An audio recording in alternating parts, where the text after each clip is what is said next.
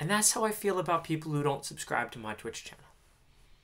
You're like the brother who's kind of like, yeah, he kind of sits home and does math, yeah, but I love all my children equally. Okay, that's today's great anecdote of bullshit and nothingness. Oh, wow, so cool. We gotta hear some. Let's hear some comments. Where are you people? Where are you people? Where are you people? I'll tell you all what you're doing today. Oh, hello, Nano Danger 7. Welcome. First comment today. Look, we're dropping so few frames. That's because we got nothing working. I don't know why it's dropping less frames. I really have no idea. A Cheese Danger 00. Thank you for subscribing. Yeah, holy shit. Have you guys seen the growth of my Instagram? We might. There's a chance, slim chance, we could hit 10K on this stream. And then you guys are going to see some savage shit. Thank you. Thank you for appreciating my haircut. That's what I did this morning. I got a haircut. Oh, it just closed the door. Yeah, we're streaming. Okay, so what are we doing on today's stream? Of course, we're shilling for my Instagram. Let's see, can we get a follower? Oh, I got a follower! Yeah, I love. It's just that little bit of Pavlovian satisfaction every time I get a follower on my Instagram. Okay, so let's go to Comment AI Archive on YouTube. And let's read the comments and see what it is we should work on. So you guys know next time, if you put the shit in the comments, that's what I'm going to work on. Wow, look at that guy. He has so much hair. George looks like a mushroom. Fluffier.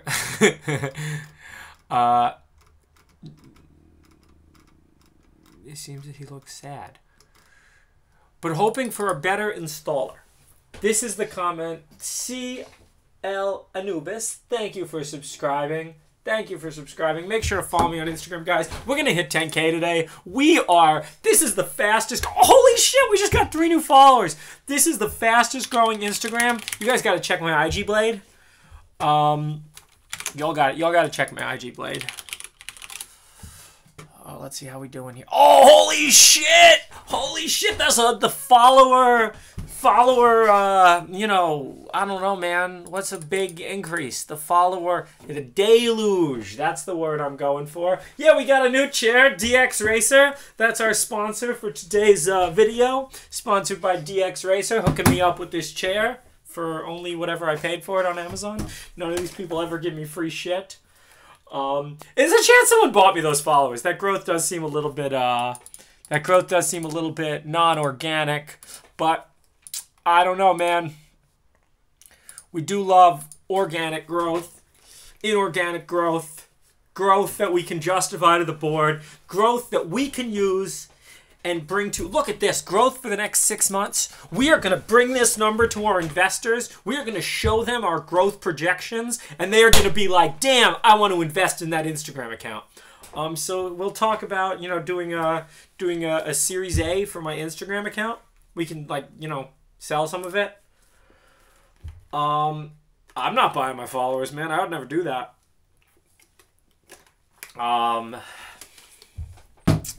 That's non-organic growth.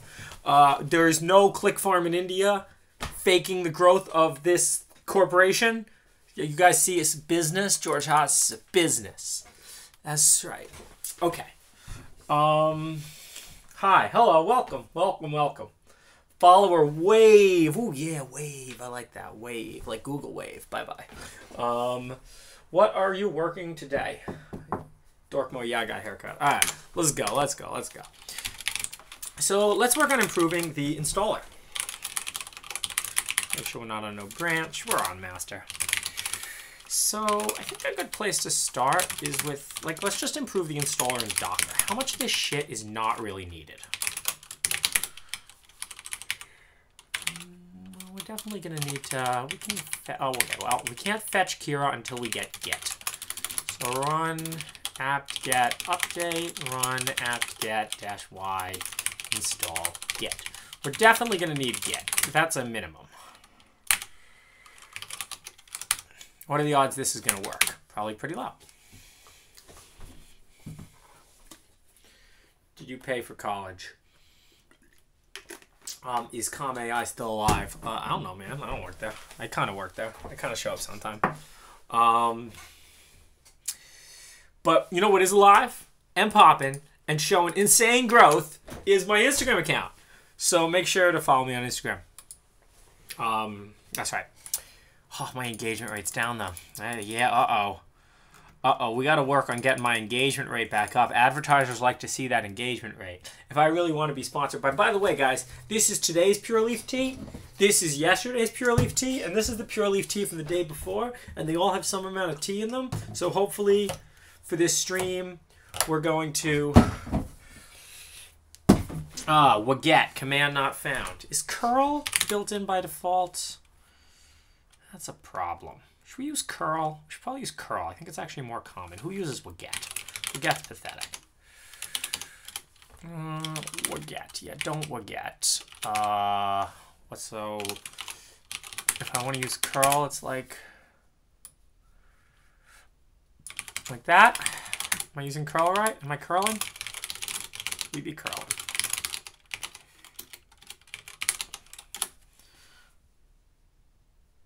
Error. Invalid checksum. Great. Curl did not work. Oh, it's capital O, right?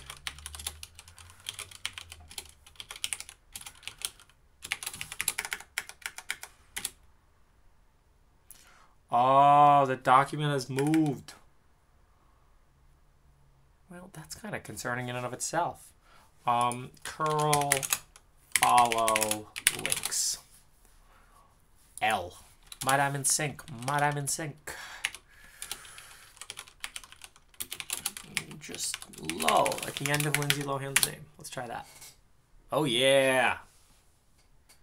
Look at that growth. It's like my Instagram account. You should lean back in the chair. Brady Lynch, thank you for subscribing to my Twitch. Can you go into how funding works for startups? Well, basically, do you guys know what a hockey stick is? You guys know a hockey stick?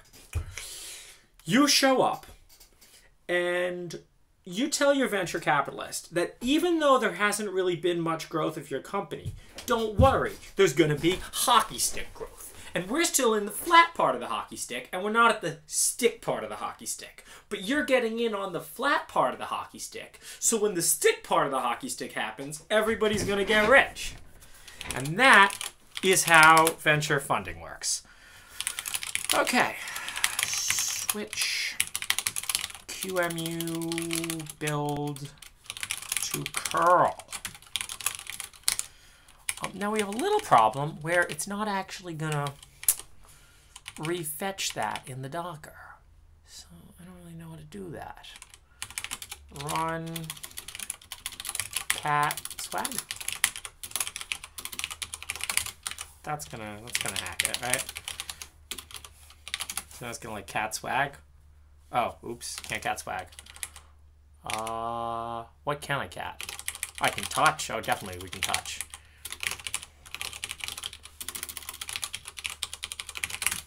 Swag with 3 G's, and then we'll just add more G's every time we wanted to reclone the Git. Oh yeah, we love hacks. Captain Ashtar, thank you for subscribing. Thank you for subscribing. Am I a beast at math? What? There's no curl. Oh, that's pathetic. Oh, we did all that, and there's not even a curl. All right, fine. We'll install curl too.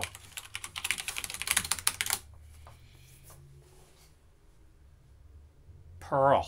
Oh, we got to upgrade Perl. Definitely Perl. Very important. Everyone codes in Perl. You ever code anything in Perl? Bye-bye, Cheese Danish. Thank you for subscribing. I remember you. Am I a beast at math? Let's go. Ask me some math questions. I shouldn't have done that, actually. I should have added another apt-get for curl. That makes more sense. Okay, clone Kiro. Yeah. Go.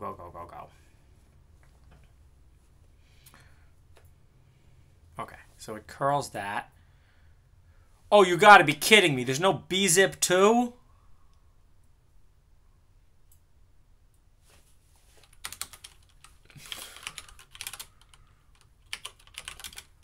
That doesn't even make sense. lbzip2 cannot exec.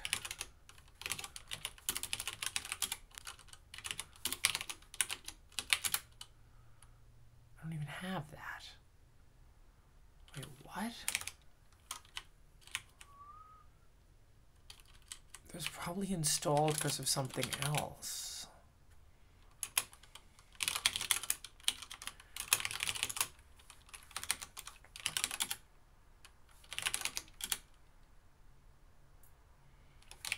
There's no bzip2.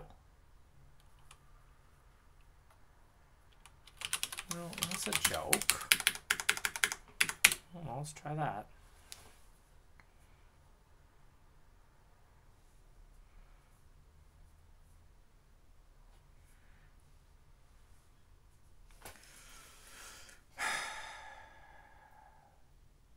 Error.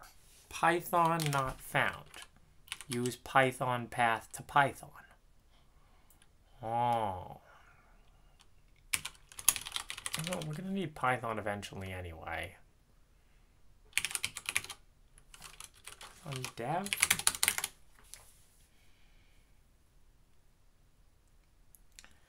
That installs the wrong Python.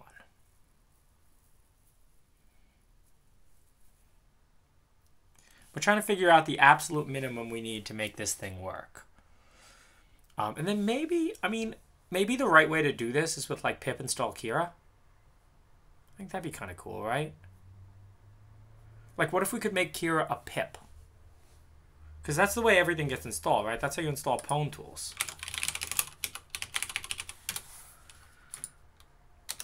Okay, well now we have to be able to build.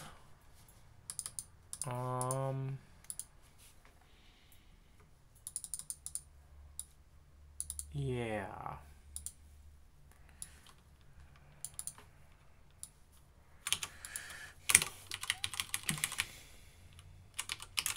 bzip2. It's pathetic that that's not there. Yeah, they're installing Build Essential. Ugh.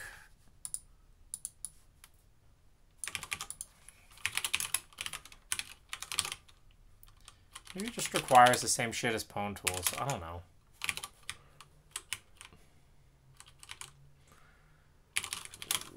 SSL dev. I don't know if we need those things. And then Ubuntu app cache search Python 3. Whoa, Python 3.8? That's not standard Ubuntu, is it? What if I just do, what is it? Docker-it at in bash?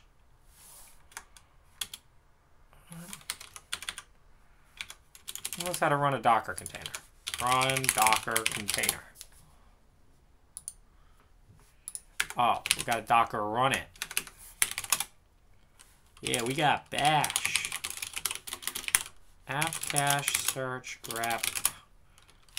Oh, no grep.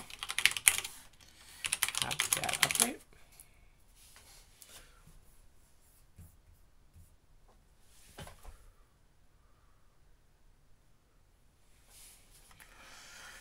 Okay, let's see what Python 3 is now. Wow. A lot of complex crap.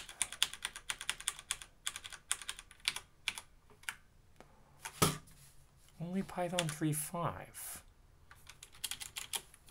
Apt-get install Python 3. Yeah, okay, that seems okay.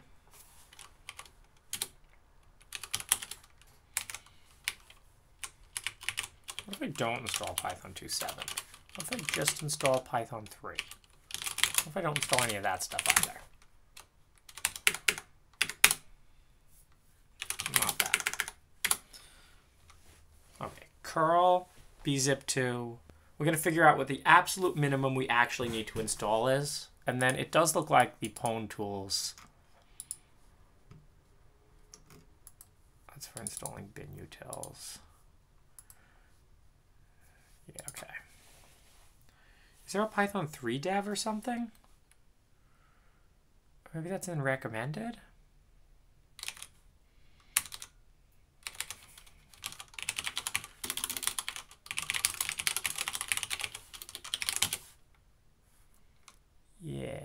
Python 3 dev.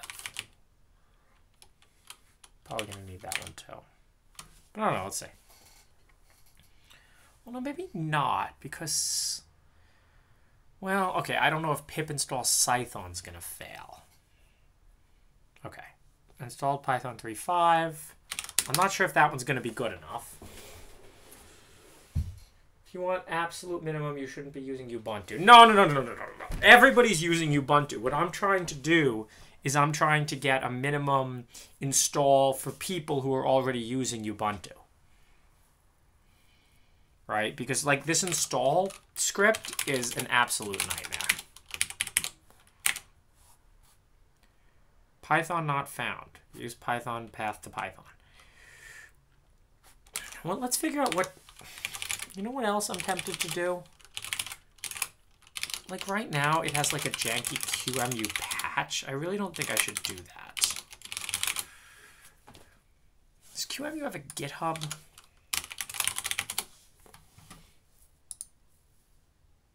Yeah. What we should probably do...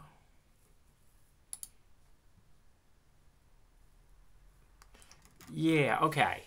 Let's clone the QEMU GitHub and create a branch on it called Kira, such that it won't, like, fetch this stupid thing anymore, and then we can just make QEMU a submodule.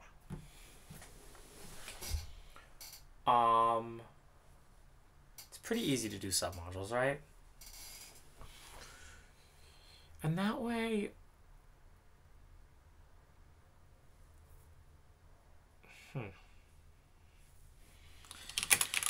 Yeah, so we have a problem now where people are submitting pull requests. I mean, Kira doesn't really even work without QEMU. Should we just copy it to the main repo?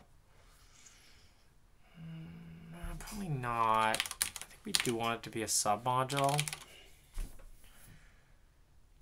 Because we do perhaps want to support other tracers. That, like, builds QEMU nicely. Let's look at the build QEMU script right now. Like, right now we just have this stupid file called qemu.patch, and, like, people are supposed to update that. That's pathetic. Yeah, let's, like, not do any of that. And then we won't need BZ2 anymore. Woo! Does it need Python? How does it use Python? Let's dive into QEMU.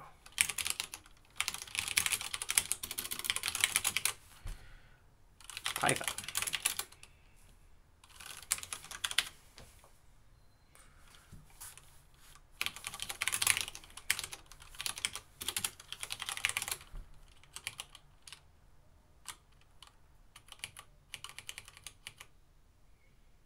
The Python 3 or later is not yet supported.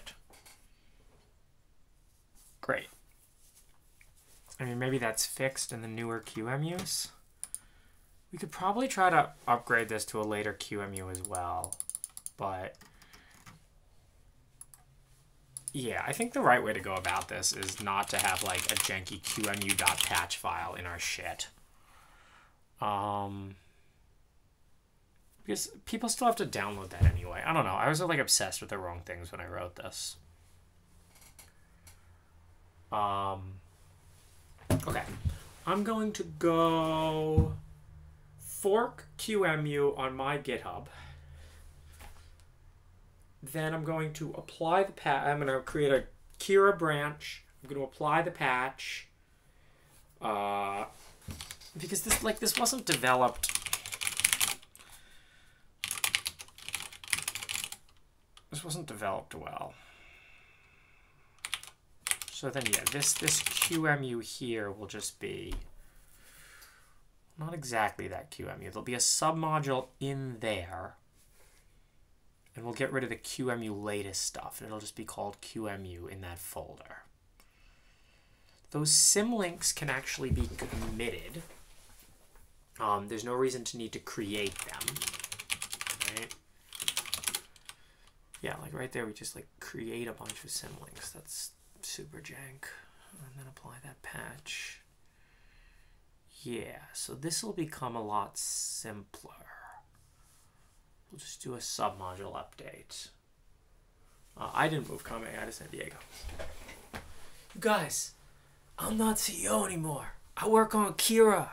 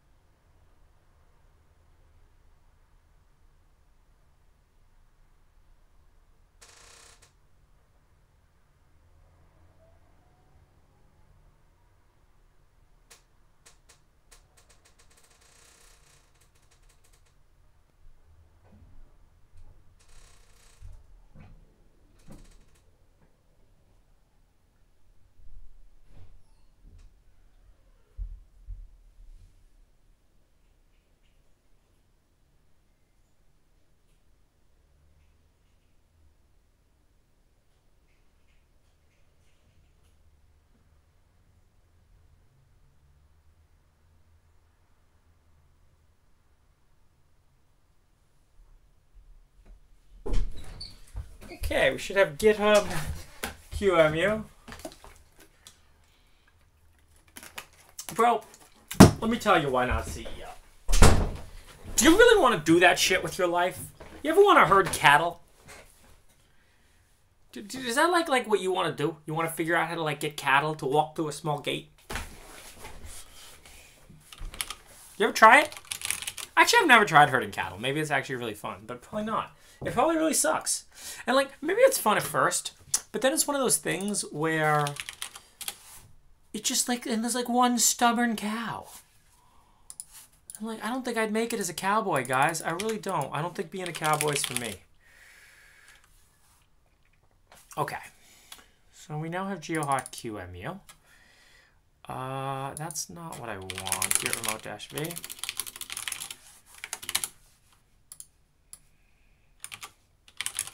Git clone geohot qemu.git. How nice is that QEMU get? Okay, well, it's big. So you can clone things with depth 1.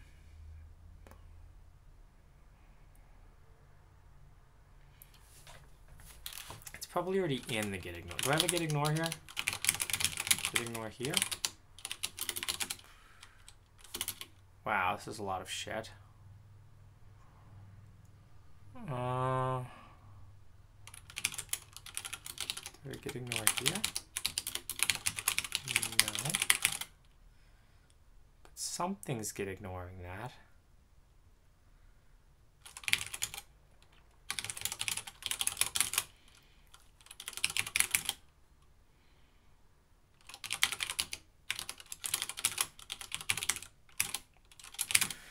Okay. Well, we don't actually want to call this QEMU latest. So let's remove these Kiras. And let me just hack this QEMU build script. Instead of QEMU latest, I'm just going to want to build this right on QEMU.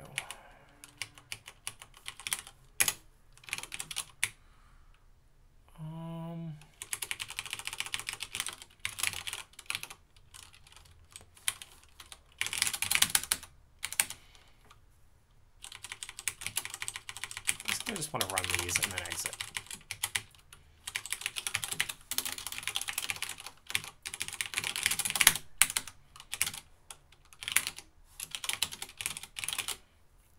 That's not where they should be. I must CD. Oh, I CD QEMU right there. Kira star into QEMU, but that's just one QEMU deep, so it's actually QEMU QEMU. Don't get it twisted, bros. Okay, so we can remove this, we can remove this, and we can remove this. Okay, now let's go into QEMU. Git branch. No. Well, it is a branch. Clone does take all the branches, right? So it's QEMU25 that Kira uses.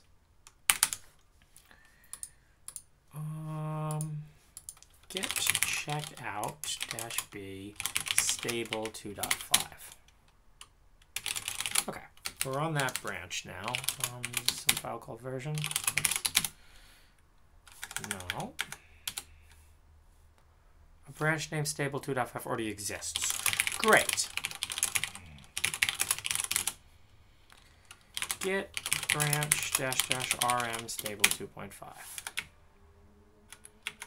Get branch dash d. Okay, fine. This branch is even with QEMU. Oh, here we go. Maybe we can bump it to this one. Get checkout 2.5.1.1. This is a slightly newer version.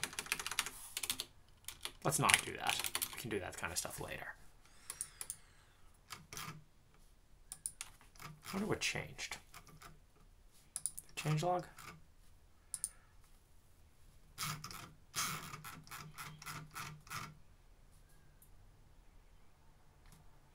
For changelog information for later releases, we got too lazy to update the changelog, so you can go to this website. Let's try this.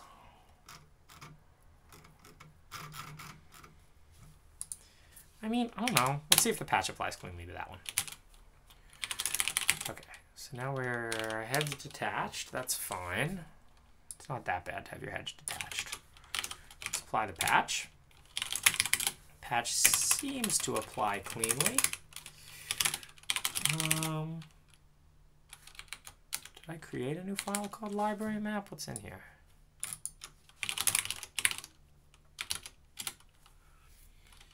Seems like something I probably would have created. Okay. Get checkout dash B Kira. Get status. Kira QEMU patches from upstream.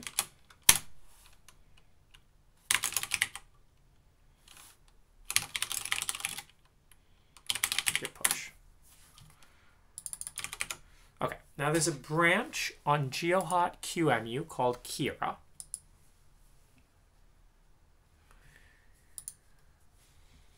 Perfect.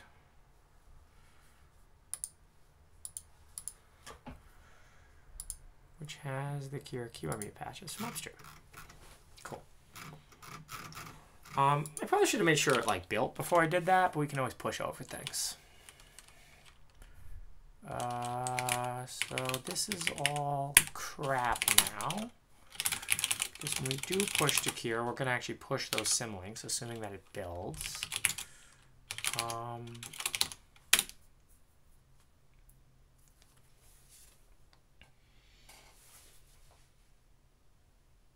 Is the frames really dropping? I don't believe you. Only 10%. That's pretty good, I think. Oh no. It doesn't build at all. This is pathetic. I did bad and I should feel bad. Why did it break? No previous prototype for real target dis-S. Is this something that changed in the versions, or is this just like...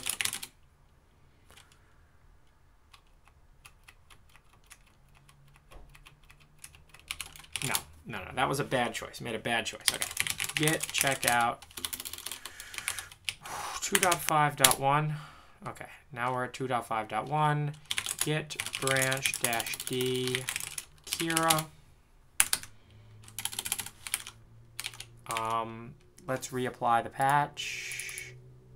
I tried to be clever and I tried to... Oh, I'll update to the latest point version of... God, no, I deleted that. Git status. Git diff. Yeah, so now we'll reapply the patch. History. Git status. Git add dot. Git commish dash m. Kira QEMU. Oh. No, but I git checkout dash b. Git checkout. dash B Kira.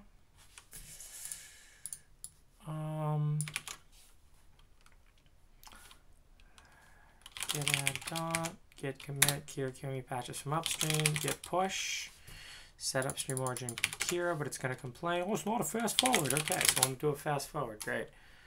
Oh, well, we have to set upstream Kira while we do a force push. Oh yeah, force that push.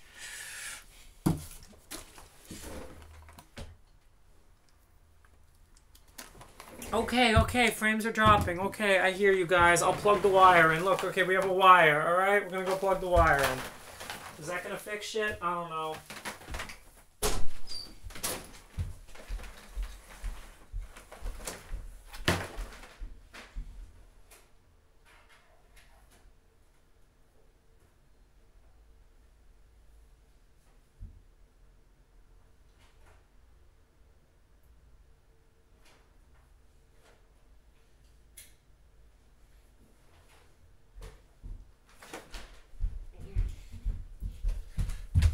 You know, if I had more Instagram followers, I could afford better internet. Okay, let's see. I do a lot for you guys, you know? But some of you subscribe to me, and I really do appreciate that. Well, we gotta plug this in. Oh, yeah, we gotta plug it right into the computer, because when I plug it into the monitor crashes. Alright, let's see. 10100 LAN does not have an IP address. Why not? Oh,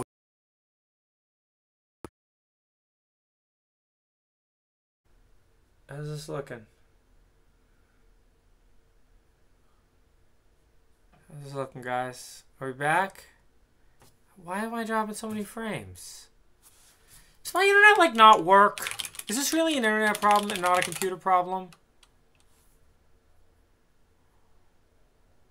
I don't know why my ping to Google's so pathetic.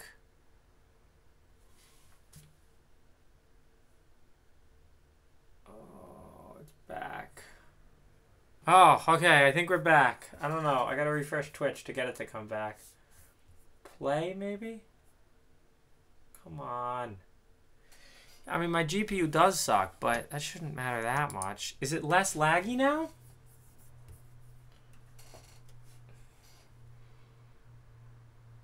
How's the lag looking? I appreciate you all sticking with me through hard times. You know? Is it less laggy? No, still laggy. The fuck?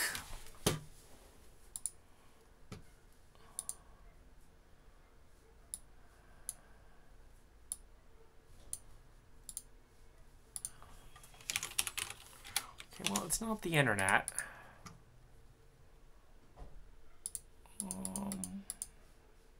Lower that. It's not laggy, just dropped frames. I mean, we are dropping frames. Okay, let's Google this. OBS dropping frames. Drop frames, reduce the resolution of your streams. Reduce the bit rate of your streams. If live streaming over Wi-Fi, try an Ethernet cable. We did that one, guys. Check your firewall settings. Broadcast to a server that is closest to you. All right, let's see what server we're going to. Oh! Yo, look what server we're going to. We're going all the way to Taiwan! Yo! No wonder this is shitty. We're going to Taiwan! Oh, your boy. All right, one sec. We in, boy.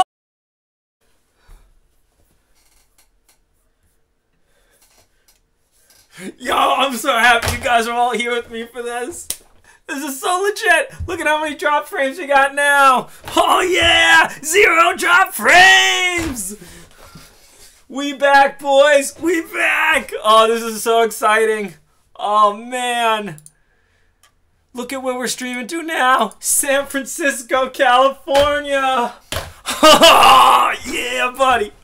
All right. All right. Oh, I'm so happy that you guys are here joining me on my adventure. I'm so less laggy now. I hated being laggy. It made me look like a noob. But we fixed that thanks to the stop drop frames in OBS. Wireframes capped at 30. I'm not giving you 60 FPS. That's insane. But can I give you a little more bandwidth? I think we can do that. Let's go back up to 3,000. Cool. We're back at 3,000. The problem with more frames is it uses my CPU too much. But it turns out the drop frames. Look at how many drop frames we got now. Oh, yeah. We got excited, bro. Look, if you 30 and you're not excited about shit, let me tell you something. Life doesn't get better. I peaked when I was 17. And life kind of went downhill since then. Yeah. I don't think it gets better. I think you just grow to accept it more. Yeah. But we fixed the drop frames issue, so that's what's important. That's what's important. We're good, guys. Let's go back to coding.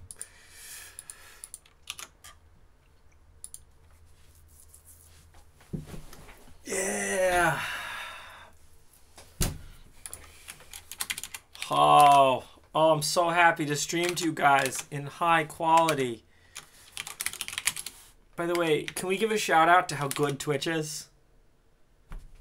Twitch is so good. We were going all the way to Taipei, and it still kind of worked. It's the motivation behind Kira. I had a crush on this girl in 7th grade named Kira. Real shit. If she's out there listening, she works in communications now. I don't think we'd get along.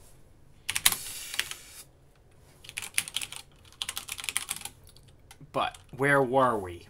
Did we do that push? I don't even remember because I got so excited about... I think we might be good. Let's see what we got. QMU... Well, let's first cat QMU build and see if it's decent. Yeah, let's try that.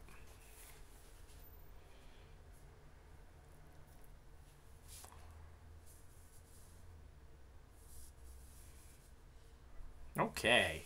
Well, it looks like it builds now. That's good. Oh, no, it doesn't build. Wait, what? I don't understand. This is supposed to be the same...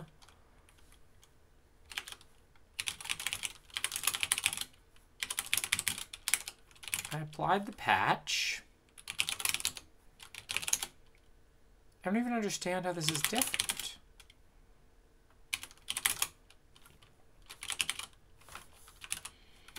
How to get a girlfriend as a hacker? Well, the same way you get a girlfriend anywhere, you know? Talk to girls and say, do you want to be my girlfriend? And then sometimes they say yes, and sometimes they say no. And, you know, when they say no, that just means you got to ask someone else, because someone will eventually say yes. That's how you get jobs, too, right? No, that's pathetic. What you want to do is be cool and congruent. And then every girl in the whole wide world could be yours if you just listen to my plan, the Teenage Guide for Popularity.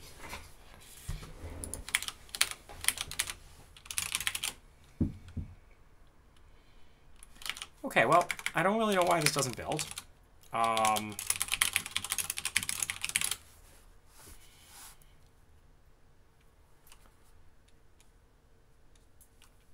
Like, we were downloading the same version, right? Maybe they do something different for release. This does kind of look like a warning flag kind of issue, don't you think?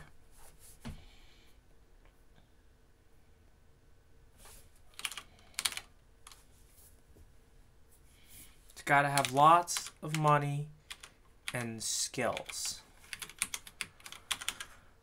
Oh, yeah, all warnings being treated as errors, so... Yeah, there's some, like, flag being toggled. Let's just find it.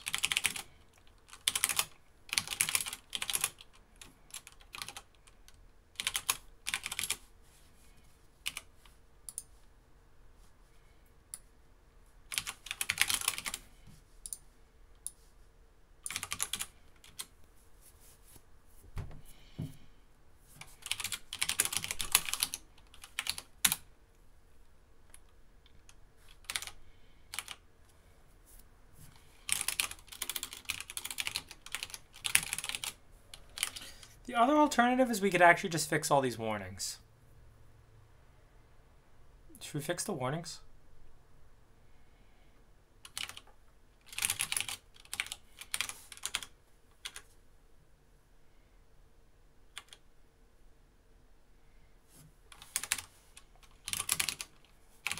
Should probably just fix the warnings. That's probably better.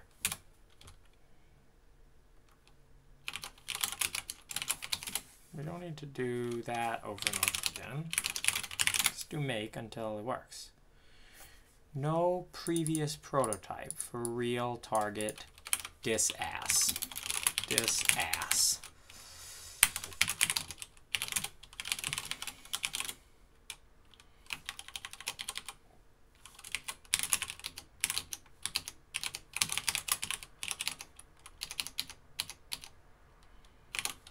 Where's disass.h? Oh, include disass.h. And then we have target disass, and then we have real target disass. Great. Is that really how I wrote this code? Did I delete target disass, and now it's just called real target disass?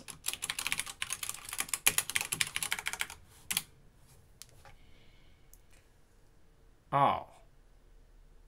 Well, we still call target disass somewhere. Let's see where.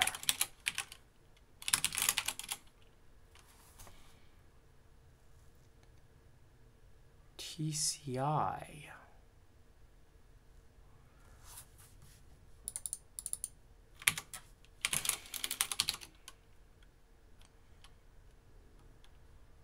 Interesting. Wow, I wrote shitty code. Okay, I see. Open global ASM file. Yeah, okay, only I would have written that kind of garbage.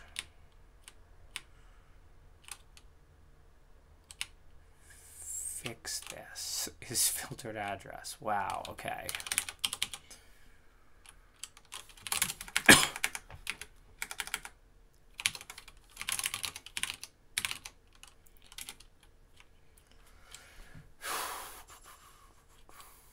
Yeah, okay, that's probably what I want there. But then where else is disass.h included? But we're trying to clean up these patches so they're not just total garbage. So I just, like, I hacked it. That's the problem with C. It's easy to hack shit. Make clean.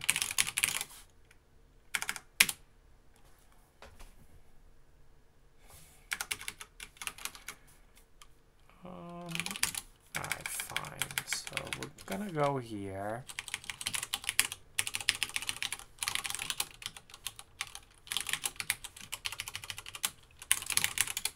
This is overridden.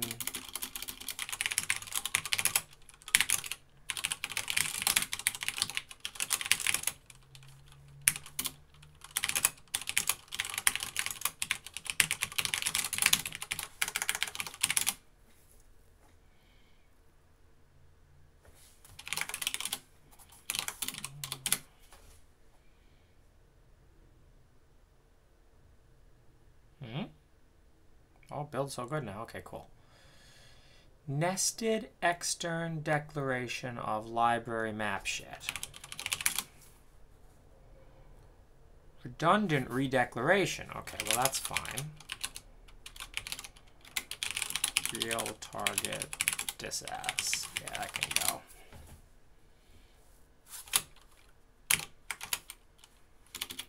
Error. Unused variable A. Linux user. Here it does kind of work on Windows.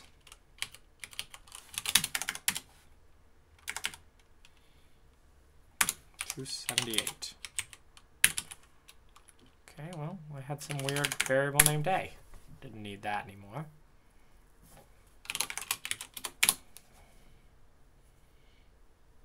Error. Variable A set, but not used.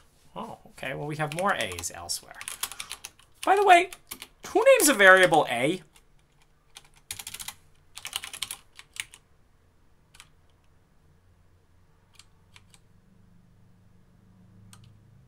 A is used there. I don't understand. I use A.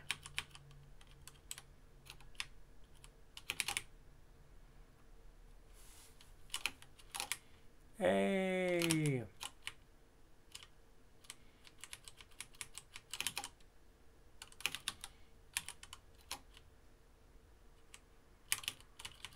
But I use A right there. I don't understand. Okay, well, this is a different problem. Implicit declaration of a knit library map. I probably don't include library map.h, do I?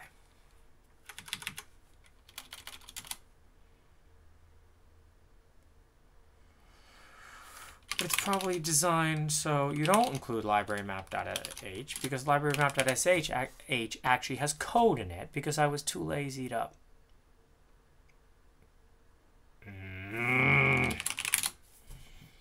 Wow, this is shit code.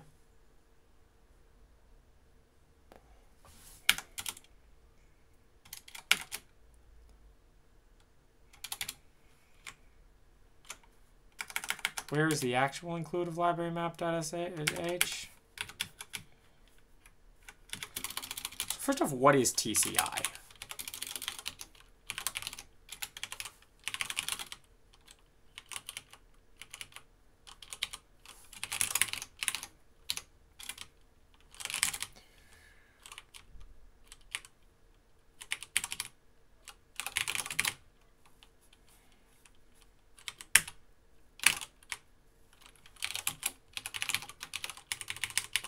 Who knows?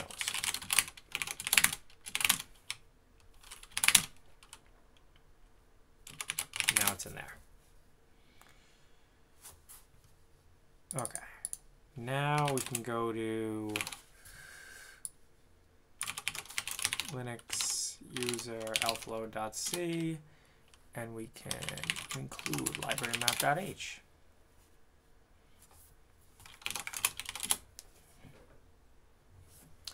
All right, we have complaints about A. We have complaints about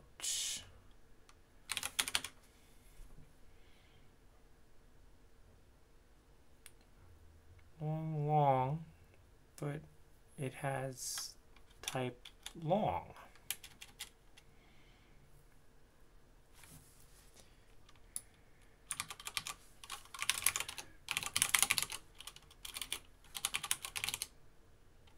Oh. So I know I set A, but I might have never read it.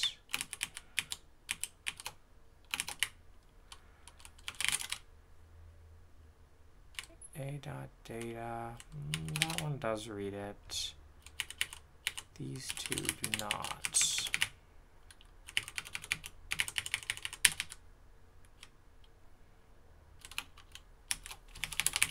Probably the A problem. Okay. Format.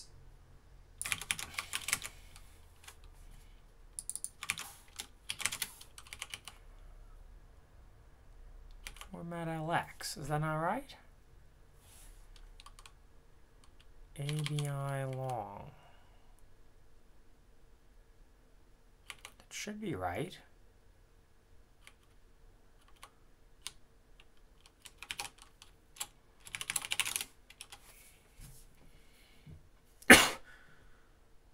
I don't even understand how that's LLX. Oh.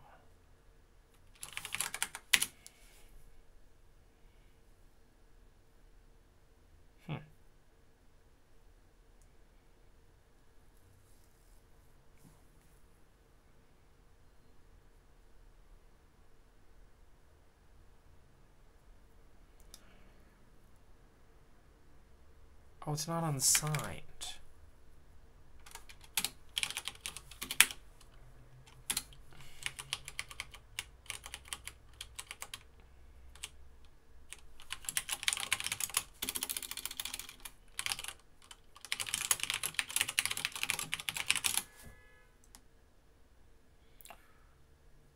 Expected parens before ABI long?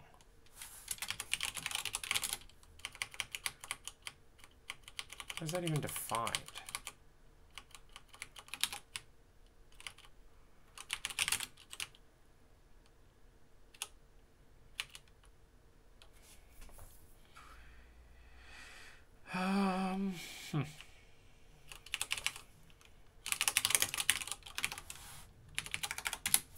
That doesn't work.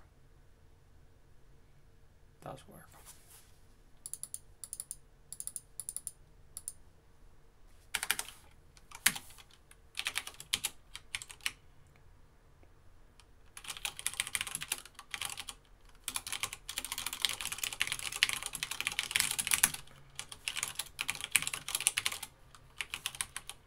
Is there like an unsigned ABI long? Oh, ABI U long. Oh yeah, that's what we want. Not unsigned long. We want to say ABI U long. Oh yeah.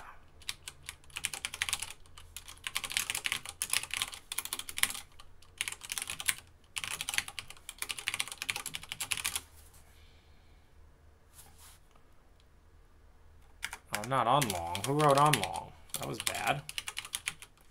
U long.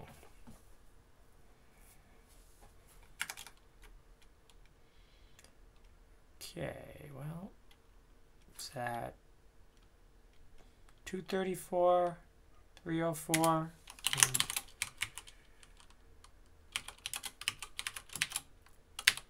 U long.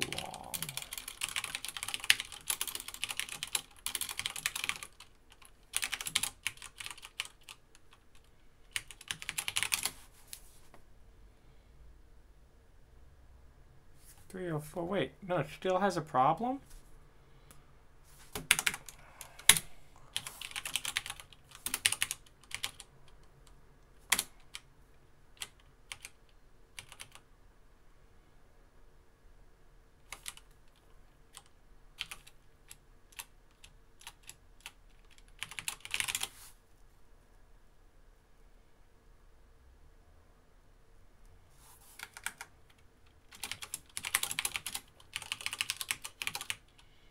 What is this supposed to be?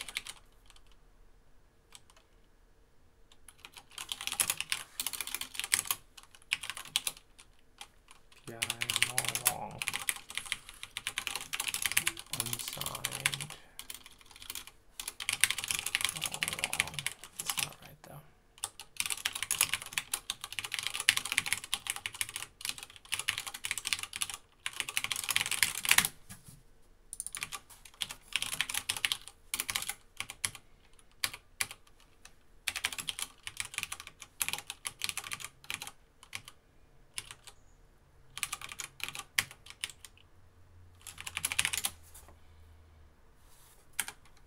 $6.55. Still wrong. Expects type of unsigned int, but it has what?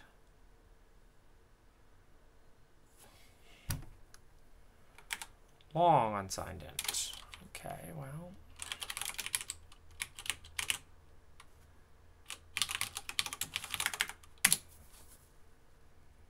All right, we're down to one error.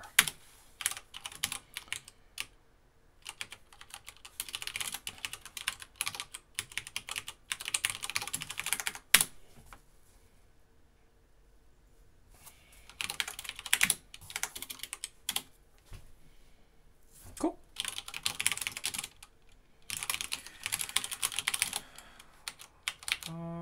Definitely don't need this as.swap.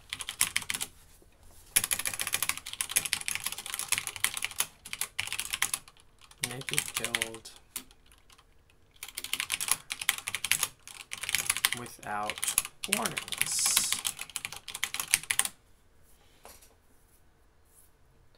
Alienware, thank you for subscribing. I don't know, what's a tier 3 subscriber?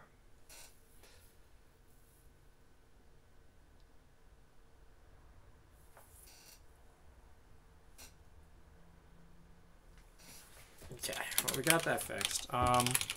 So now we can RMQMU that. Those are just going to get committed.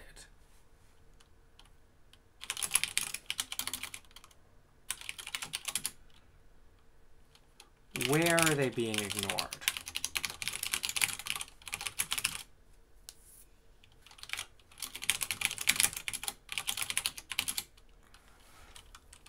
Oh, QMU.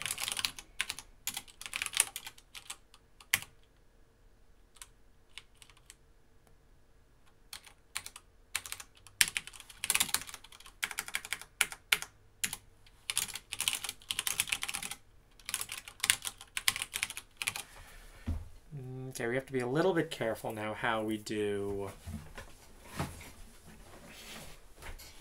what we're doing there with QMU.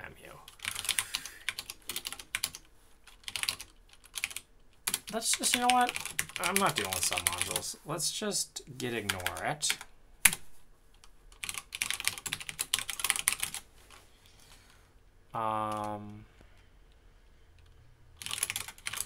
And let's add to QMU build.sh.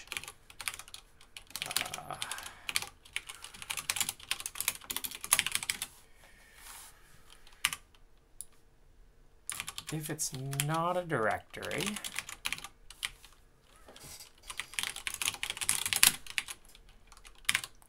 then we want to git clone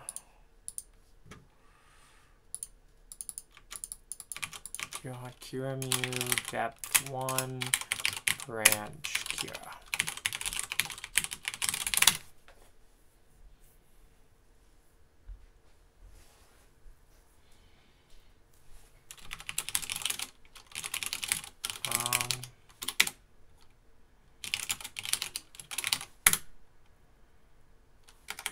Destination path QMU already exists and is not a directory. Oh, because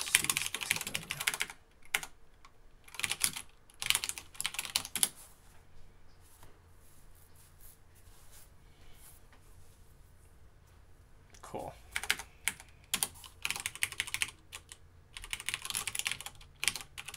Is that what it used to be? Yes. Except jankier. Cool. So it does a build. It does require Python to build. So we have to install Python.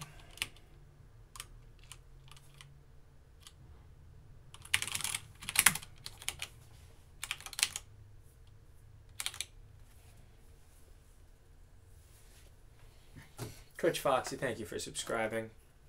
Who wouldn't want to subscribe to this great channel now that we have like 0 frames dropped? That is 0 as in none. Because we're not sending the frames to Taiwan anymore. By the way, show of hands, who was here when we figured out about the great Taiwan fiasco? Who was here?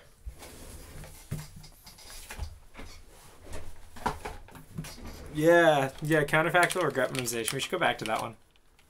We got a lot more work to do on that. But first, we're improving the Kira install process at the request of users because bring back Taiwan because we listen to you. We listen to you on this channel. We care what you have to say. Look at all that red diff. Red diffs are my favorite color diffs. Some people might like blue diffs. I don't know anyone who likes green diffs, but like some people might. Oh, it adds features. Oh, yeah, that's what the world needs. More features. Oh,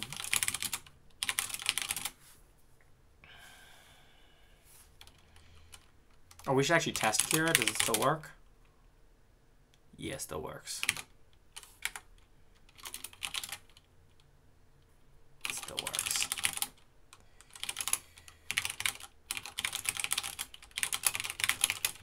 Switch. QMU build to clone from GitHub.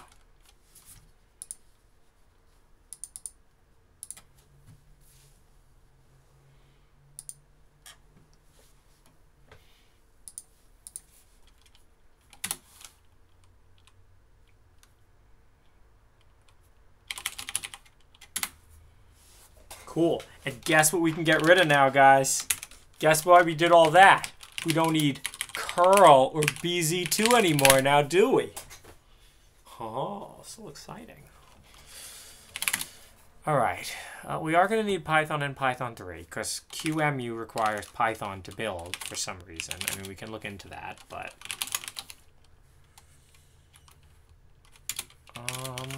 let's try it.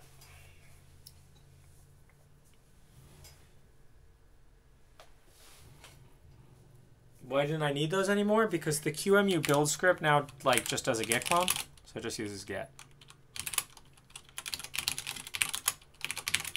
You can read my beautiful QEMU build.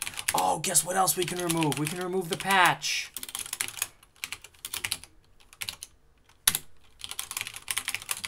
Remove QEMU patch because it's elsewhere in GitHub. What a janky way to do things.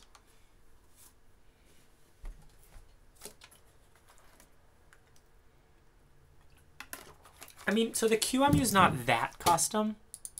You can read the diff. Well, let's read the diff.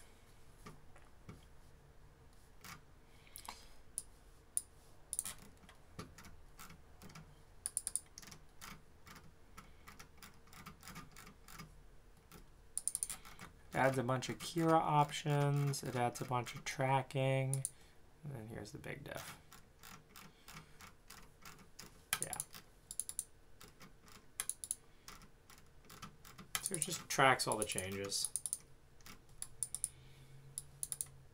We hook all the stores in their library. I mean, this is still pretty janky. Like, I'd like to replace it with something better. What? Package config not found. Do I have to install that?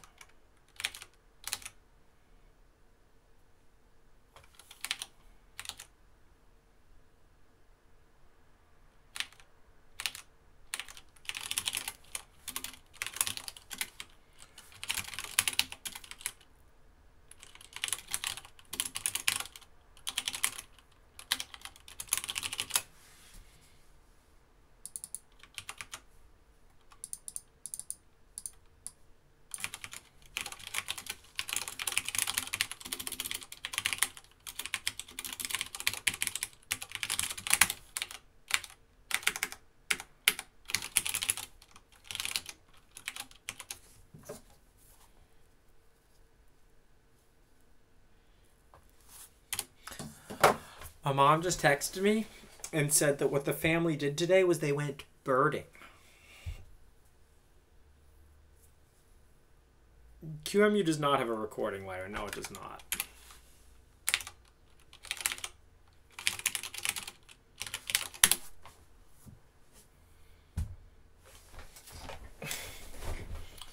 Okay. Is this going to build QEMU now? Let's see. By the way, shout out to GitHub for doing a wonderful job in maintaining very stable infrastructure.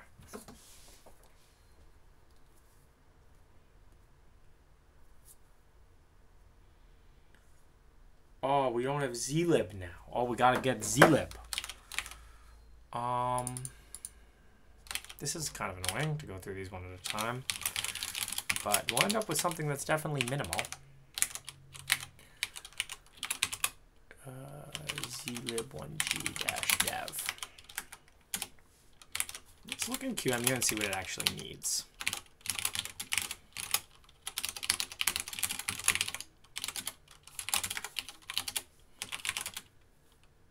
zlib, yes, needs zlib.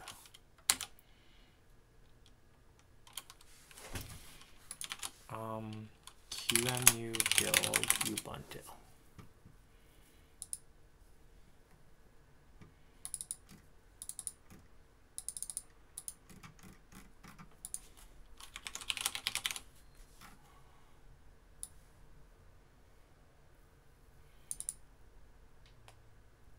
What additional packages are required to be installed like this? Yeah, okay, let's just trust that QEMU already made it pretty minimal. Except they didn't, because they didn't include Python.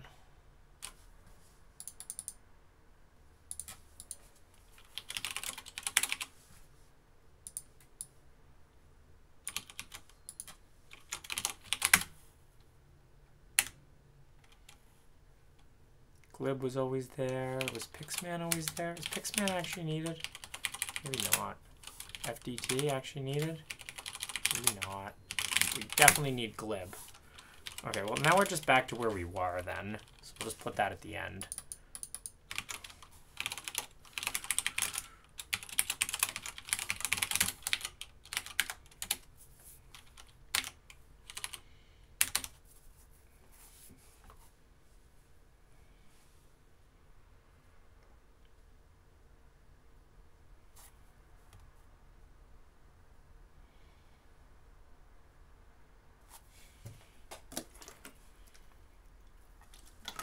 Oh, who else wants to eat a taco? I kind of want to eat a taco too. Who wants to go get tacos? Let's go. Oh, we need Pixman.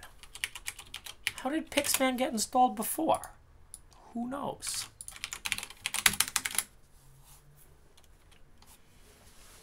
QEMU was right. They weren't liars. FDT? What is FDT? What is libFDT?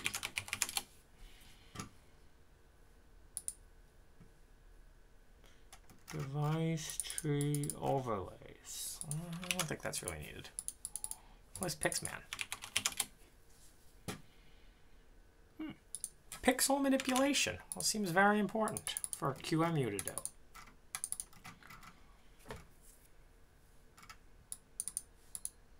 Oh, it's building.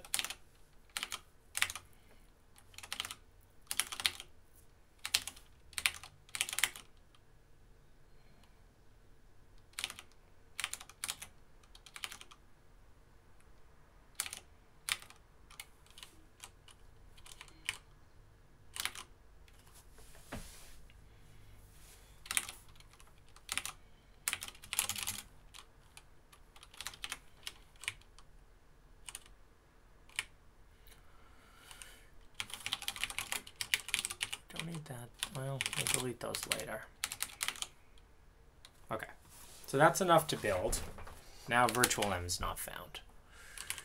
Okay, so we'll have to run apt-get -y install python 3 python 3-virtualenv. Is that right?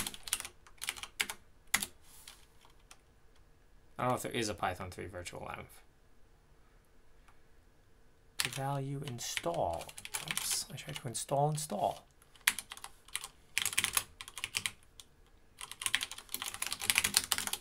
How did I write that? The code didn't even make any sense. Okay, so that's Python 3. Virtualenv not found. There's just Python virtualenv? Because it probably installed virtualenv 3. I think it doesn't matter. Okay. New Python executable in, oh god. Okay, well that's not what we want. Because this is going to run Python 2, and then it's going to complain when I try to actually run anything.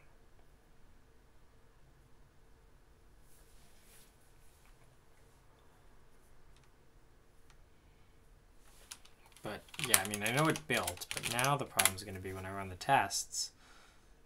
Yeah. Well, that's a different problem.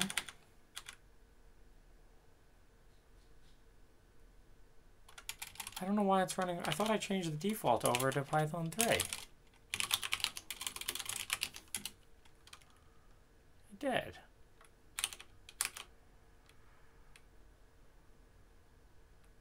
Well, the reason it can't build is because there's no Python dev.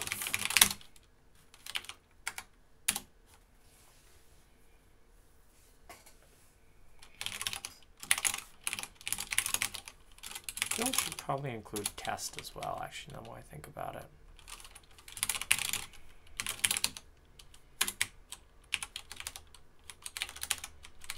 Because if the tests don't, I mean, the tests will also force the little thing to build, so. Just gonna add run tests. Test will get. So I moved the KiraDB yesterday. It used to be a standalone module, but now it just uses PyX import from Cython to automatically build it like on demand when you need it.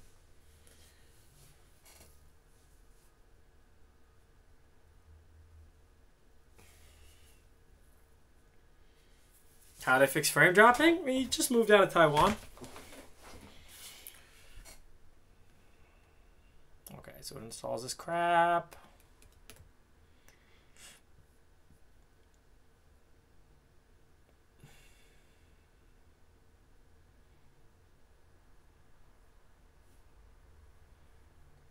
Okay, so see now it's building the thing.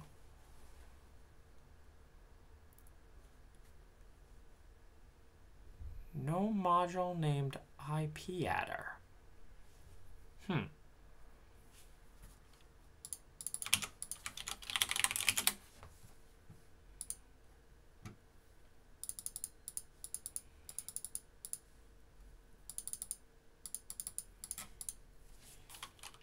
Is that she used?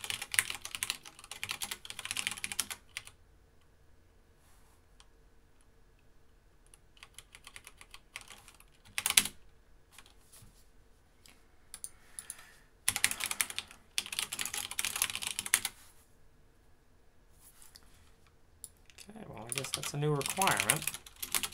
I have no idea why that wasn't there. Wait. Oh. I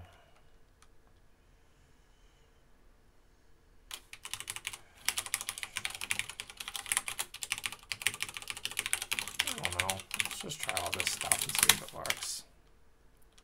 I don't think Virtual M3 is a thing on mine.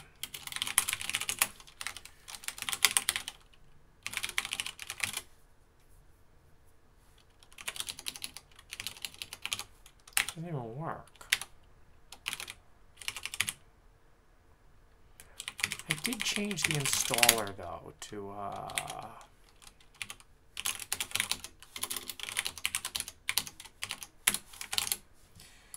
yeah, you can do that. Let's try that.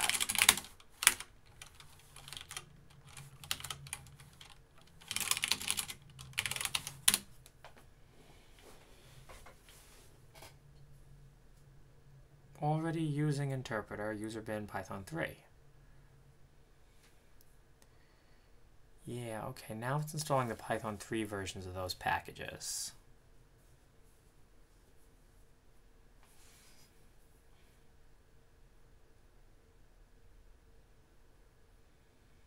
Create the symlink, run the tests. Okay, what failed? This is because we don't have Python 3 dev.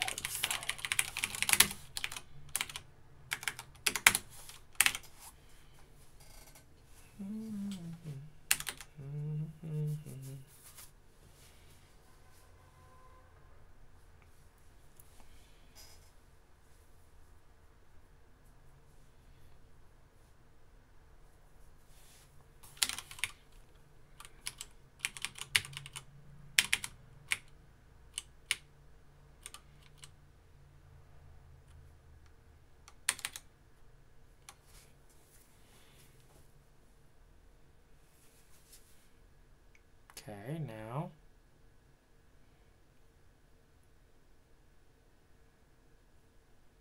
Okay, it's not giving me a warning about Python 2 anymore. We can probably try to... Wait, that is a warning for Python 2. But it's in Python 3. Run tests, curl not found.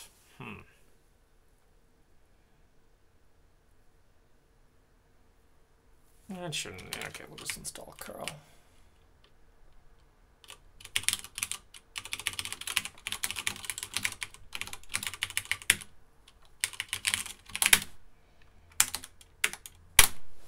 Okay. That should be a minimal Docker.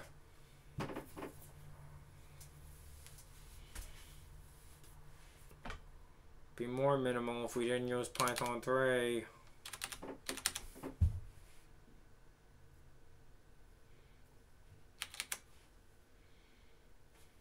Pwn tools is still written in Python 2. I don't know. I'm not really getting any advantages from it. We could just switch the default back.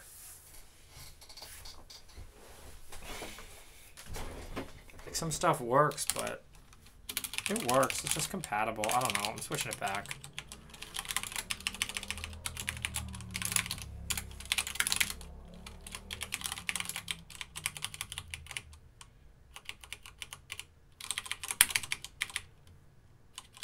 Compatibility, more important than being bleeding edge.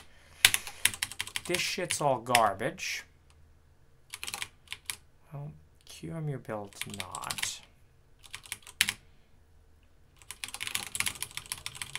That can stay.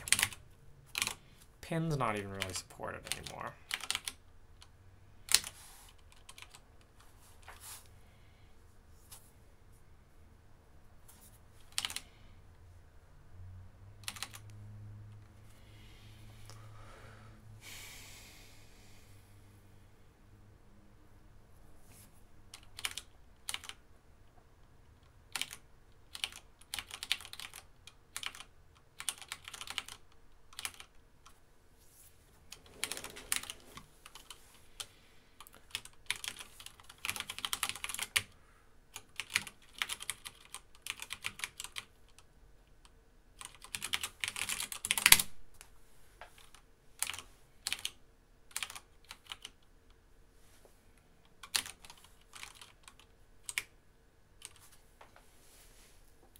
Yeah, Python 3 was a disaster. I don't know, like Pwn Tools doesn't support Python 3.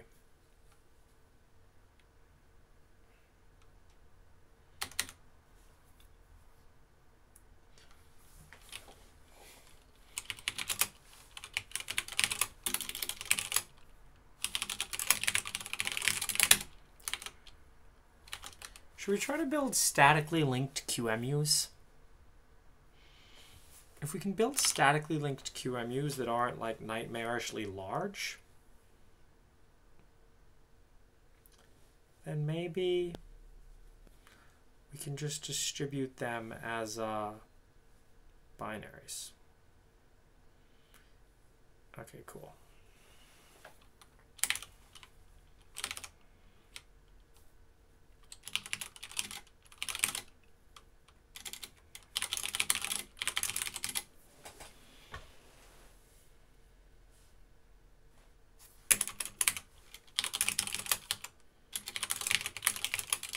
Switch the default back to Python 2.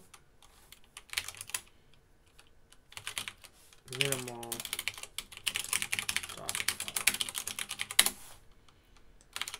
Now that the Git changed,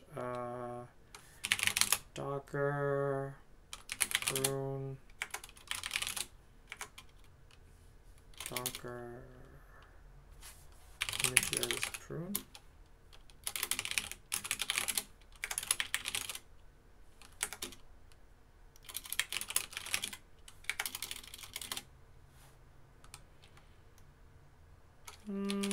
There's another way to do this. Like,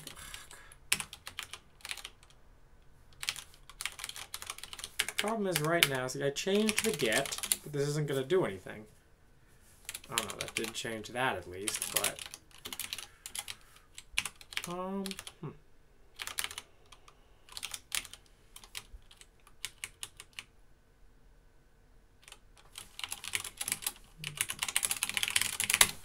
that. It's a useless change, but it'll at least get it to retrigger. Like if you can't install Git and curl, and then those are really pretty minimal dependencies. Let's look into, QEMU was talking about how it also needed this FDT. I don't really know what that is. But we should probably add it. I don't know. Like, it's not perfectly minimal, but if QEMU says you need it, you probably need it.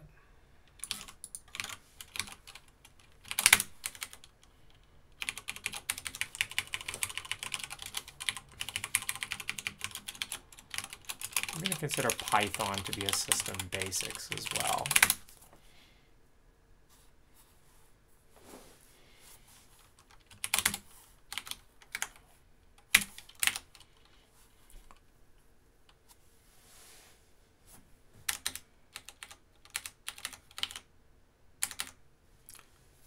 Okay. That looks very minimal. So what are we down to here? Curl's only needed for the tests. Get's only needed for cloning the repo. It is technically used in QEMU build as well. But if we could replace QEMU build with statically linked QEMUs, there should be no reason I can't do this.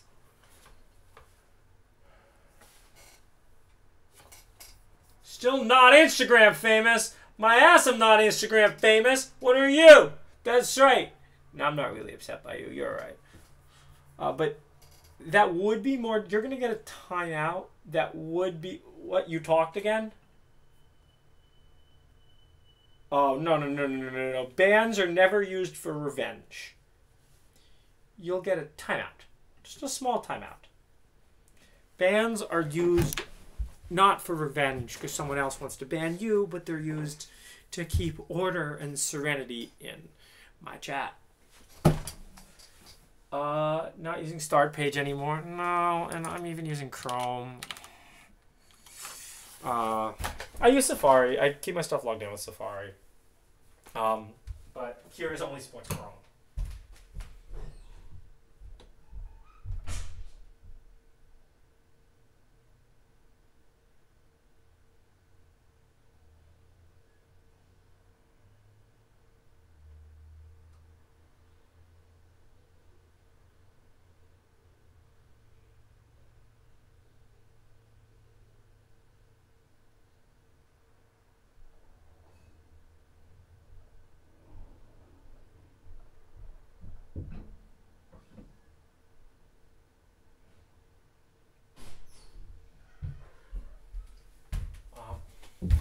I'm also less upset with Google lately.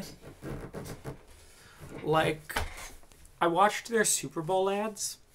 Very different tone this year from last year. And I think it does show that they're understanding at least partially what the problem is, and they're working to correct it.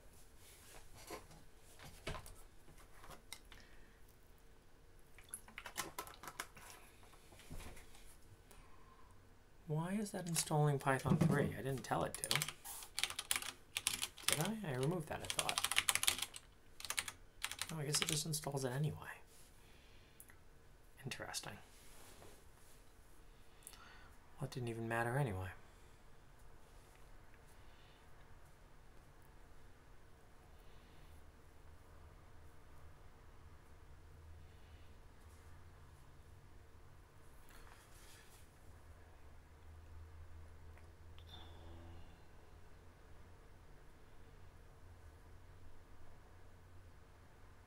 Cool.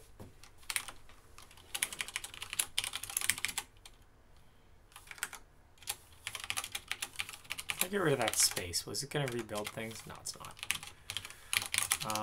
Now that the tests are already running there, we can just do that. Let's make sure it works.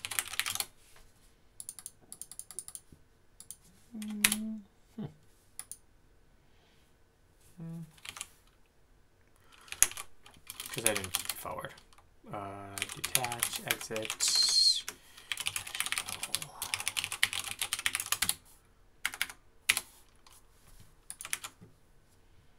Cool. All right, we're back in business. It builds nicely in the Docker. Let's make the Wait, I thought I changed that. I didn't. Okay. This install file is total trash.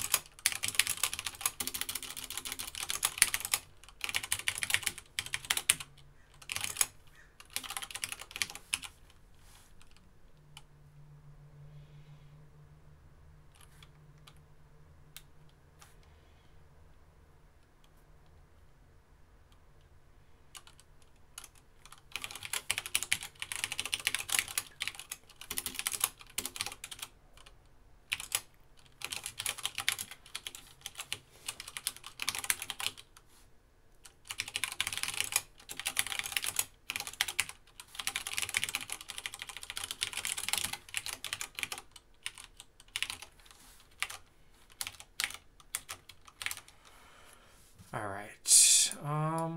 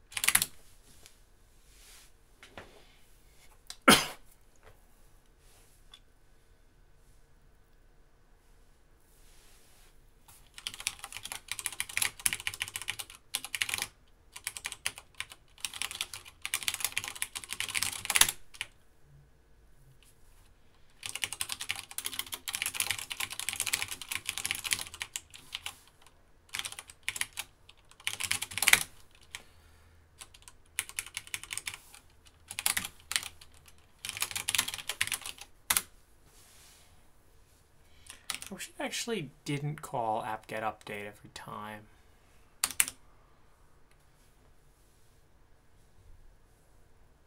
Wow, I didn't even have FDG dev. I guess you really don't need that.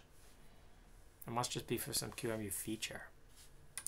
Let's see if it's something offensive.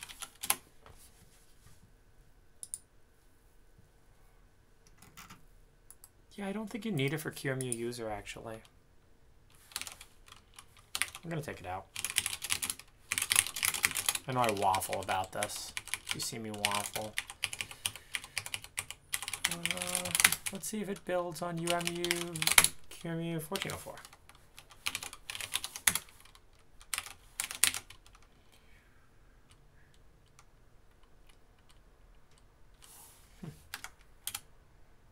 Why did that fail? It didn't make the symlink because the tests didn't pass. Oh yeah, okay, that's good. Cool. FDT, bye-bye. Not needed for user QEMU. Pixman still is.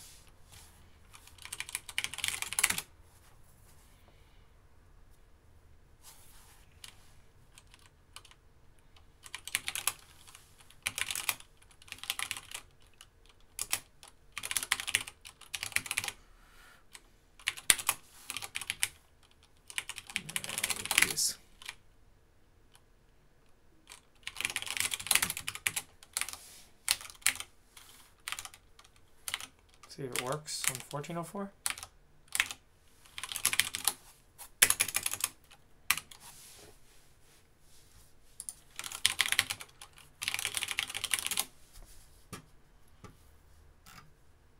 I've realized how important like these little bits of the port to Python 3 is done.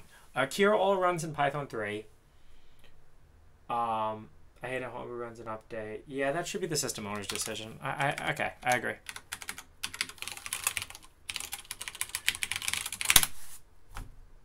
Done.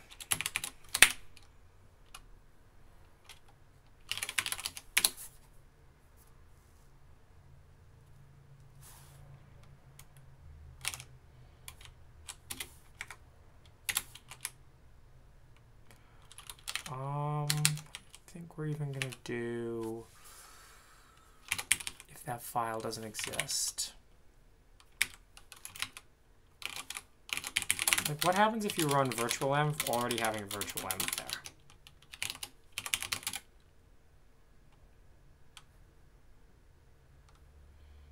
Does that virtual env have the resources in it or no? I guess we'll know if I run install again. Does it have to go get them or?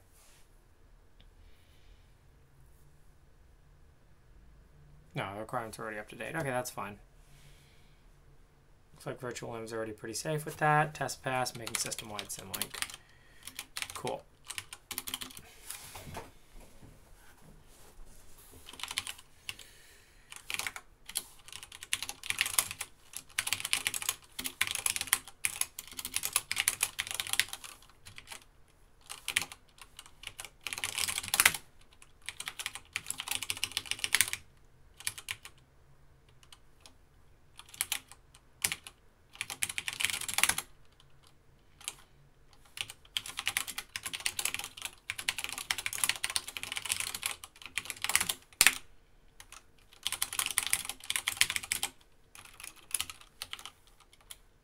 Sweet.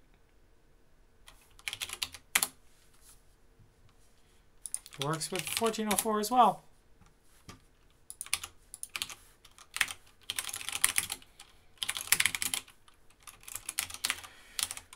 Let's just put it back to 1604. You know what? No, actually, we should test one more thing. How many people are on 1804 now?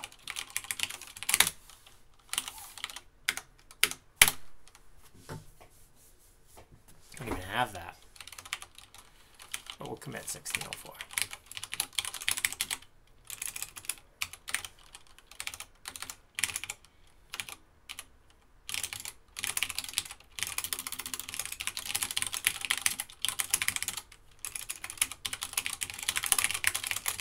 Simplify the Kira installer. You know, it's the worst to have things that are supposed to just work and then they don't work.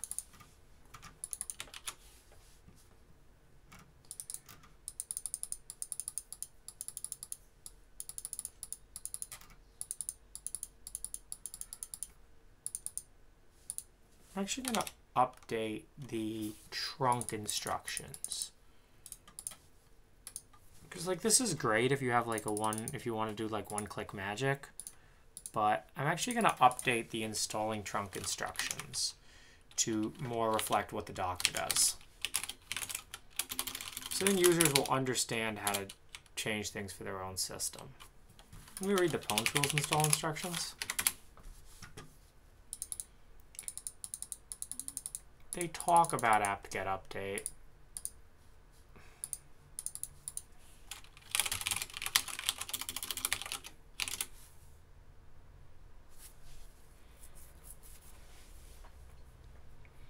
Nah. Maybe not.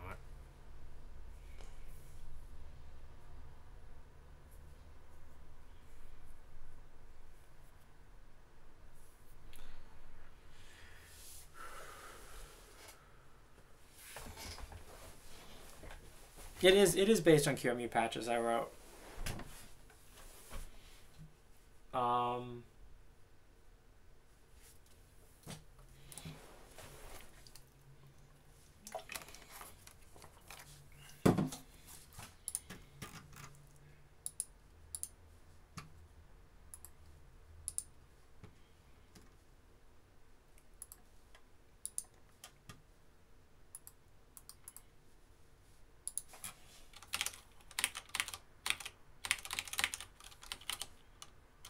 Huh.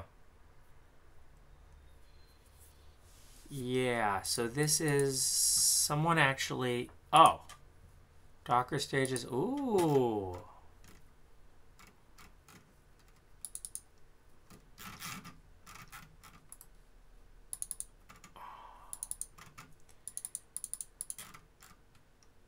Wow, okay, I'll have to look through that more. This one is more interesting. Because I think that's the problem here. Static declaration of MFD create.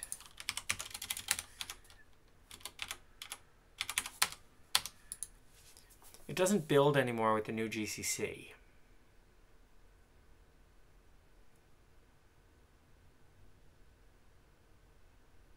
Oh, there's just something global called... Ugh. Yeah, well, I mean, that's now a QEMU thing.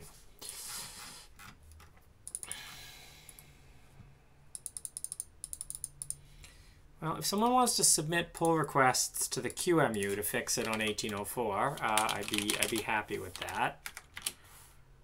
But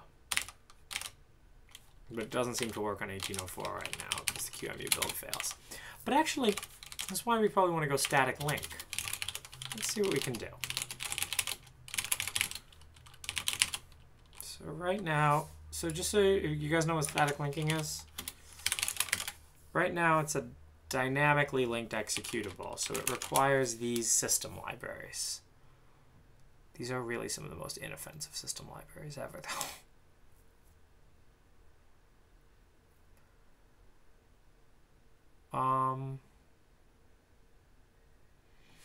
Let's see if we have like a libglib. So a .a file.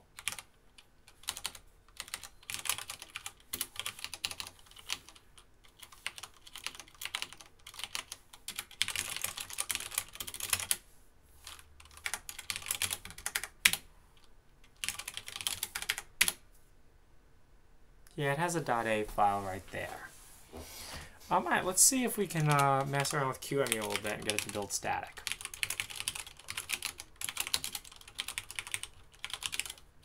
First idea is we just pass in static. Let's see what happens. So these files, how big are they right now? Again, I'm obsessed with size. It doesn't really matter. I don't know if there's a cute way to make.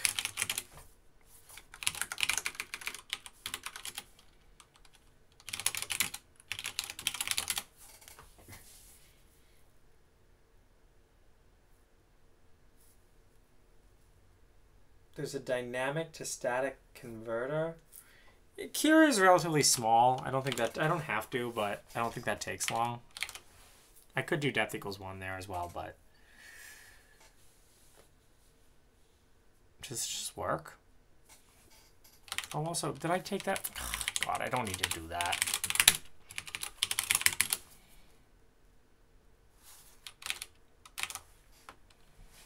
Did I not know what dash?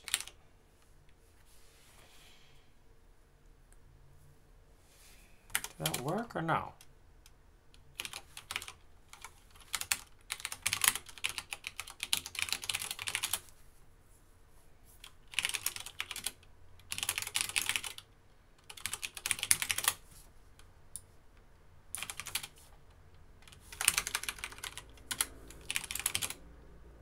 Huh. I think that just worked.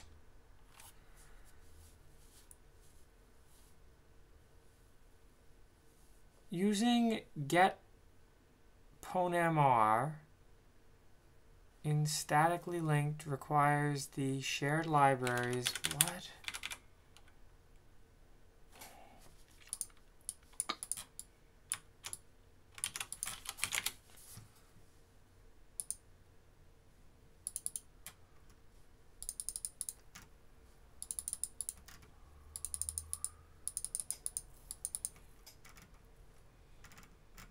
Alpine Linux. Oh.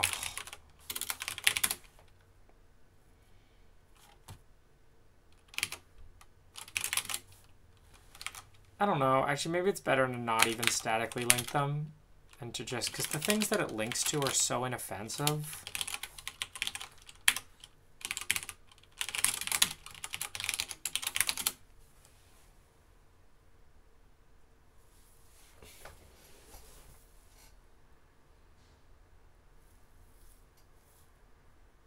Yes, it's because you haven't subscribed. Please subscribe. That's a lie, but I still really would be happy if you subscribed. Let's see, are we adding when you're, have we reached the daily 10K? Oh, we're getting close. We're getting close. We're only 390 away.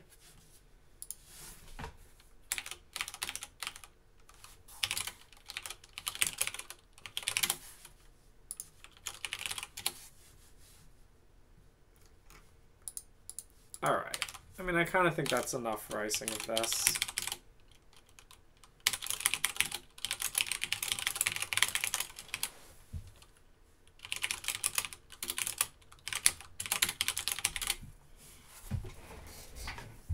We're not going to static link. Yeah, we did JavaScript yesterday. It was pretty pathetic.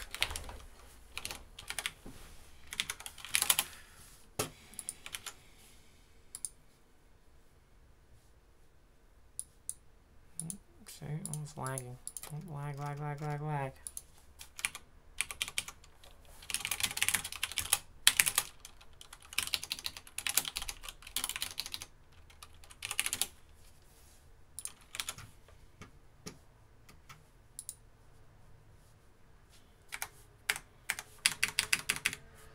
See, look, this is static.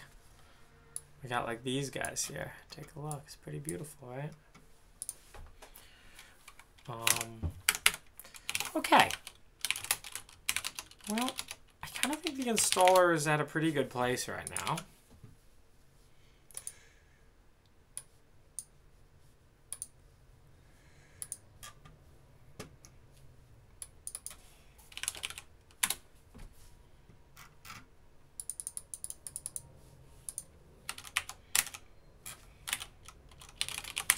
You know what I'm going to do? I'm going to throw this in the README anyway, right under git clone.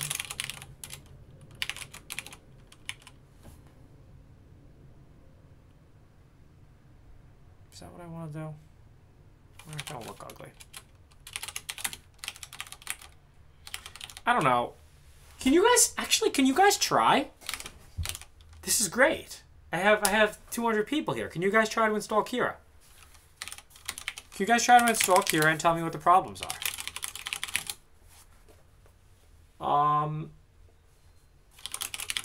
Yeah, I mean, I don't want people to not use this because of some, like, I just can't install it on my system kind of shit.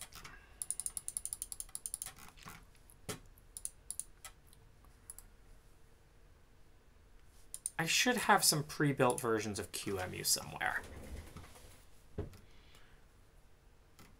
I feel like the releases used to do that.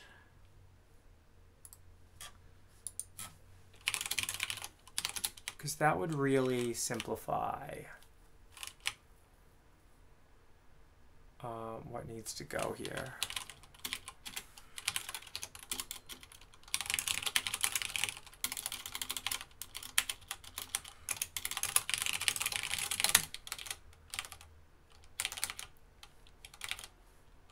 Go back to the Docker file.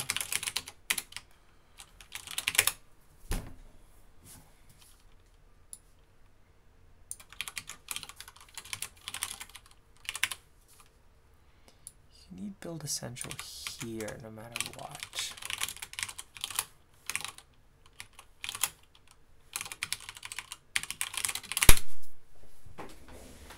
That stuff can be removed. I wonder if virtual env itself can be a pip. I think it can.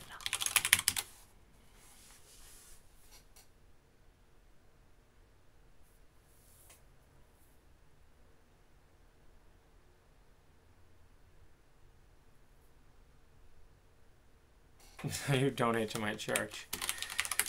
You gotta follow me on Instagram. I will tell you. The Instagram and the church are related. Let's just say that.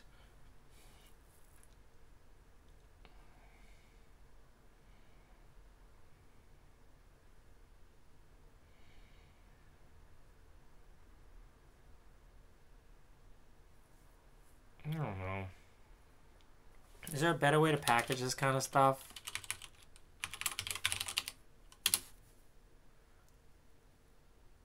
I mean, I guess you do want it to be one in case you have passworded sudo.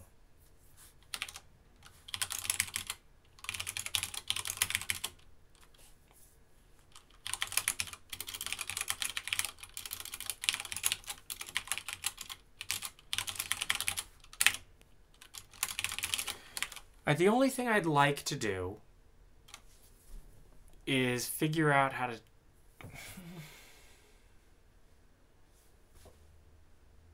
This error occurred on Windows. Okay, Windows is not really supported. I'm sorry if you wanted Windows. That I can't help you with. The more interesting idea I was thinking last night is trying to turn Kira into a web app. Like trying to make it run entirely on the web. So when you go to Kira.me, it like loads up. Oh yeah! Yeah, stupid Star Wars introduced some new character named Kira, and now they get all the Googles.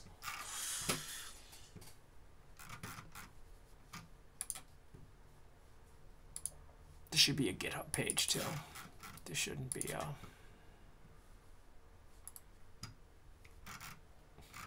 I should change that. It's in like extra. Wow, that's how bad Chrome used to look.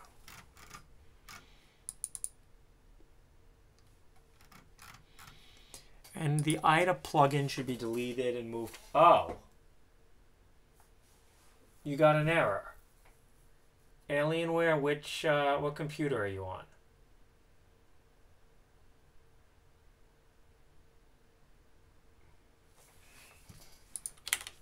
I mean, I've checked it multiple times in the Docker. It's fine.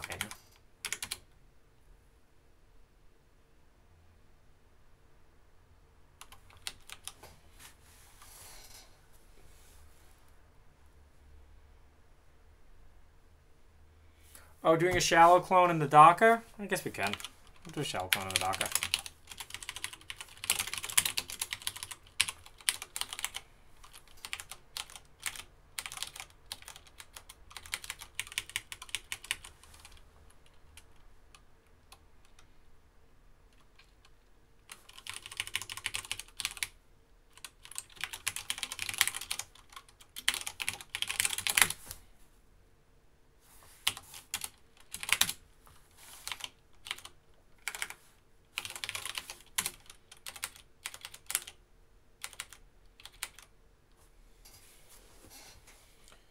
Help.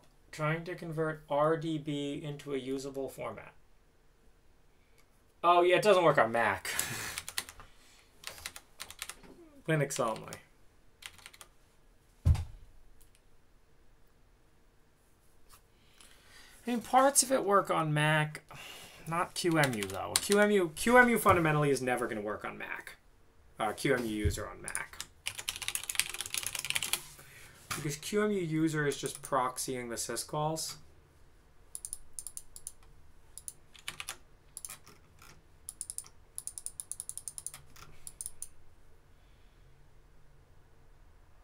You can use the Docker should work. Docker build Bondo. The Docker build failed?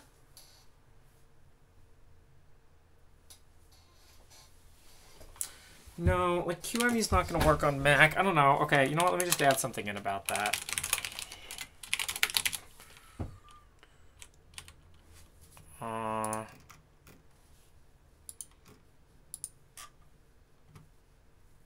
Wait, what? How'd this break?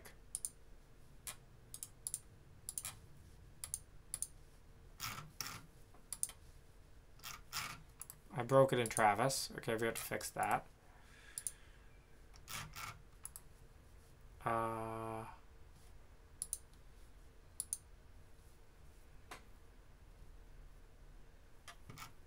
What went wrong?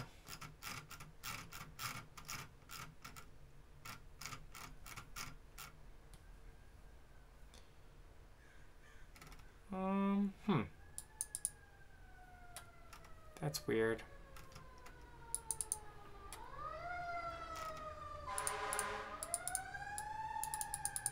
Kira. Oh, okay, that's fine. Yeah.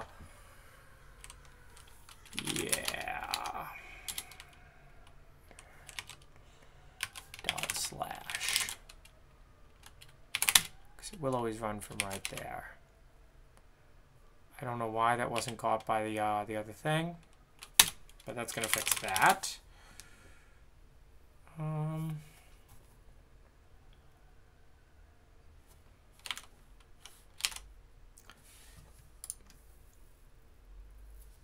We're gonna add in a note about Mac.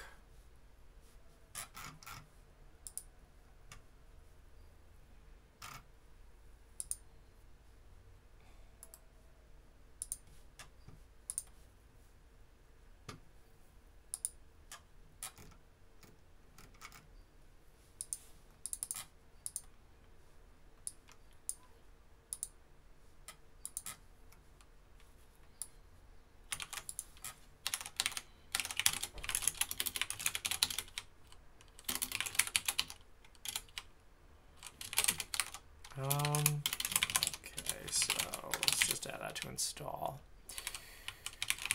If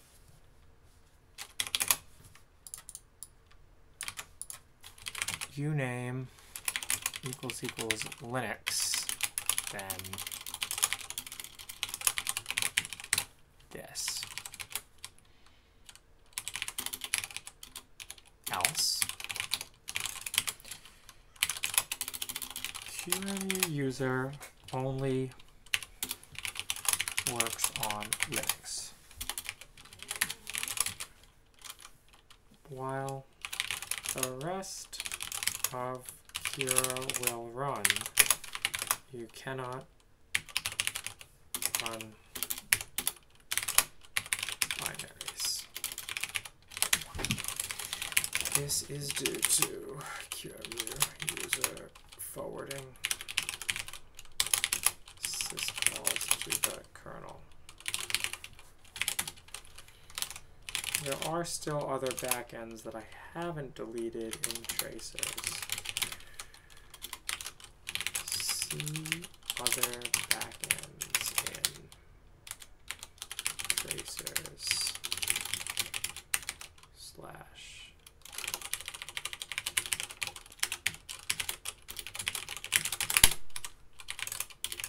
can may work on OS X.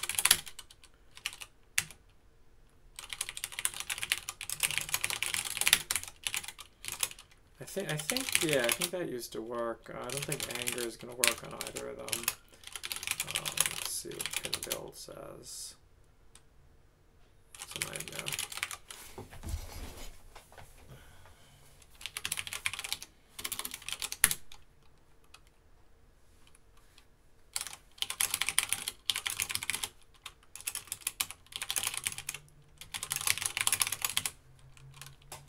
Update. To warn about non-Linux. All right, who else tried to install it? I'm working on master. How do you have an install bat and Windows not supported? Well, that's about to change. Git mv install bat extra, git mv Kira bat extra.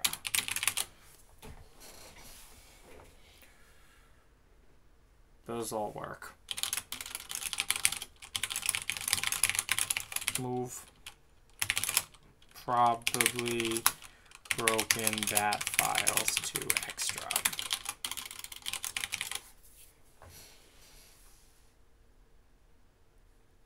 File not found.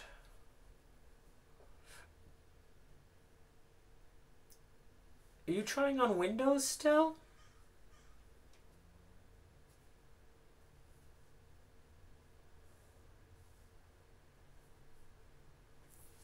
I don't know about that.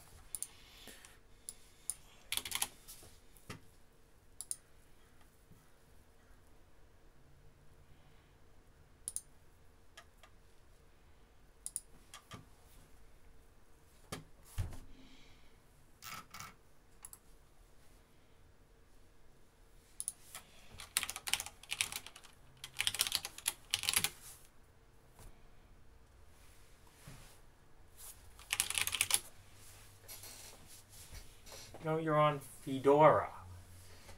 Yeah, so your QEMU might have failed. Civics book error on Docker?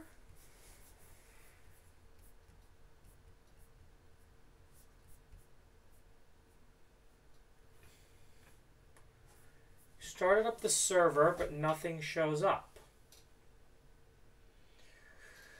Yeah, well, nothing's going to show up if for some reason the QEMU didn't run. It may not have actually built QEMU.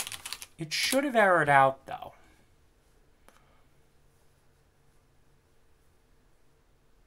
If you're on Linux. Let me check and see what happens if for some reason the QEMUs don't work when you try to run Kira.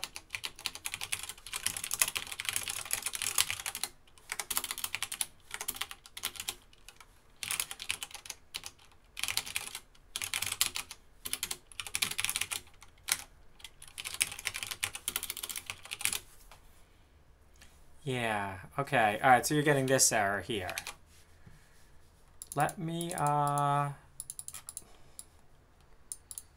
an assert to that.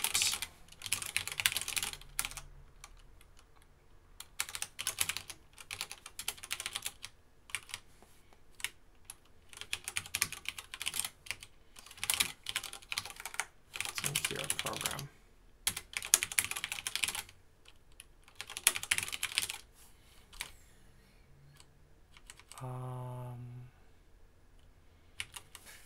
Yes, with forks, self.runnable equals false. If os.path.isFile self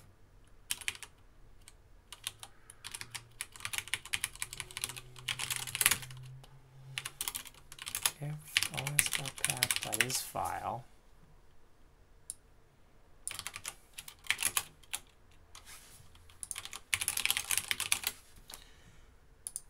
so not os.path.exists. Well, you actually want to follow the symlink there. Returns false for broken symbolic links. Okay. Assert. Kira tracer binary is broken. Assert still is a your not found. Your install is broken.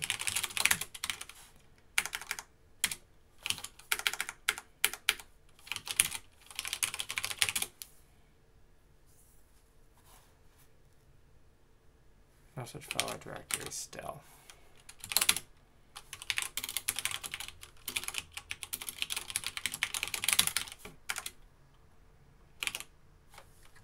This.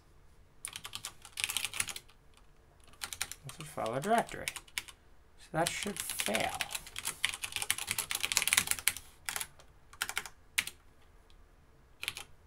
What? Oh.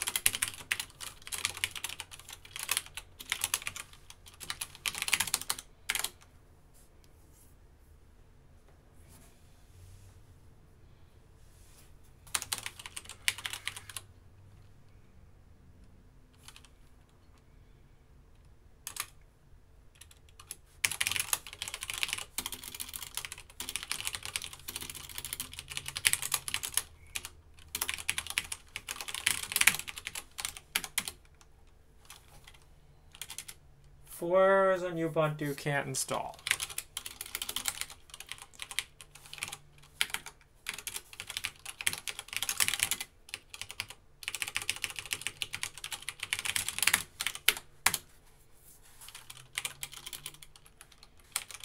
Now if I run install again, it should fix it.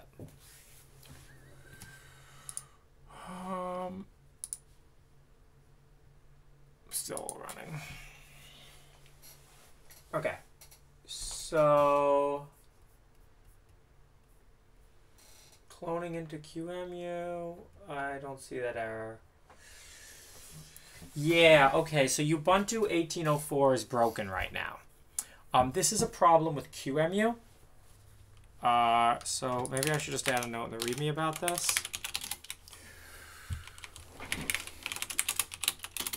Supported OS. Ubuntu 14.04 and 16.04 supported out of the box. 18.04 is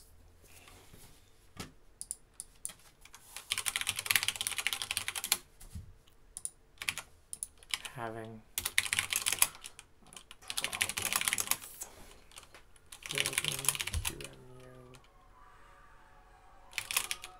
See QEMU source to fix. And let me add a link there to QEMU source. I'll say at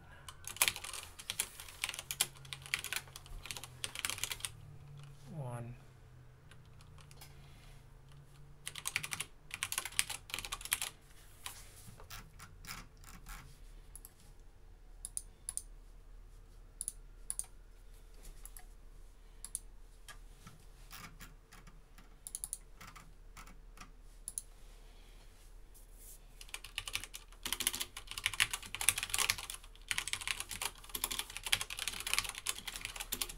Non-Linux hosts may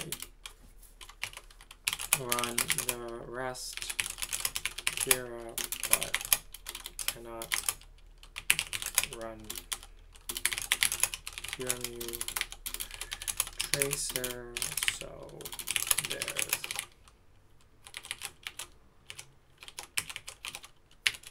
very limited support for Mac OS X and Windows. Natively, though the Docker image in Docker slash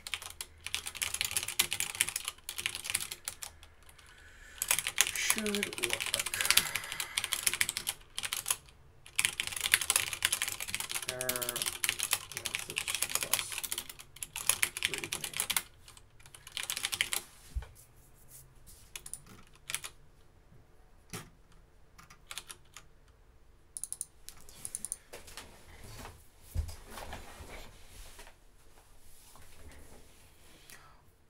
On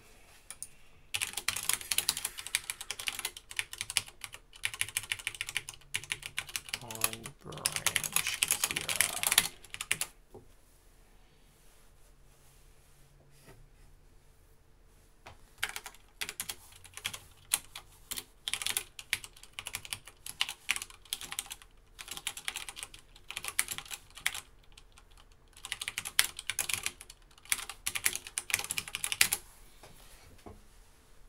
This occurred in Arch Linux using Pacman.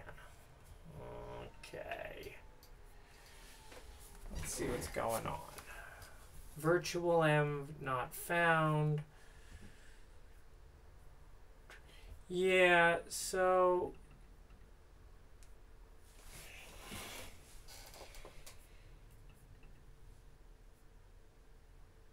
you saw the 27 bugs in your shit.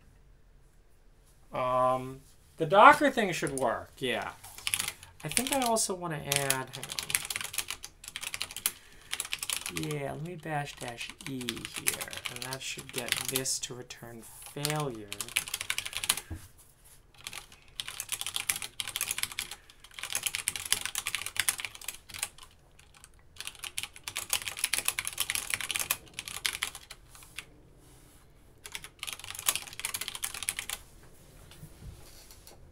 Wilkins, you did the same exact thing. When does Python 2.7 stop getting supported? I don't know.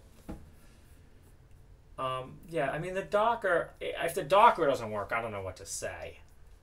Let's see this image here. Huh. How old of her? Did you install the release? Because this was a problem in the release.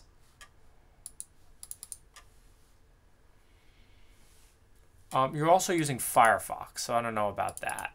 But otherwise, this seems to work. Oh, no. Just don't push the dash. No, this is fine. Just you put the -S. -S means run it on a SOCAT server. It's -S if you want static mode.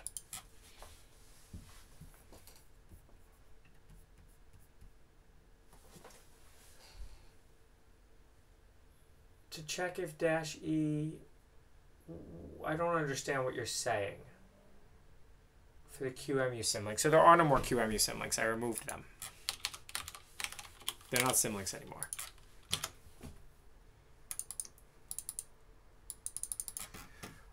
If somebody could fix that build on new Ubuntu and submit a pull request to the Kira branch, I would appreciate that.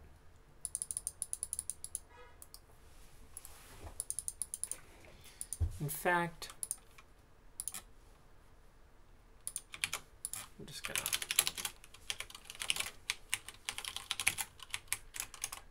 say on branch Kira. We'll just do that. C4.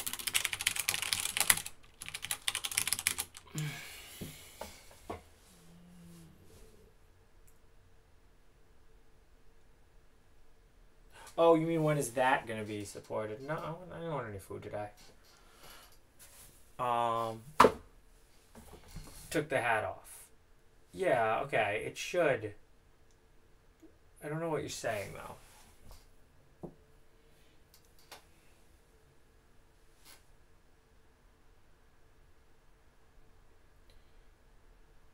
The install strip is trying to check one of them to see if QEMU was built. No, it actually tries to run it. That's okay.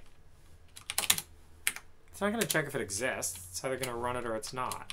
You can't run a non-symlink, right? You know, if a symlink's dead, it's not going to run. Well, it should say file. I don't understand.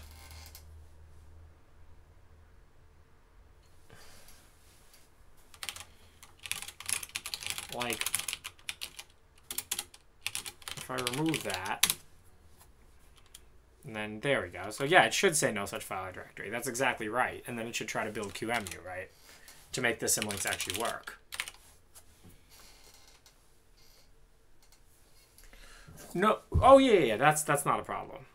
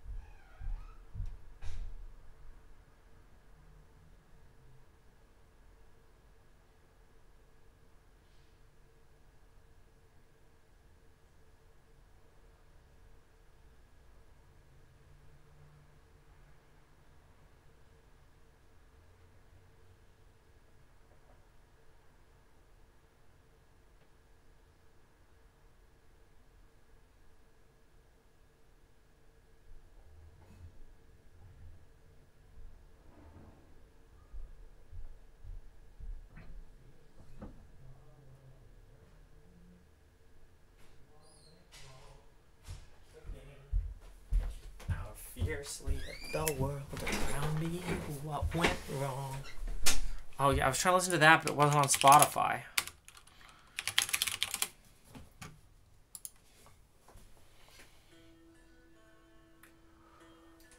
Would I accept a pull request to add back Arch support? Yeah. I guess if it's very minimal like this, I would. If you test that it works.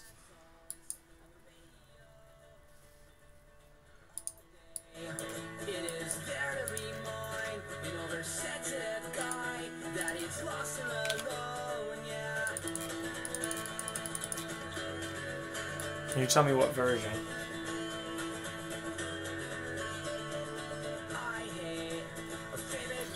Okay. We gotta fix Ubuntu 18.04. That one actually seems important. That's probably what a lot of people are using.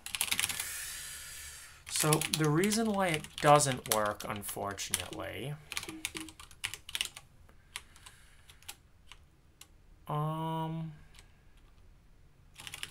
Sorry.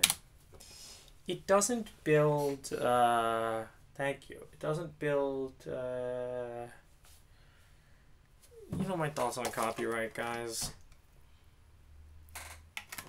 It's fucking stupid. What kind of world do we live in that we take a good that isn't scarce and we use guns? We use guns because, you know, it's eventually guns to enforce the scarcity of a non-scarce good. What hope is there for the future? Guns. They'll shoot you for, like, you know, well, I bought a book from the store, and then I used my own paper and my own pen to write some of the words in the book. Oh, those are owned words. Can't take those words. It's my words. Bullshit, man. Exactly, yeah, the lock in. Right. I don't think they actually ever put Aaron Schwartz in solitary confinement, but they fucked with him, man. Like, I know how that is. I didn't even have the government coming after me.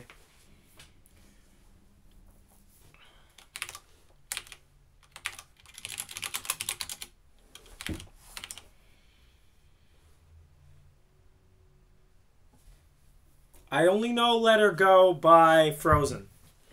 That's the only song I know.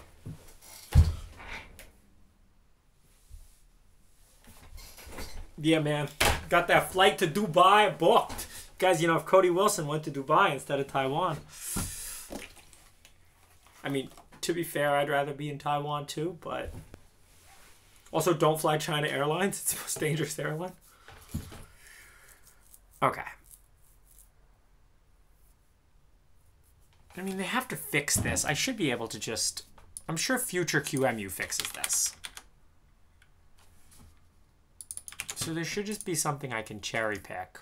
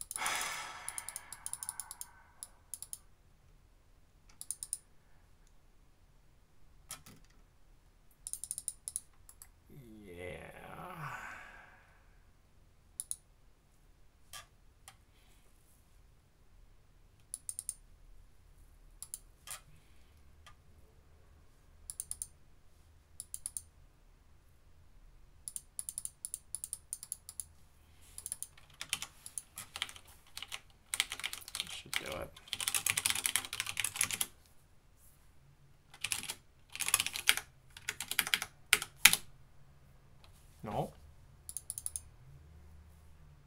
What? Oh, it's because it's git pull unshallow.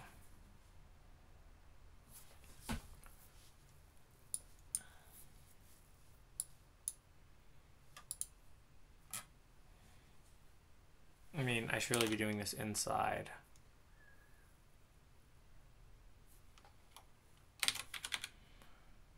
But also, all warnings are being treated as errors. What? Yeah, there's a whole bunch of issues.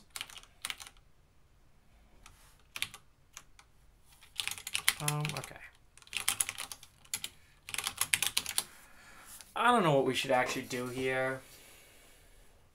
If someone wants to fix this, I would appreciate it. I don't think I'm going to fix it myself right now.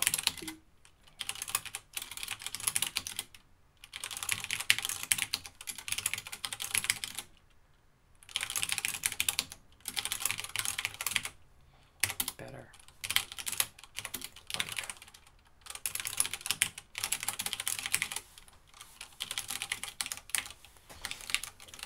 let's think about how we can move away from QEMU. So there's this cool project called Unicorn.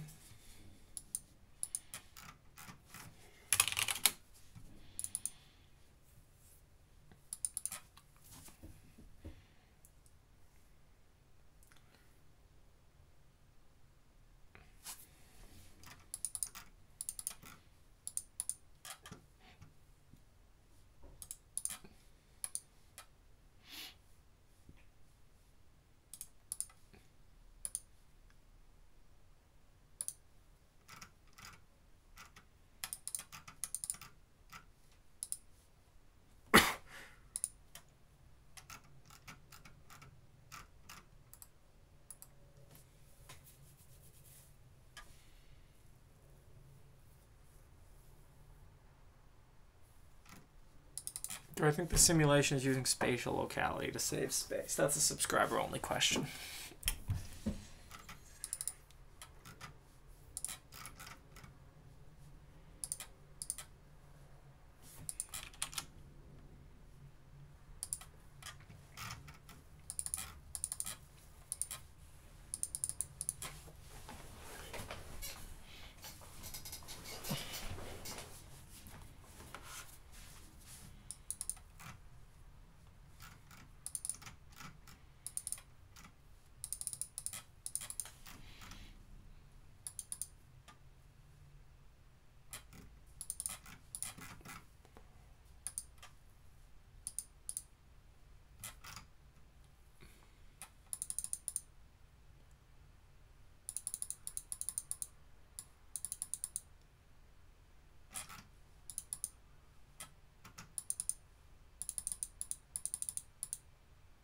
Yes, this copies them.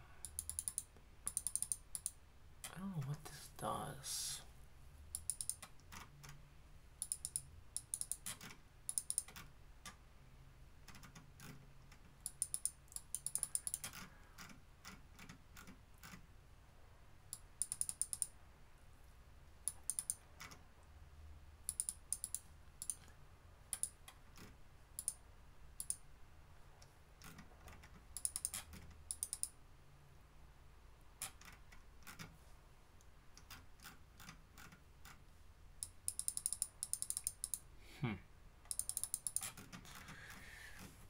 Not exactly sure what this does. Does that work?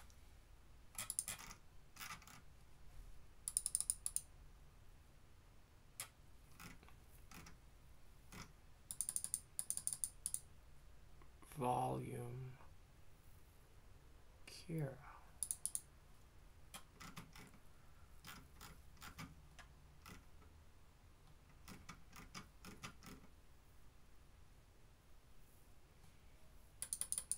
Docker ignore. That's cool.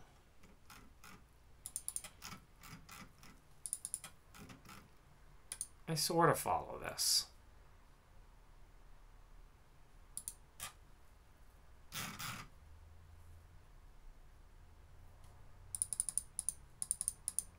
Oh, I like the comments on this. That's nice.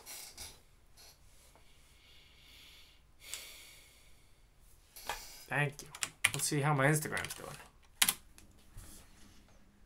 Oh, come on. We need another just 373 more followers.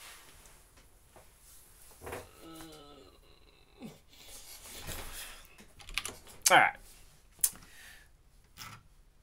So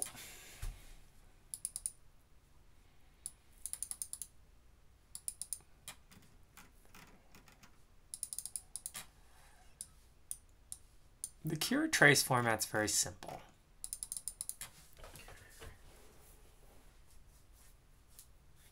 Maybe we should write another tracer, but in Python.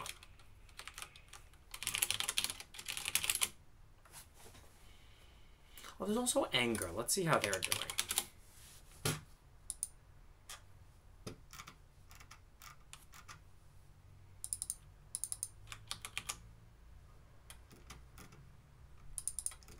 Oh, it's all written in Python 3. Oh, we might have to go back to Python 3. Oh, make virtual env. Never heard of it.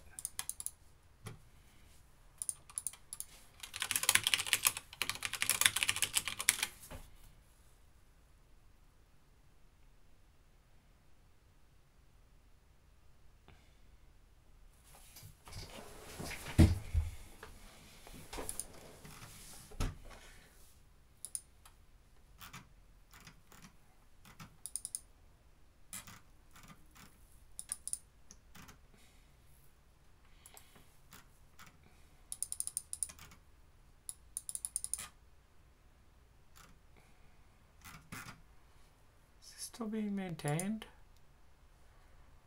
Yeah.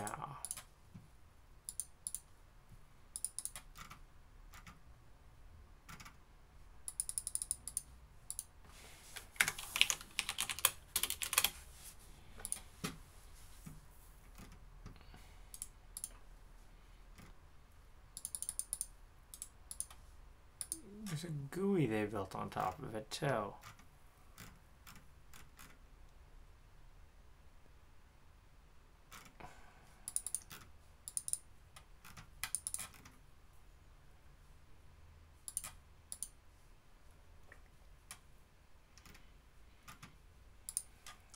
They're not using QEMU, they're using Valgrind. The requirements.py anywhere?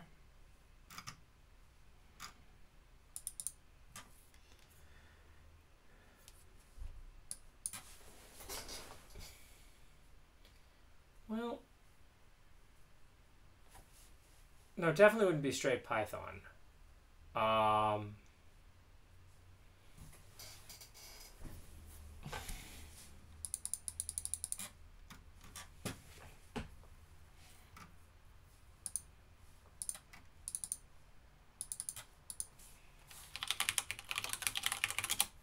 Use IPython here.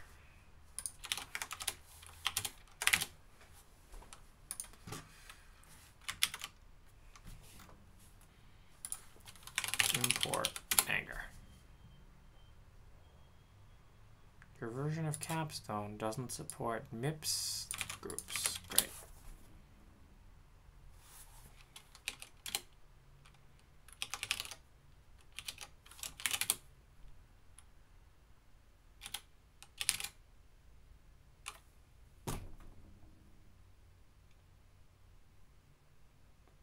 I mean, where's my bash? Does it work? And perhaps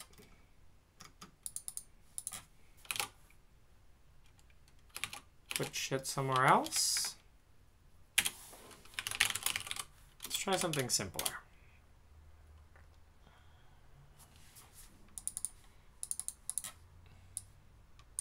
Maybe bash is too complex. I have like my loop program in Kira, don't I? Kira test bin. So we just have something here called /loop, which just prints out 1 through 4. So let's see if that's gonna work. Anger.project.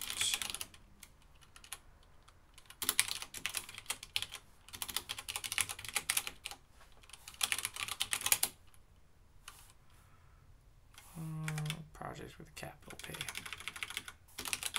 I'll just say P because I'm not typing project every time. P.execute. Okay. Oh, okay, so maybe bash was running and it just didn't.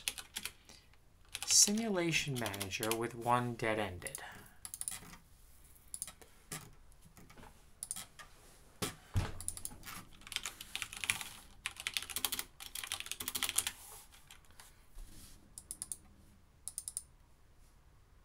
Run with no parameters.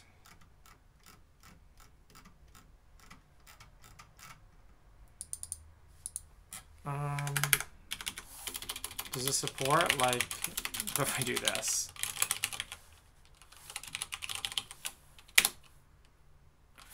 Not a valid binary file. Can I call execute with params? What happens if you just run touch? Missing file operand. Has it even been touch? I don't know.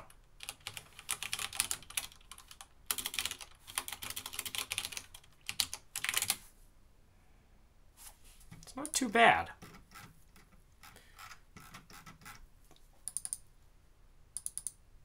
Default analysis mode, engines preset. This is project. Is there a way I can pass an argument to execute?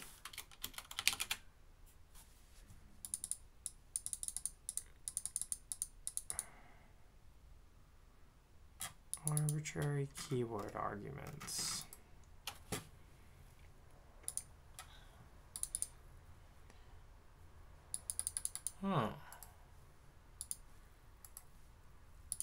Is CLE written by them? And then does this thing use unicorn?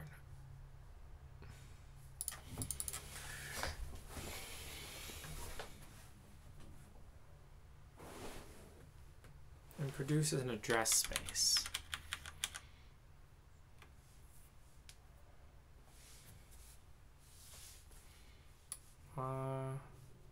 I'm gonna move me because I like reading on that screen.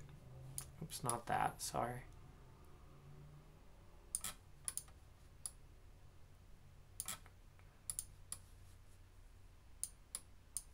I can go up there. Look at how many drop frames we have.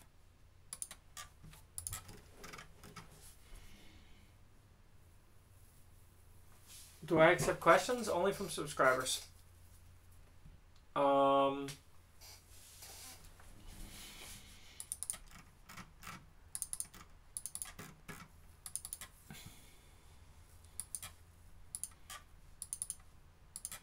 Then, okay. So, how does their execution work?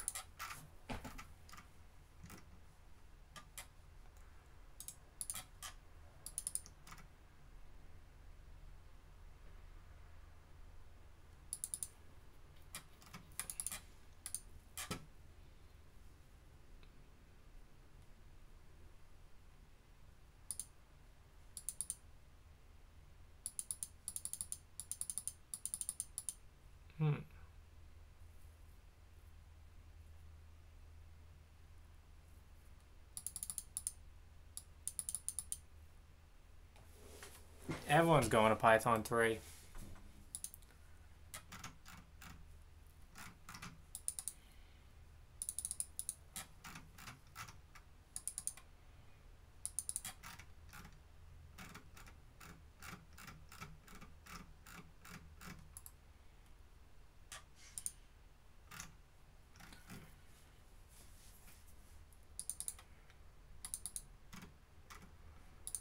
Anger project, factory entry state. Clarify, that's like an that's like a, is that a thing that's, no? Oh, okay, cool. It's like a solver. First thing that happens when you create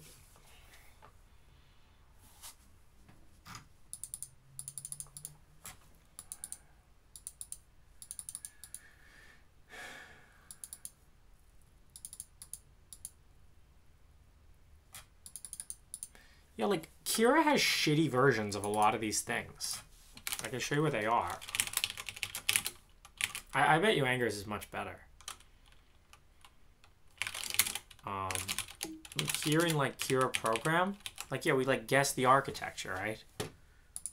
I bet Arch Info is much better at it than, like, the crap that I hand-coded.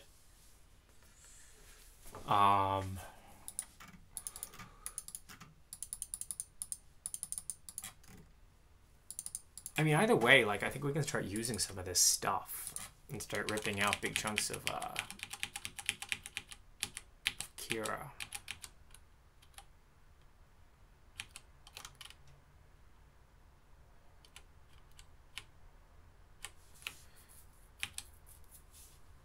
Use any bundled images? Do I symlink them somewhere? Did I write that?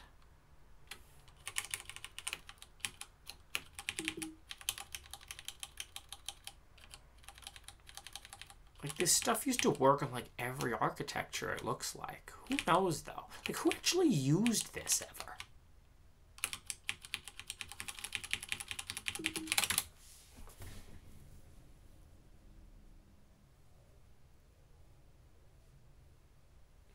Sometime we answer non-subscriber questions. But that's a gift.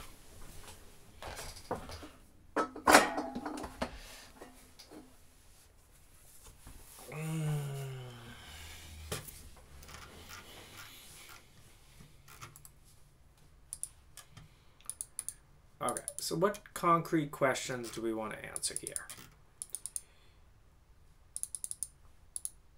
I mean, it looks like it's just lifting everything. I'll read the code.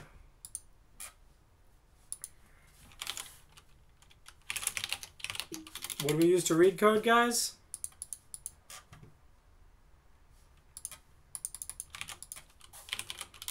I like... These people did a really good job. Like, they broke it up into multiple things, which look very reasonable. Like the loader, sim engine. Yeah. So the engine. That's I mean, this is the same word we're using Kira. Do something to it and produce a set of successors, right? Yeah, that's pretty nice.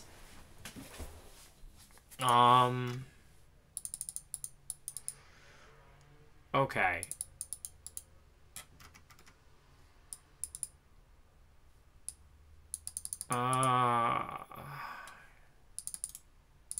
SimOS. Where's the code for this? It's in here. What do we use to read code, guys? Sublime.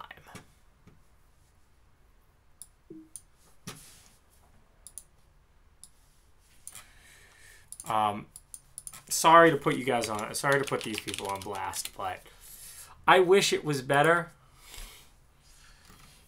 I tried to integrate with this stuff,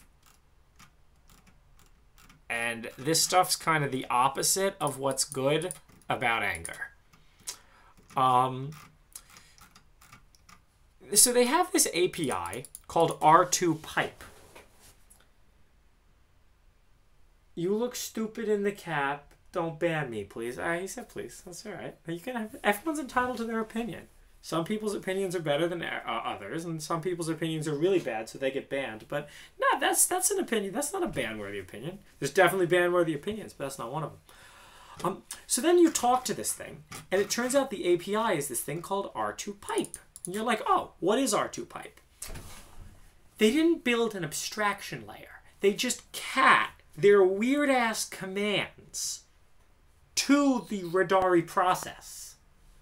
Like, it's like, imagine instead of, like, syscalls in your program just opened bash and a pipe to bash. And whenever you wanted to do something, you could, well, you know, write to your bash pipe. We're wearing the hat, guys. You don't like the hat? We're wearing the hat. You know what you can do? You can click the X button because you're on the internet. And that's the beauty of the internet. When shit pisses you off, you can click the X button. I wish real life was more like the internet. And this is why I want to move to the cloud. Just like, I'm going to minimize that window. Minimize. Yeah. Alright. We will explore both lifters and engines in this guide. But do you have any more guide, or is that just... Oh, there's more guide here. Architectures. We're going to implement brainfuck and Anger. Oh, this is like if I want to implement my own architecture. I don't care that much. Loaders. CLI loads everything. Put it in memory at address 0. Oh, so this is like defines a CLI.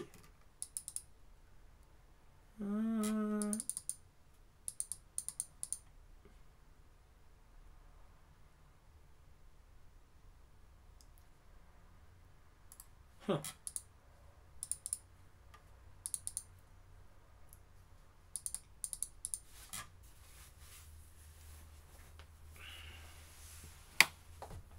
gym rat.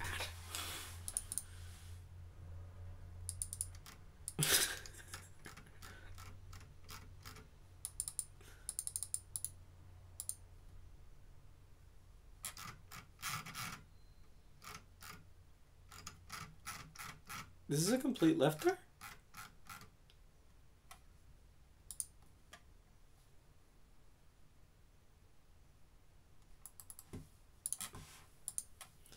Yeah, Rodari. You know, again, I appreciate anyone who's doing anything, but I spent time trying to use Rodari, and yeah. I mean, it could be like there's a lot of time and effort put into it. Like, there's an amazing amount of commits in that project. But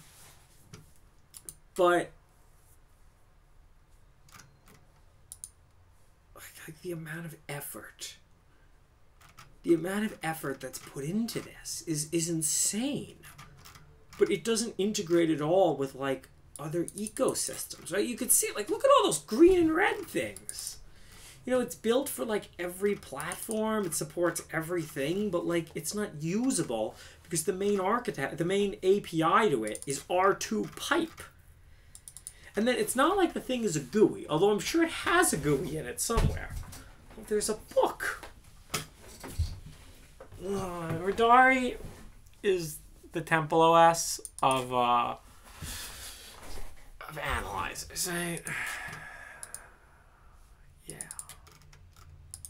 Yeah, don't, like, isn't this how you want to interact with a file?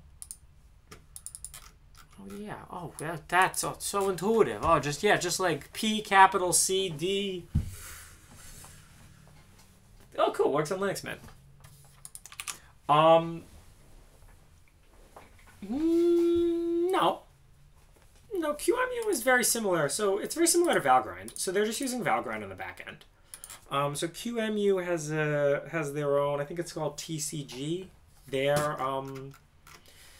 It's called an IL, an intermediate layer. So you lift the processor instructions into an IL, which is usually much simpler. Valgrind uses this one called Vex. I looked at Vex and I found it really complicated. But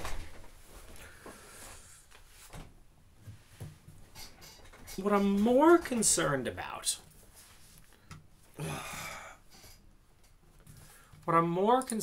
is their SimOS stuff.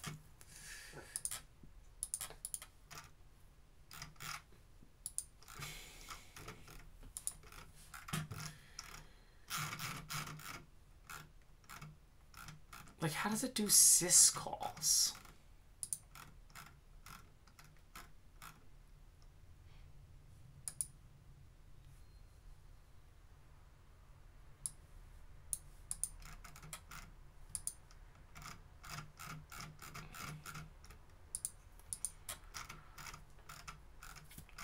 Or I have an idea that they're using like their own.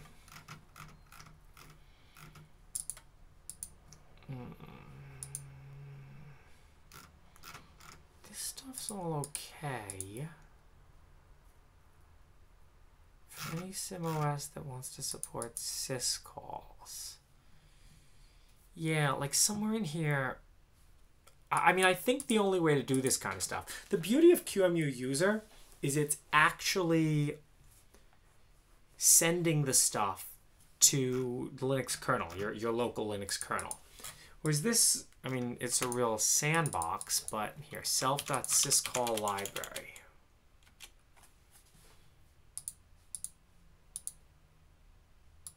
Syscall library equals L sub Linux.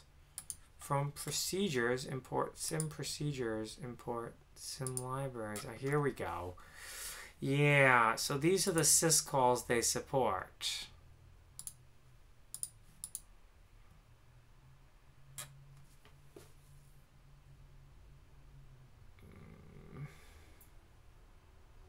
I don't know about that.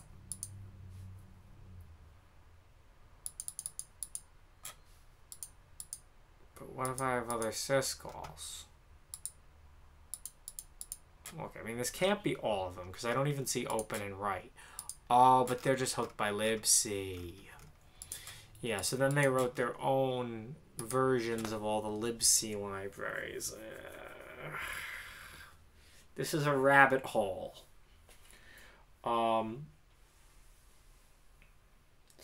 Yeah, so QEMU... Okay, I should really turn that off. QEMU uses TCG, I believe it's called. Yeah, TCG ops. Front-end ops. Yeah.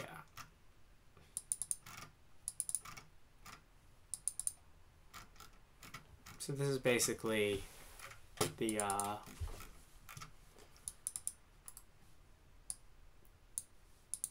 stuff.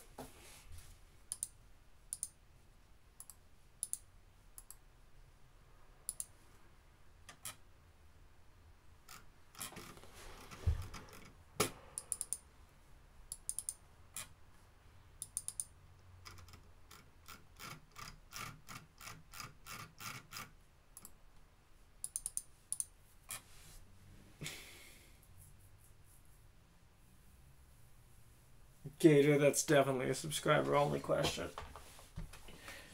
You managed to get this far on Arch Linux. I mean, you know my general...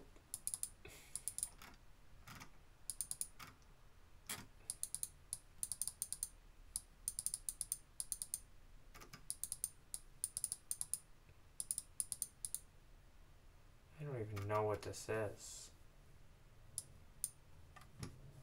I can show you me reading it over here.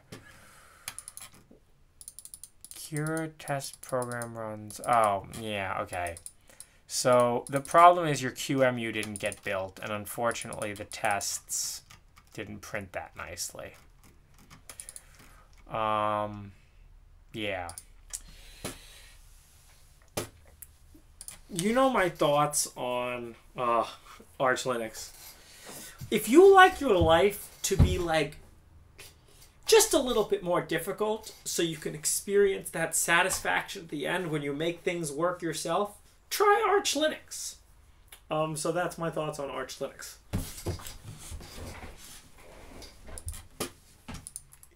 If you like your life to be hard, have you considered Arch?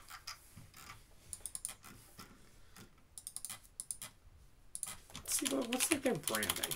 Let's look at Arch Linux.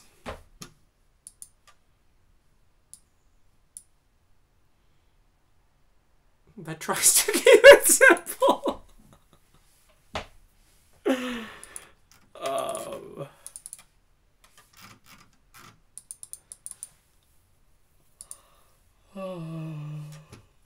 No, if you like your life to be pain, though, look, like I like a lot of dumb shit.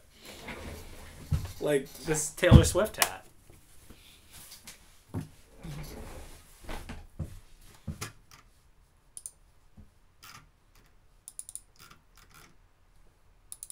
Environment for Windows. Does not support syscalls. Great. I mean, yeah, this is the weakest thing about this approach. What you're doing about syscalls.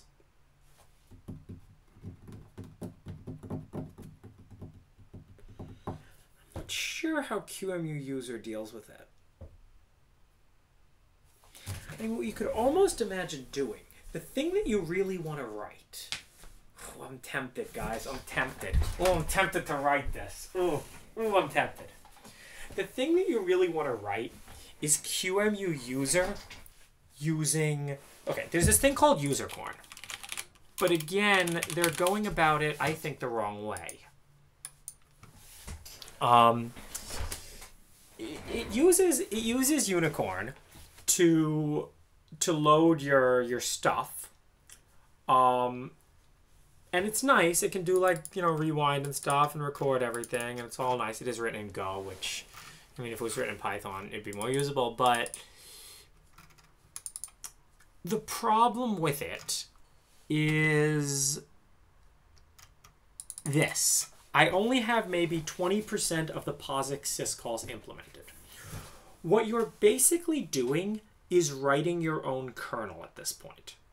Now, I wouldn't try to do this because the kernel is an extremely complicated thing. So you have a few options. You can use a full system emulator like QEMU system and actually run the kernel, which may not even be the worst idea. But the kernel user space is a nice API. Like the syscalls themselves are a pretty nice API. You could try to go deeper, but then you're left with, okay, now your abstraction is on top of the kernel and to the VM.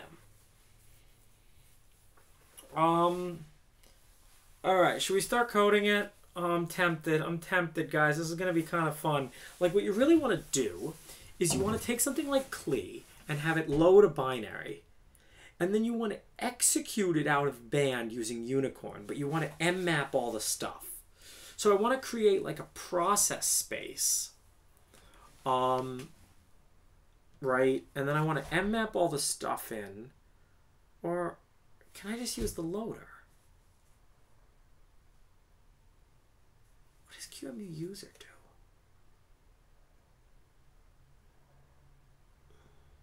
Let's read the code of QEMU.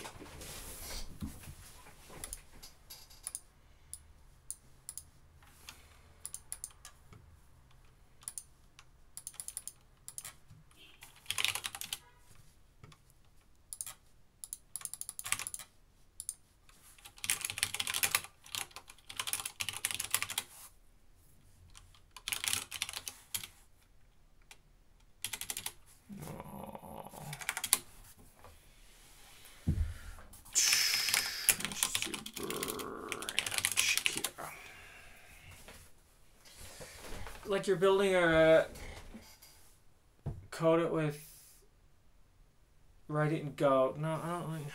You've seen me try to write in Go. We got 2 more teas to drink still, though. You know? Do I have a Netflix series to recommend? Oh yeah. So if you haven't seen Death Note, definitely watch Death Note. And then if you've already seen Death Note, Full Metal Alchemist is pretty good. Like, it got me enough to, like, be excited about watching it. By the way, you only got that question answered because you're a subscriber. Watch Tombstone? What's that? Alright, so let's see how QEMU user does this. Like, they translate the syscalls. But... well,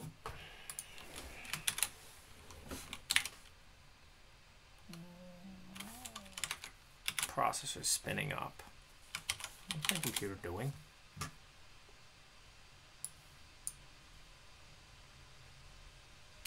Terminal. This terminal? You guys hear that? It's being loud.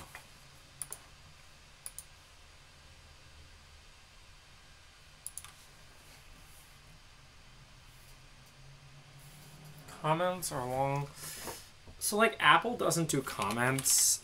I'm not that big a fan of it. I use the most shit variable names, too. But when I'm reading code... Oh, by the way, if you want to read good code, QEMU is quite good. Fabrice Bellard is this guy. He wrote QEMU, he wrote FFmpeg. He's an absolute genius. And he writes very readable code.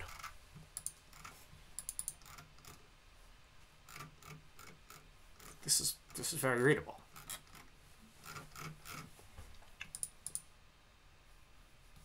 I like his comments.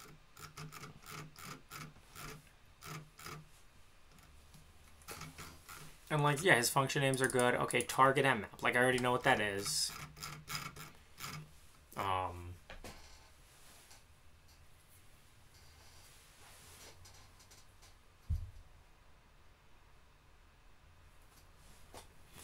No, like, okay, the only thing worse than no comment is having a wrong comment.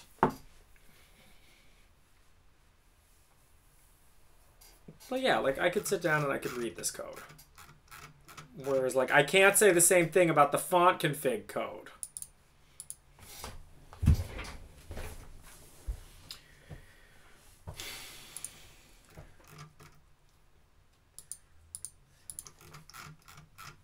Okay, so let's just try Kira bin bash.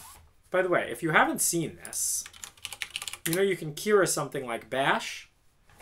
Okay, I gotta turn that off.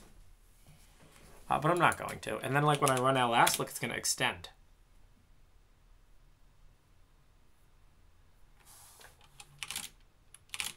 Or not.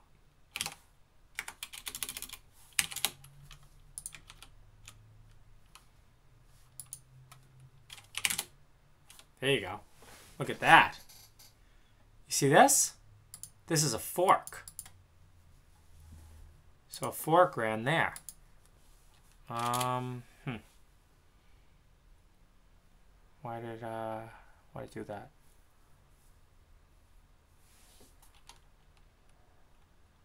But yeah. Right, and I can like ls again and it's gonna like fork. I don't know why it's doing that. Oh yeah, that forks over there. And the last thing it does is exactly bin ls.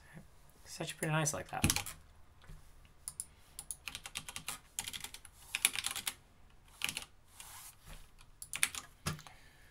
But actually that's not what I wanted to do. Let's Kira bin sh.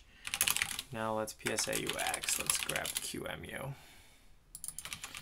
Let's take a look at how QEMU actually works.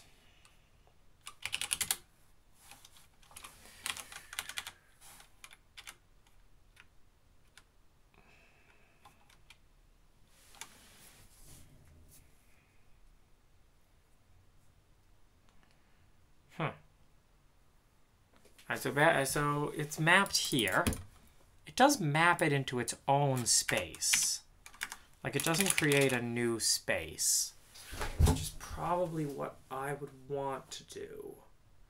But yeah, so see these are this is like the user memory space that's created there, and then it just makes the syscalls from that memory space. Which is pretty crazy. It does live in the same process as QEMU though, which would at least allow a program to detect if it was running in QEMU or not. I don't think I want to do that. I think I want to figure out how to just trap everything. What's the best alternative of Kira? GDB! strace. But they suck.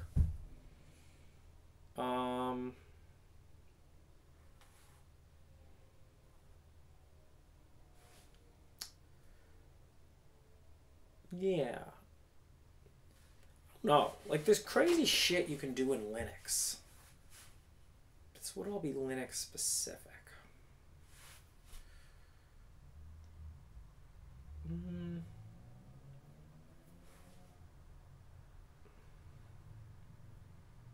Like imagine it's like Python and it creates another process and then maps everything there. And then it like unicorns and then sets up the state of the process when it makes the syscalls. You see what I'm saying?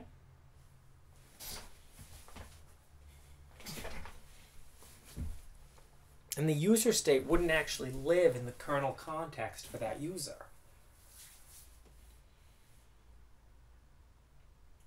Alternatively, I mean, I guess if QEMU is doing it in the same process, I guess we can too. I don't know. What if my binary is not relocatable?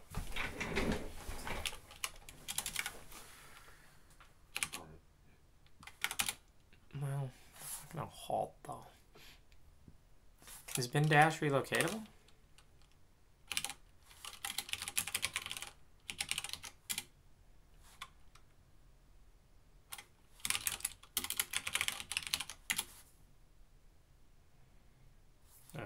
What is it? Checksec?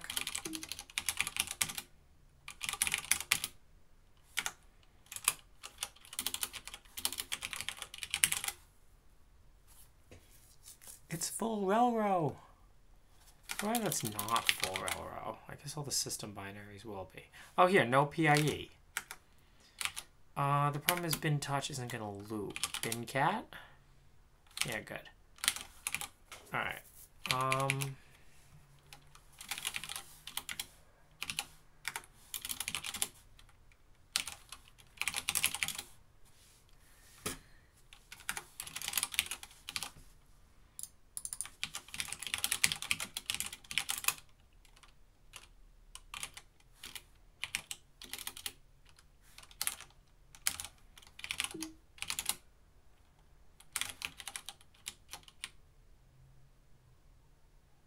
I don't know how it did that.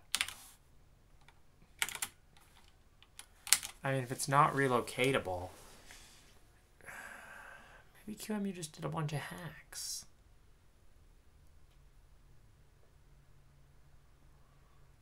I guess it doesn't matter, right? Cool. What's the point of doing user space with QEMU versus full stuff? We talked about that a little bit. There's a lot of code in the kernel, and then what you've done is you've just moved your abstraction layer from syscalls to somewhere else. And that somewhere else is less well-defined. The syscall interfaces of operating systems are very well-defined. Like, the other alternative is like, okay, well, what's out of band in the VM, right? What if it's a network service that talks to something else on the network? It's also just way more annoying because you're spinning up a whole like custom thing. Like, okay, now I want to touch a file, right? Well, where's that file read? I don't know. Yeah, but I'm liking this. I'm liking this idea. All right, so if you guys see what I'm saying, I'm gonna stop streaming for now. I gotta get some food. But maybe we'll come back and we'll try this a little bit. I'm gonna try to write a tracer. I'm gonna use Unicorn, and I'm gonna try to create like a process that never actually executes. I'm not sure how doable that is. But like if we have a syscall, what we'll do is we'll just jump to the syscall. We'll set up all the registers, jump to the syscall, and then we'll set a breakpoint right after the syscall. So as soon as the kernel comes back, we'll get control back, and then we'll unicorn until we hit another syscall.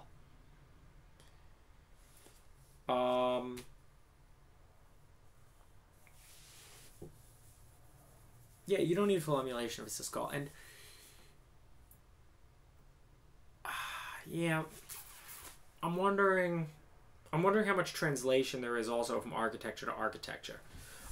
So the idea of QEMU users, we're just going to break that abstraction at the syscall layer and allow you to run other architectures, because that is a cool thing that Kira supports. And we would break it if we wrote it like that. I guess though, yeah. And the hard thing, I guess, about QEMU user is trying to go from like 64 to 32.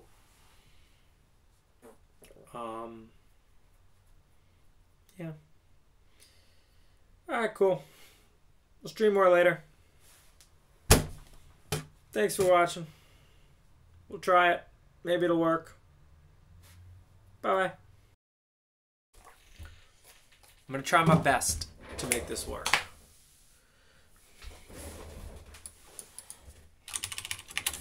What is Twilight? Twilight uses Unicorn to exec Linux user space programs, but unlike UserCorn, it actually uses the real Linux kernel to run syscalls. Twilight plus Unicorn plus CLI plus Unicorn equals QEMU user.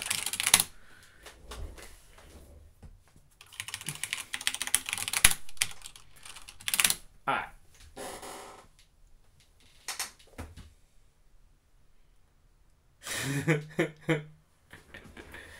Hey man, I bought the dip on Logan Paul. I'm just saying, I bought the dip. I bought all my Maverick merchandise after, you know, Logan Paul's thing. Yeah, who cares about Logan Paul anymore? He's over. But he's Suicide Forest, man. Let's check his Google Trends. But no distracting me today, because we got things to do. We're just going to check Logan Paul's Google Trends, and then we're going to see how's the boy doing.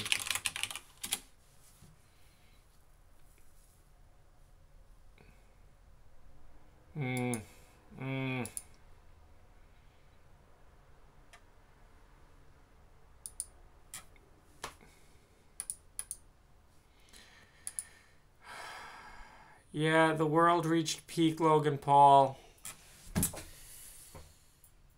Yeah, this is sad. His recent Google trends are sad. I mean, he's still probably pretty famous. But, you know, sad Logan Paul. All right.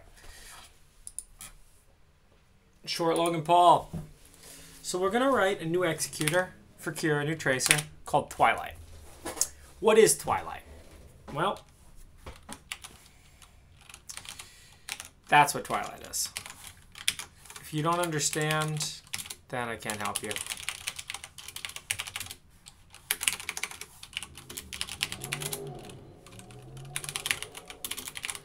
Just load up IPython 3 and see if I can import Clee.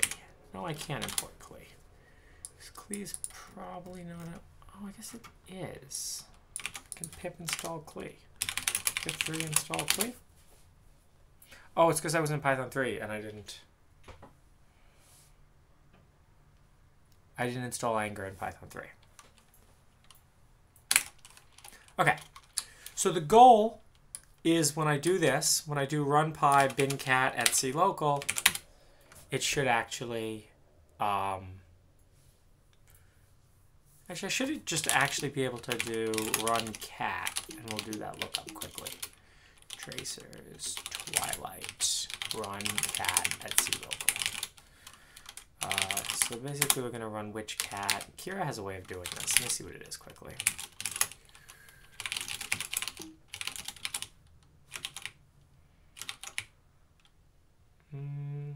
So you guys see what I'm trying to do? How much of this do you guys all follow?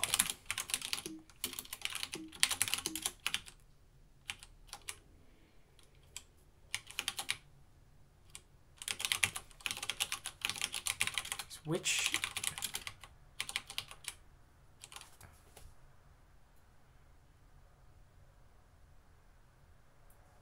Wow.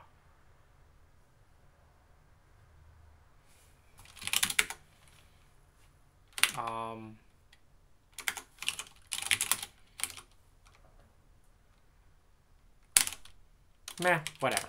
This is a later problem. So we're going to have to bin cat etc local. Okay. Now the first thing to know about bin cat is I believe that it's a dynamically linked program. So when you load this, I think it actually just calls this. Yeah. I think this is going to be the same as saying this. Yeah. So, is that the same as libld.sl? Yeah, probably. Yes, we actually load this program, which is statically linked.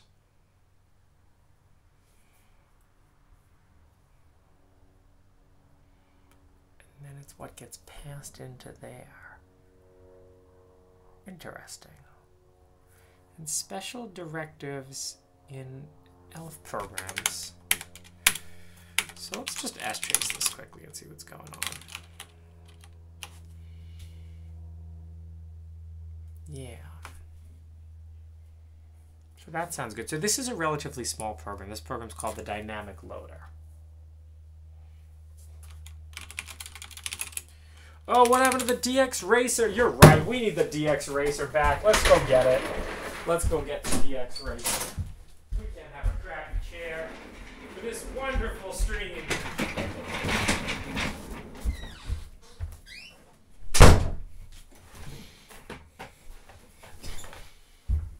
We got a good chair now.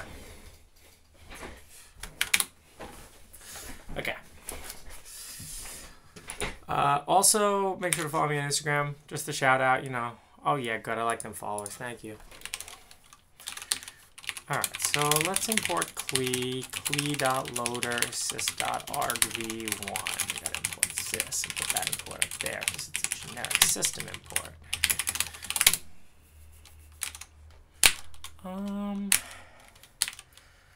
Well, actually, that's not what should go there.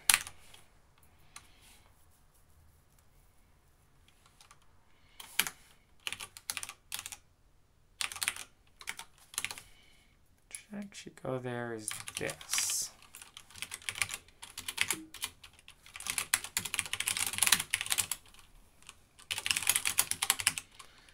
Code dynamic loader. So meta.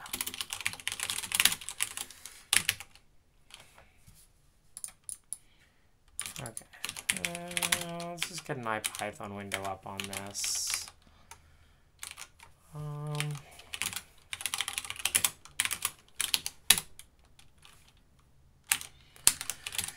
Okay. Is that shit a symlink?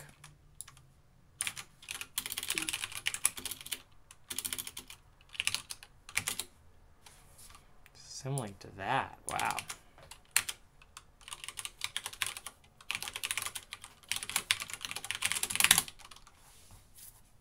Cool. You think it's an SO file, but it's actually executable. Huh. Well, it's like a down there file. Is that how things usually work? That's just like a normal statically linked binary.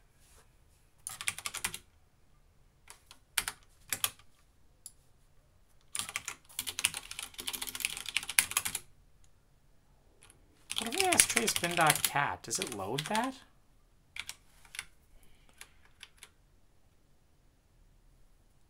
Does the kernel do that automatically?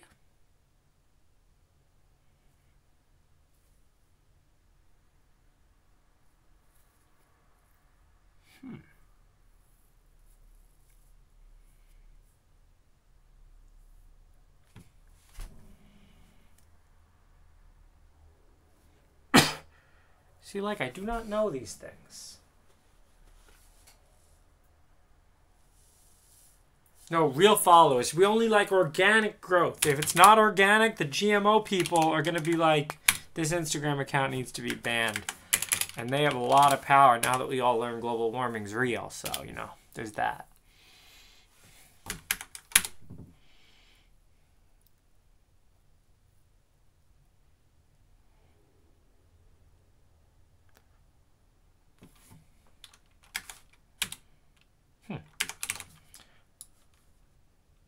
Okay, well this is nice. At least if we load that file, we never need to be able to load any dynamically linked binaries.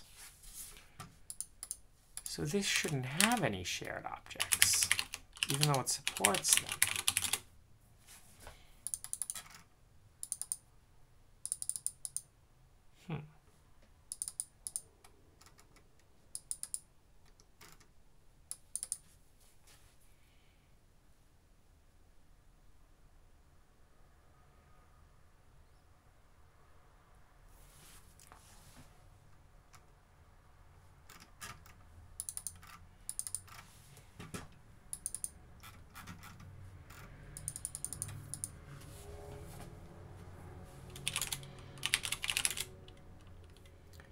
So what if I quickly try like this?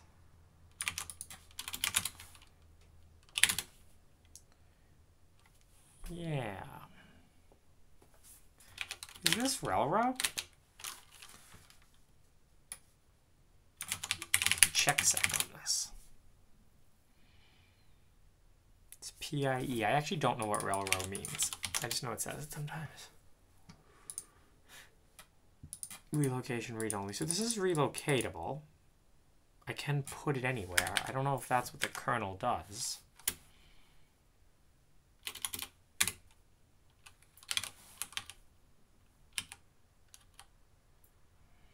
I like cat because, you know, I can go look at the proc maps for it. You guys know proc maps?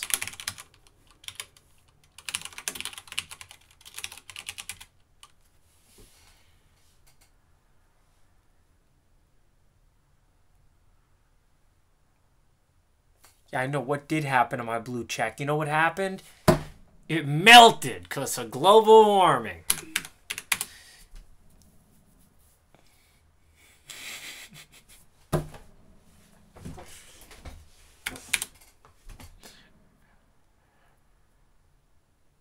Alright, so see, look at this guy. It's down here. Did it get put there by the kernel? Does it relocate itself? Who knows, man? You know what? Let's run it with Kira and find out. So hang on. Kira tests bin. Is Kira test bin loop? Is this statically linked? No, it's not.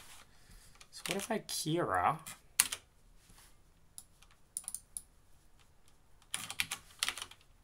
This Kira tests bin loop.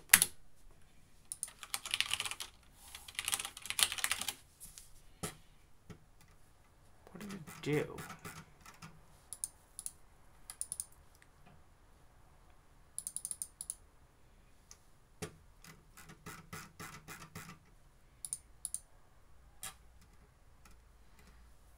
Up there,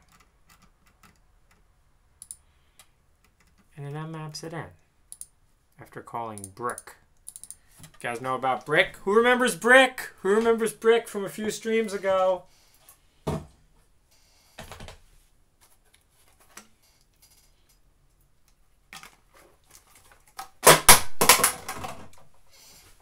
This tea.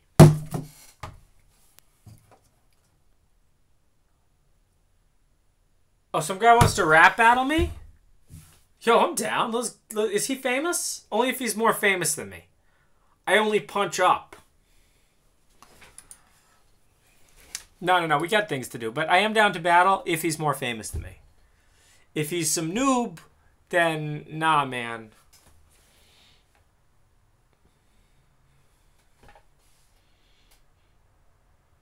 Tell him his ship blows and he can take his ass back to alt paid for Windows. Man. Remember, what site was that from? Oh, it's like bash.org. Who remembers? I was reading Encyclopedia Dramatica today. Who remembers the old internet? I loved the internet. Too bad it got shitty because of, like, you know, Facebook and Instagram and stuff. Yeah. Everything gets shitty.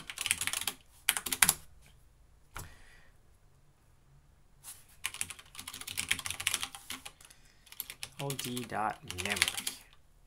Oh, it's a Clemery. Oh, what's in a Clemery? You should be able to tab, right?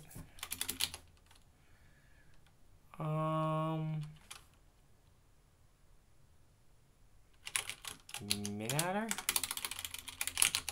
Max-adder? Okay, I don't even need CLE. This actually looks kind of too confusing.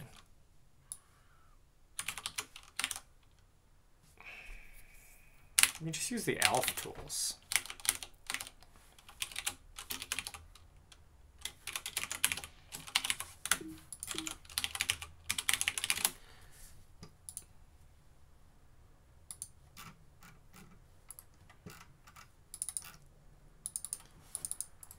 No. Let's use CLE.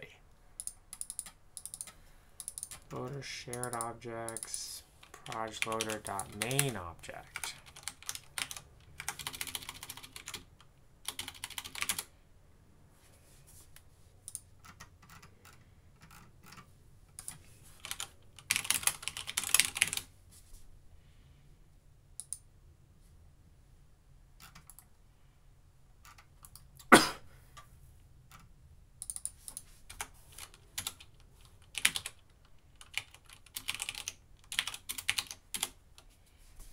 Only one object, but let's read ELF on it.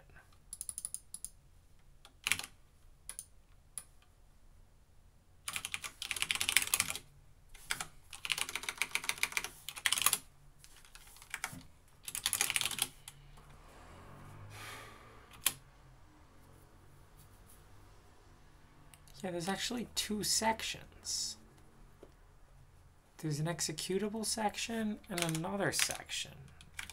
I think that's just meshing the two into one.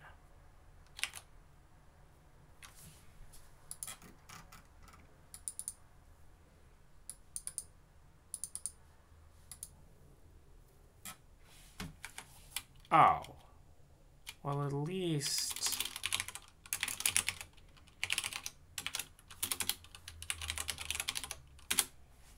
Nice.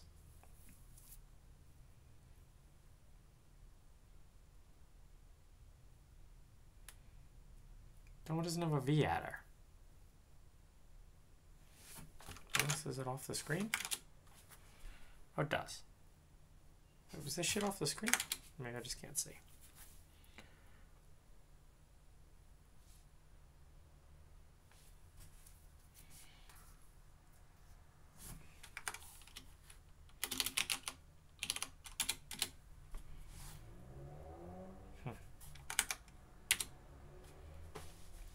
All right, so segment. So these flags, this is read write and this is read exec.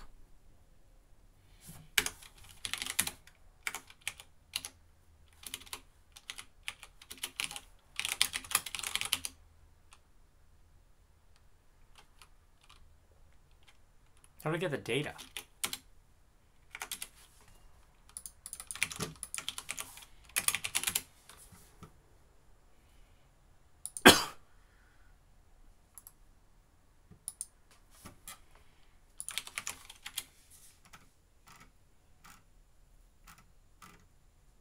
But how do I get the data?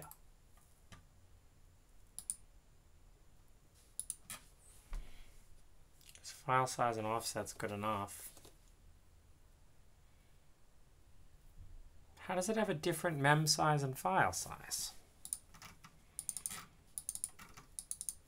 Okay, if I'm going to go this slow, it's going to take a long time. We're going to have to go fast.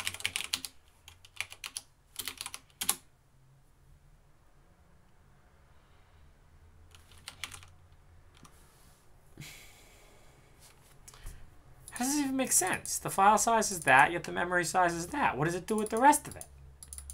Does that not make sense to anybody else? This does not make sense. We're running a program from scratch. Okay. All right, we got the CLE loader. Whoops. Gonna get the object out of it.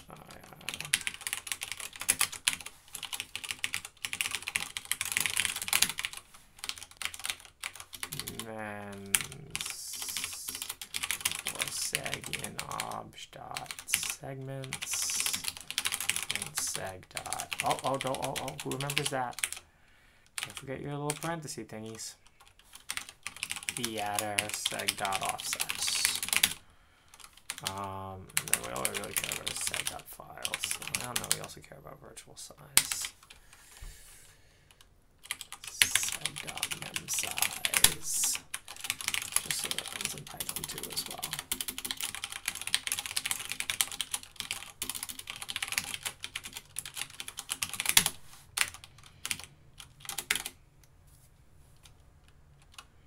Loader has no attribute loader. Yeah, well.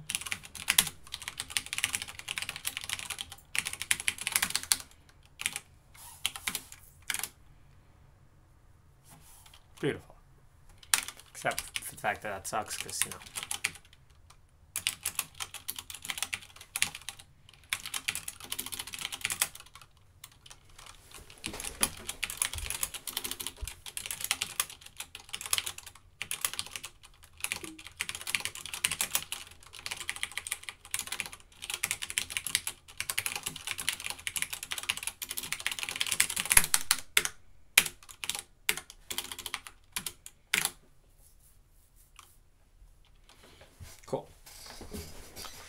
Okay, so we're going to have to figure out, now things are going to get tricky. We're going to have to figure out how to create a process,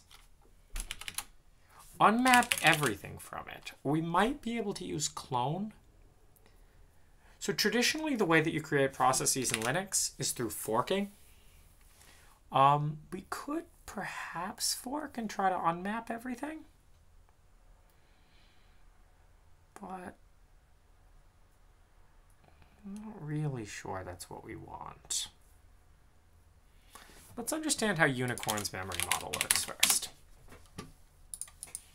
There's also obviously a start address, which is going to be important. There. Obj.entry.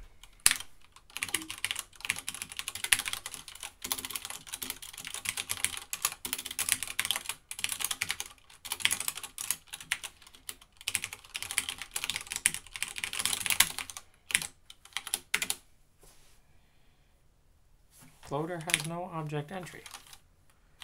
Well, that's a little annoying. Let's find it first.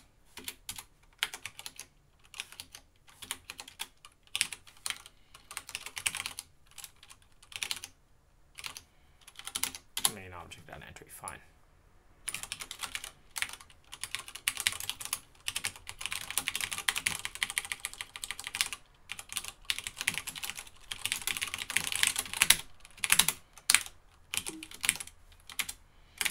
Okay, let's just try loading that quickly into Unicorn. Not that Unicorn. This Unicorn. Install Unicorn.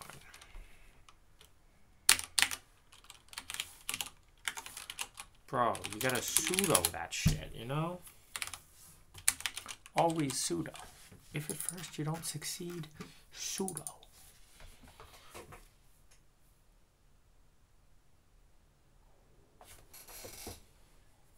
Who was worried? What?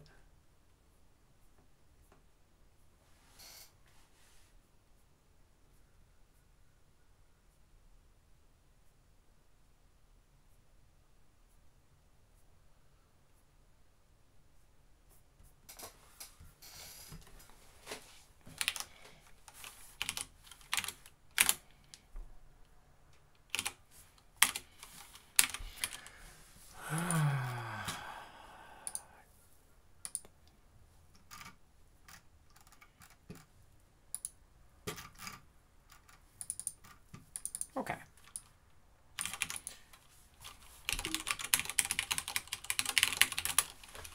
We need a unicorn.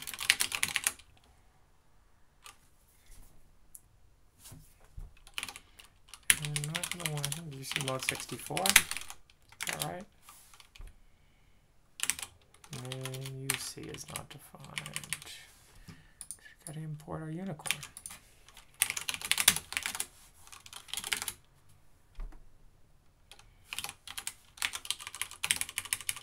Okay, let's map our shit. Map seg.vadr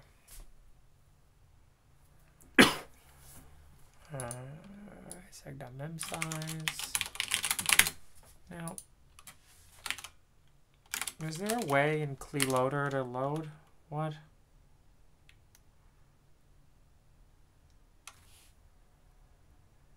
That didn't work? Why didn't that work?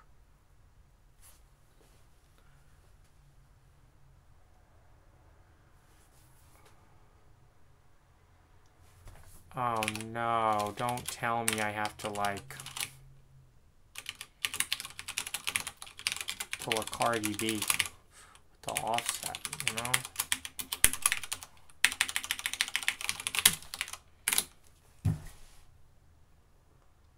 No, it doesn't work either.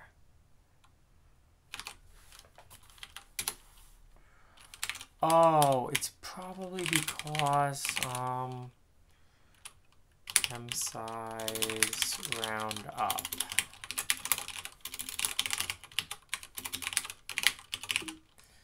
Plus FFF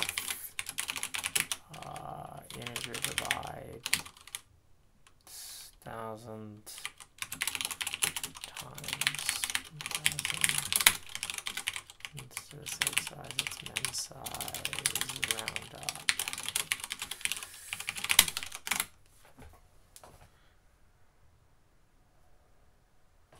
Wait, who says we're porting QEMU? We're not doing that anymore. That's over, bros.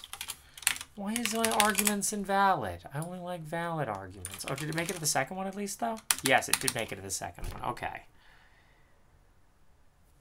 How is this supposed to work?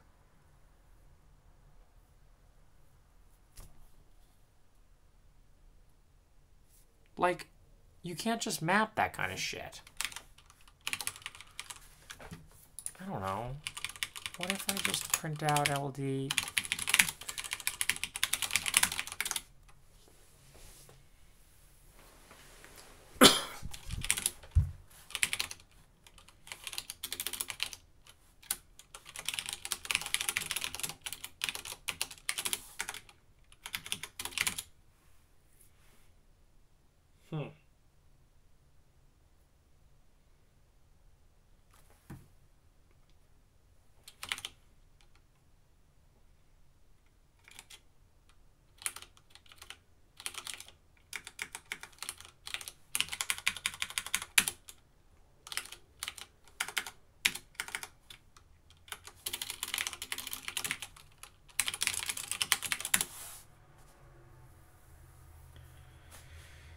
Okay, well, it relocated itself, clearly.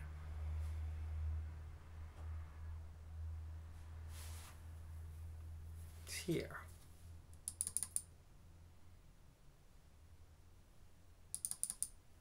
Executable shit's down there. It's only 1 page long. Yo, let's listen to old school Hollywood Undead.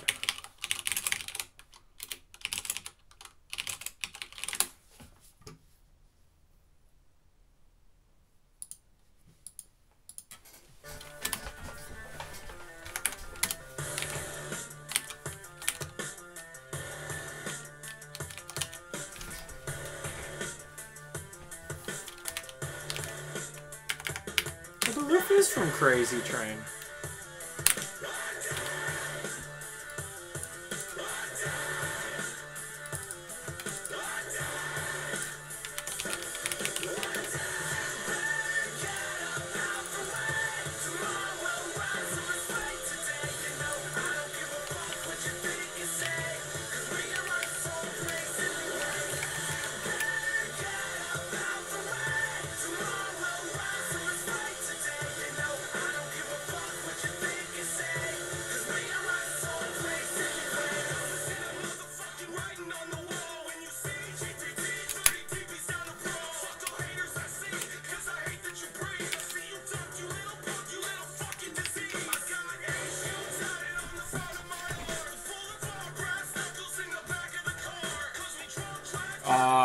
TensorFlow.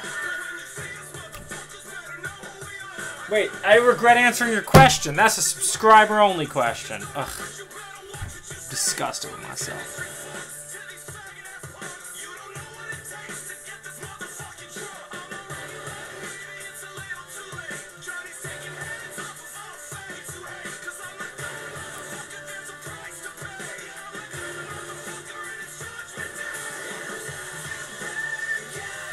Alright, fine.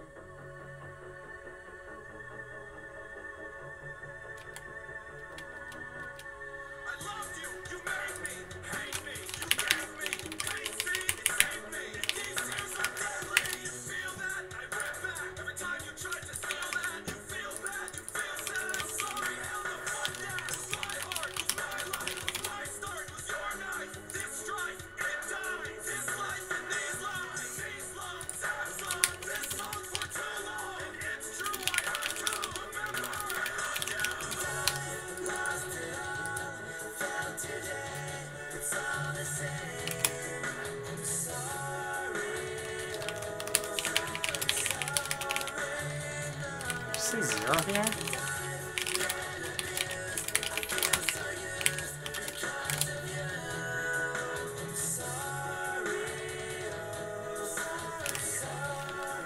Okay, it's trying to write somewhere, so let's just hook that.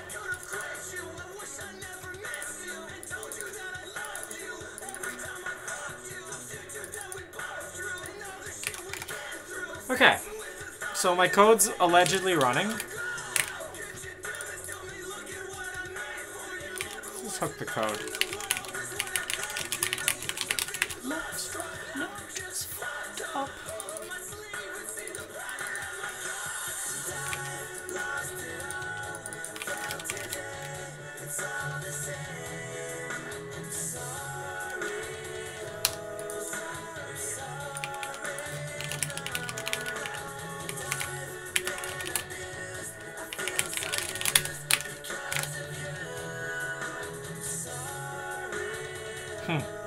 Well, that's great. Alright, let's load that in Cura.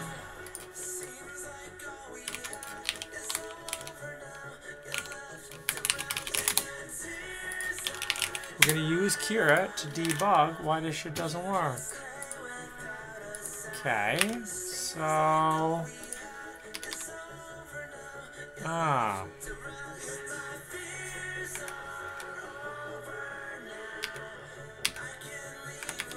I don't believe that that's unmapped.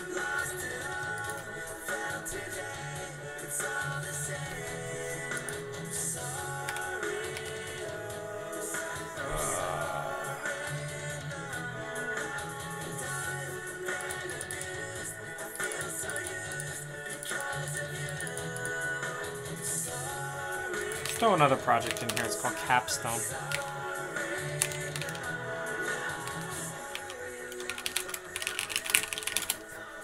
It's written by the same guy as Unicorn.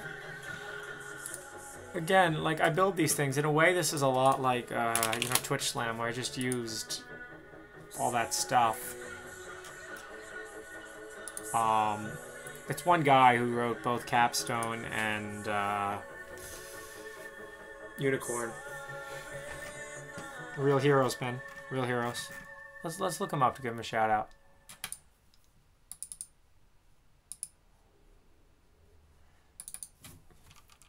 Aquine, Nguyen, and Quinn. But yeah, these are... What is Keystone? These are some of the nicest reverse engineering tools, and they've done a ton for the hacking community. Oh, it's an assembler. I bet you it's great.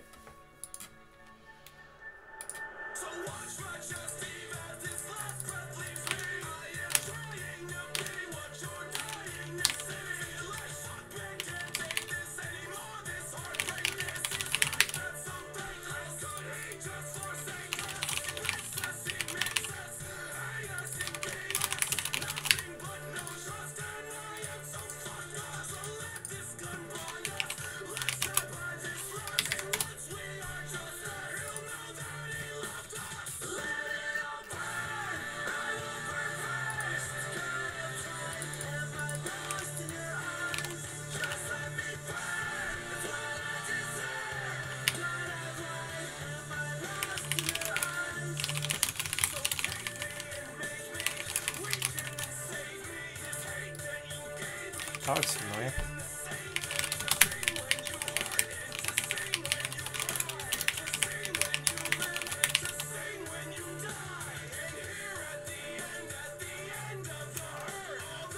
What is that 1,000?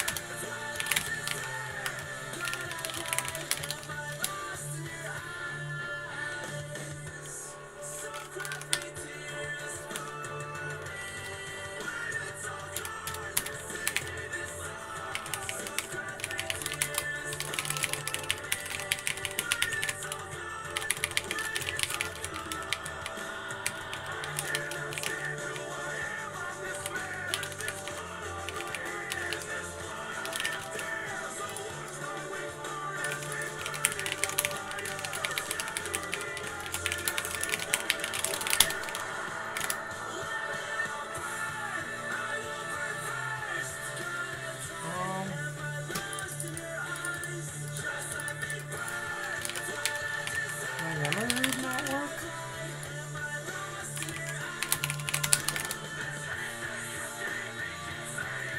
Seems right.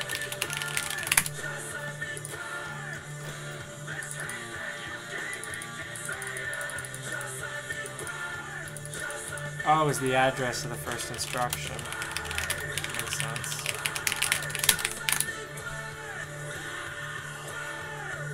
Why did that work?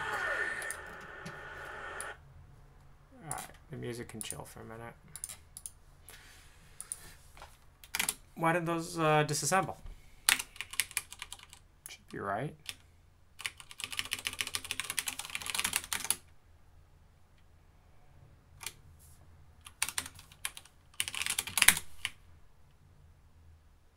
Arch x86, mode 64.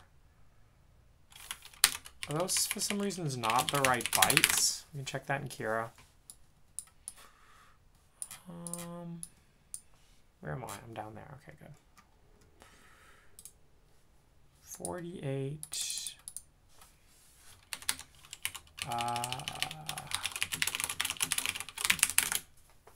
Just give me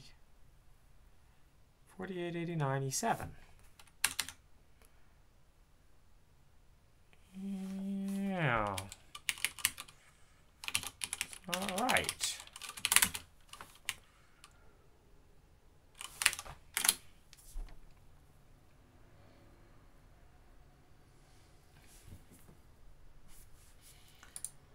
Should we move RDI RSP?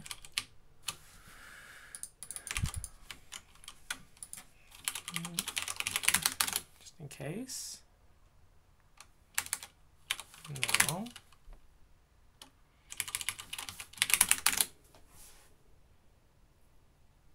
I don't get it.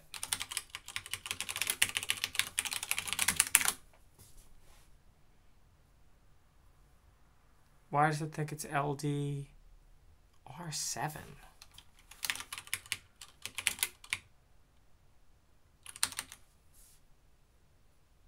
That's not even an x86 instruction.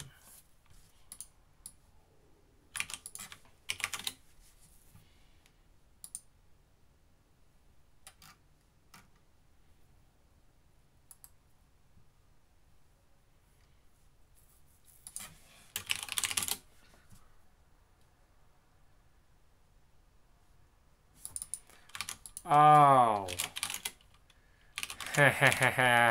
Cute.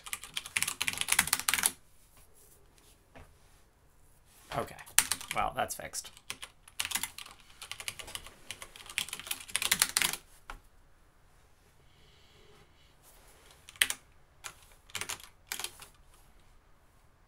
Okay. So now for some reason this is... Oh. Okay. Subtlety question. Who knows why it's an invalid memory write? I promise you this is a mapped address.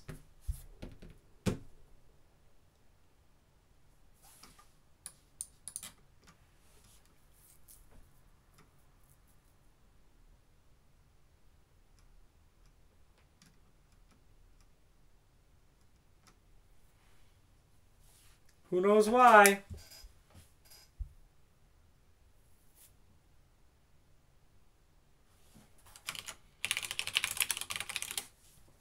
See if the latest one's up yet so I can respond in real time to your comments. I love responding to your comments. No, can't respond in real time to your comments. Yeah, who was here when I fixed the lag? Okay, who knows what the problem is? If none of y'all know what the problem is, I should just shut the stream down. UC error write unmapped.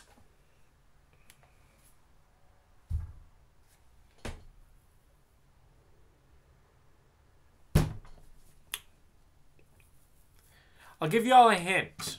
What does this instruction do? It's also kind of related to this instruction.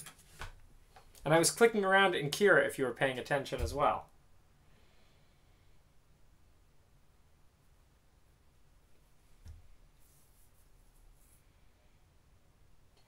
What does this instruction do? Call. What does it do?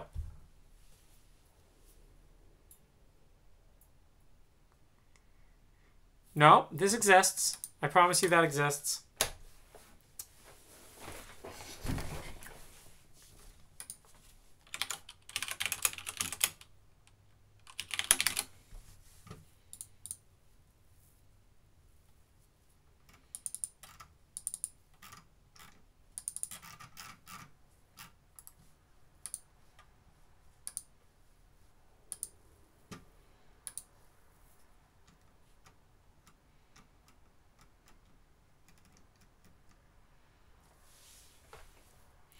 Ah, yes, satire. You got it.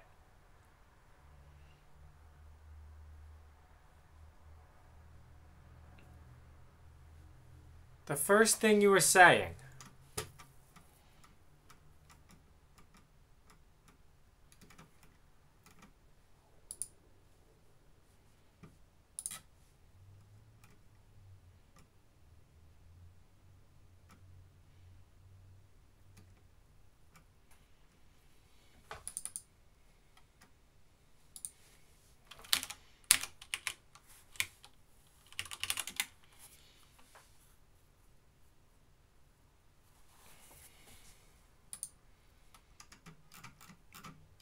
Do you guys really not know this shit?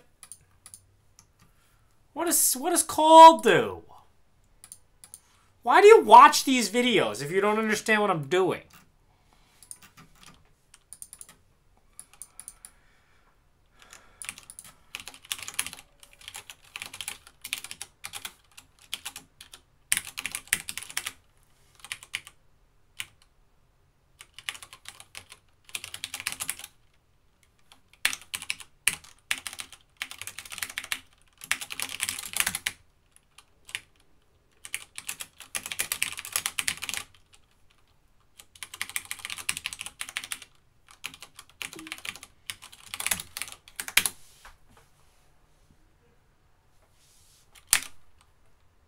Reg RDI not defined.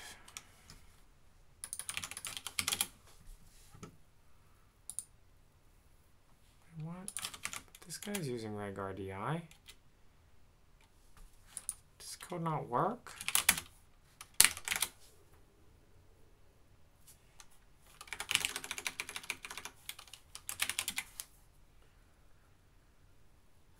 This is not a good way to learn shit. Thank you for gifting, man.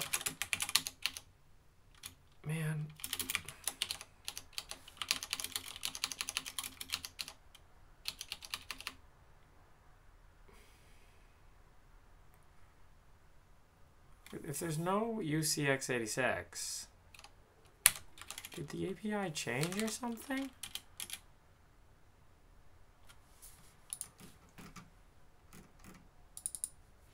Oh, no.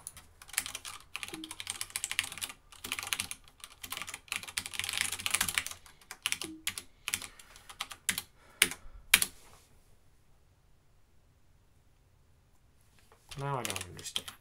That should be right now. Well, maybe not.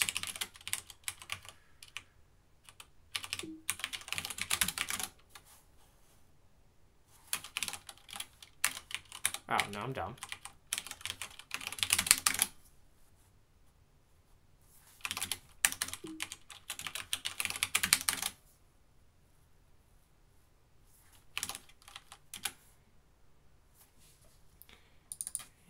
That's not, you're right. It does the other way around.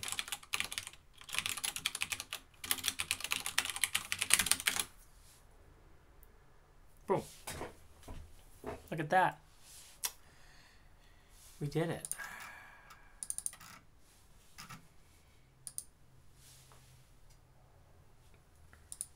Who understood the problem? Get rid of that shit. We don't need that anymore. I don't need that anymore. Look, it's running so much code.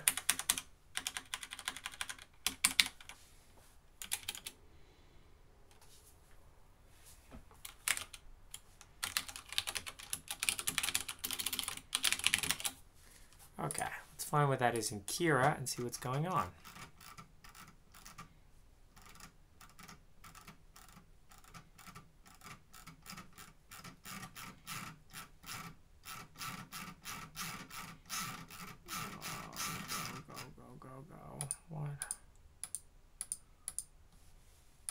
Does this not even run?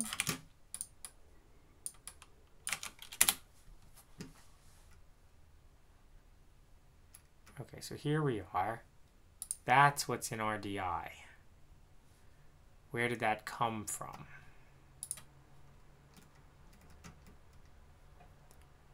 Came from R12 here. Where did R12 come from?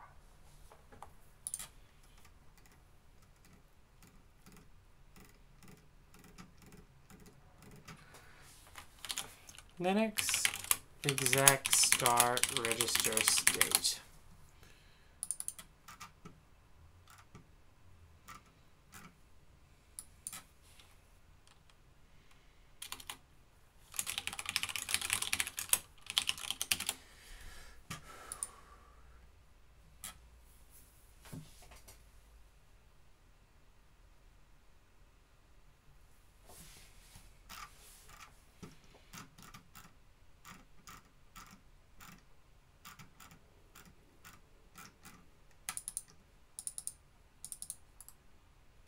Basically, what's the... here we go. Startup state of an ELF binary.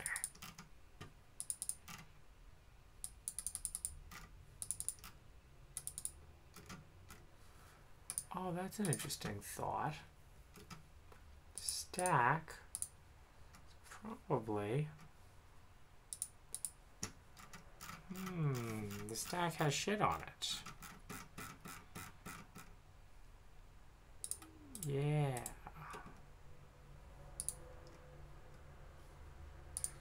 That might be that, but this pointer, yeah, it's to the name of the program. This pointer's to what we're running. Okay, we're gonna have to put some stuff on the stack.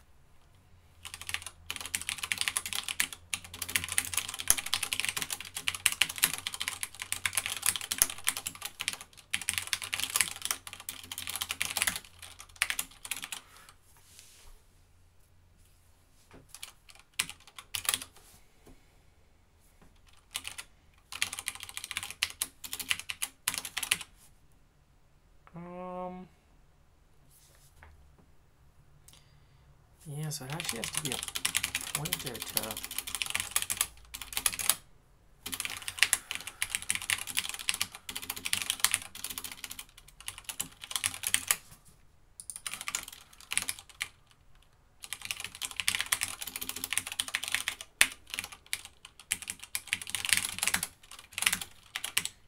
So this has to be, these have to be the pointers to the, so like this is going to be this, followed by that, followed by bin cat, because we're going to run bin cat, right?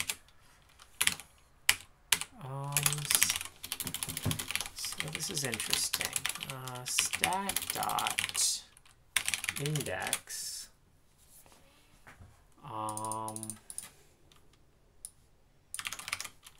That stack top minus, oh, this is hard. All right, think about what we have to do. I am kind of frustrated that people don't understand. Like, I guess I don't know. I mean, I guess the videos are entertaining maybe, but like, you don't understand what I'm doing.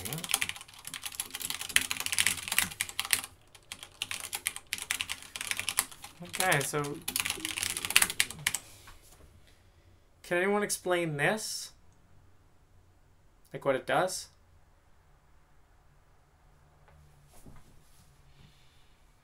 So that 2 there, and actually it needs to be 2 because this is what's called argc. So at like the beginning of a program, the first argument is argc, and then argv looks like it's just 2 things.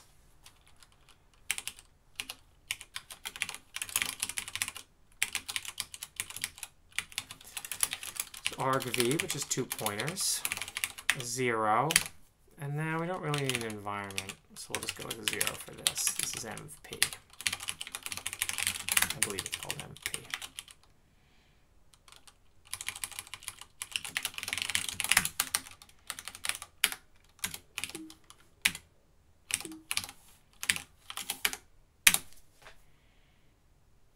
Stack top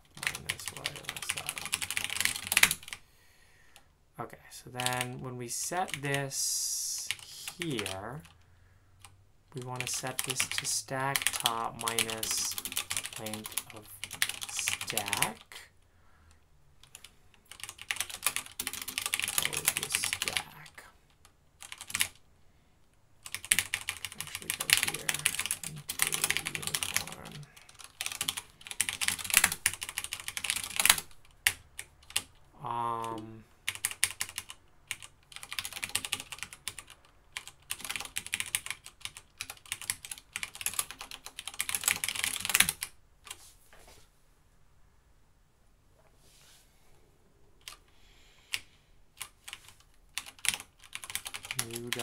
Mem right stack top minus length stack.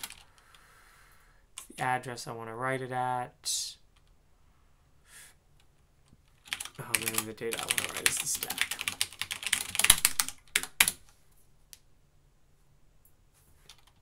Pack received. Oh.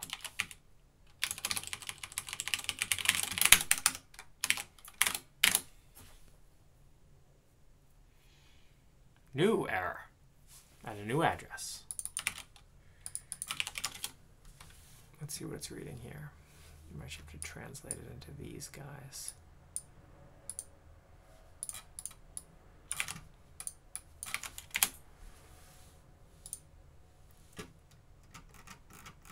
What else is on the stack? So it's trying to load the next thing on the stack, which is an F. I don't really know what that is. What is up here? It's not main. Maybe it talks about it here.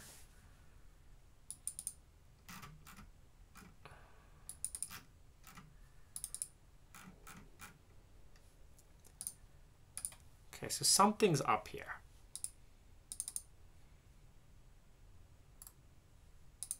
Sysinfo kind of stuff. So there's a 0 after mp. And then, I don't know, let's just put an F here and see what happens.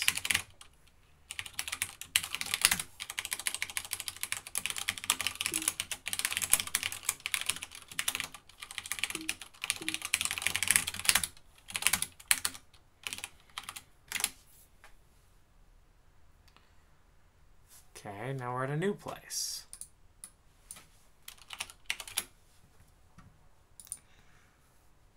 Where we're reading from this, which is a pointer to IX86.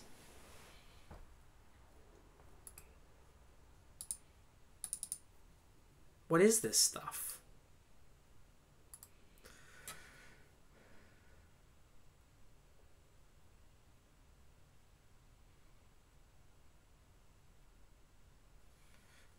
So as far as encoding my stack in little endian, struct.pack does that. So it's already being all put into little endian for me. What are these things? Like, there's all this shit on top of the stack. What is it?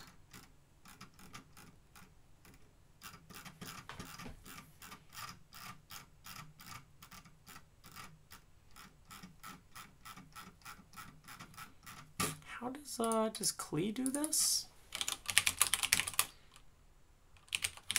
How does Anger do this?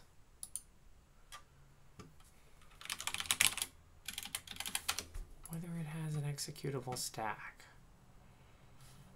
I'll learn this anyway, because according to this, it's not here. Like, the stack layout is this, supposedly. argc, a bunch of pointers.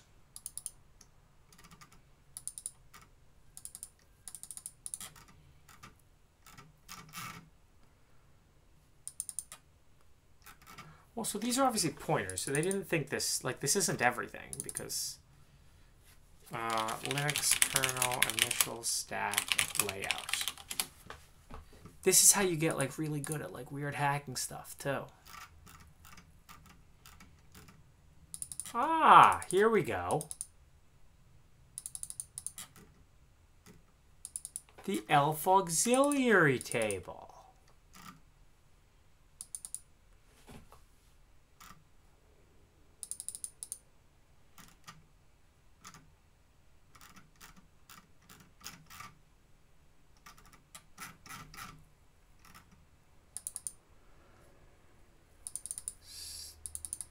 stack from startup code. argc argv pointers, null that ends argv. This is whatever the elf auxiliary table is.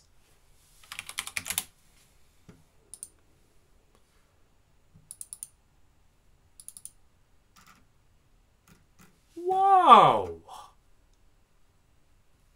Has anyone ever heard of these things before? This is crazy.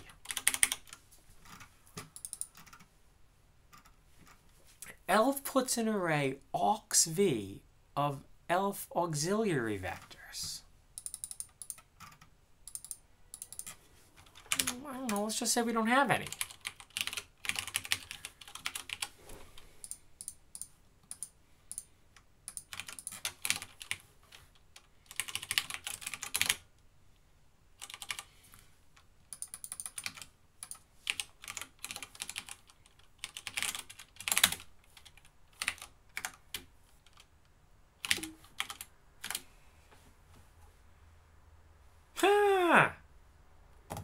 Cool. Look at that. It ran. It ran all the way to a halt. I don't understand why you watch it if you don't understand this stuff. Like, I mean, some of it's, okay, some of it's like weird. Sometimes I really don't talk to my thought process well, but like, I don't know, the idea that like call pushes things to the stack. All right, look at all that good code we ran. Wow, look, so much code. Okay, so you see this instruction called syscall? Well, this instruction normally disappears into the kernel and does something. Here's where things get tricky. It seems like on in Unicorn, it just does nothing.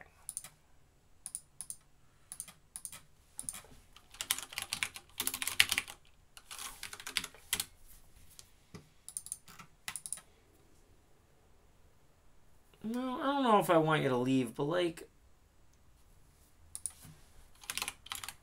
it's just frustrating. It's frustrating to not be understood. Like, normally this is all, you know, fun and games, and we're all gonna laugh about shit, but like, there's a whole world of, you know, so syscall disappears into the kernel. All right. Who knows what a syscall is? Someone's got to know what a syscall is. Come on. No, well, syscall is probably not doing anything, actually.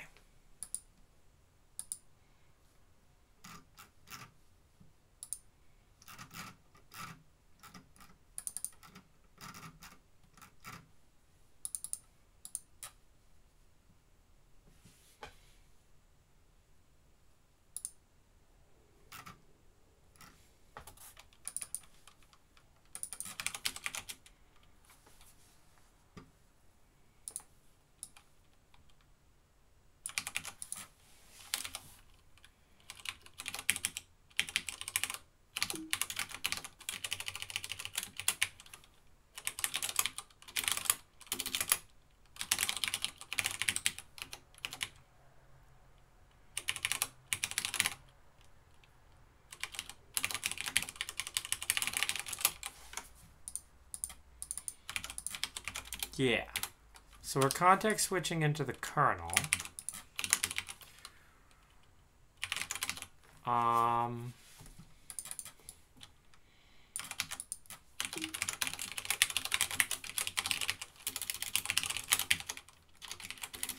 But where's the kernel right now? No kernel.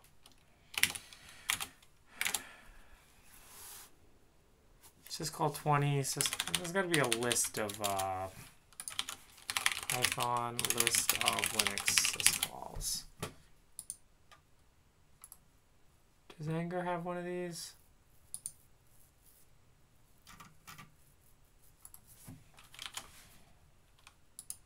Anger should.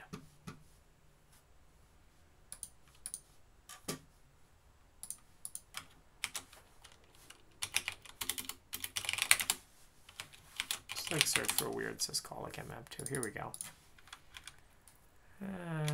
Yes, perfect. Where's this file?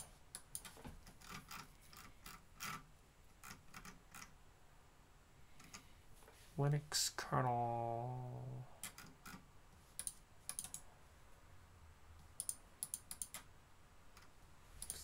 Syscall library.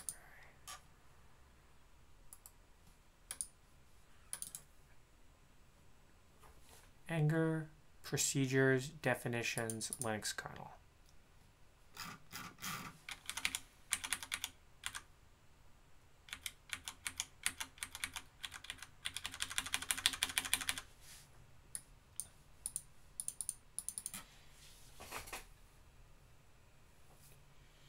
No, we're running a program from scratch. It's not exactly on the processor. It's on an emulated processor.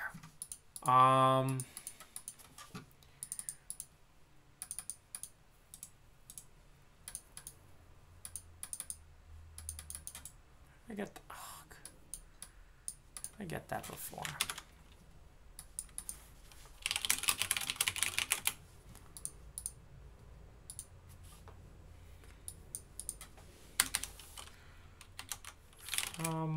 Anger. Ooh, anti-gravity. That was pretty amazing.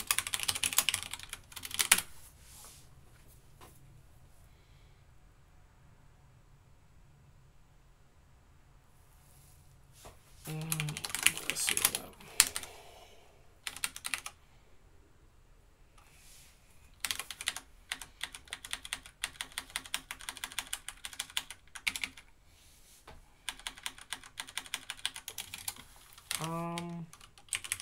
What if I return -1 here? Does that stop the execution? It does not. I can't stop the execution.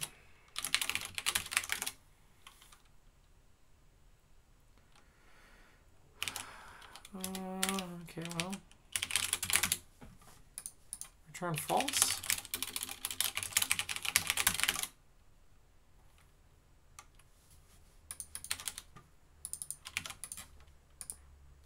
What is this example? No, I guess it's useless.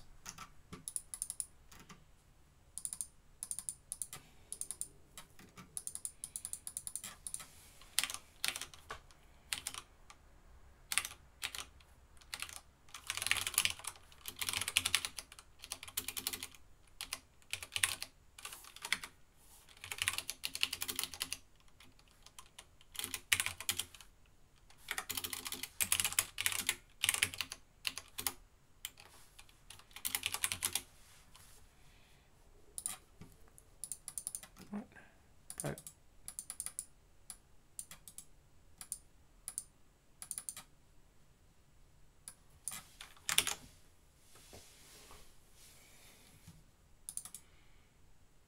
procedures.definitions.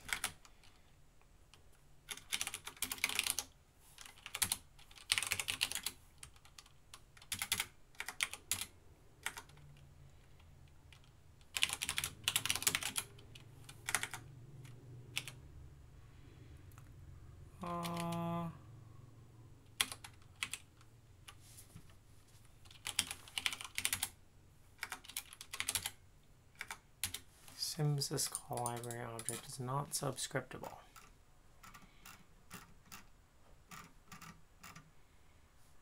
Get.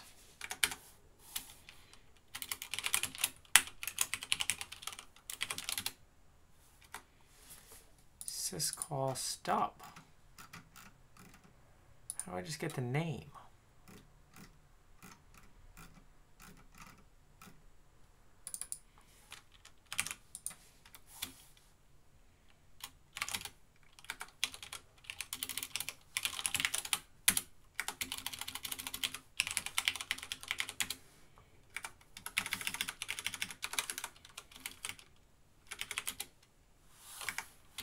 Key error 4. Oh, it's the other way around. We want syscall number mapping. Perfect.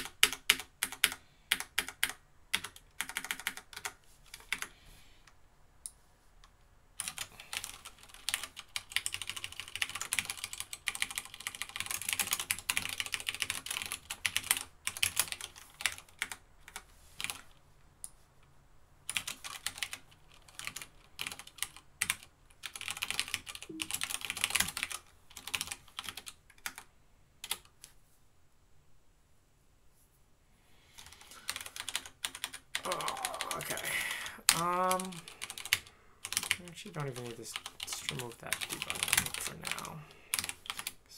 We're in syscalls don't work territory.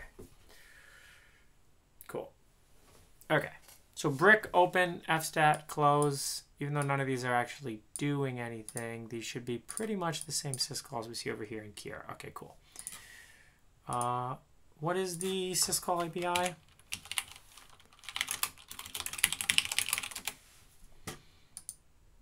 I guess, yeah, it's the same. So it's just like RDI, RSI, etc.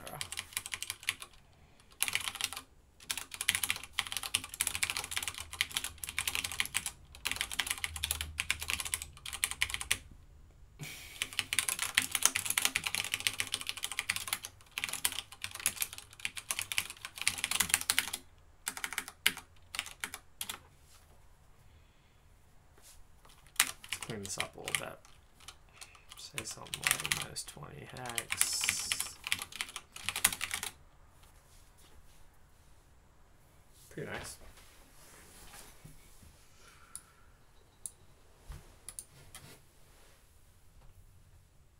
So that's the pointer. How did I allocate that? How is that valid memory? It's f-statting with something on the stack.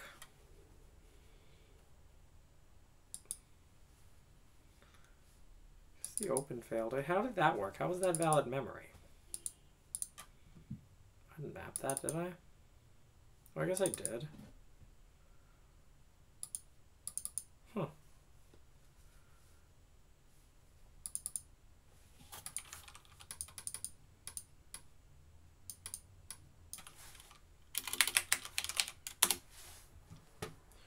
Oh, it's opening LDSO.cache, which is different from what this opens. Which I don't exactly understand. Maybe it has to do with what break returned? When this was valid, on that one it returned 0? But yeah. Okay. So we're running the syscalls. Yeah, there's no reason not to. Well, we don't have to commit this stuff to master.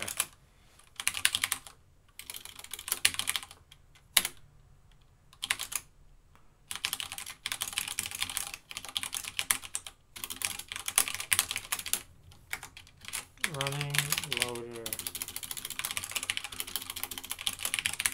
without syscalls.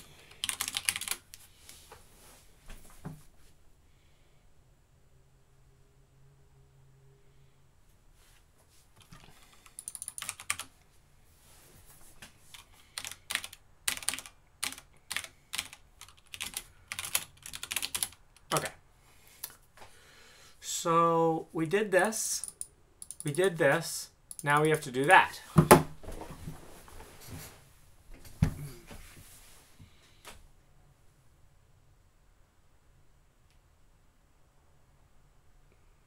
Now you've lost motivation for the day? Yeah, because probably what were you doing? Like, what were you going to be motivated to do? That's my question. I don't mean to be depressing, but, like, I think these thoughts, you know, you guys can all think them with me. And maybe if we all think together, we'll come up with a solution. Because collaboration work. Oh, wait, no, it doesn't. What are you going to code? Maybe it was cool shit. What were you going to code? If it was cool, then go do it. If it was dumb, then don't.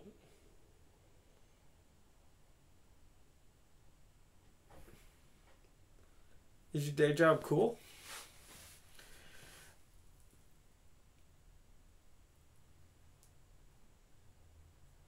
Can I summarize the thesis of this talk? Oh. There's no thesis, man. You ever just, like, get up on stage and just ramble? It's like our shower thoughts, you know? Oh, if your day job's cool, then that's good. I mean, think about it. Is your code like, if you're like creating value and moving the world forward, then by all means do it. If you're like, you know, figuring out how to get some scumbag to rent seek more, then create a job. Do something cool. Refactoring legacy PHP. I mean, I don't know. It might be okay depending on what it does. But yeah, I've read Nick Bostrom. I met him once too. You really got to ask yourself. It comes from you though, because like, you know, we live after existentialism, and you can give your life any purpose you want, right? Right? Isn't that right? Nah, man. Nah. That's a lie. I quit my day job. I do this now. I'm a streamer. I'm a Twitch streamer. I'm an Instagram celebrity. Wannabe. Do I have 10,000 yet? Yo, no, I might have some savage shit for 10,000 though. Oh, we're getting close. Oh, that's good.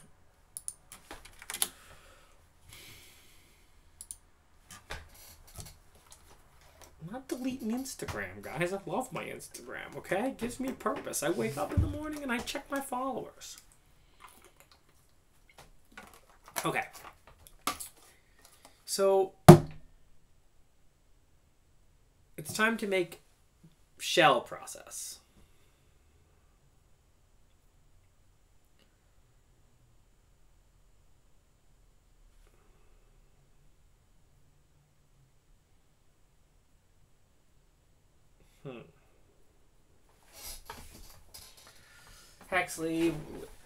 Hexy City 1, thank you for subscribing. Yeah, we've been streaming a lot lately. No, I don't know. I don't need to tell you what to do with your life. I don't know what I'm doing with my life. So, like, who am I to tell nobody? But I do know things about, you know, hacking. I was pretty good at it once. Ugh, I didn't disable that yet. Yeah, you gotta punch out, man. You know what's not cool? Making $1 billion. You know what is cool?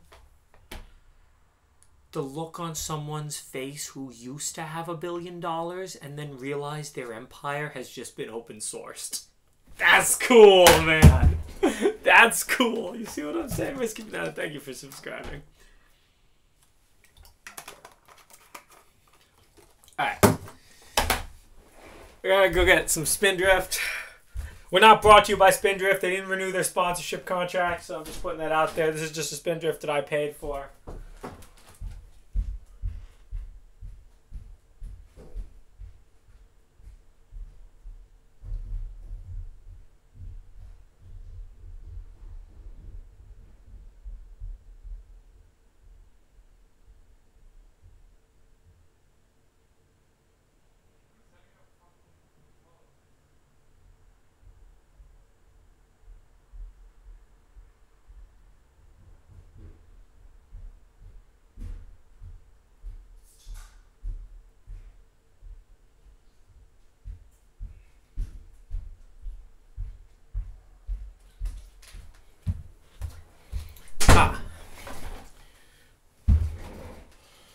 Spindrift.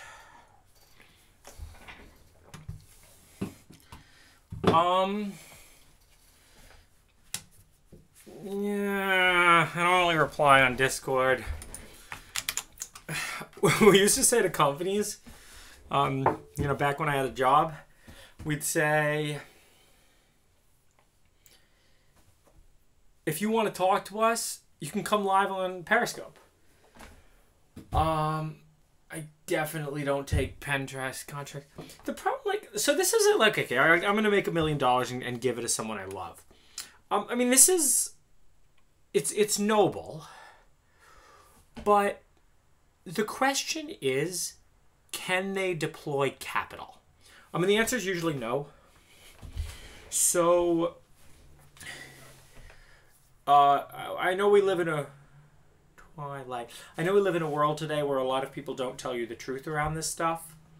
But what's the difference between rich people and poor people? Like, you can say, well, rich people have money and poor people don't, but I promise if you took away both their money, you get some that switch. But for the most part, the poor people would continue being poor and the rich people would continue being rich. And even if you like took away their money and had them start from scratch, probably even in a new area without any connections, right? Like you go, like, oh, the rich people are just going to call up their friends and get them to give them money. You could start them somewhere completely new. And it's an attitude thing. And what it comes down to, it's a skill. And the skill and the attitude are how you deploy capital. If you spend money on dumb shit, like, oh, well, you know, oh, look, I can put this down payment down on this car, and then, yeah, cars aren't a good place to deploy capital. So you ask the question, after you give them the $1 million, what are they going to spend it on? Can you deploy the capital more effectively than them?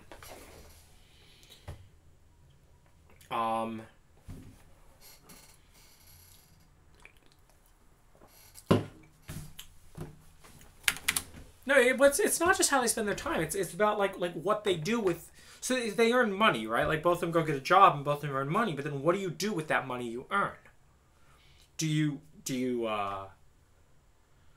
Really one way to deploy capital, if you don't have any better idea, is to invest it. Right? This is a much better idea than deploying capital in like buying Spindrift, say. Yeah, and that's the truth. If you earned the $1 million, you're going to deploy it better than someone you're giving it away to, right? Because if you have the skill to earn money, it's a similar skill to...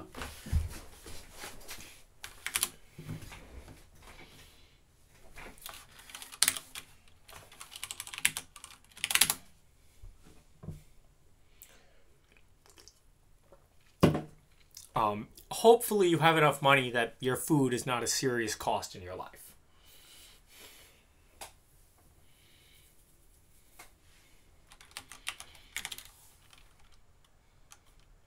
Hookers and blow, yeah. I mean, it depends how you view the world. Maybe not the best place to deploy capital, but to be honest, I have seen worse deployments of capital. Wait, you want to come on Periscope? No, you don't come on Periscope. It's just like this. So whatever question you want to ask, you can ask me here. This is like Periscope, except, you know, somebody at Twitch actually knows how to write a streaming server, unlike Periscope. Well, you know, I mean, you can... There's varying quality of hookers, and there's varying qualities of cocaine. I mean, you know, budget accordingly.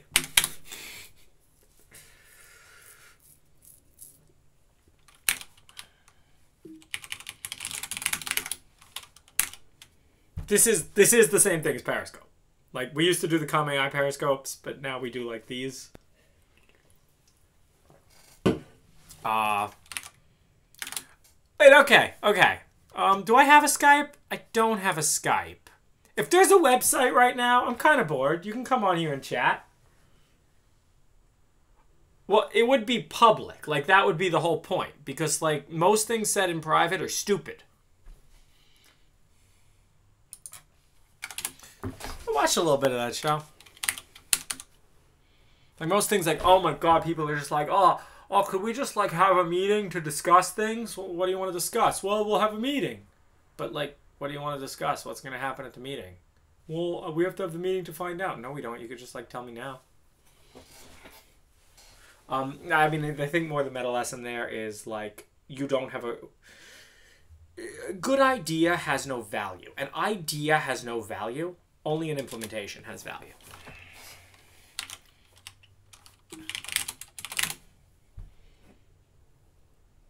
Did you guys call hookers? Who called hookers?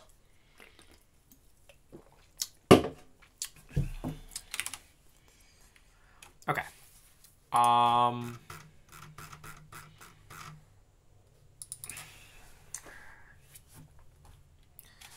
Let's read the unicorn code. Now things are getting a little harder.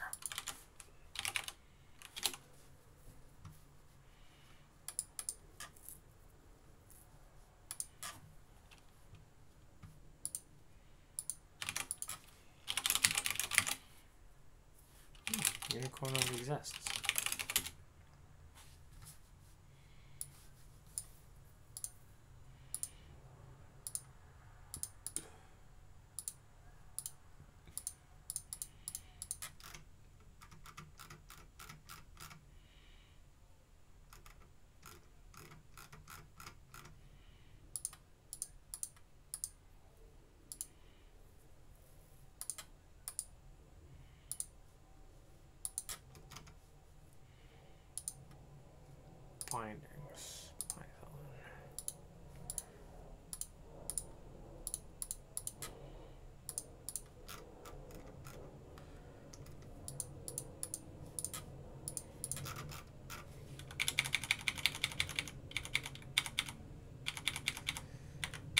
I guess this is really just mapping this stuff into a QEMU context.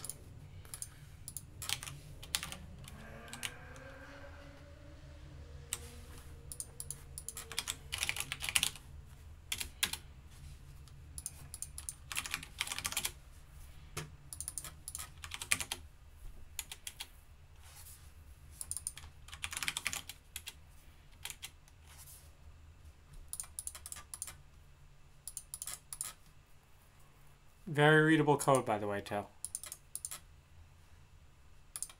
This is nice. I can appreciate it.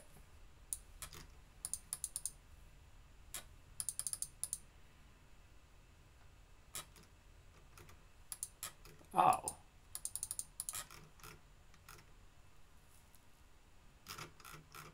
So,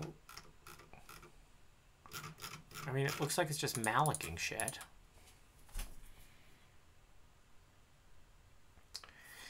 What we want to do, yeah, I think what we want to do is write that to files in dev.shm. And then we want to map those files into a program.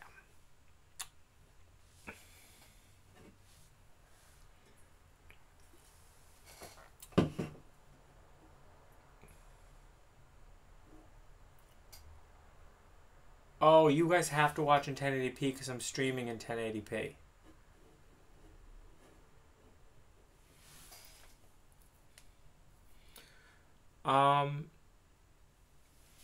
David Sit _site, since you're a subscriber. So if you have an idea that works, I promise you I can get you the upfront manufacturing costs. The problem is, while a lot of things can be successful small businesses, do you have a way to prove out market demand for it to grow? Cardi711, thank you for subscribing.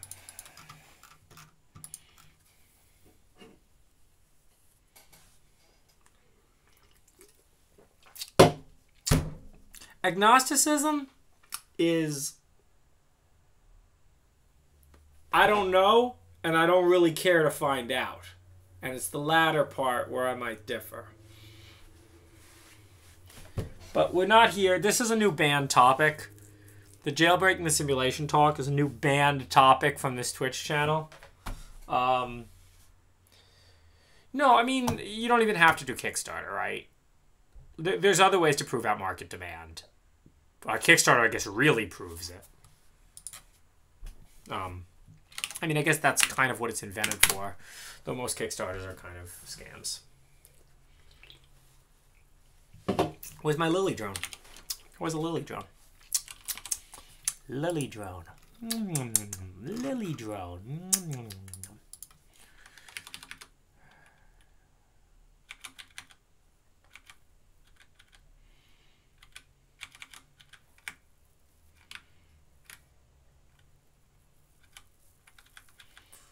Wow, it supports all the registers too. This is beautiful code.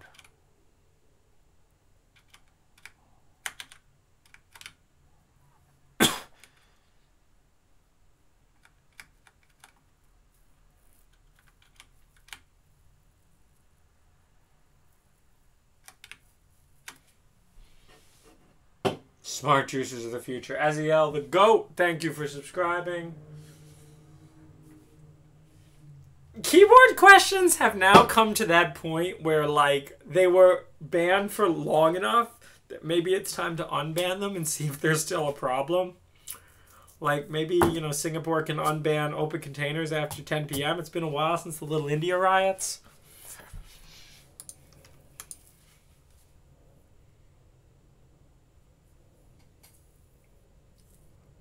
Well, yeah, I would assume if you're already selling your product that it's finished, and like scaling up manufacturing is a question of, like, you know, finding the right Chinese connect.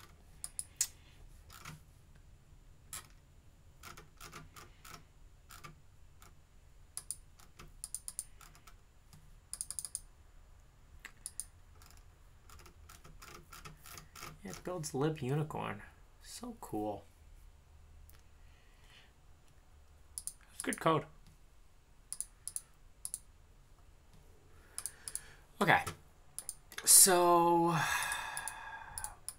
what we want to do is get at the real underlying pointer. There might even be a way. Oh, here we go. Memmap pointer. Okay, this is exactly what I want.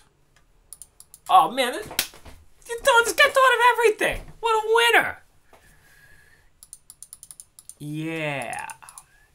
So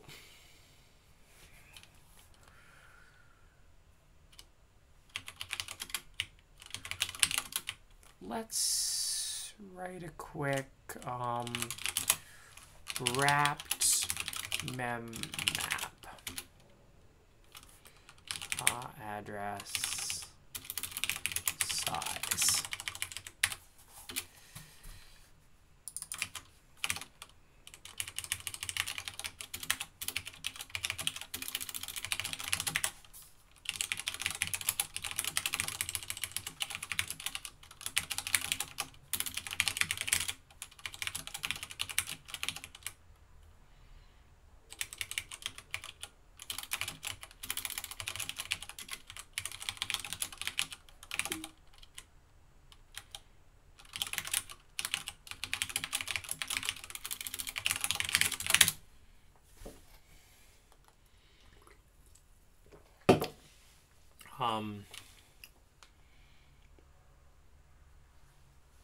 Okay, so now we need to do Python mmap. We want to change this to mmap pointer. We'll deal with protections later.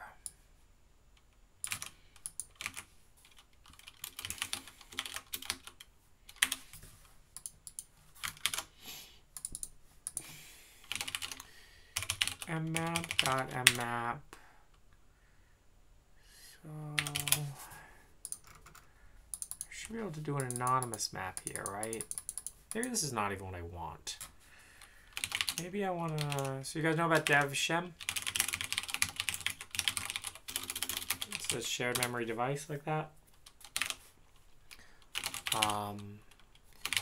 Let's open dev.shm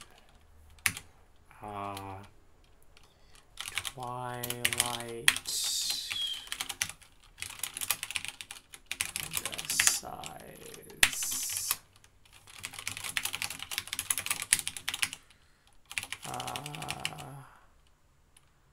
os.open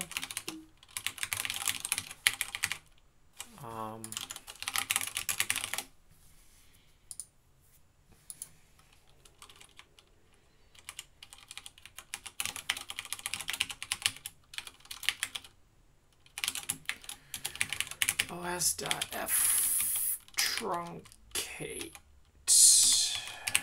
fd size, I think that's right. mmap.mmap should return a pointer.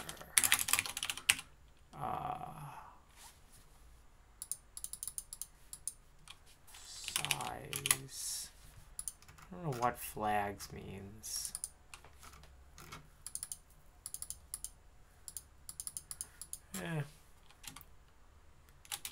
Probably fine.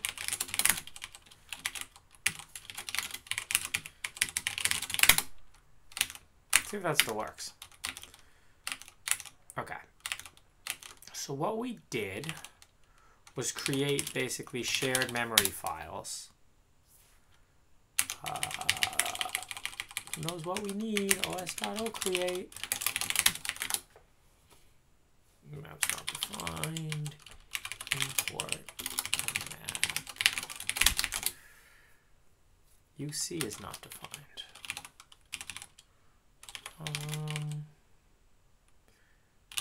UC prod all should be fine there.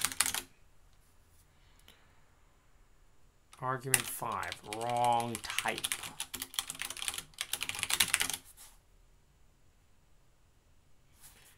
It's an mmap object. I'm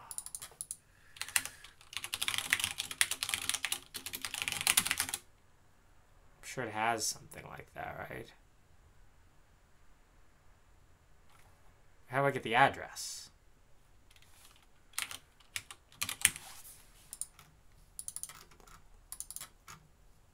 Find, read line.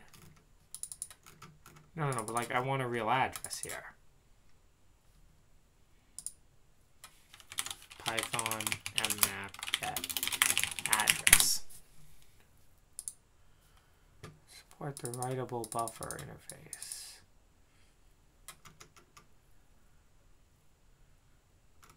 C types.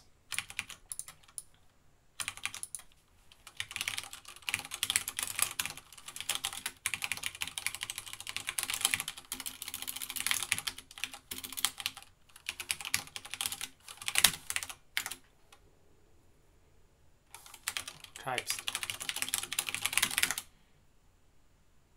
C and 0, great. Is there an OS mmap Python?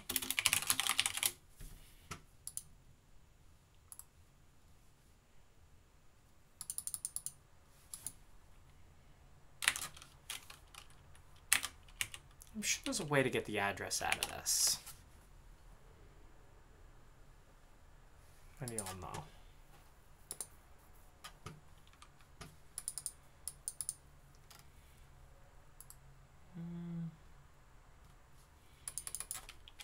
Python mmap get pointer.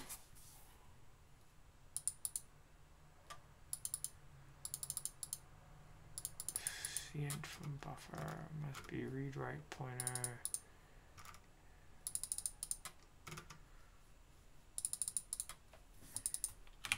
FFI from buffer.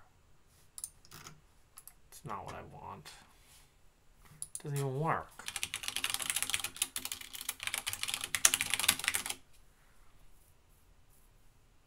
Cint 0. No. C won't.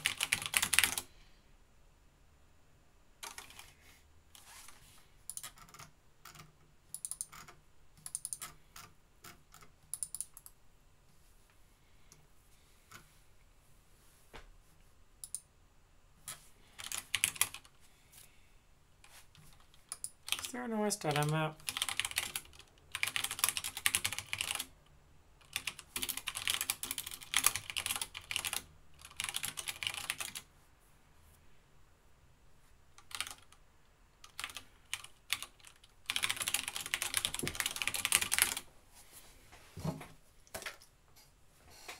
mu.mmap khole. Great.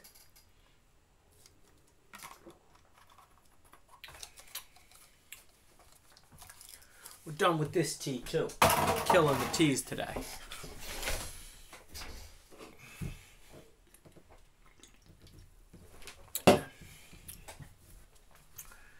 What do we gotta do? Gotta get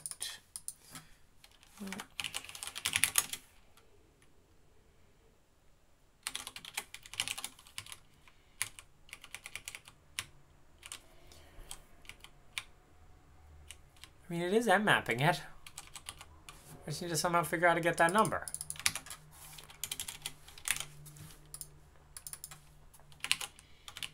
Python call raw mmap.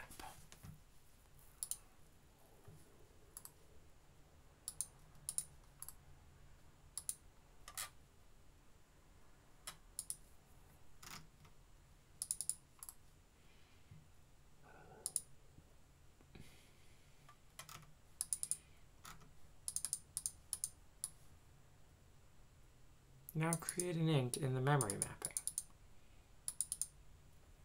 Yeah, like this isn't dot from buffer.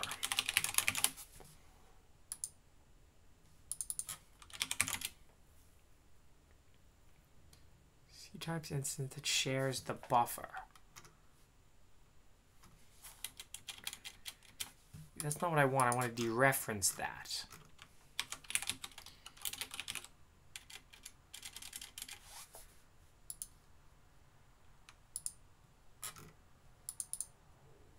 Pointer.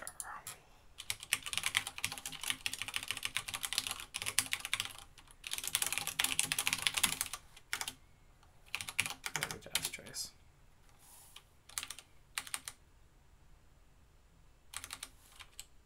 Oh, but that's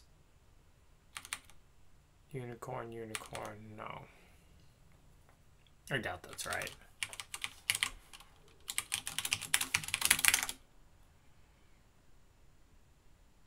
Zero.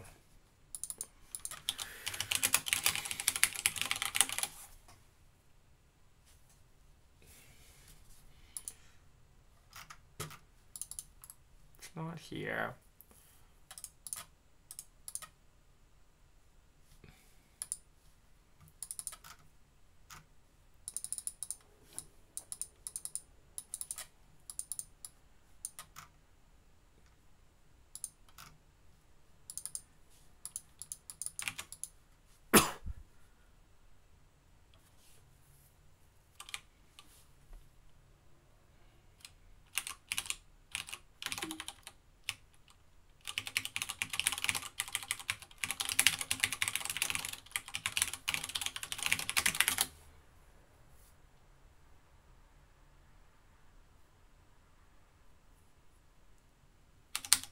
Yeah, but that address maybe?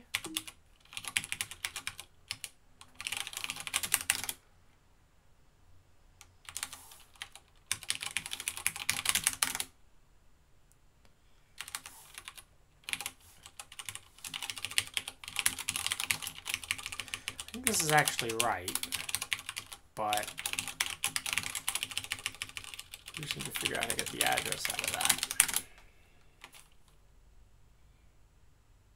Base dot contents.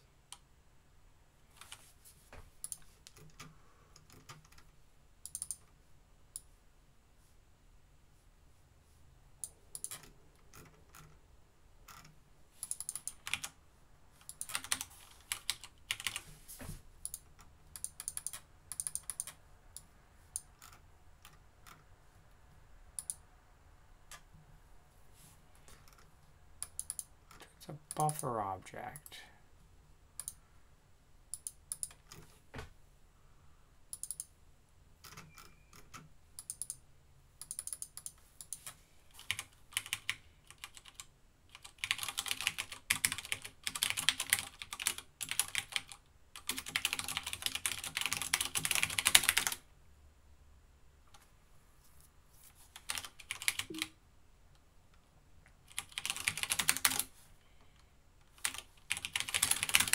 Oh, this is frustrating. I just want the address of the mmap. Python raw mmap syscall.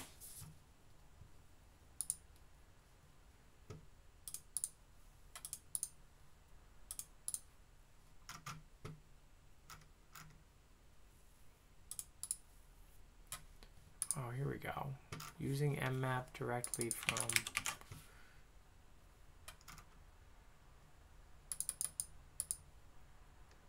Oh, we just need the raw. That's cool.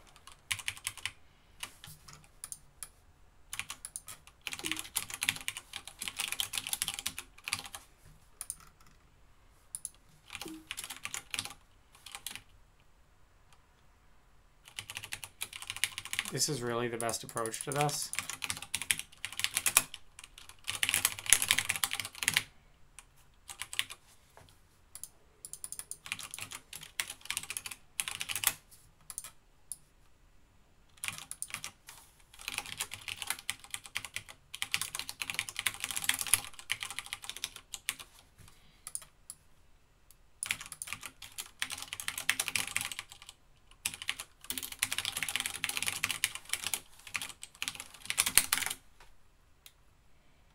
Cool.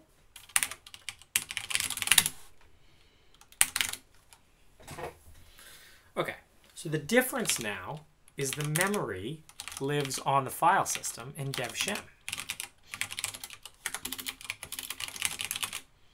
Yeah, look at these twilight mappings. If we look here, they're all 0. Suspicious. The stack can't be all 0. That one's very suspicious. Useless.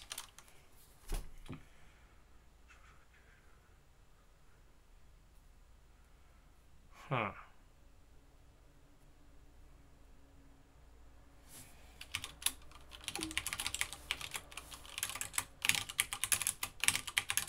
Oh, no, because it's map private, map share. We don't want to map anonymous. We actually want to map the FD. That's better. Segfault. No, actually, there's no reason to actually map that exec.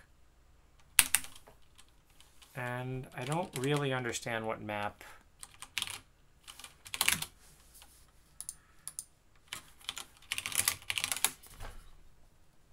Let's read this. Oh, okay. I don't... Yeah, we don't want to... Okay. So the address can be none. And we put the FD in here. Come on, you should know the mmap args better than that. Now when we run them. And now when we look at Twilight. Yeah, look at that. Look, there's stuff there, guys. Oh, yeah, we did. We put stuff.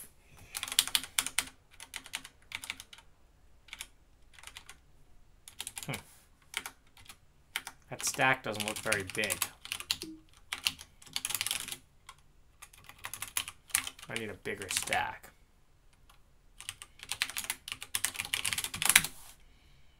Should be fine.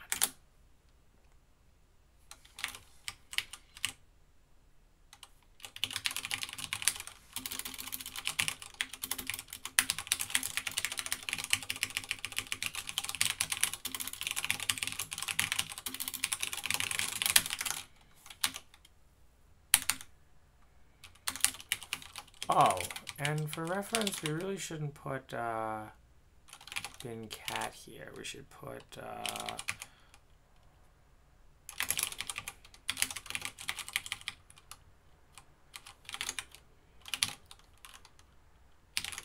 well, we'll do it, whatever. Oh, and no wonder it didn't try to, okay. Now I understand why that thing was wrong. I didn't say any words there, did I? Now I understand why it was trying to load something different from what Kira was loading. Because when I ran it in Kira, I ran it with bin cat. See? So that's why the syscall was called with bin cat. In fact, if I look at that RDI, it's like weird. It's like somewhere far away. It's probably copied there. Let's try this again. Yeah, run bin cat. We got to tell it what we want it to run. Well, maybe not. That open still looks broken. Still might have to do with the break not returning the right thing, but...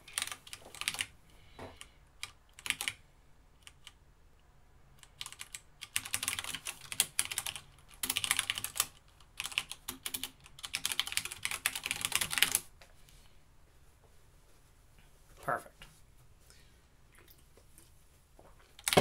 Okay. So now we have these nice Twilight shims. We can delete them for now, but now we have to map the same memory into a process. The shell process. Who's talking about keyboards? What is that? Hello, Alexa, you're in here. Is that when you're a subscriber? You cheered 1,000. All right. You can mention keyboards.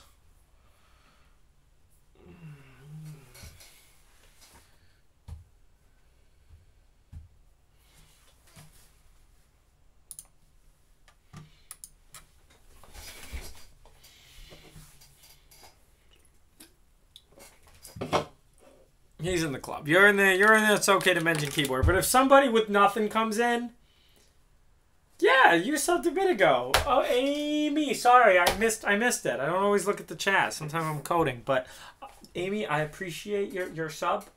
You have a star. You know that you're better than Dev12341, who does not have a star. Who remembers the star bit from Japan? Went something like that. All right. So where were we? We still haven't actually emulated any syscalls. I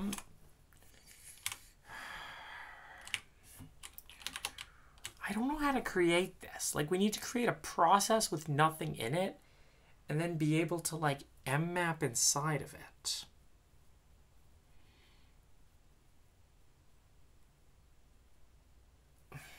And okay, I guess one way to do it is we could create a really small... We could create, like, shellcode, which does the opens and does the mmaps. See what I'm saying? It's like a little loader that's just going to kick everything off. Then we're going to want to... We don't even have to strace the binary because the syscalls are coming to me first. Yeah.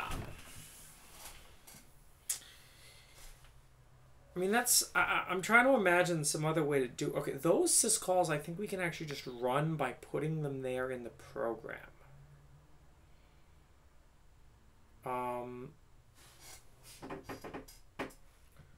Well, yeah, it's kind of like a debugger, but... Like, I want to run the syscall in that context. I don't know how GDB does this. Let's see. So what's the underlying thing? There has to be a Python library. ptrace? Is this what GDB uses? Python ptrace is a debugger using ptrace. This doesn't look that well maintained.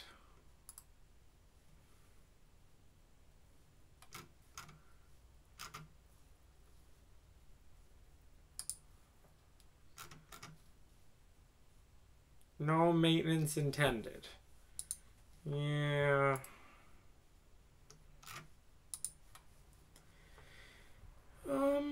Okay, well, I don't really know that much about ptrace, so let's learn about ptrace.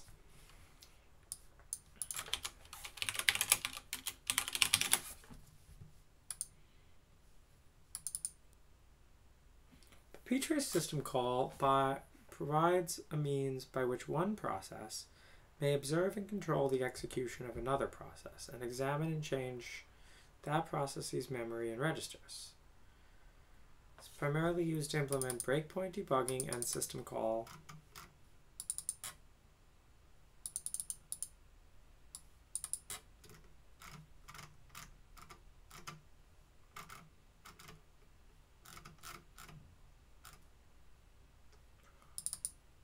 Oh. ptrace. True exit to a system call.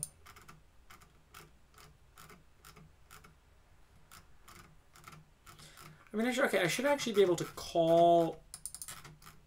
I just want to call system calls in the child process. So I can fork and unmap everything.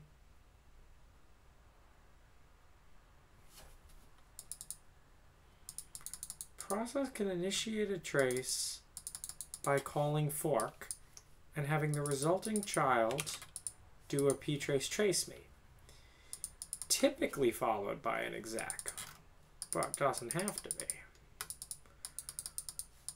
Oh, well, no, but I was saying, like, I could mmap the sections in Python, right?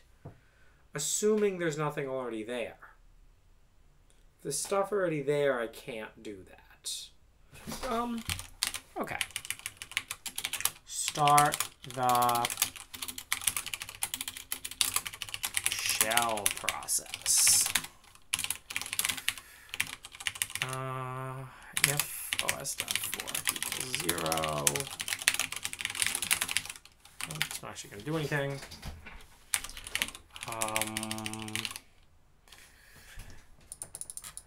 System cat proc self. It's actually not going to work because that's just for cat. OS did.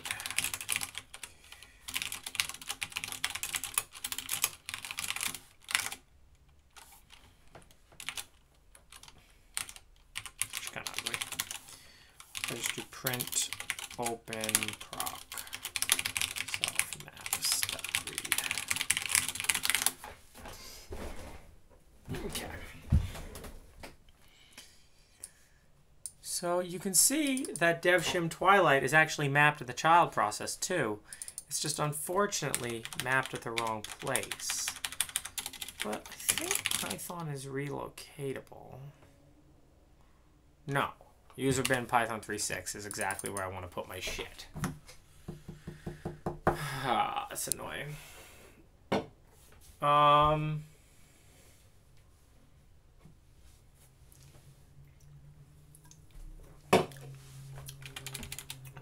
So Python is exactly where I am. This is not like I could hack around this, but I don't even think that's a good idea.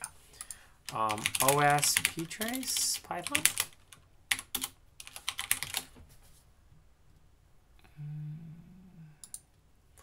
Just read how they actually call ptrace. I don't actually use this thing. It says it won't be maintained.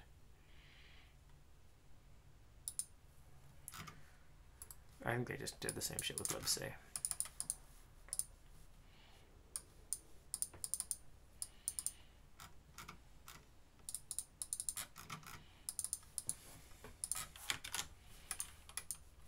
We can do the same thing with that map.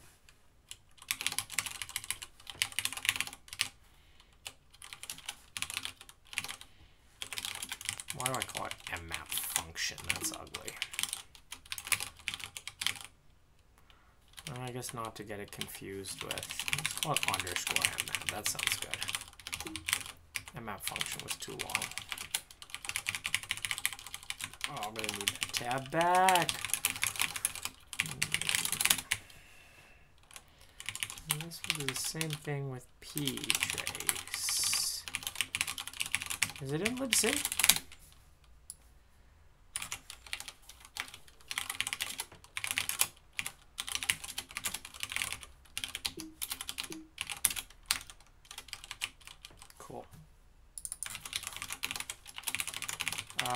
The res type is c.long, and then what is a ptrace request?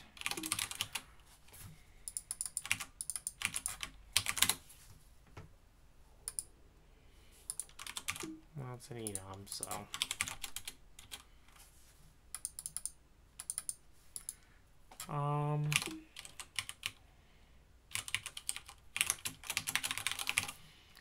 do it into there.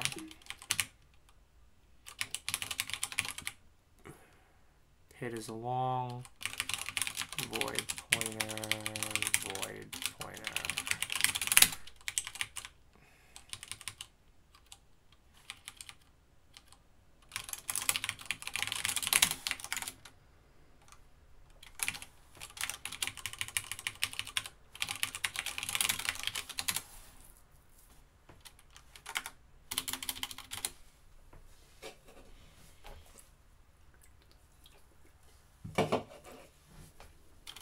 A lot of people code in the terminal. Ptrace.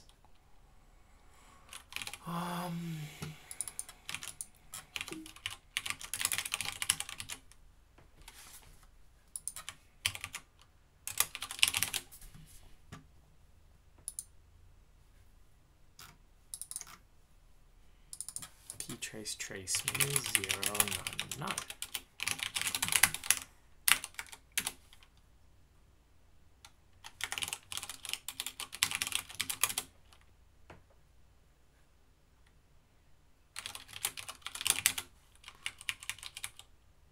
EPERM.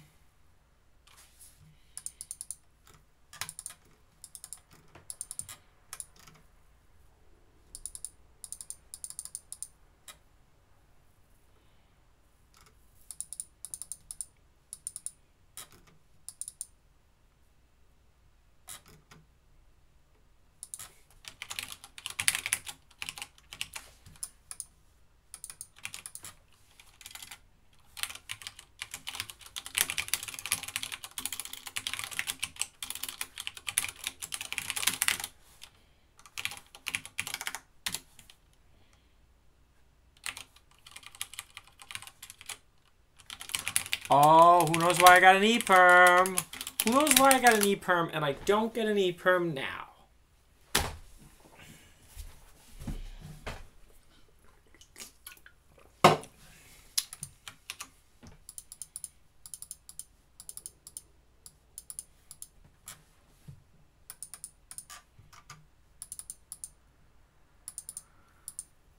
Wait, no.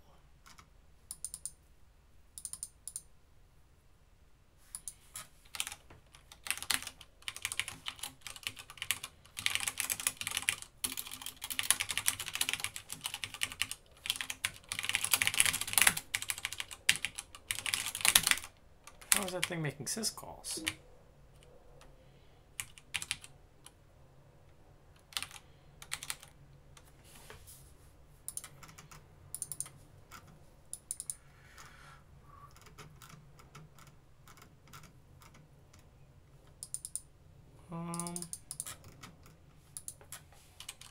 Maybe like system OS.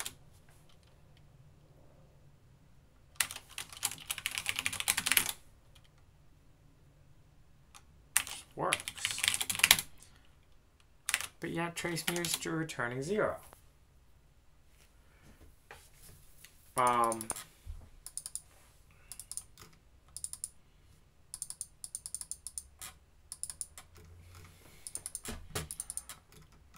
What is wait?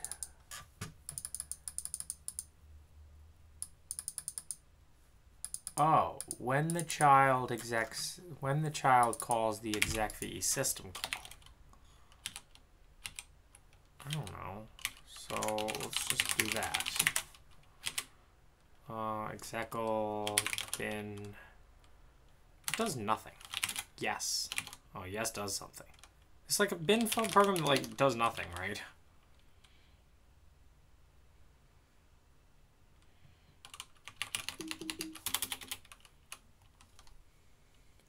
Oh, bin true. Yes, true, of course. How could I forget about true?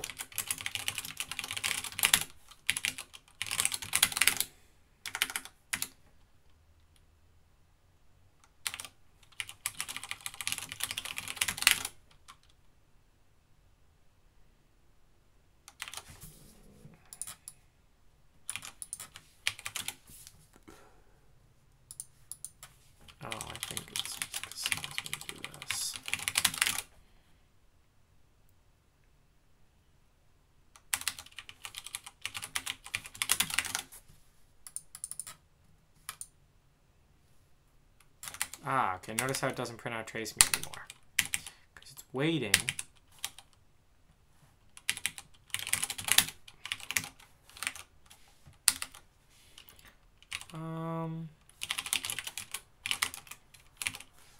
Oh, we want to do a wait, I think.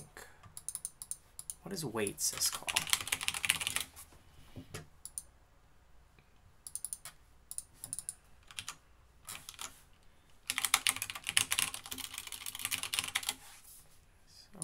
Wait.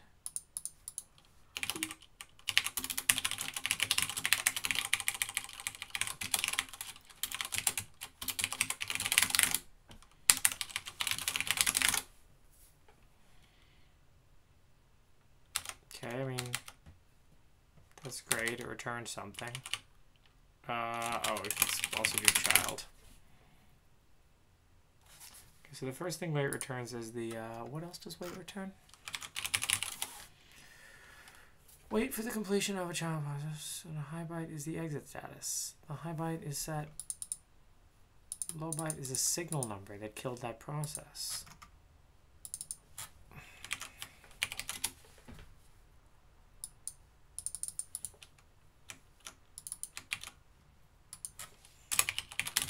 It's a macro.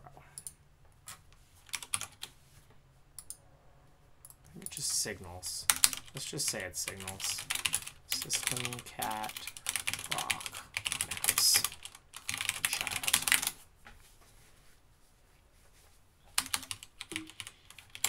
This isn't C, bro. You can't just keep typing system like that. System is wrapped around the OS library, and in Java, it's probably wrapped around the. Ooh, look at that. We only have like 3 things now. I wonder what syscall it's trying to execute. Should be able to get that. Peak user.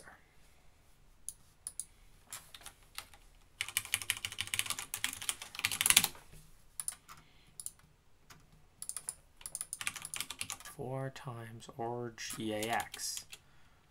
What is org.eax? Is that a ptrace thingy?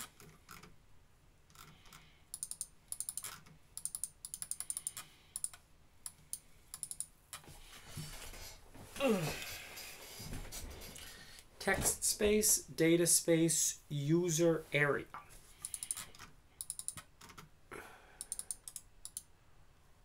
Get regs. Floating point regs. Continue and stop at the next return from syscall.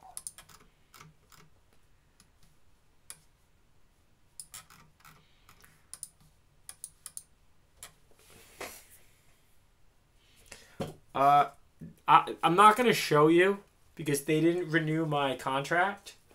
They didn't renew my contract. So you're just going to see this.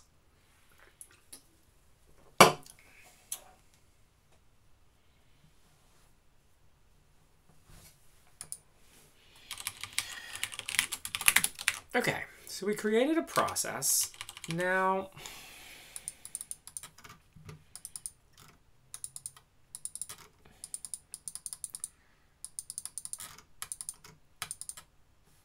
we could actually just write our own little thing, which we'll put like a syscall stub somewhere. We're gonna have to set the registers up. So we're gonna have to figure out how to write registers to the child process. We can't do an mmap. Okay, let's write a little program in C. Well, it's a little bit annoying.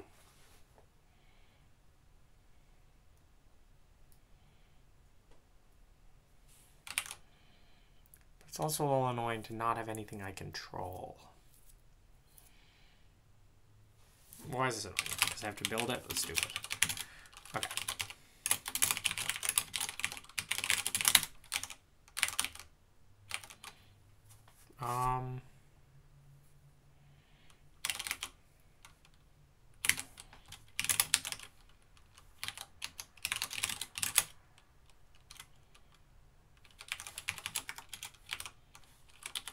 Tracers, Twilight, GCC shell.c. Okay, it does nothing now, but right now it's all cells. We'll do like no stdlib static shell.c. To define something called start. Do something like write 0 hello from hello 6. Does that work?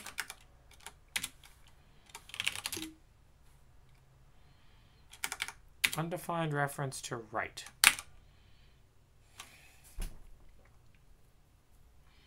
mean, it's a syscall.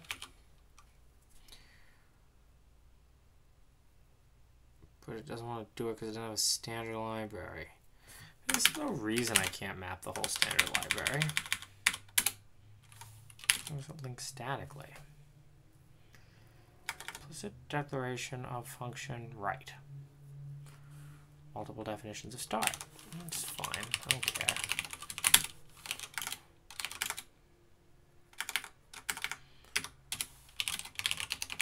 Is it big? Oh, it's big. It's just annoying. Syscall macro GCC built-in.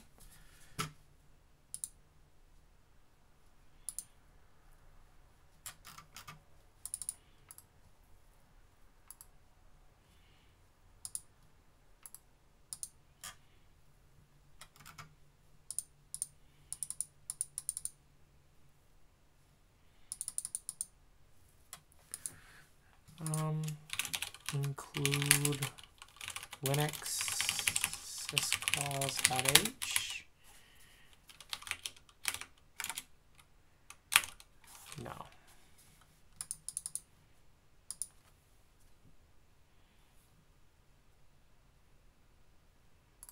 part of the kernel.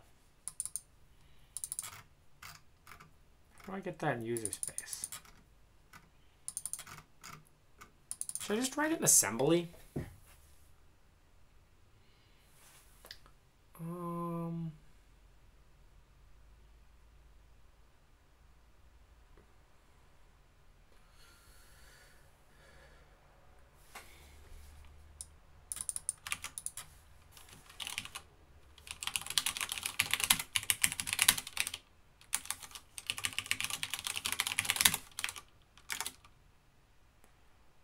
Undefined reference to syswrite. Yes.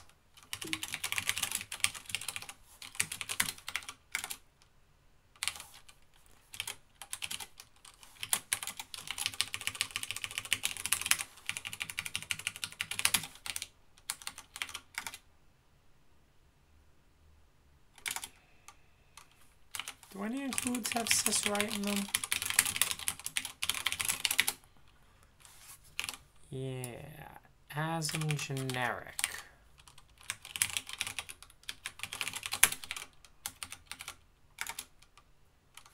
No.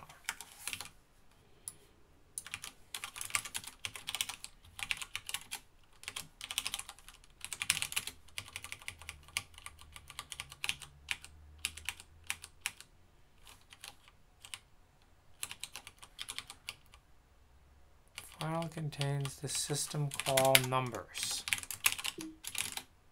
Great.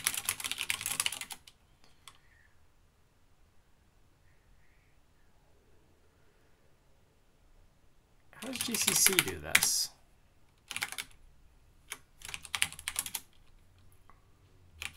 Sysread, nrread.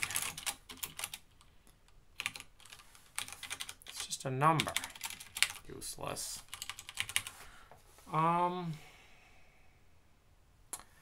You know what? Well, we have to make an elf header. We need a linker then. I was thinking about trying to use...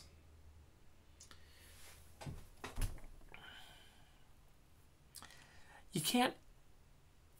Is there a way to ptrace to mmap in a child process? Like, I doubt it.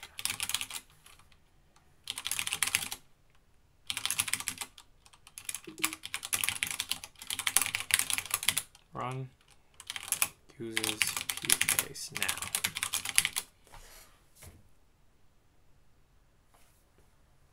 Include sys.syscall.h. If this doesn't work, I'm never listening to people on the stream again. But if it does work, I'll listen to people on the stream again. Oh. Well, okay. Hang on, it might work. Sys.syscall.h.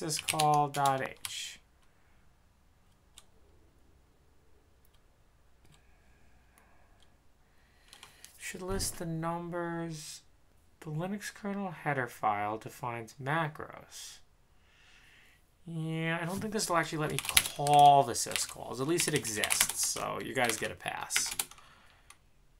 It won't actually call the syscalls. Inline asm c.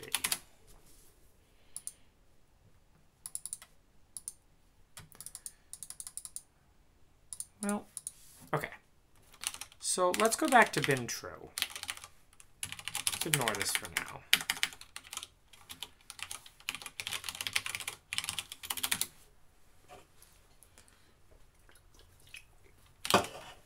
I think we can also do this first thing. Even before we do unicorns and shit.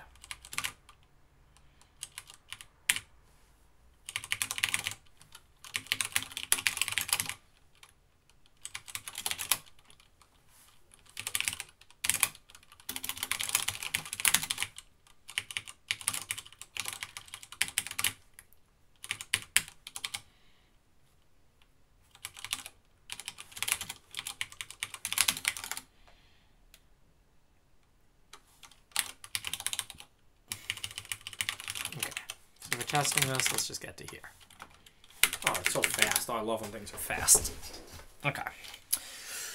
So we want to unmap all of those sections.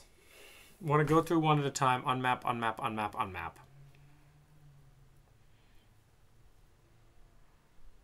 I almost wonder if I can pull the same trick again.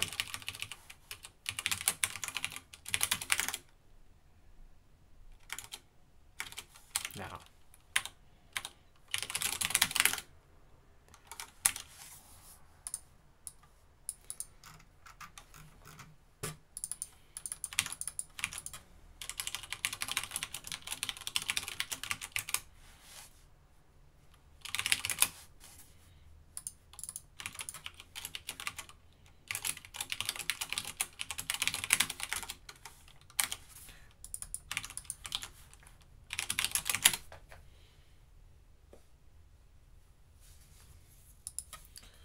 Learning C++ is, yeah.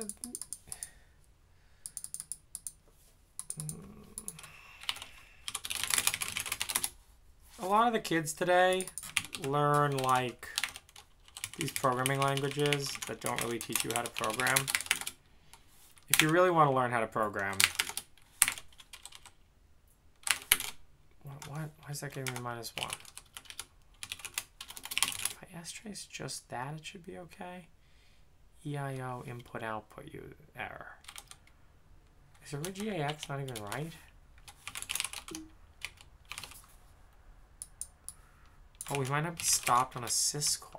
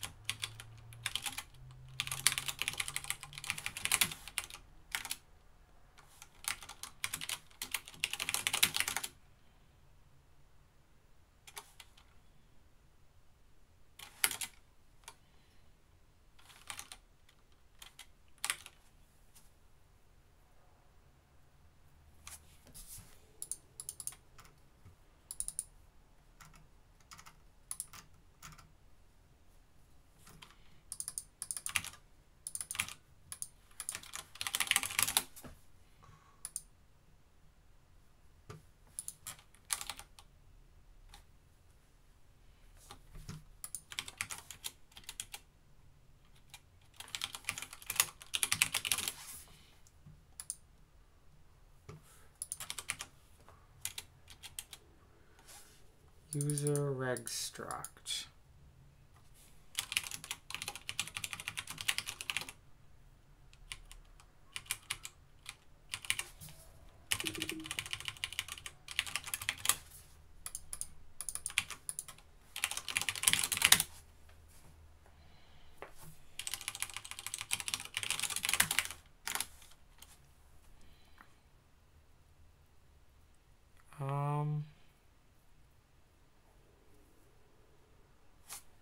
But why are we still calling? Oh, we shouldn't be calling QQuser.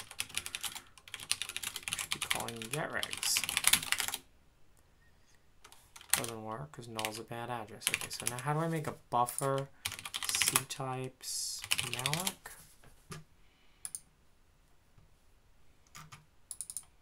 You can allocate buffers. Yeah, it's probably better.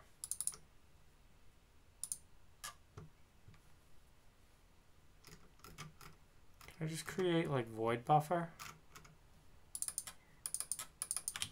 Doesn't matter.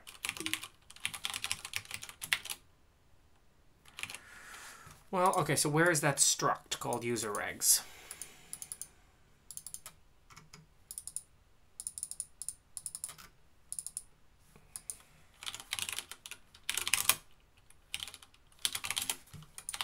It's in here.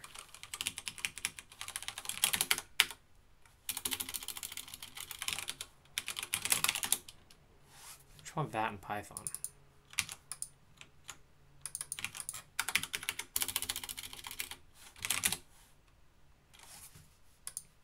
Yeah, this guy.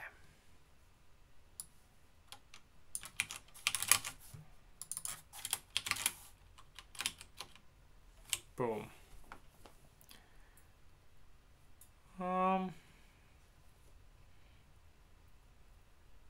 Okay. How's the best way to get that into Python?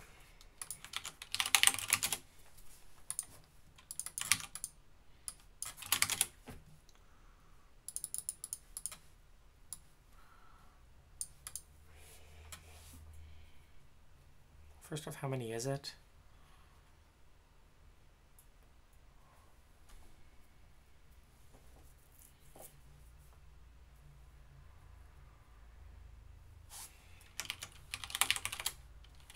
$71 minus 44 is 27. So we'll create string buffer 27 times 8. Regs. Pass in regs here. Print regs.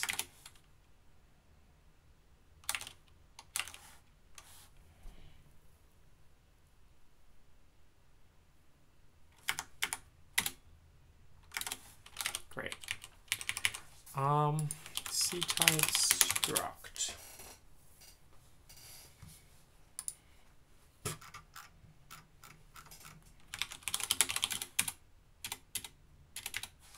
Structure.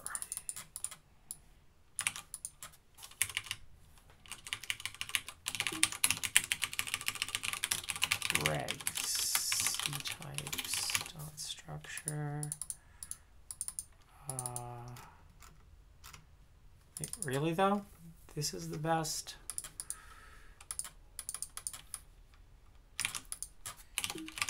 Field C long.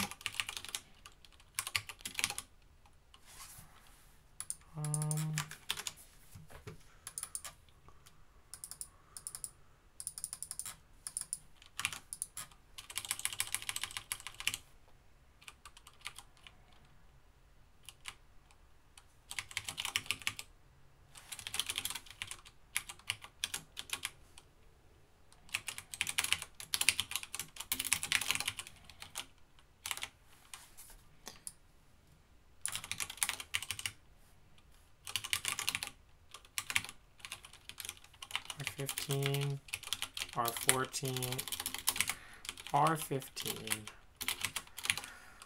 Okay, no, I'm not typing that all. No, fuck that. There has to be a better way.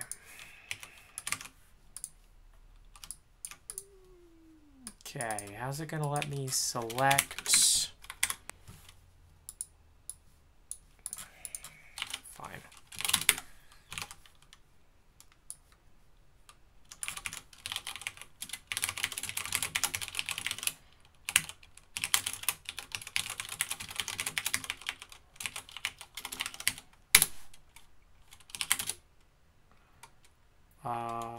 Map lambda x dot split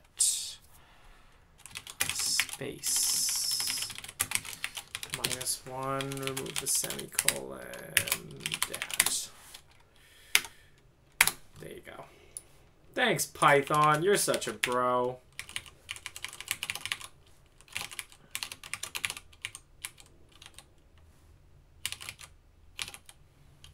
Well, this isn't even exactly what I want. You can do better than that. First off, I was off by 1 there. What I actually want this to be is fields.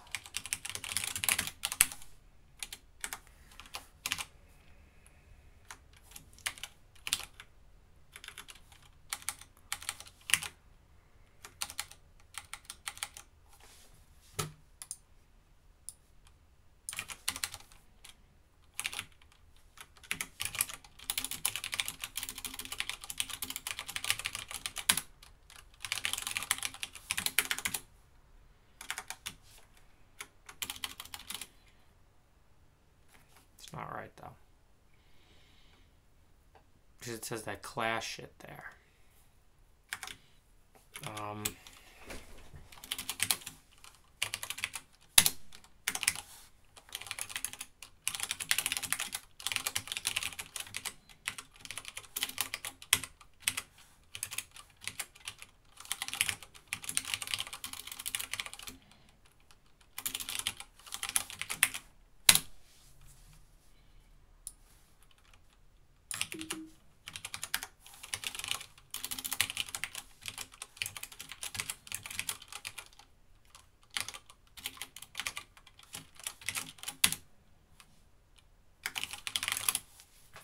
Yay.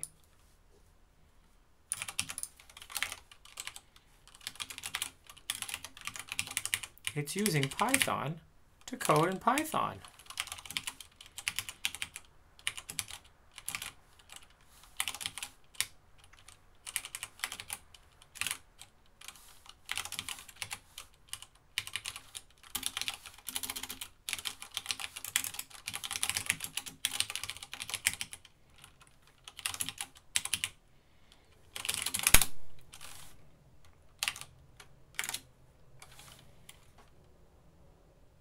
Type error. Wrong type. Pointer?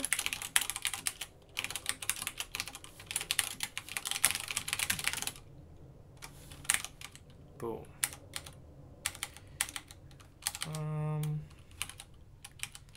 Now if I do something like regs.rdi, does that work? Oh, I guess it's 0. How about regs.rip? Not 0. Oh, so nice. Oh, yeah. Oh, yeah. ptrace, yeah. Let's just create a file called helpers.py so this doesn't become bullshit. I'll actually call it ptrace.py. No, but I want mmap to be there too. Whatever. Helpers.py it is. From helpers import star.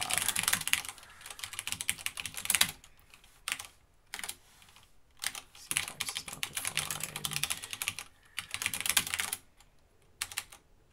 ptrace is not defined.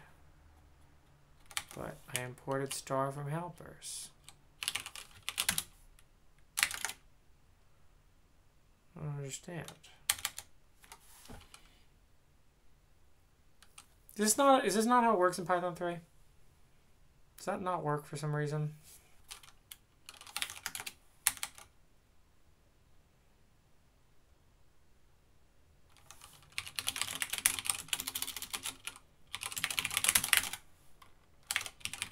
Regs is there, just not ptrace.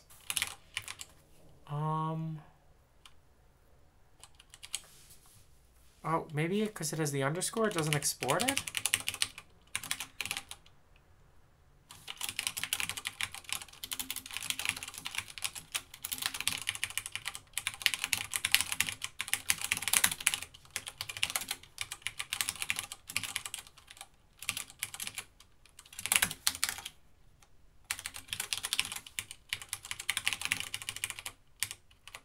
I like those names better anyway. Oh, look at that. Things have an underscore. It doesn't export it. That's crazy. All right. So where is this executing? It's in LD shit. Cool. Oh, I'm sorry. It's a little cut off. I'll fix that for you guys.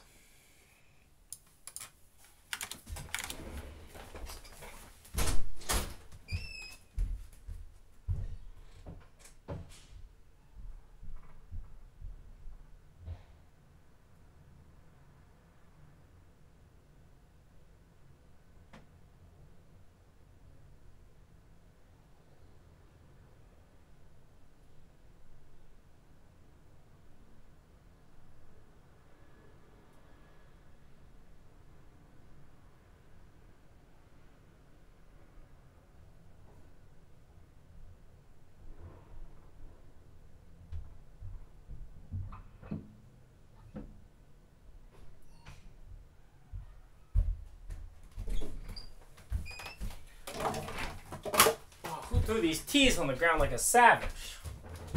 Definitely wasn't me, bros.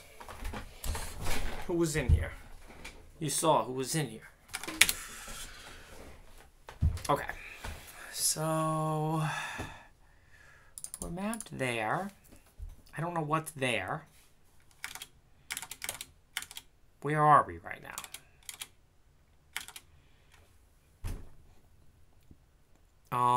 I guess we can read the memory using ptrace.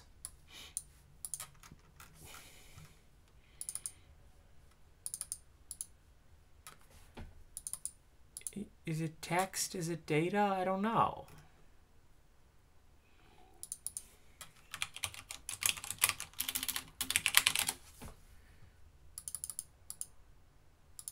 Oh, they're equivalent. Great.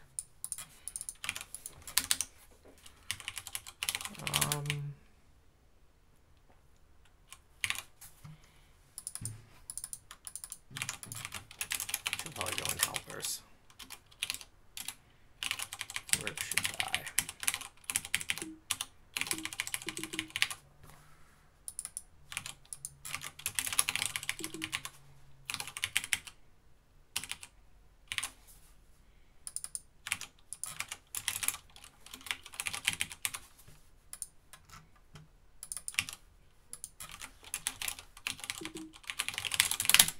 Figure out what other ones we need in a minute, but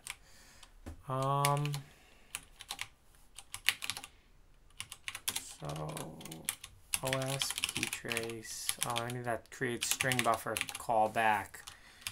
Ctypes dot create string buffer 100. Ptrace peak text child none buff. That's not none. I'd assume this should be regs.rip. That actually shouldn't be a pointer then, should it? I mean, it is a pointer, but that's not how it should be treated.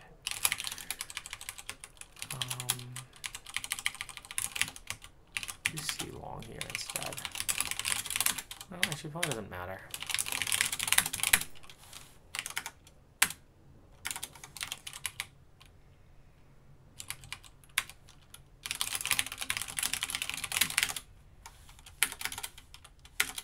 Not returning 0. Maybe it's not supposed to? How does peak text work? Return the word. Oh, so we don't even need a buffer. It returns a single word.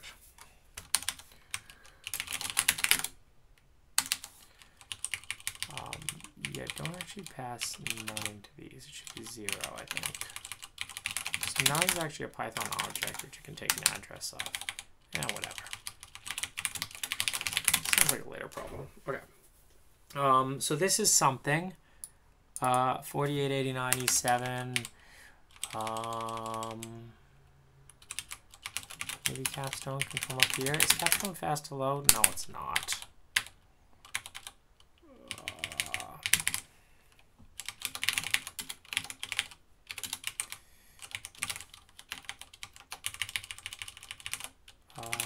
Disass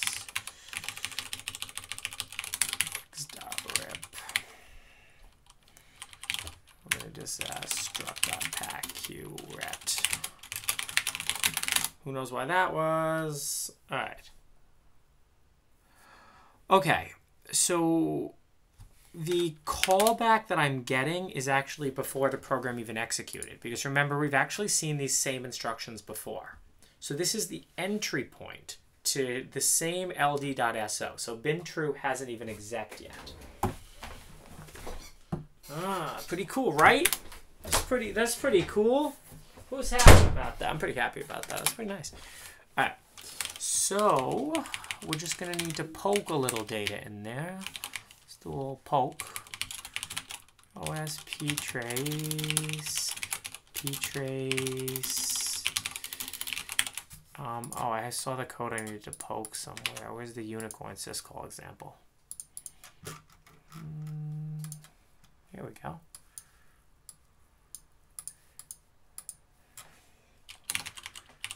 Ptrace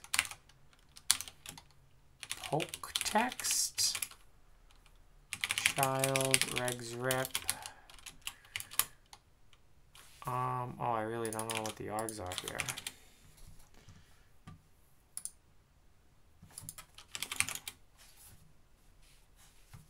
Long val.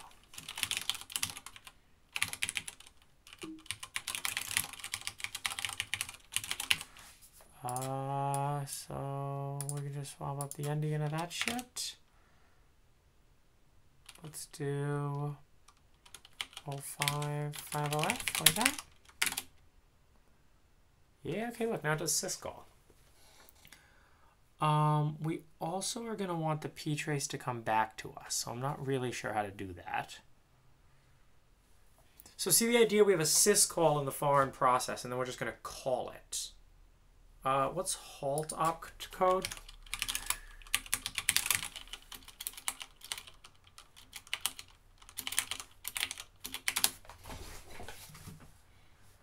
F4.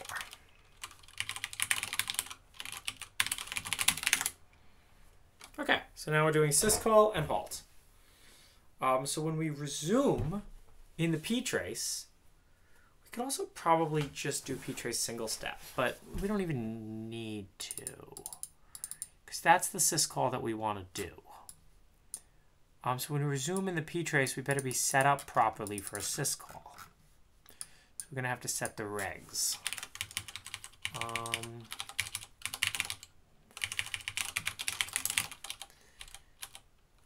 Let's just make that a wrapper. Actually, I should make them both wrappers. Well, I shouldn't really make it a wrapper. I should just say assert.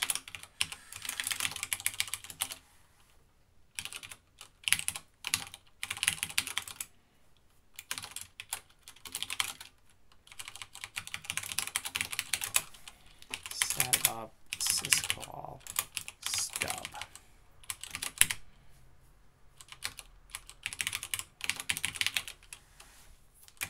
Confirm syscall stub.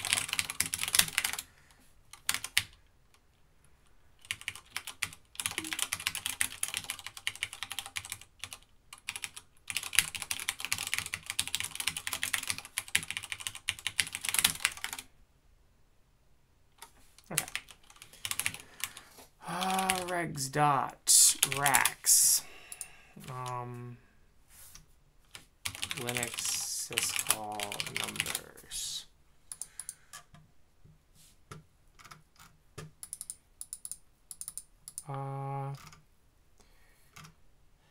So the one that we really want to call is munmap.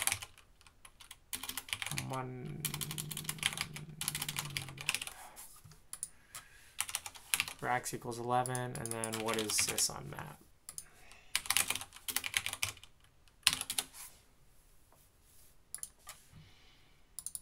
Adder len. So regs RDI equals this. Let's do this one for hand by now. But we'll be able to, we'll basically loop through proc maps. And map, munmap syscall. Okay. Now we actually have to run it. That's going to require a different ptrace. Where's my beautiful? Here we go, ptrace.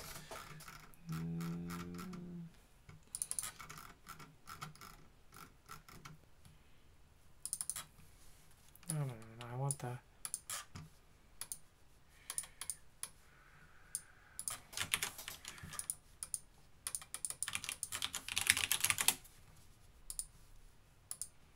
this guy. Okay, ptrace cont.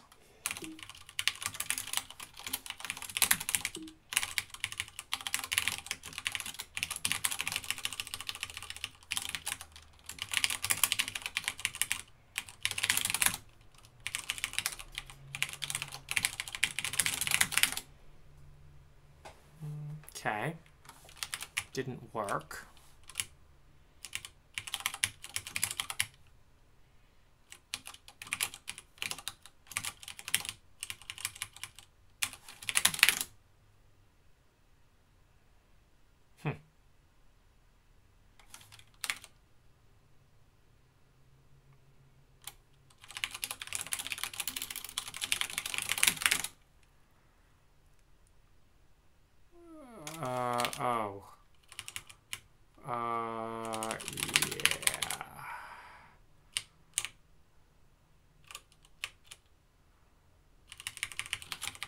Yeah.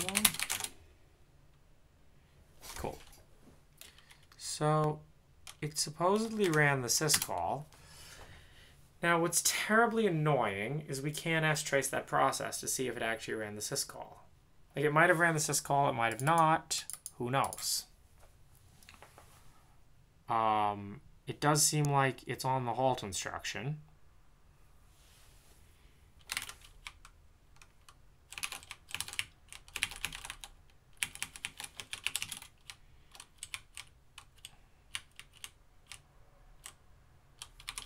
I set racks.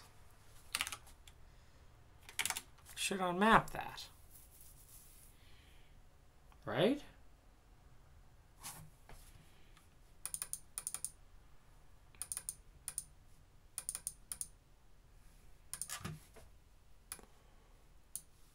How do I figure out if that actually ran a syscall or not? How does strace work? Also, maybe try ptrace syscall instead of ptrace cont.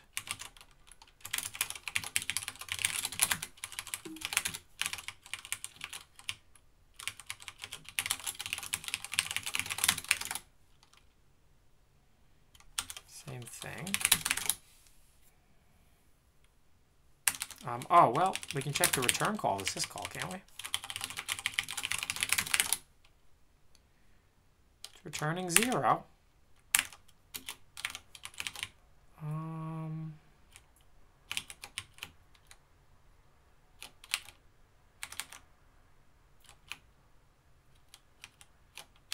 Where's this cat proc self maps even happening? Oh, it's happening all the way up there. Oh, no shit.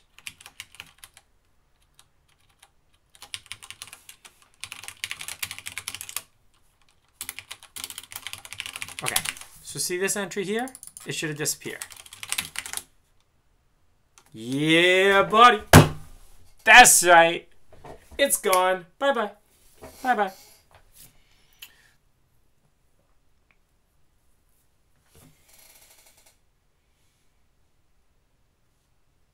It's not actually, we're not anywhere near cat yet.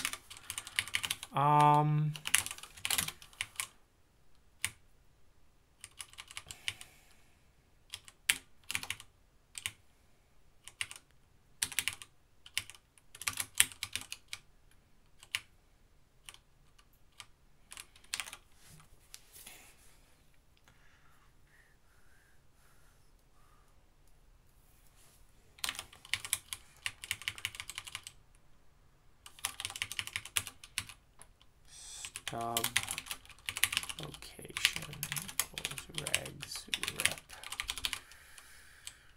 Regs dot rep equals stub location.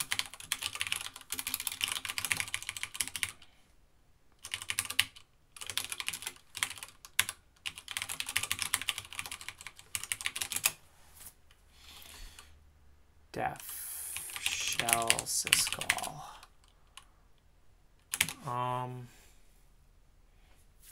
Yes, we're going to want to do, how many arguments can a syscall have? Linux syscall ABI x86 64. What's actually better than this?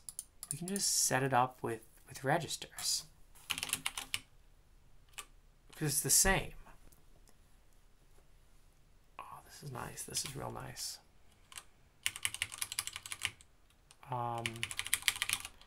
Shall unmap.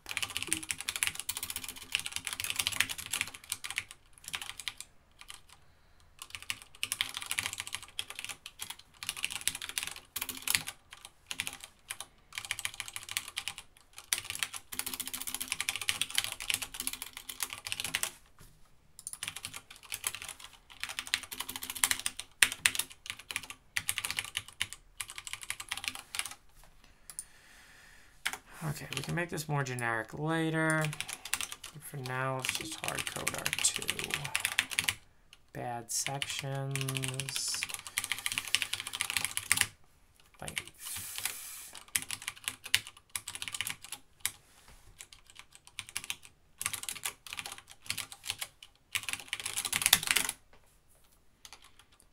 Name regs is not defined.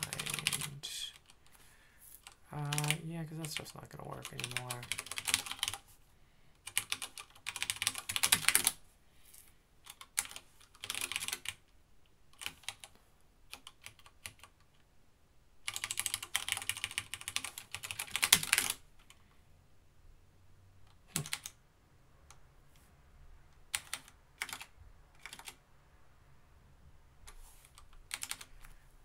What's failing?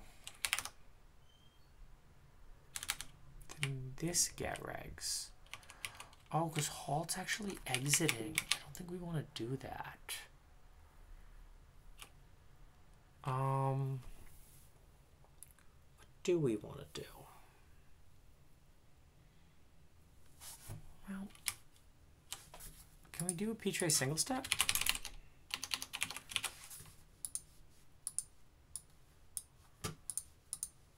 Where's my nice... So it's here.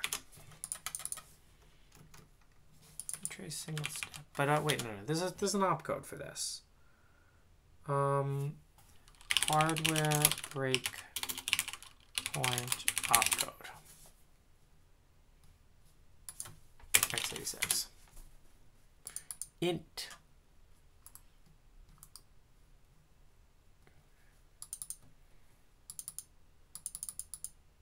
Int cc. Sigtrap.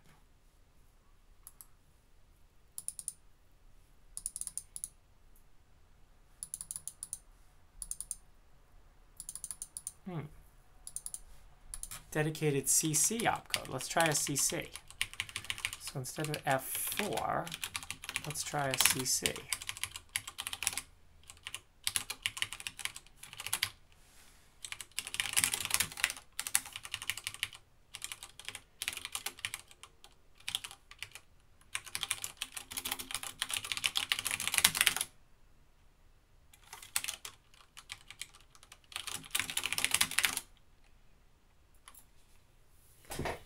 Yeah, in 3. Wait, though, that's not right.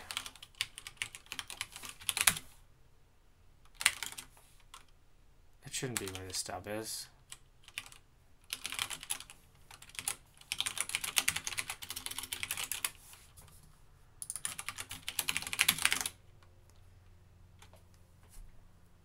You had that move. Oh, no, it didn't.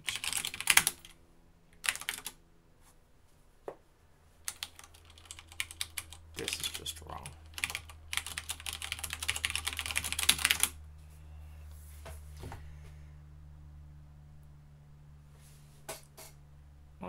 Okay, well, it didn't get to the N3. Or N3 didn't work. Halt exits the process. Let's go back to the single step strategy. Tree single step equals 9.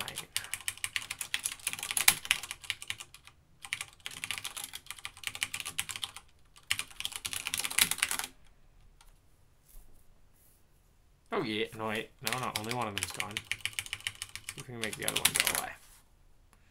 Doesn't work. It's dying, it's not coming back. P-tray syscall maybe?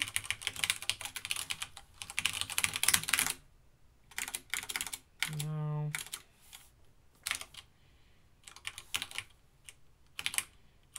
Get regs is failing. If I don't actually run this syscall stuff, it's fine.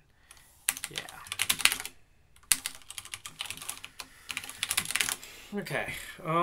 It does seem like the program is exiting.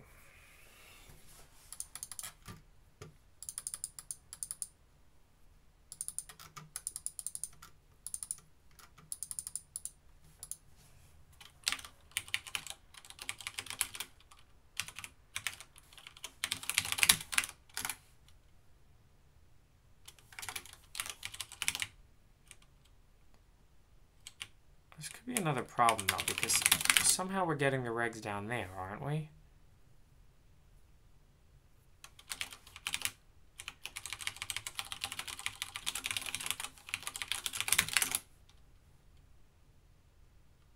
It's only running one syscall.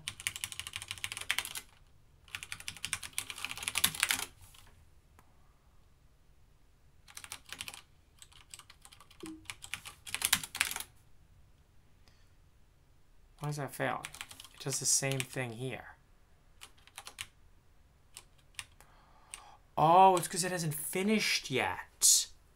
Ah, we have to just do an os.wait.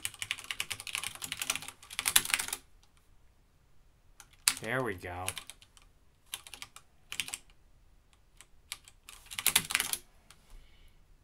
Because it, well, didn't actually do anything. That might be a different problem.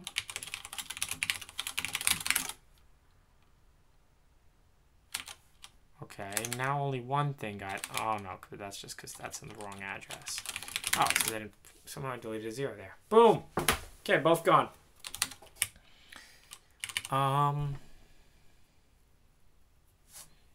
Shell on map. Shell syscall.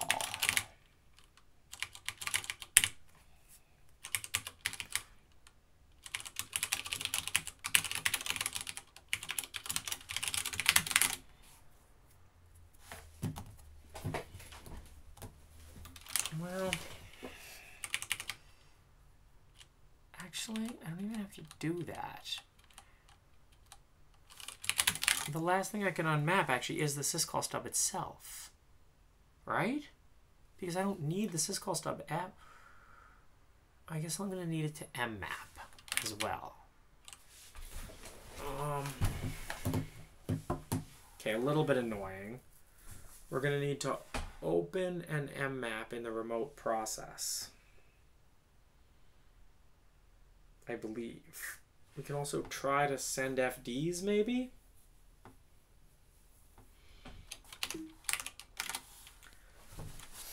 But okay, we have a fairly generic way of running shit.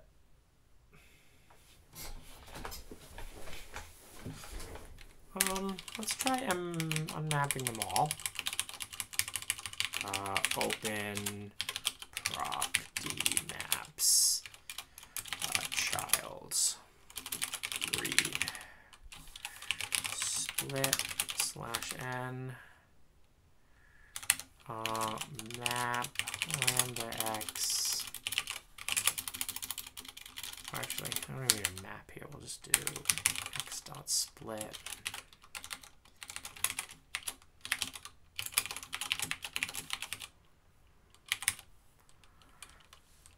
Segs.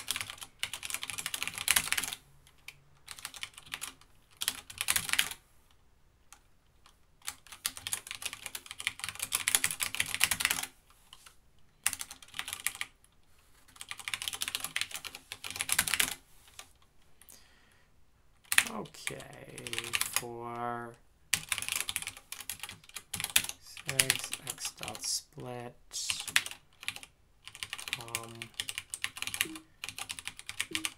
Well, it's a little annoying. We can do dot split this map int.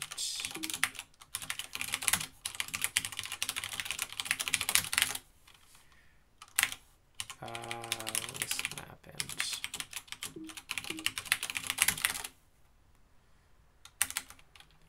Yeah,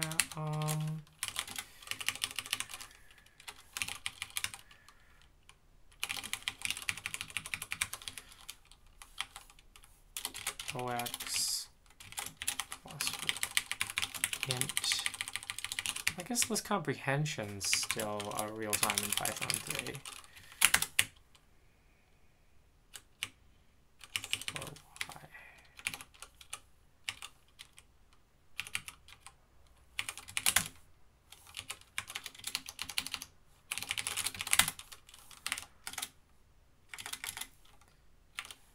Literal with base 10 because we have to pass in 16 here, don't we?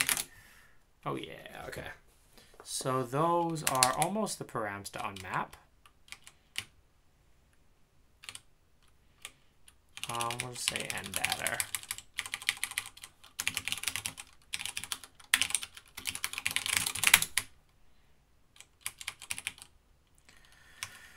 Map lambda x shell unmap that x segs.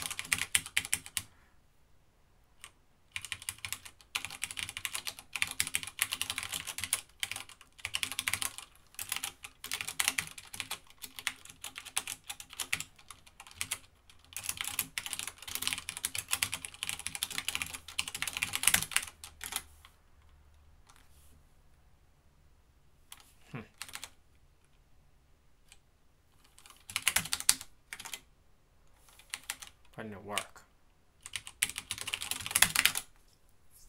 Didn't even print anything out.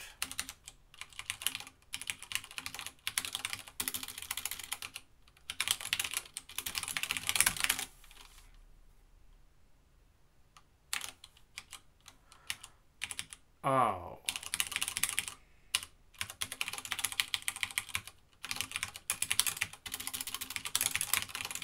Stupid lazy maps. I shouldn't do list maps so much. I should actually use list comprehensions. Okay, well. Yeah, okay, you see the one that stopped working. Once I unmapped the executable section,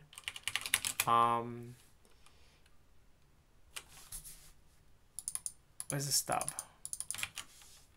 If adder is less than or equal to syscall stub and stub location is less than end adder, can't unmap stub.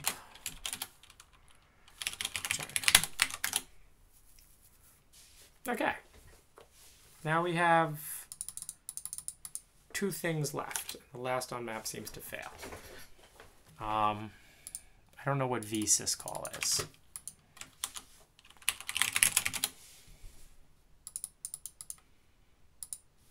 I don't think you can unmap that.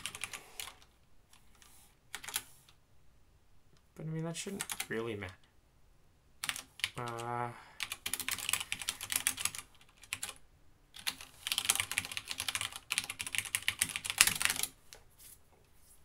Okay. Now there's one chunk left. And I guess we can unmap the stub later. But actually, could I put the stub here? It says it's executable.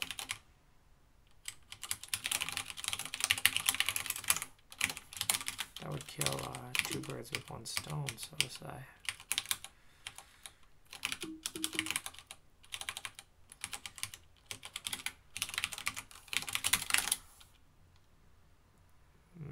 Didn't work. It's not writable even to me.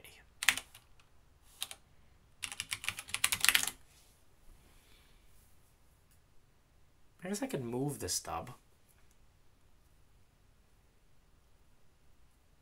Make a new stub? I guess, do I really care if that one stub stays around? I guess I don't.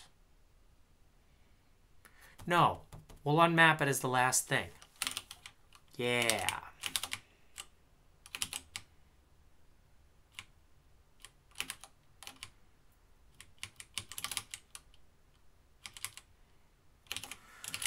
Those shouldn't really be there. Filter.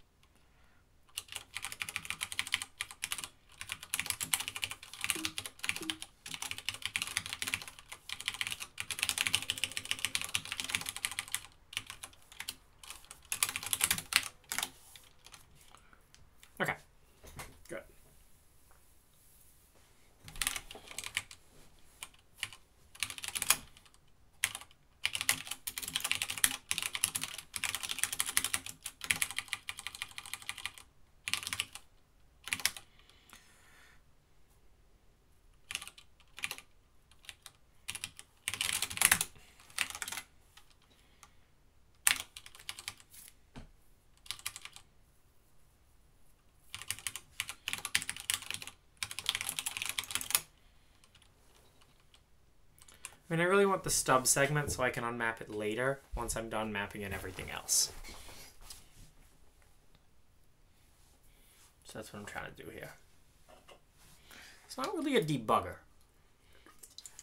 So I've already committed it if you want to read what it is. I do describe it.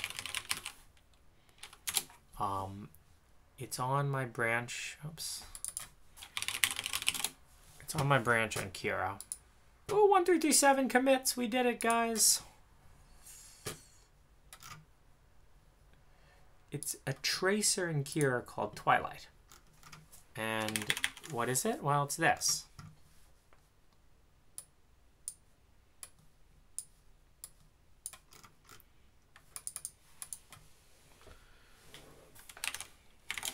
So we're working on writing shell process right now.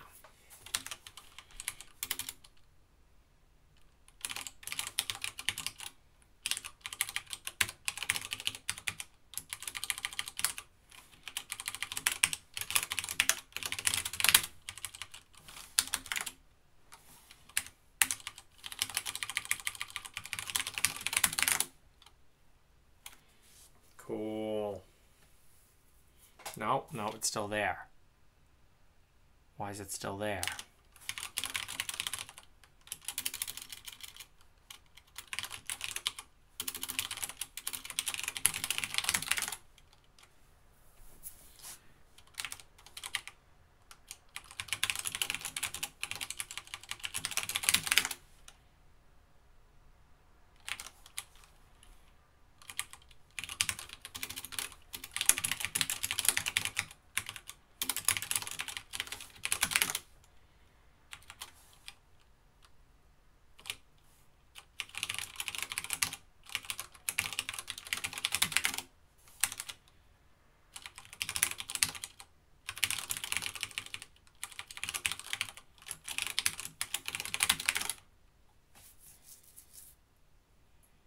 Didn't go away. Notice how it's still there.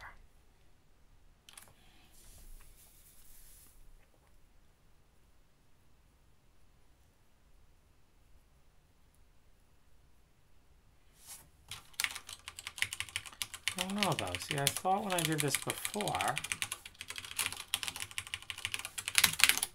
that got rid of it.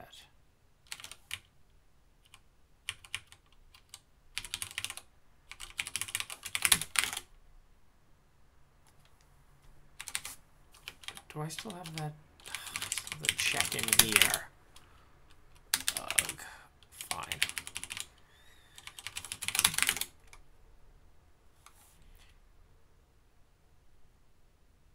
No, that should have went away.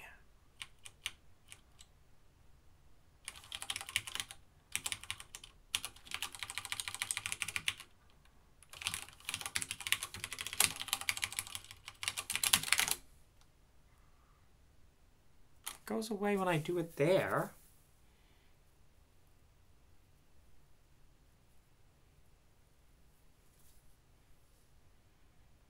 But it doesn't go away when I do it here.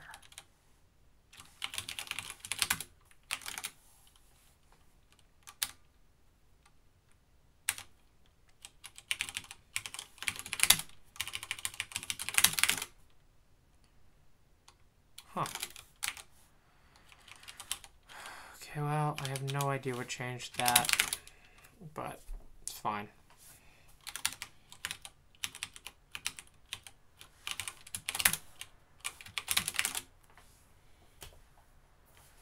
What up, John Thomas K? It's not a debugger. I'm making Twilight. Don't need shell. Unmapping.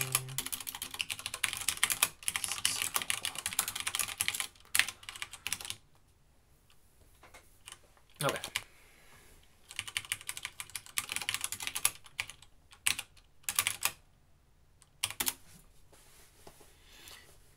All right, we're gonna need an mmap call.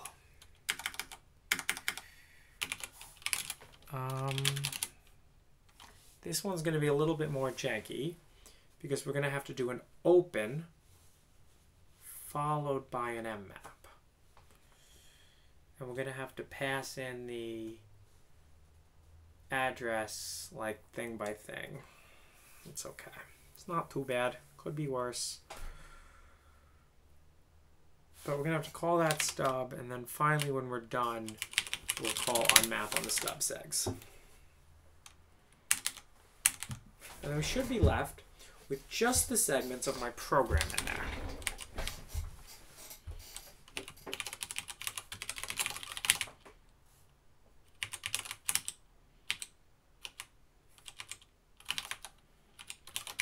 So this here is where we're going to have to map locally, map in shell process.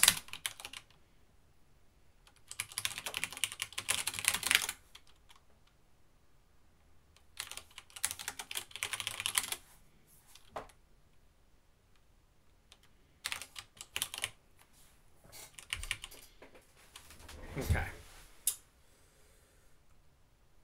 How bad is this? Not too bad. We have to call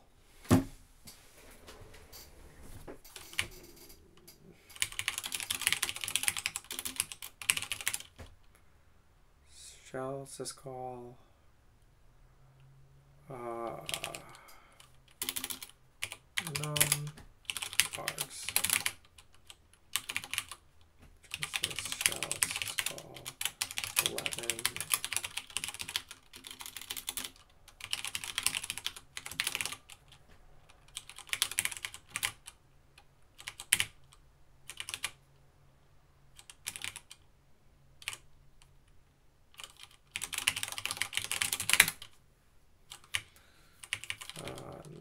Just arg sub 0, arg sub 1 for if length of arg is greater than. It's a better way to write this.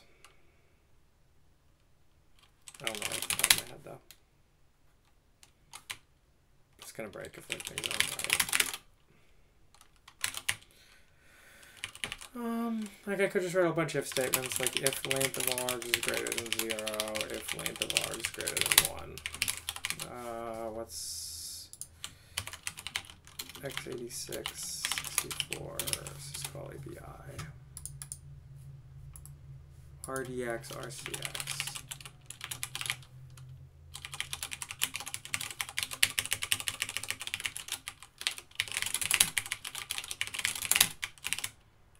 It's kind of X.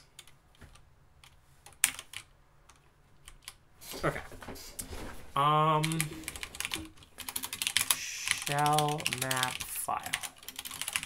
Header name len. Size.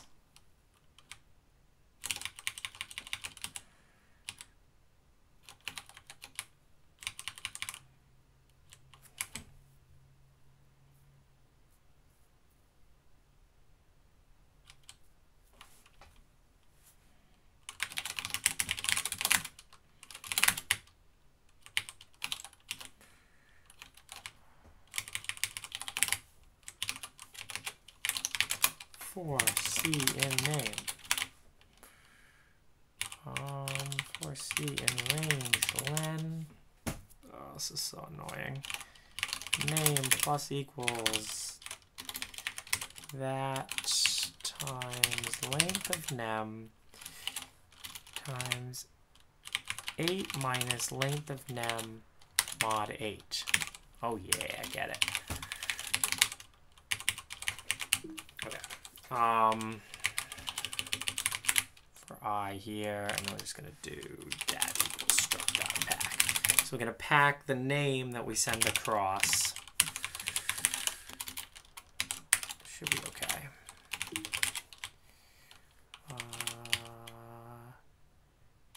Struct.unpack stub location plus 8 plus I.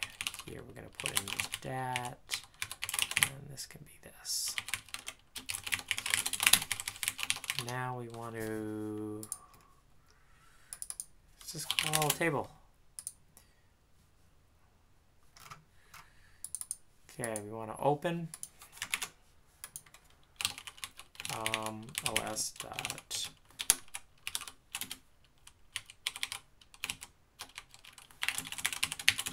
RWR. Just one of the syscalls. We want to shell syscall open. We want to pass in this address. Copy name into shell process. Open file. So we can plus H, OS or DR. And I guess that.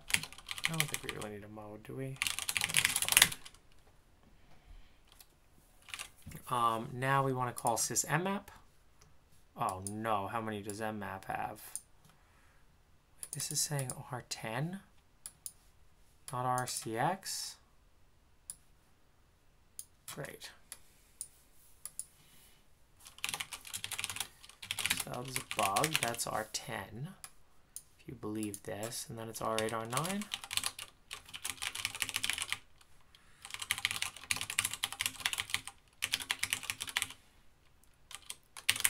R9, and that's all of them. Wow, mmap's the longest syscall. Okay, so after we call this, we should actually get the registers and return regs.racks. I guess here we can pass in ret as well. The colon to signify it's a return. So we have the file descriptor. Gonna do, what is that map? 9. Pass in the address that we want to map into. The size. Stupid len is the prot. 7. We can actually just do it from here.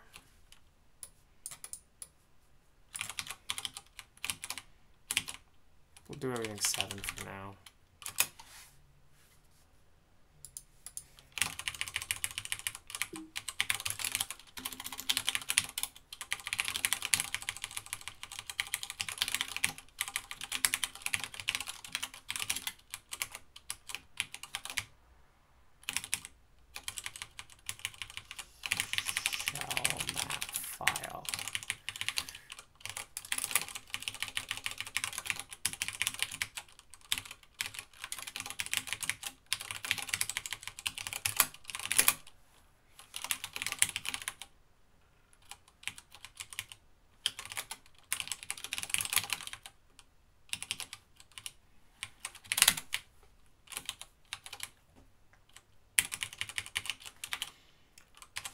Flags, FD is here.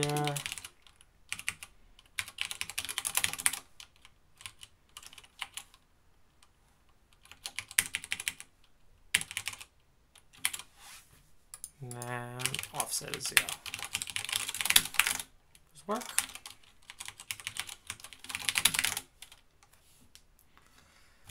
A bytes-like object is required, not string. Oh. Well, that's great.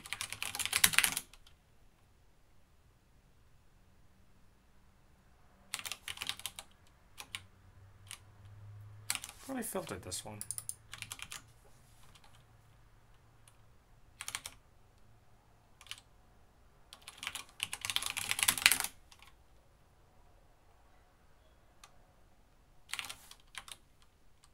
Oh, my clothes are here.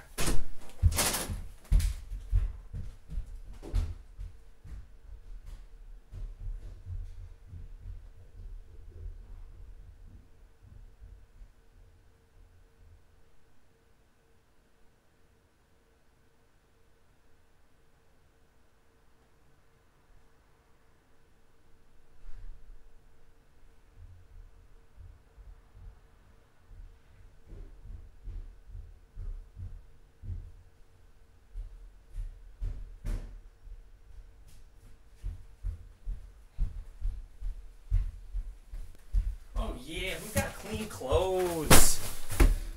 Thank you, service that cleans your clothes for you. Otherwise, I would never have clean clothes.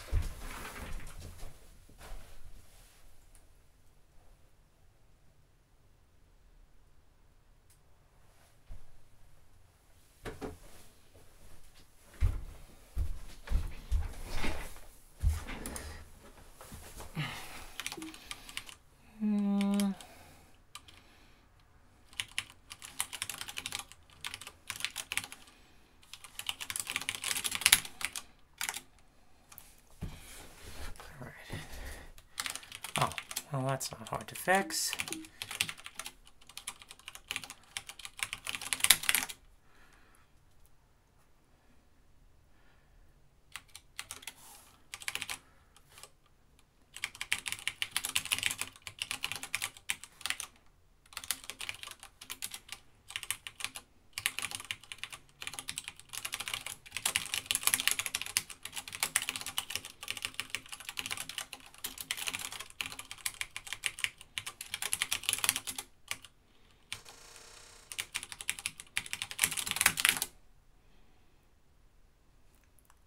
Oh, look at that! I got it on the first try!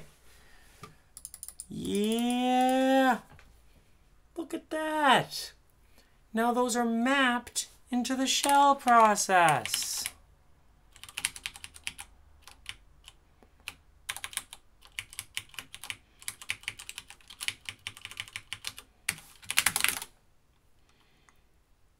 We even unmapped that. Oh, buddy. Things are looking good. We're almost done. We just have to do the last thing. We got to put the syscalls. We got to have the syscalls actually set the registers in the process and call it and set the breakpoint afterward. Do single step. Can we do single step? Or actually, I think I can even just do syscall. Oh, this is beautiful. Right? Who understands this? This is one of the most beautiful things I've written for like this. Because it's simple. There isn't much code you have to write. There's not even that many registers you have to transfer for the syscalls. The unicorn process and the shell process should share they share a memory space. And that's everything. I mean, FDs and stuff only apply to, like, the kernel. I'm sure there's something I'm forgetting, but... Thank you, Dorkman, for the donation. I took it back from the group at CMU because they didn't do anything. No companies picked up Kira for development. Though, actually, if some company would like to hire me to work on it, I'm kind of down. I'm looking for like a remote job where I could work on it for, a couple hours on stream. And I do it for a couple months.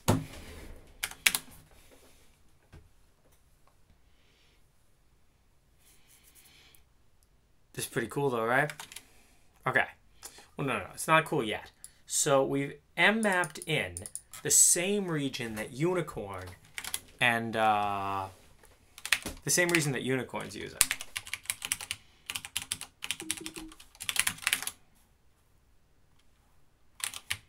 Okay, so it's gonna be a little bit annoying because we're gonna have to write this code, but I actually think only these ones matter. So we have to do the syscall.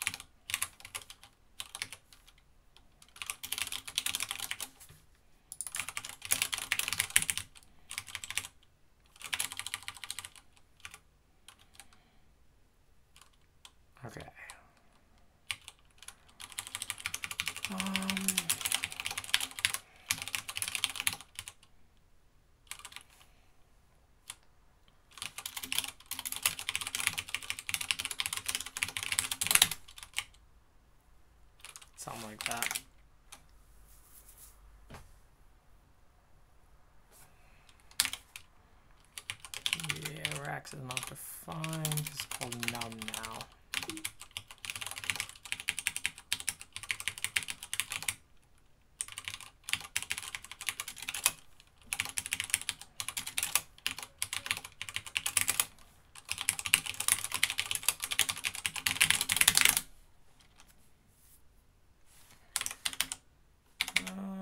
Still Rex is not defined. Where's Rex? Oh, I didn't change that one.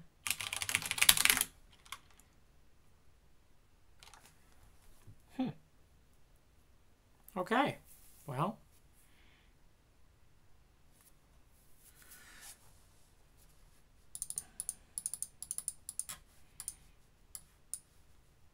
See how closely that matches what Kira did. We're getting an invalid memory read again. Oh. Okay. So, there is one other bit of subtlety here. Whenever we mmap something, we have to also make that memory appear. Yeah. Okay. I found one bit of annoyance. The problem right now is Unicorn can't access the memory that was mmapped in the that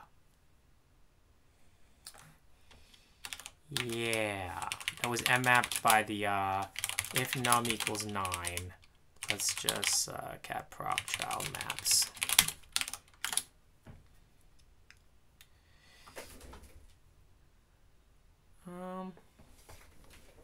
Oh yeah, okay, look. So see this new thing that was mmapped?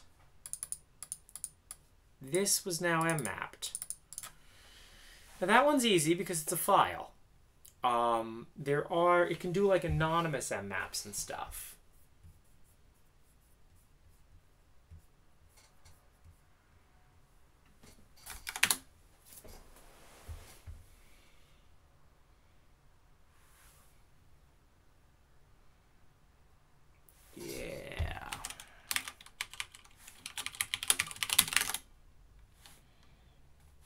Yeah, look, you can even see, look, it returns this address, right?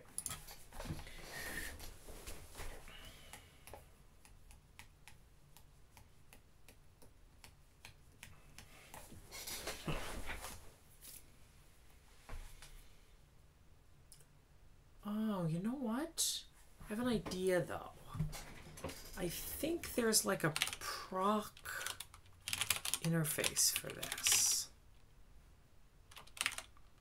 I think this is less bad than I think. Map files. Well, this one's bad because I don't know, but... Yeah! It's only going to work for files, but that's still pretty nice.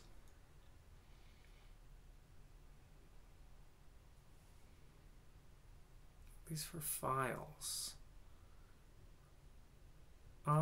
Yeah, what we'll have to do with anonymous memory.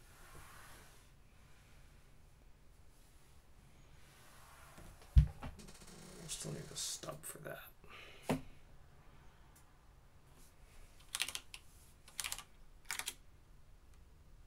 It's pretty crazy that this works at all.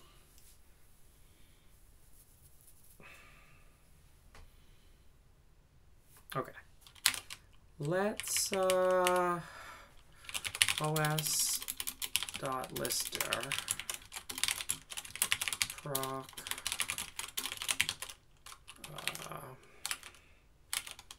map files child.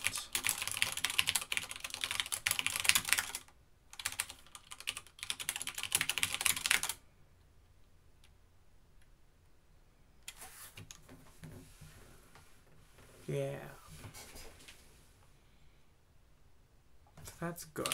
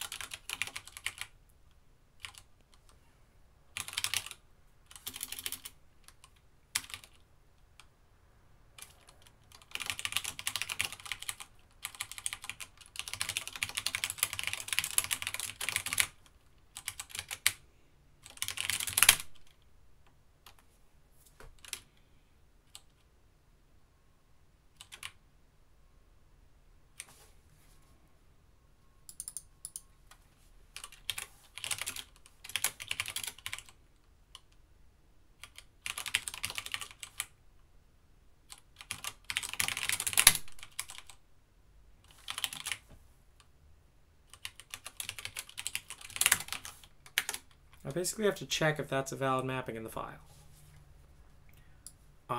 Otherwise, I'll just, yeah, os.open.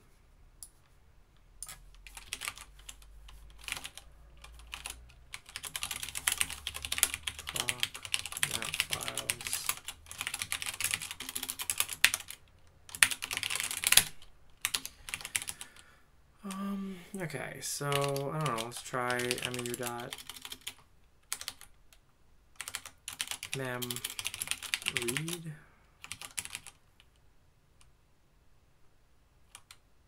Oh, no, it just needs to be the one that contains that. Yeah.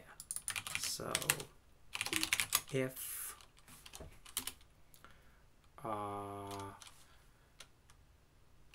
%d, %x, ret in x.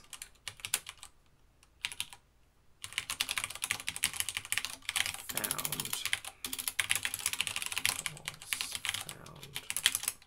True. FD. Break. So found is true. We can just do wrap memmap.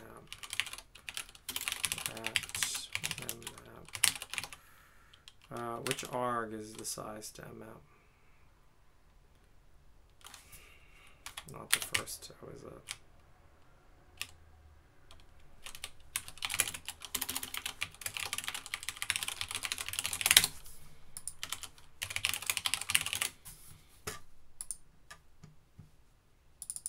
Oh, it is. Second one. That. Can you even do that?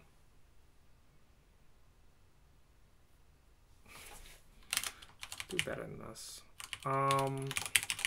X dot split this. So wrapped mmap takes in size. Size equals X dot split minus 1 int. 16 minus ret. Wrapped mmap ret size fd.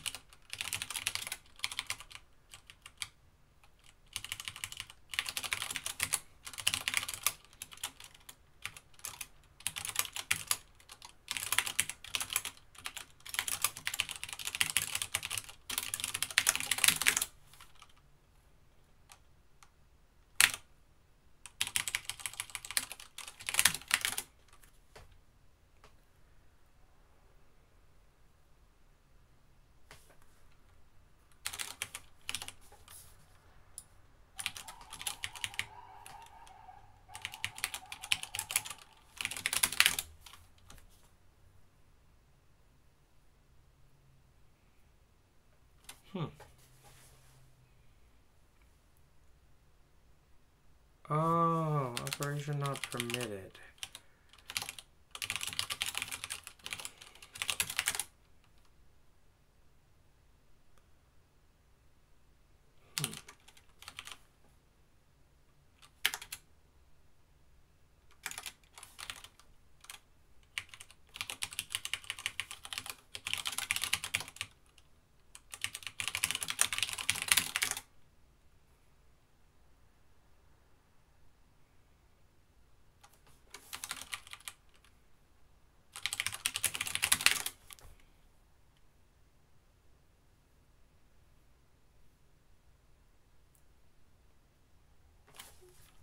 RD only or something? Is that even right?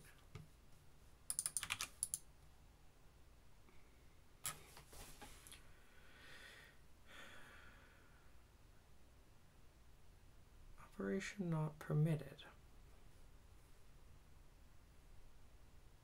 Why not?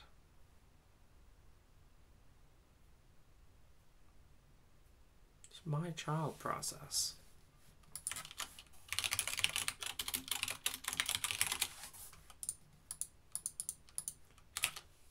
I shouldn't be able to read link on that, right?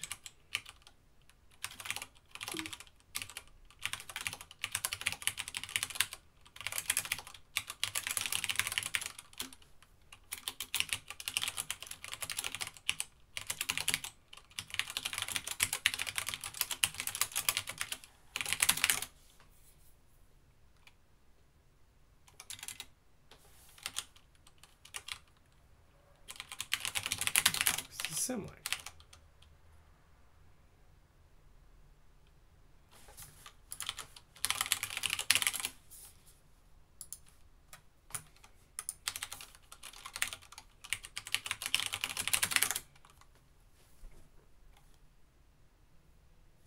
Cool.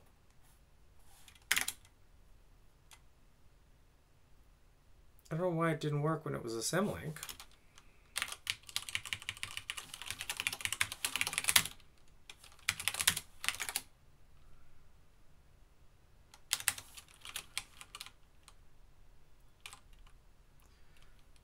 Instead of this, let's do open proc maps child read strip split.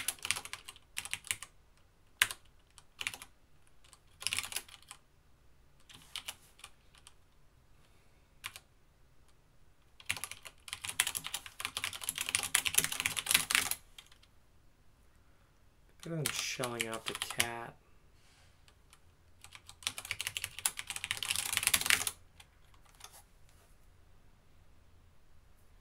Okay. Well, I don't really know why it's egg faults.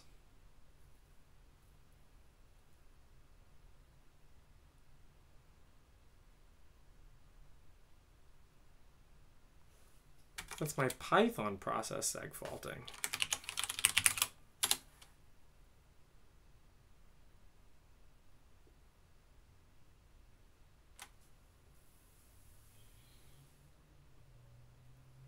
Seg v map error.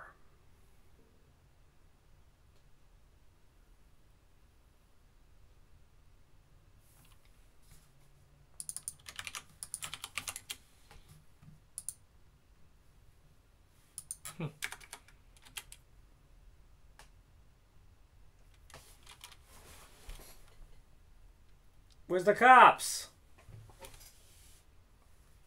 How much do 10K followers cost? No, I want real, authentic followers. They have to be organic. Global warming's real. Did I get a degree? Dude, I didn't get a fucking degree. What do I do with it? Did I hang it on the wall next to my microphone and my fan? Did I look at it? I don't know what you do with them, man.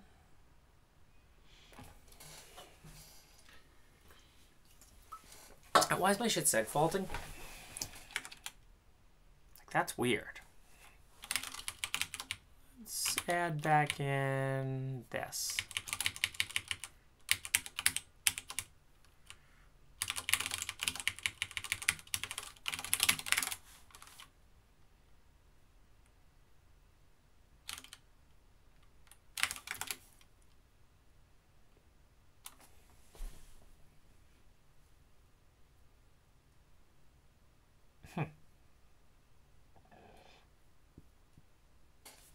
Okay, let's look at that in Cura.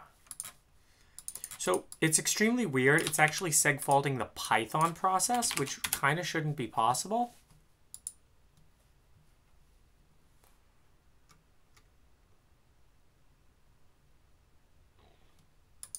Some elf.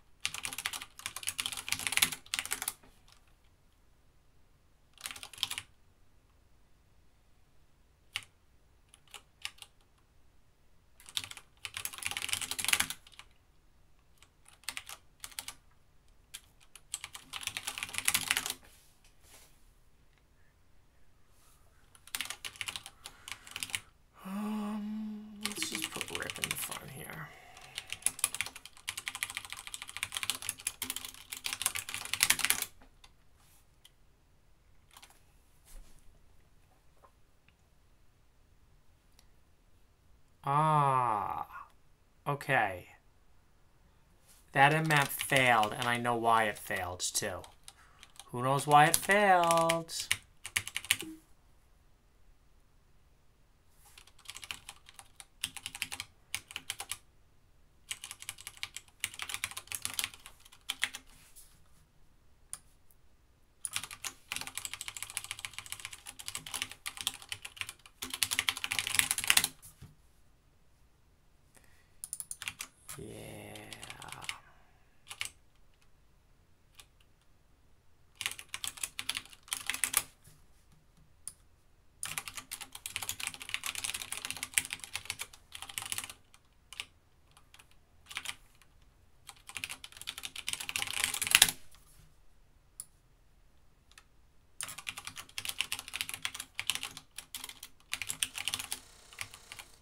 We'll eventually allow it to map things right, okay, well now we have a different error. Error while loading shared libraries. Cannot open shared library file. Operation not permitted. Oh, very different error.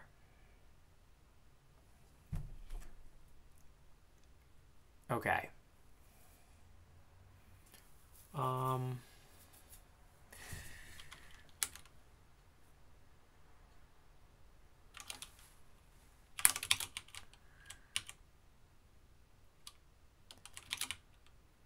Well, we should really check if it did exit.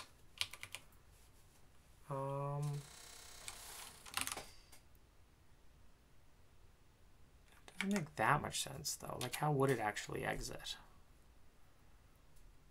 Unless I passed in an exit call, but I didn't do that.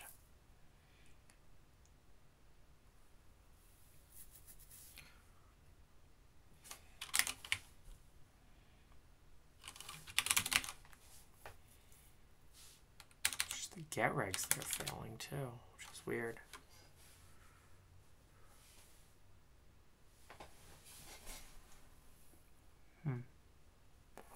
Okay, well, this is interesting because this error is actually being printed by like this. Okay, we're past the mmap. Now let's try to do an access, and that's failing.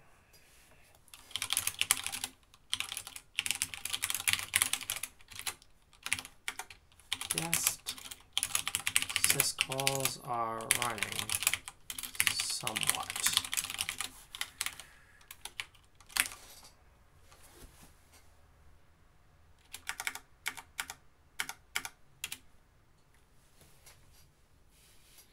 Okay. So what is write v?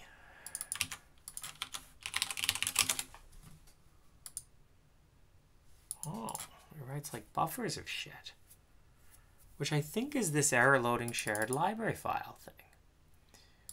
I wonder what that is that it can't load.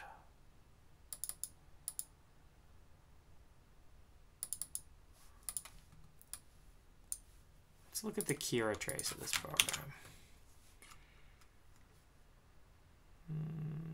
Nothing too insightful. Okay, well, there's another problem. We didn't emulate the break syscall, which I'm pretty sure does run. Yeah.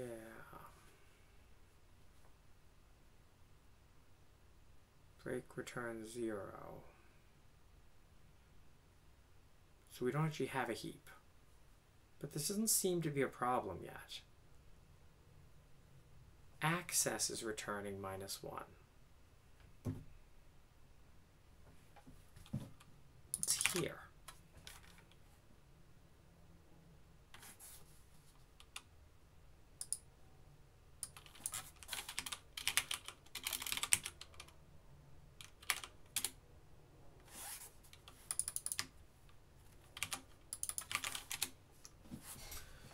LDSO no hardware cap .tls. Now TLS is something else. LDSO dot no hardware cap.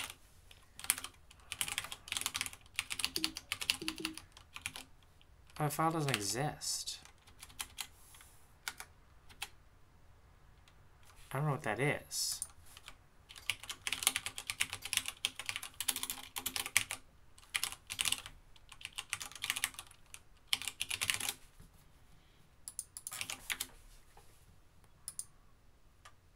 Oh, see, you learn about the coolest shit.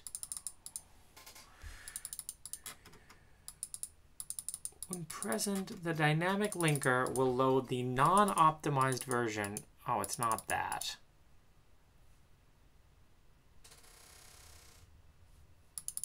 But that is what's there. It's checking for the existence of that file. I'm sorry, that's the part of the screen you guys can't see. So I'm just reading down here. LDSO, no hardware cap. I would appreciate that. Oh, QEMU switched the disassembler to Capstone. Wow, QEMU's using Capstone. Crazy world.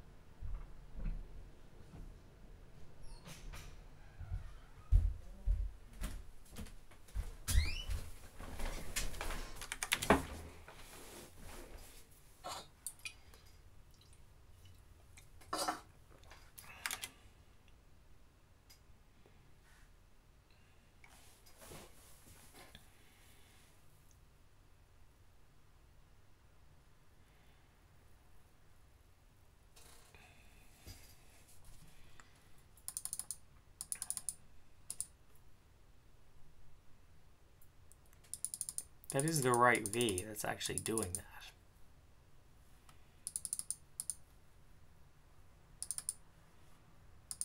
We unmap it in the same place.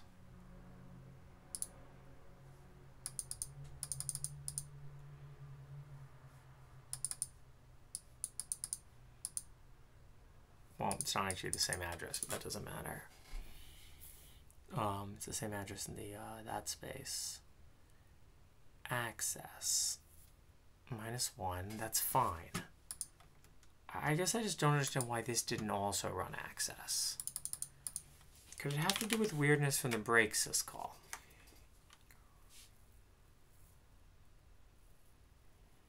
They do see, it does seem to run it twice.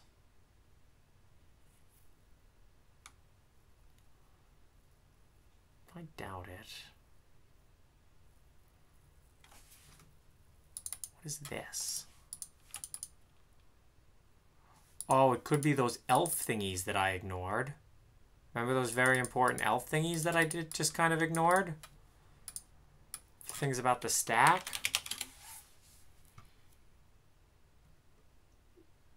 Yeah, that's opening LDSO cache, but like this doesn't even seem to do that. Maybe that's the problem. Maybe there actually isn't a problem.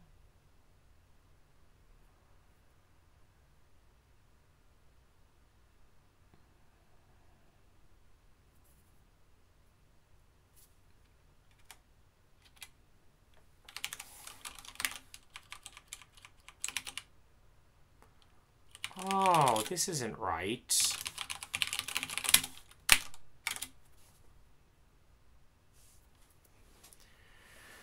Okay, well, now we have other problems. The unmapping is failing.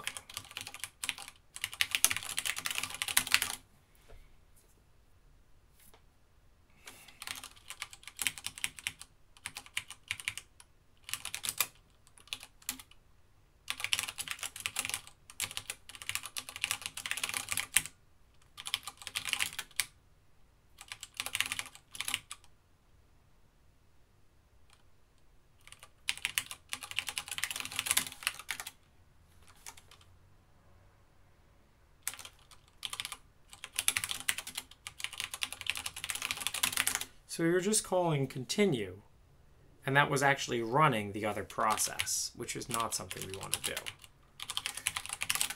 Single step. Single step works.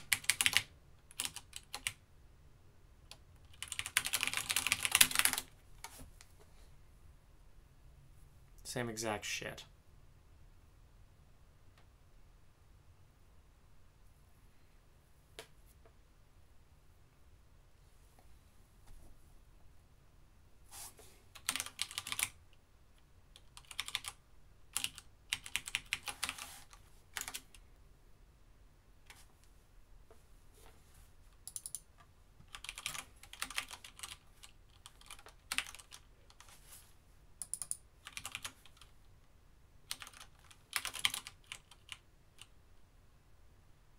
Yeah, that's what's failing.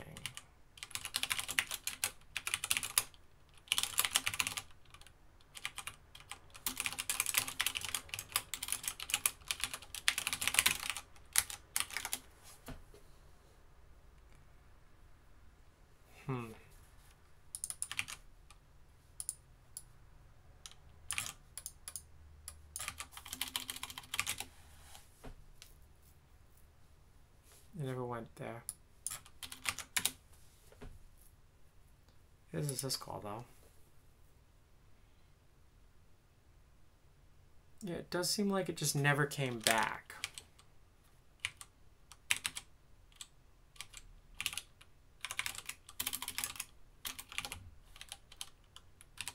Let's print os.wait. Yeah, this.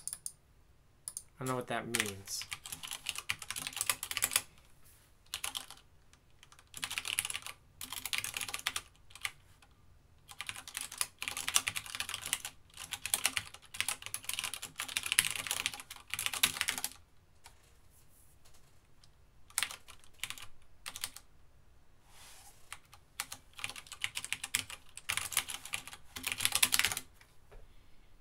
Five 7F.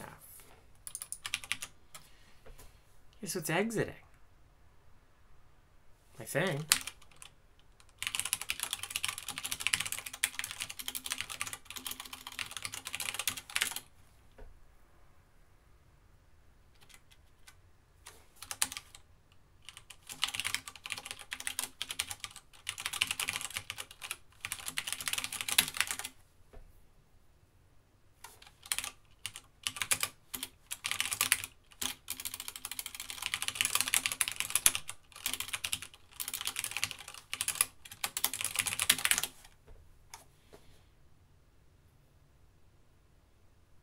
Yeah, it exited trying to exec.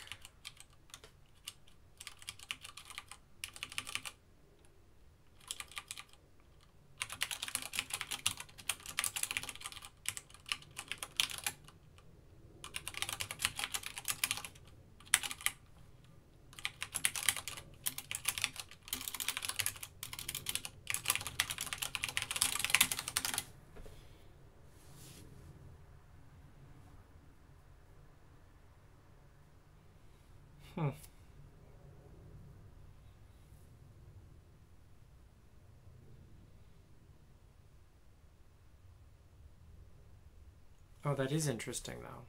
Why is RIP something weird? I think that's not a syscall. Oh, or is it just not printing syscall? It's not printing the last syscall because it's exited.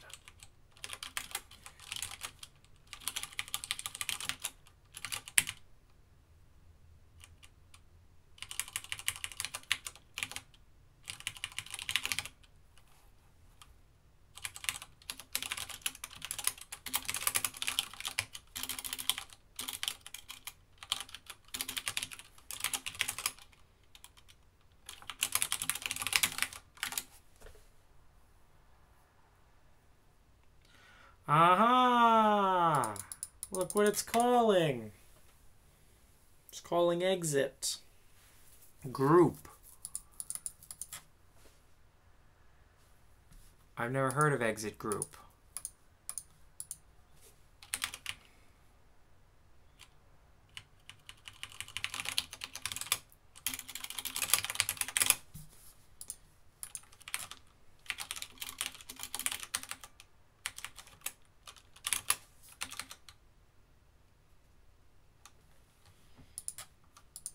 So, yeah, the shell process was calling exit, so we just don't want to do that.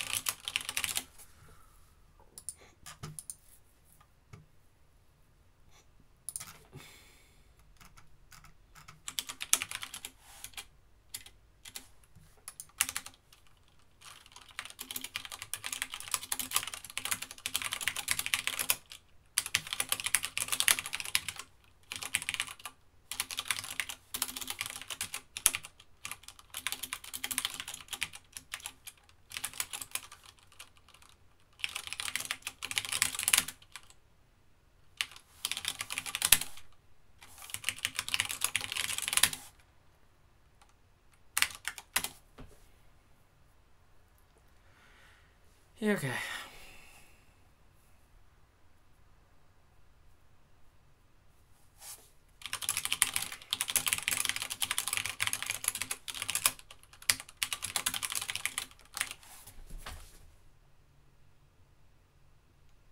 Do I know that guy?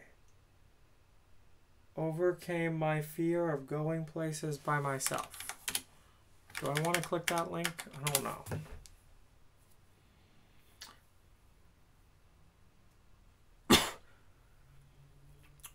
Okay.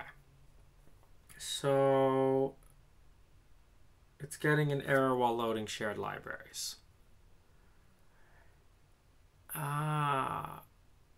And I suspect, yeah, I suspect it does have to do with that that other shit that's missing. Let's go into Kira and see what's there.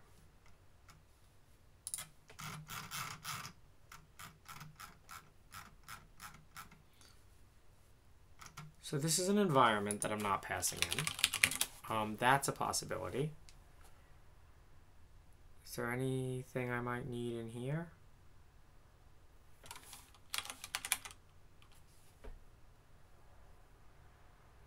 Really need an LD library path, do I? Like if I...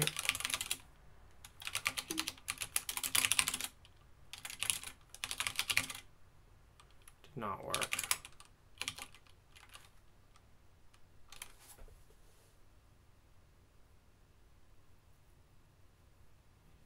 Great. Okay, so maybe not environment variables. What's happening? I mean, I guess I have Kira. Maybe Kira can tell me.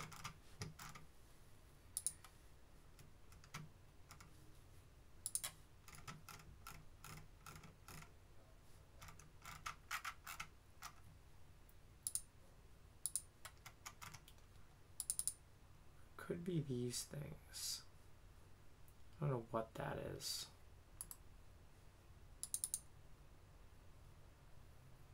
Do I have to tell it it's an i686 or something?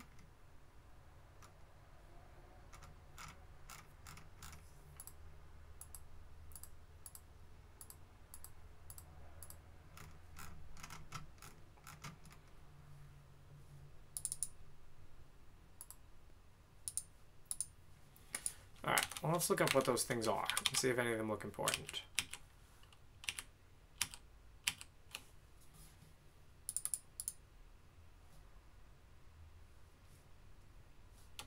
Elf auxiliary table.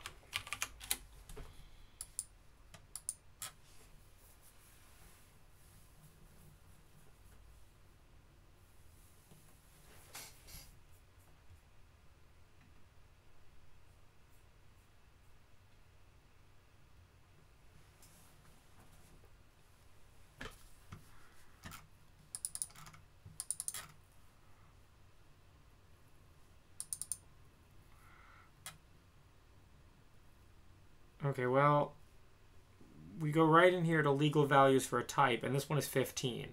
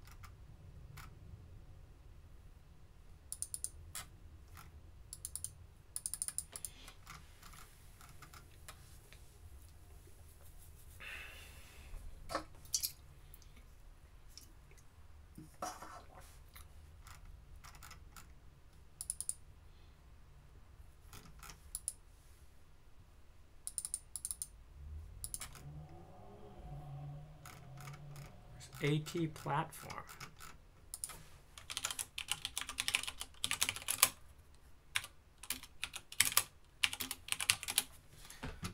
Okay, well, we have Kira, right? So this is what loads it.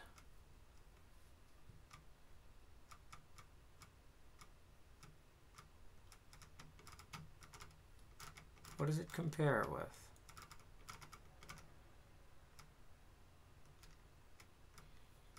Subtracts 3 and compares it with...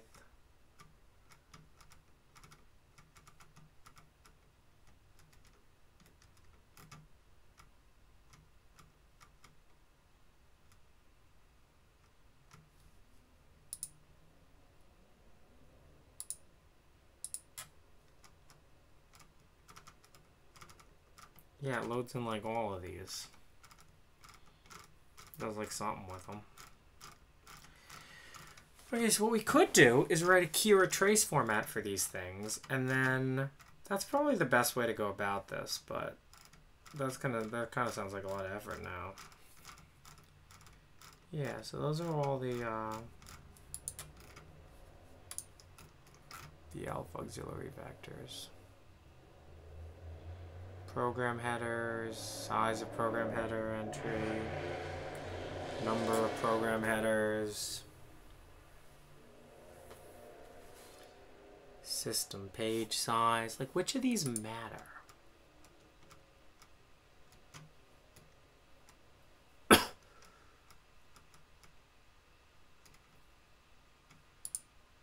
guess that's the table which handles them.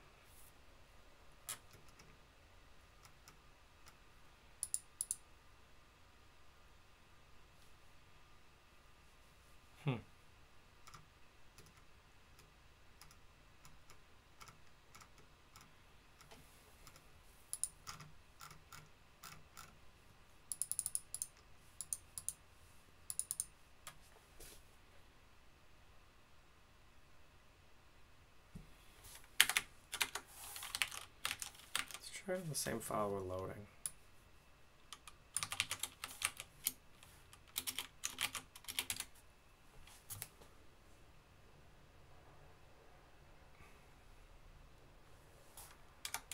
Wait, I can't LD show XV if I'm not using LD though.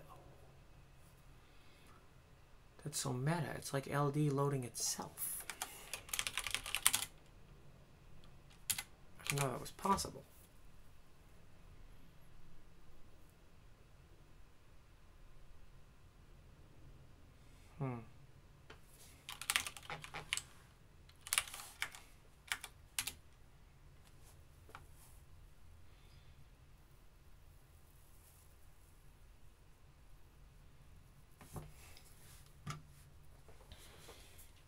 It's still probably one of these bullshits that does this.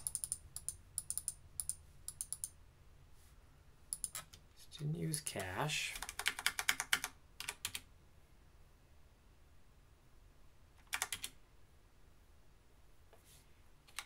Okay, what if I try like simple statically linked program? Wait, it's not even reading bin.cat. Never mind.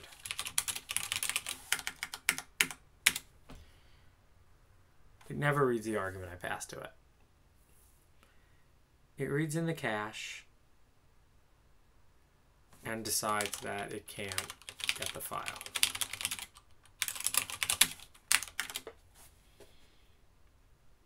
I feel like access didn't use to return -2. Oh. Now it says no such file or directory?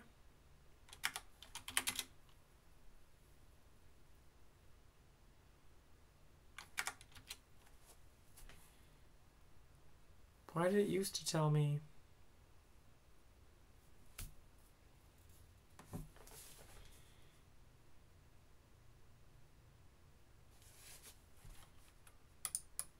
Okay. Does this make it here?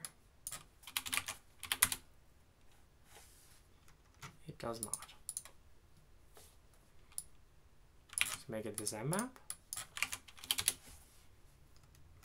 No, it doesn't. It's a different mmap.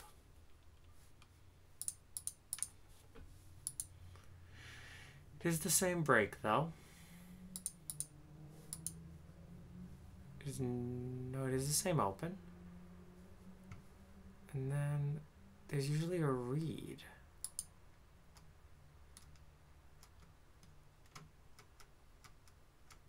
there's an open. Compares here. Compares EAX with -1.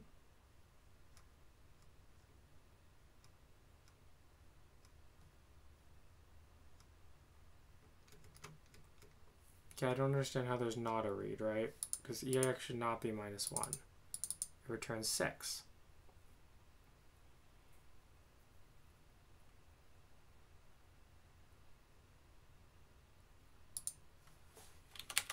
I do put that register back, right? Yeah.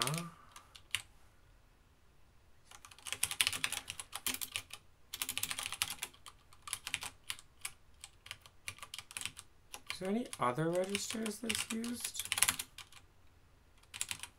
Yeah, I put it in there. I don't know. Let's hook all the code.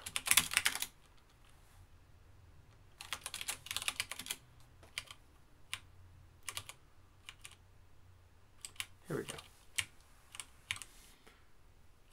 Compare. Oh. It was called from a different place. Oh, no, never mind. Yeah, it was called from a different place.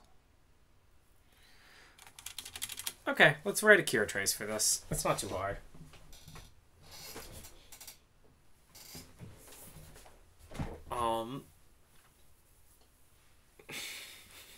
Tales of my youth have been greatly exaggerated.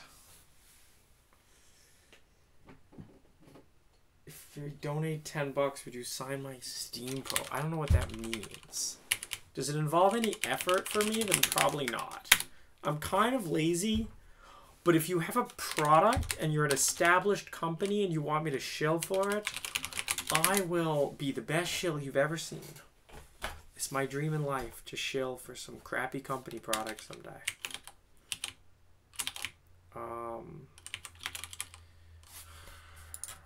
Python 3 print function.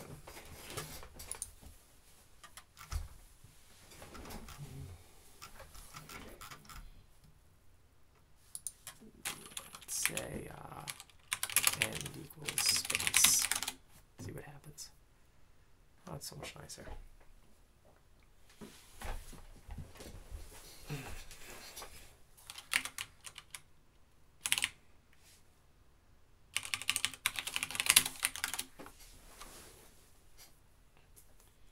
Practically pleasant.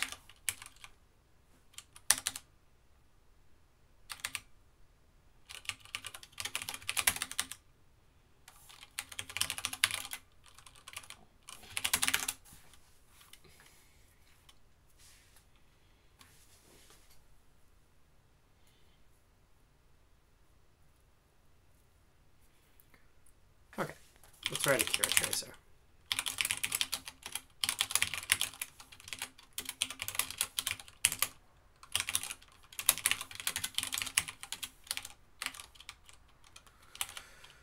So, the way these things work is you write out like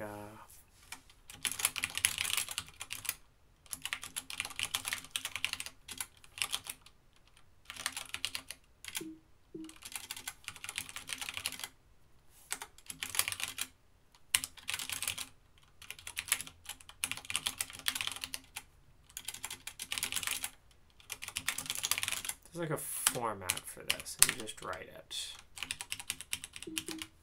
And depending on how well you write it, depends on how nice things are. Okay. Kira tracer.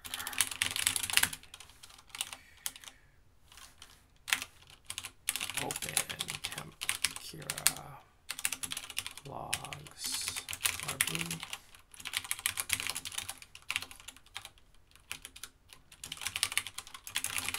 Do I document this format anywhere? Maybe in the reader?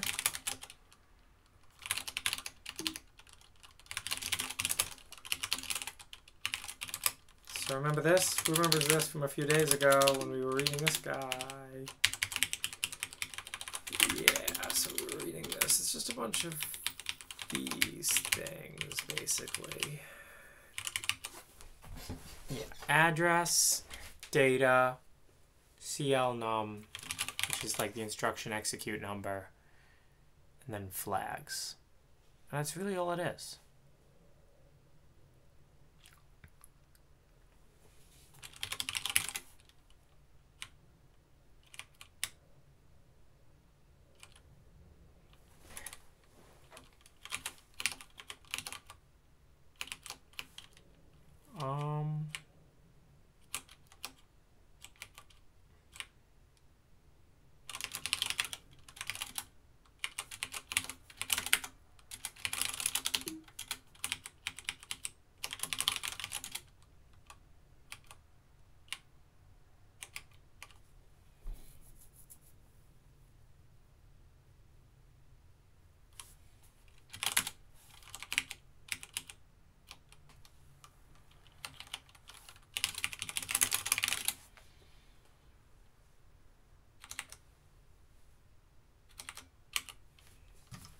Through the QEMU patch where I output these things, it's definitely in there.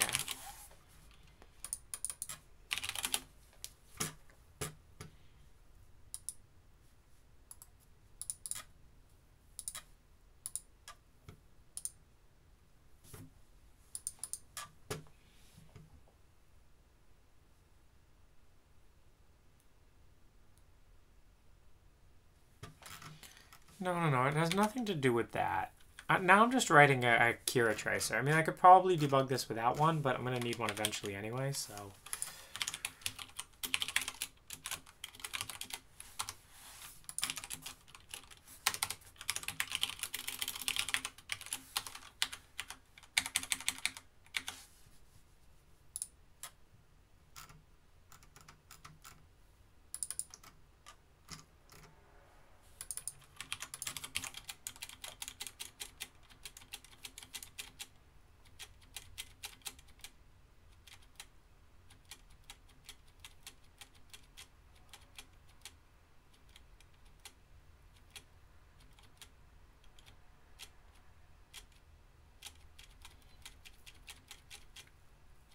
Oh, yeah. So...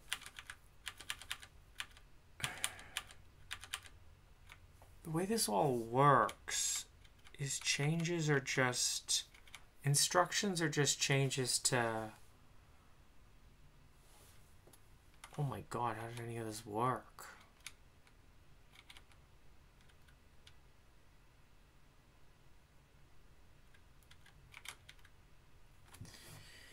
Wow.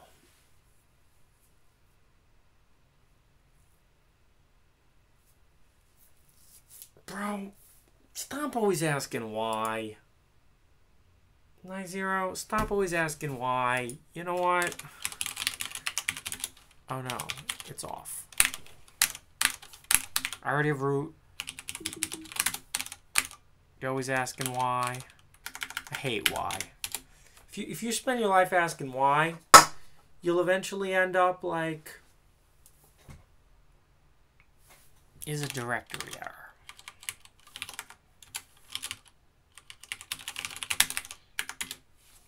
Well, I don't really know where you'll end up, but it won't be good.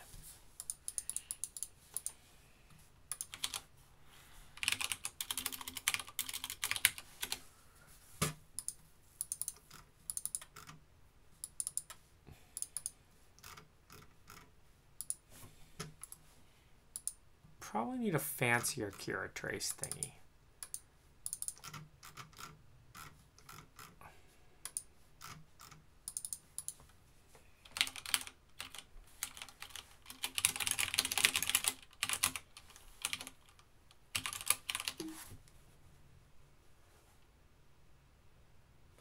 Well, see what happens when you call bincat without an argument. You don't need one.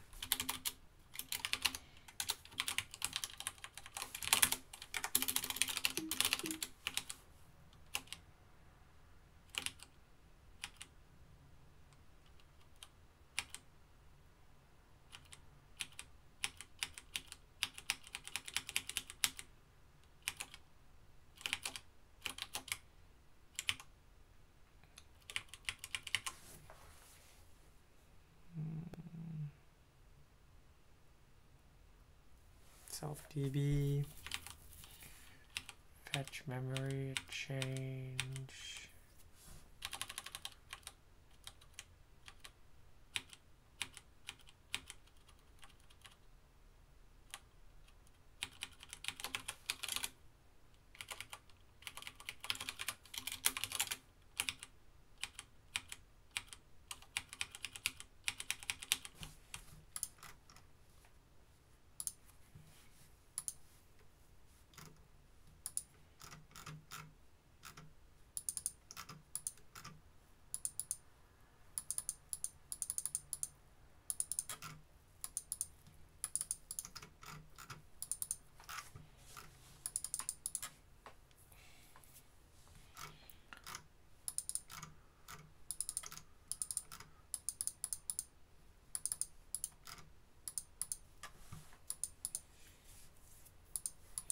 So somewhere I have the registers. I have to.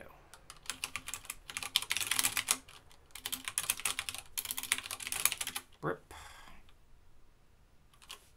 Yeah, here they are.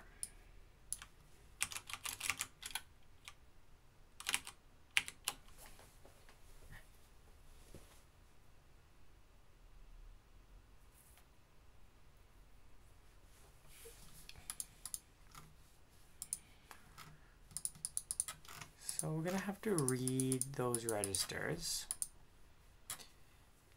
And we're going to see if they changed. I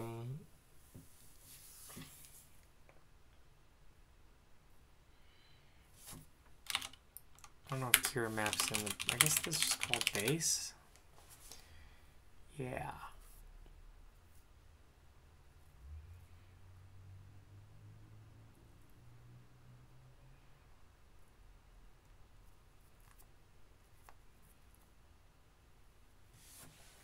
It'll work okay without base, I think. We have to track every register read. Well, we'll just do that on the instructions. Okay. So these are the x86 registers.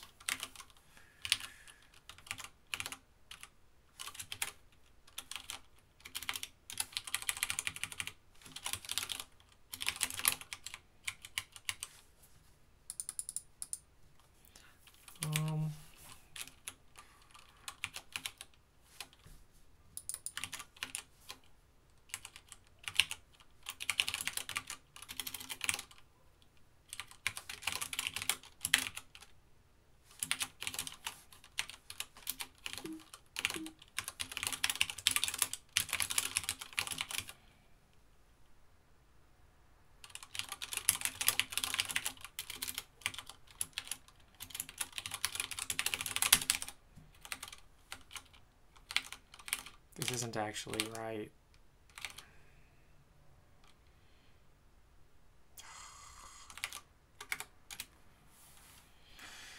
I was just going to look and see if the registers changed, but that isn't actually right.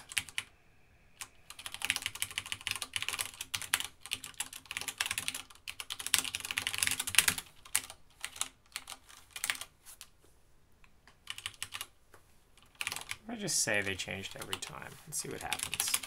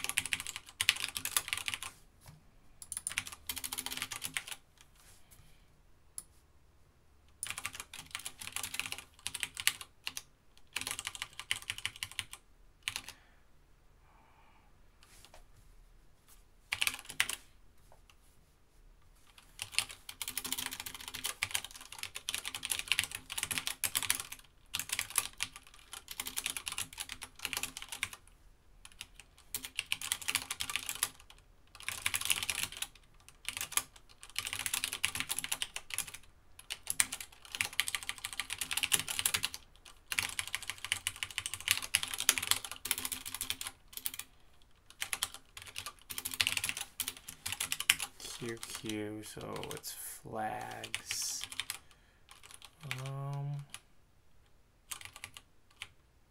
I don't know what that shit means, but is mem is right. Is syscall is start. Oh, I guess is start is valid.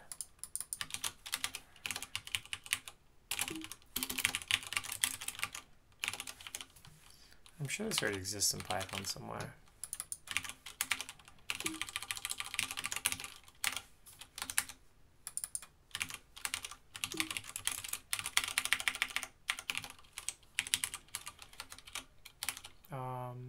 It's CLNum flags.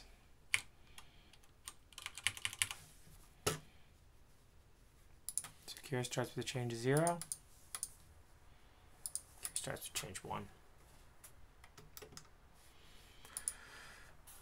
CLNum equals 1. CLNum plus equals 1. Bro, I don't know. People make decisions for a lot of reasons. A sub I. CLNum is valid.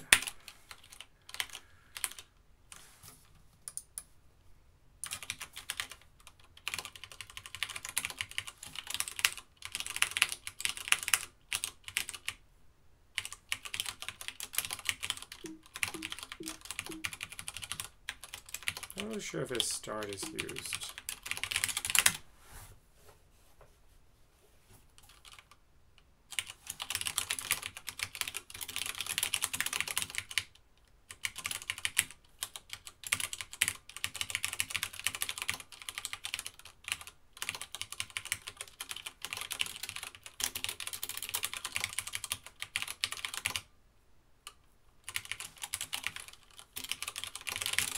Probably gonna crash cure.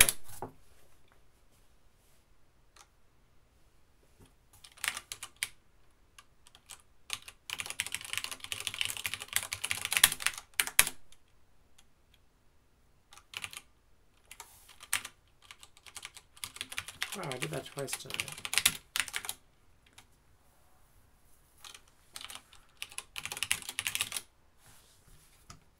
Okay, there's another log. I think it actually doesn't look for that. I think it looks for like base to see when it exists.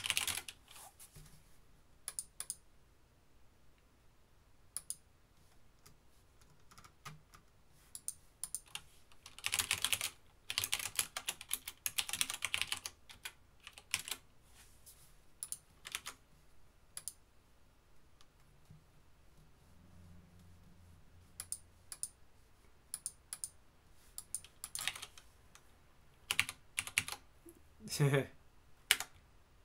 because something broke it.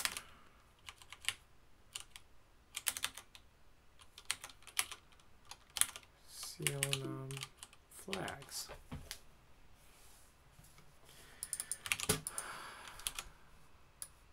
I'm not sure what this is supposed to do.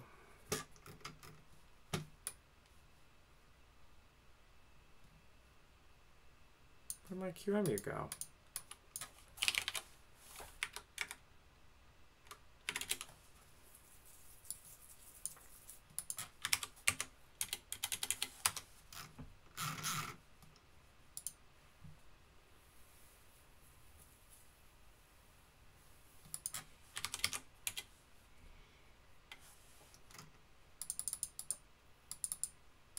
Is filtered address TBPC.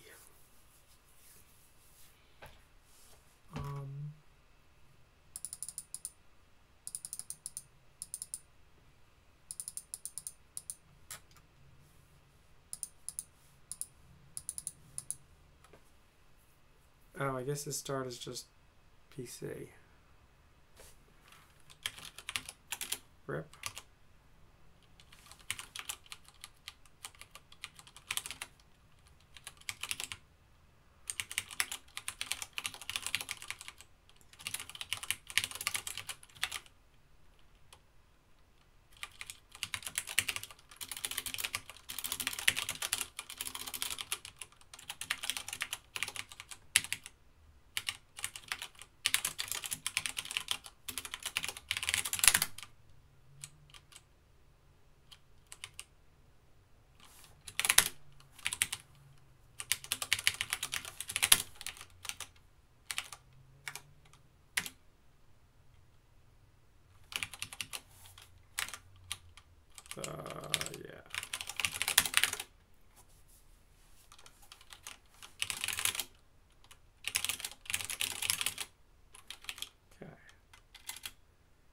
Base file issue, maximum recursion depth.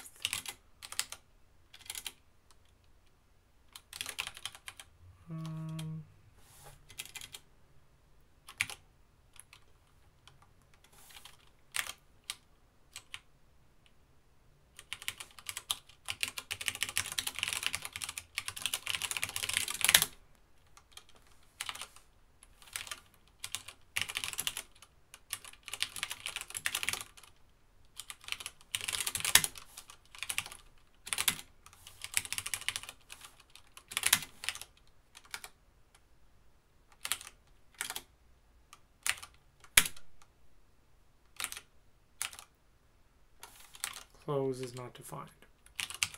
What is that? I forget Python.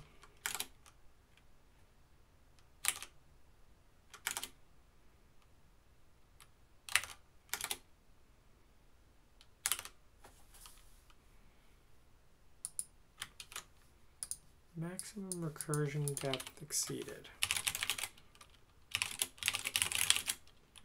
I mean, it's the same file, we should just be able to get the same base, right?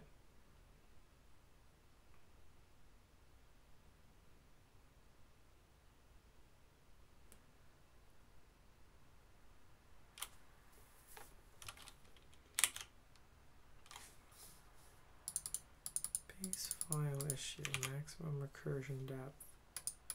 It says there are exactly 8 changes. I think it just crashes.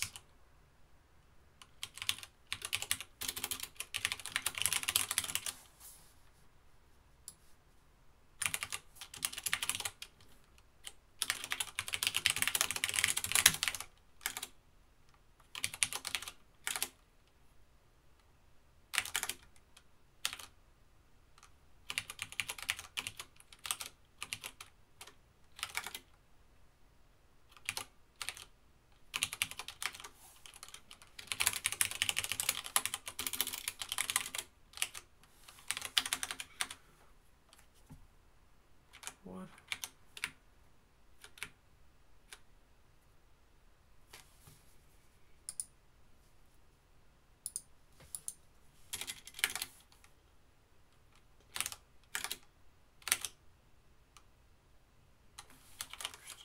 Oh.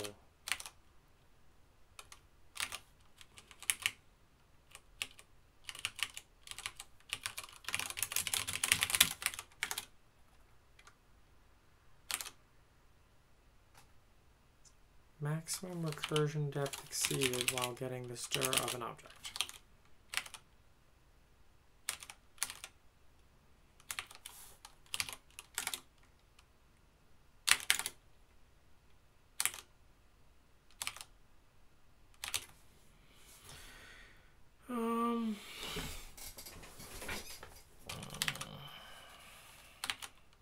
Secure bug?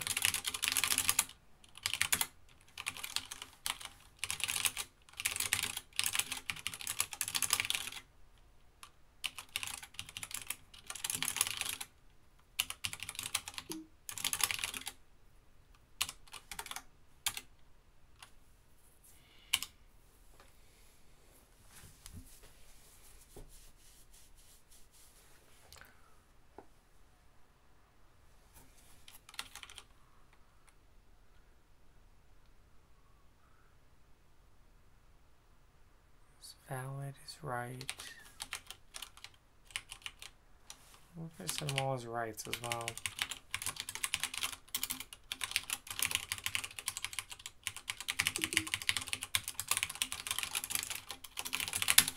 Or I don't know, it's saying base file issue.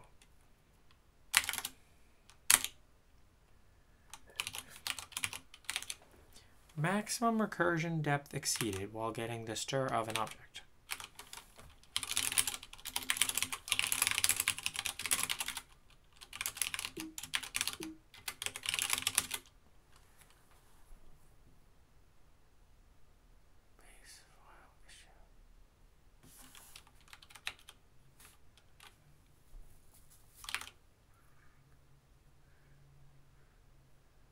Oh, get fork base from log.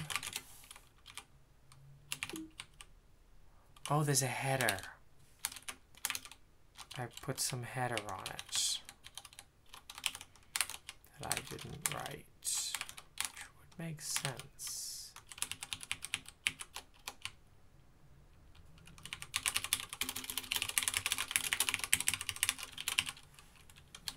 Where's the header?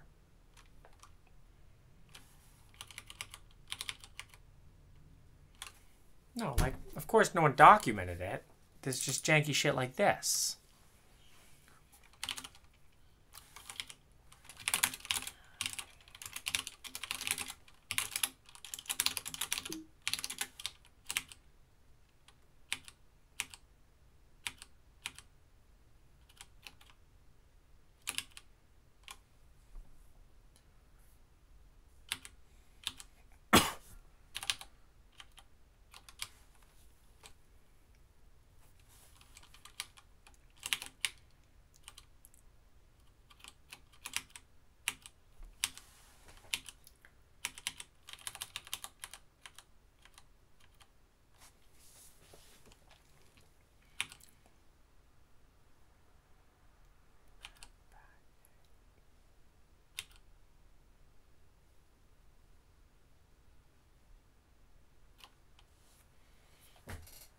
Someone who knows nothing about what's going along.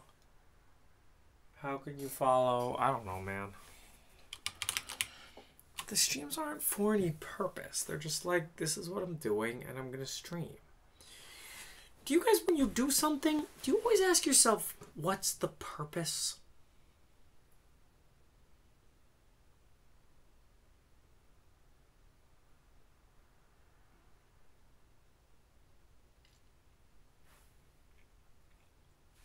What am I programming? It's in the thing. You can, it's called Twilight. It's like that. It like executes programs, but by using another program as a shell.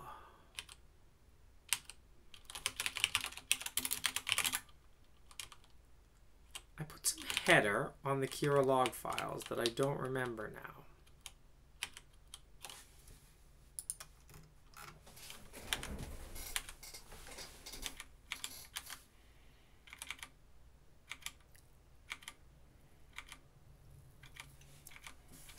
Kira's open source with a link that's there. You can understand what that is. It has a website too, Kira.me.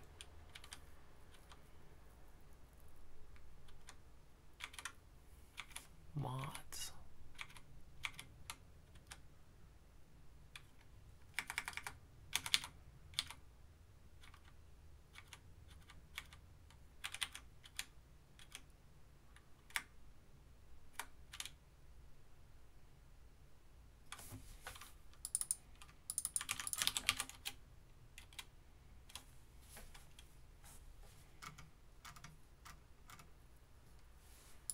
Key change. Struct change, p change. I'll seek. Skip the first change because the first change is fake. So how big is the change? Well, it's hex18. Let's do this quickly. This might work.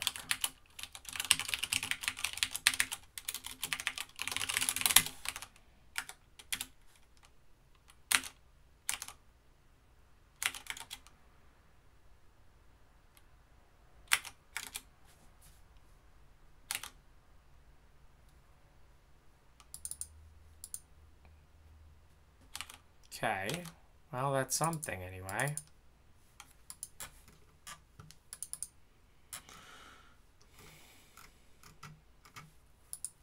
I don't know why you requested so many bytes.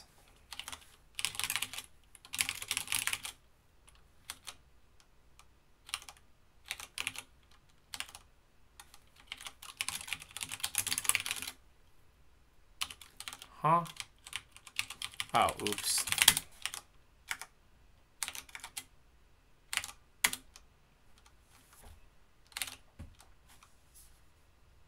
Ah, okay, perfect.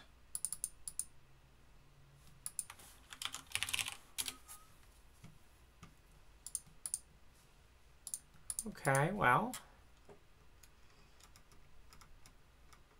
The registers might be right.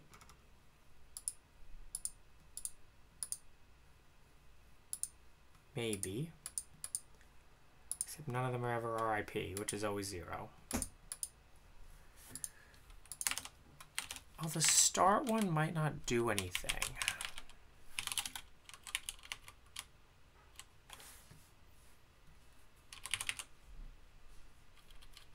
Oh well, can't hurt to write it again, can it?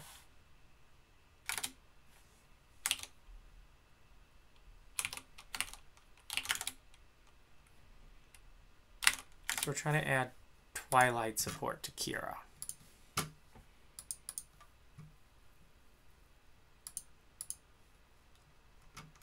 Okay, so you can see RIP is now correct. It is saying, unfortunately, that it writes at every stupid thing.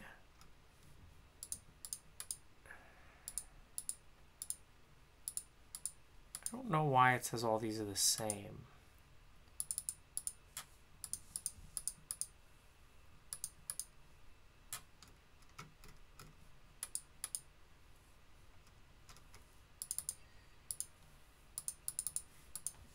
Possible that I do something special for, oh, is start. I think I actually do something special where this isn't right. I don't know. This needs to be documented. There might be, there's one more place docs could be. Just an extra. Yeah, like this. Middleware dump log. Oh. Middleware import Kira log. That's pretty much exactly what I was going to write, except there isn't a thing called Kira log anymore. New scripts Kira log.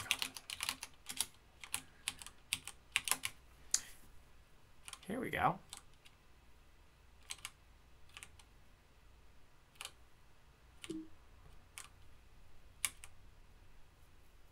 Oh, I already wrote a lot of this.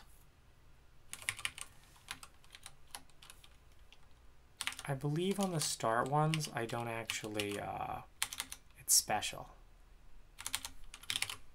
So maybe I do it like this.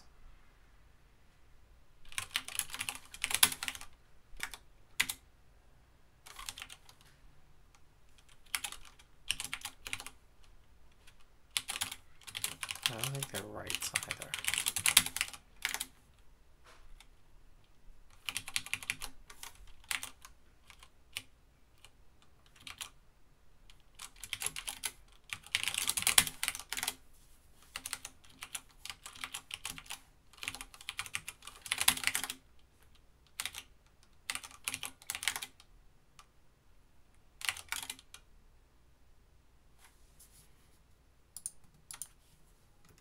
Okay, here we go. Now I think these are entirely the wrong mappings. Yeah, they are. Because the base file's wrong.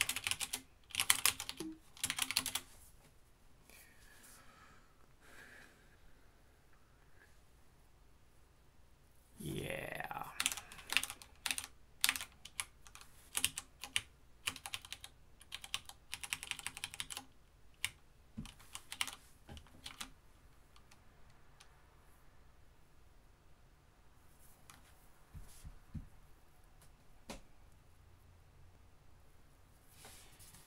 So the base file here is actually QEMU.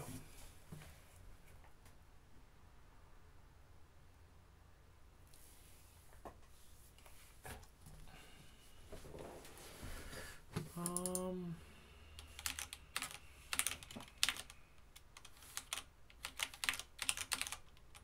can keep track of what we unmap pretty easily.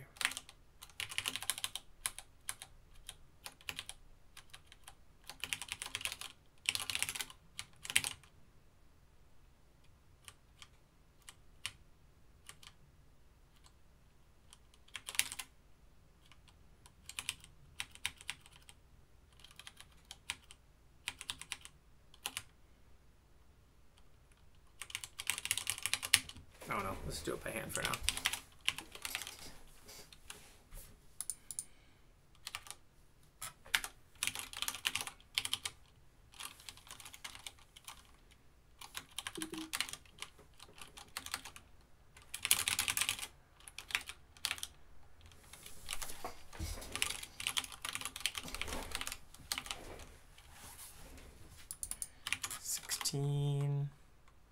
Offset.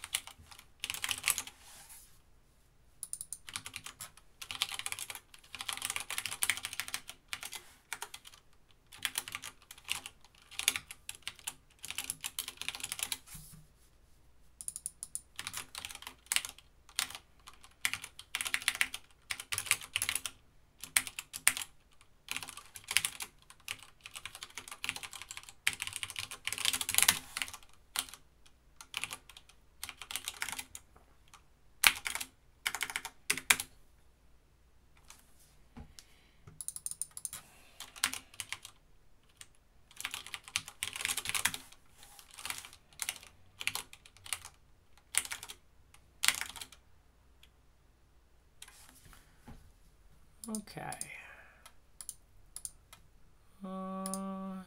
Still wrong. Maybe less wrong?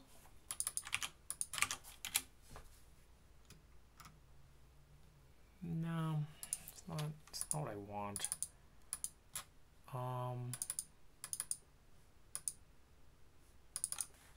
What's the offset in the file there?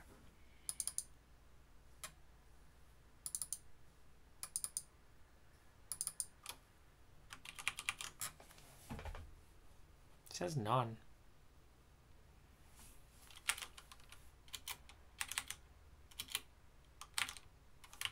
Wrong file.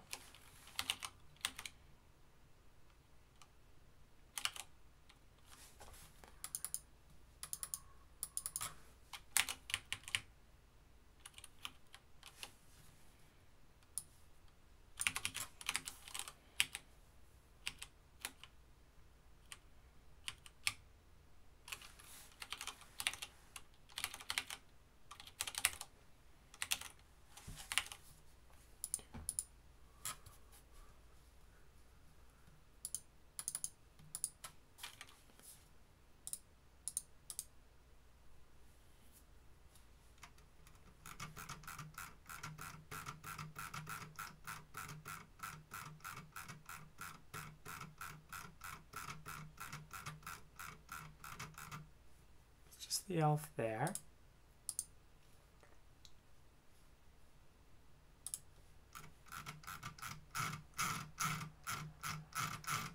Oh my god, this is frustrating.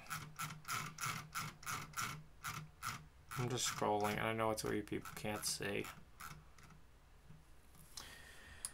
Okay, well.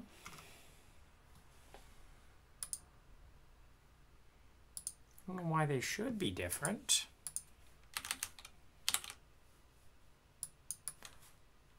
These two traces here should be the same. But you can see this one has garbage in it.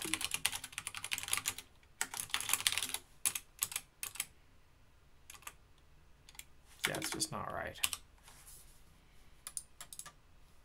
Those just aren't the right bytes.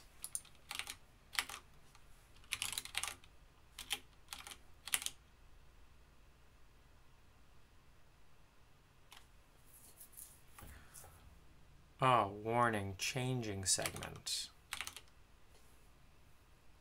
Because the other one's already mapping QEMU there. might be okay.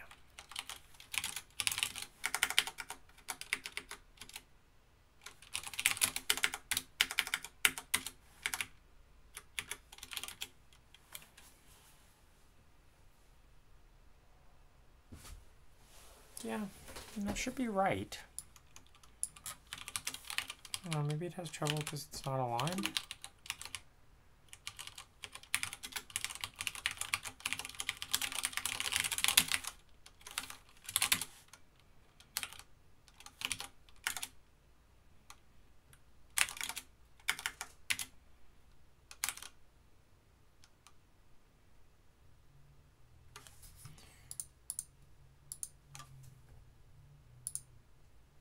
Maybe it's mad because I changed the segment. I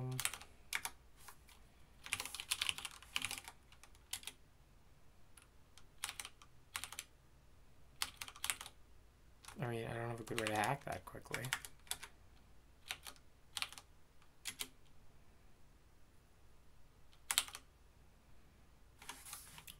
I don't know what Kira does when you change a segment.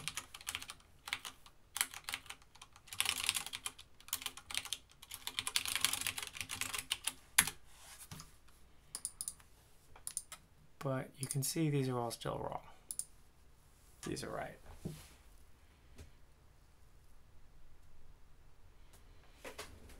No, front end is still the same shit.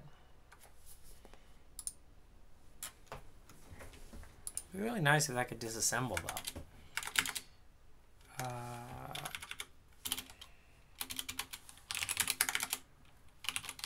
Where does it print that out?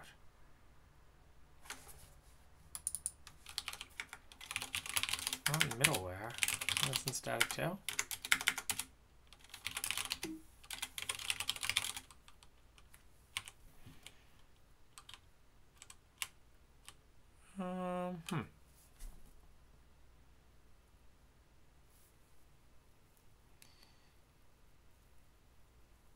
Yeah. I'm gonna try something. I don't think it should matter. If I add an offset to all of these.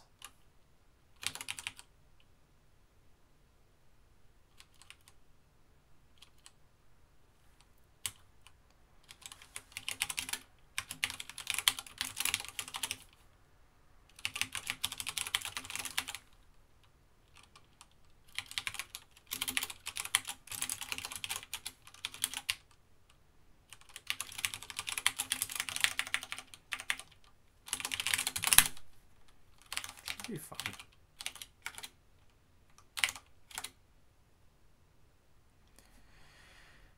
Okay, key error, LZ memory load. Oh, that's not gonna work.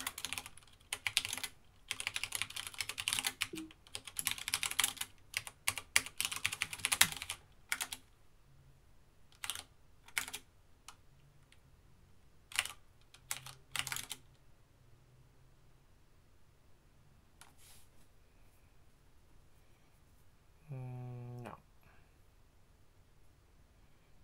Oh, because I have to add it to entry as well.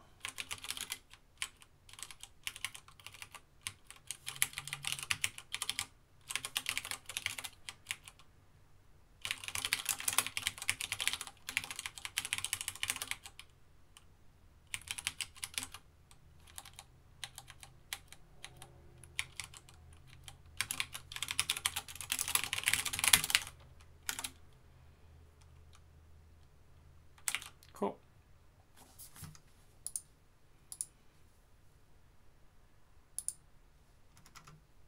Okay, now there's just nothing there because we also have to add it to where I write one.base.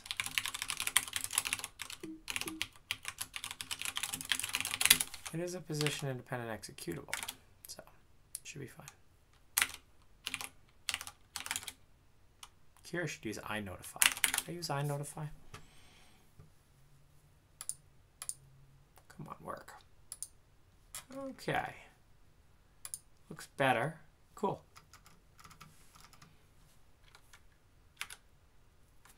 You know what? There's an actual offset. We want to go from there to there, right?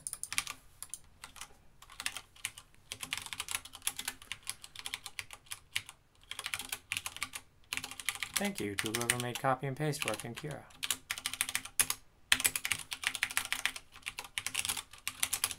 Real-ish.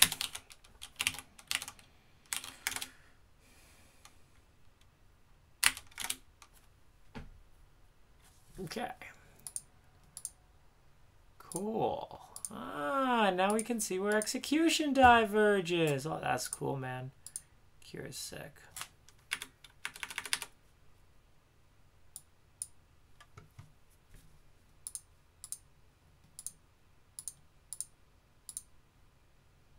Diverges right there. See, this one takes that jump, and this one doesn't. So it's comparing some stack shit. Oh yeah, it's those stack pointers. I didn't map my stack.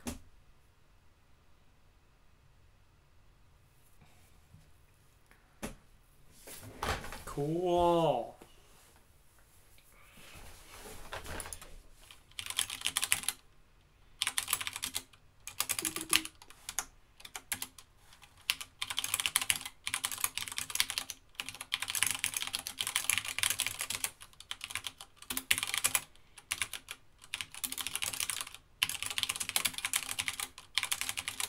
All right. So you can see my logs really aren't very cleaned up. They have a write at every register, but we can still figure out why execution diverges there. And I mean, okay, so it's not actually that interesting that it diverges. We knew it would. There's a question of, does it converge again?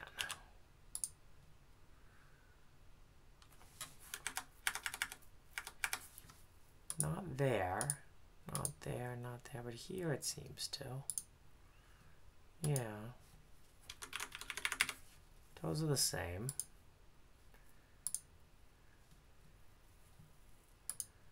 Same as this call to break. But yeah, by the time we get to open cat, it's diverged. Let's figure out what this new point of divergence is.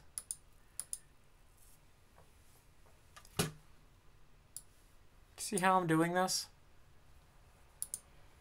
So this is where that instruction executed in the first run of the program, and this is where that instruction executed in the second run of the program. So you see this call worked. Oh wow, it's using those registers.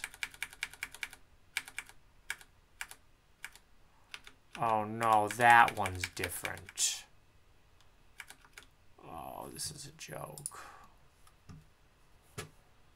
What's in RDI?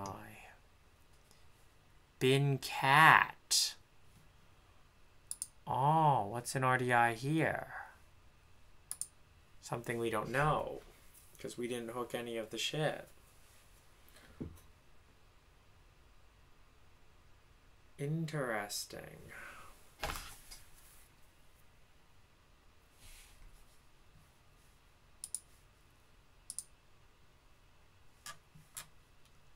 Yeah, I wonder if that's the problem.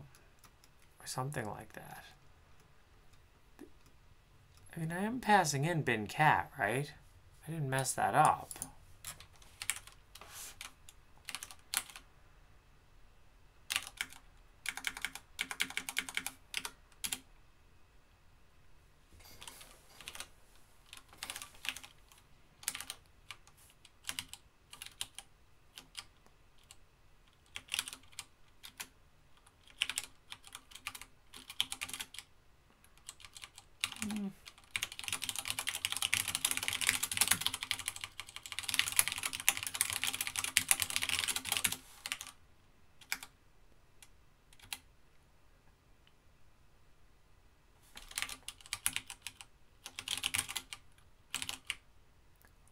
Oh, I did mess that up. That's got to be plus equals. Oh, got to be plus equals. Oh, must be starting out bytes. Oh, don't we love that? Oh, that's so unpleasant to see.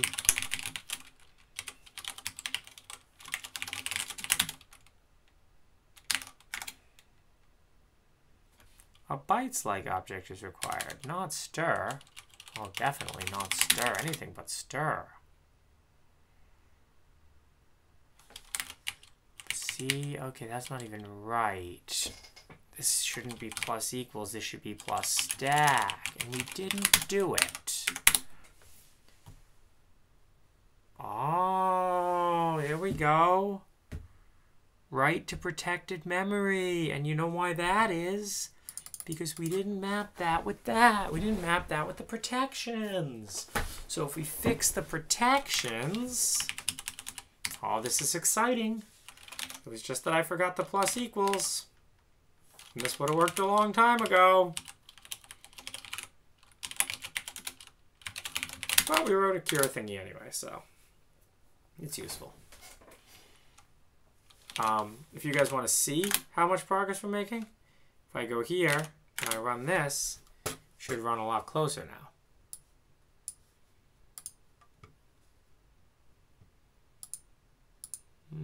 Looks pretty much the same.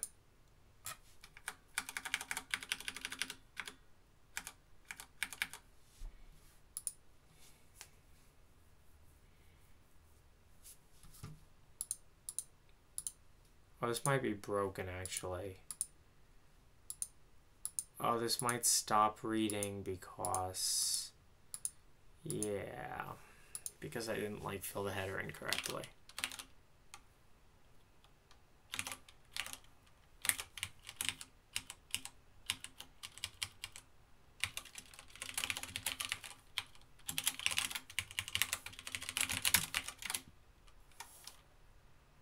Okay, so let's just implement protections.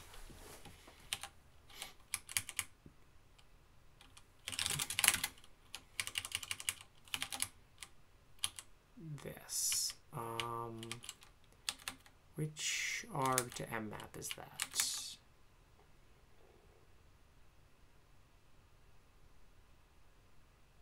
Three.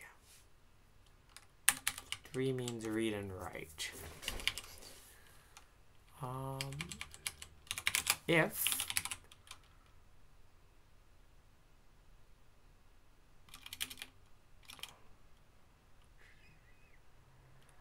arg sub 2 and 2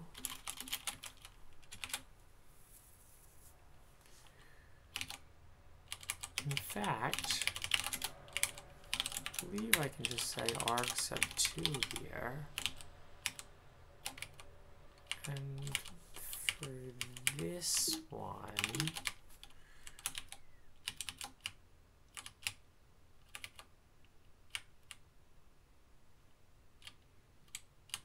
oh, that's fine, but this one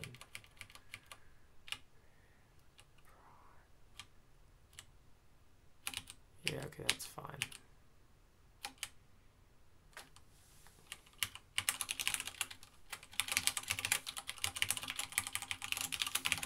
Try that.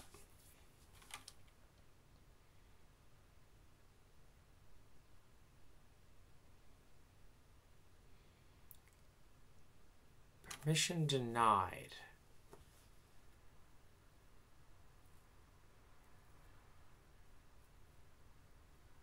Huh.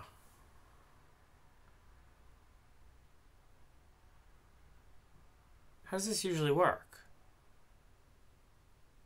I mean, it's trying to mmap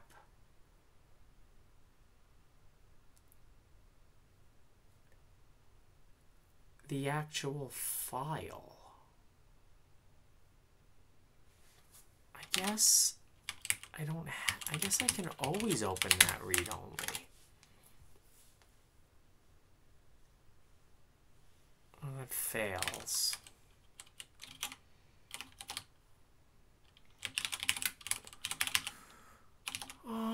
Okay. Oh, wait, no, no idea. So,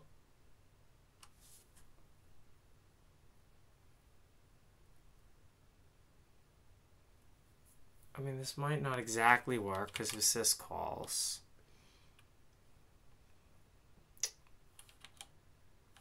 What used to be there?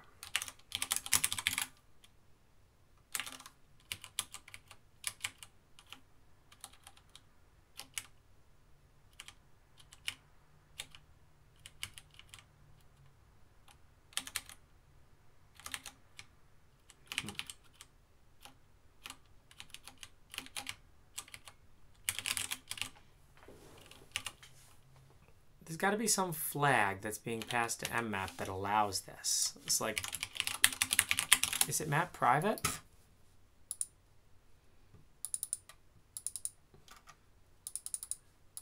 Oh, there we go. Map shared implies it'll be committed back. Yeah.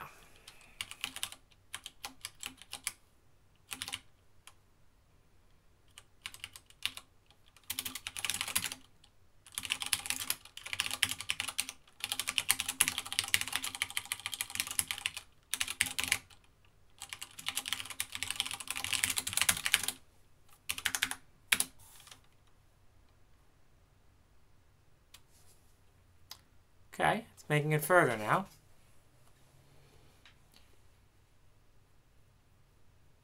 Yeah, okay, so this new mmap is not being found.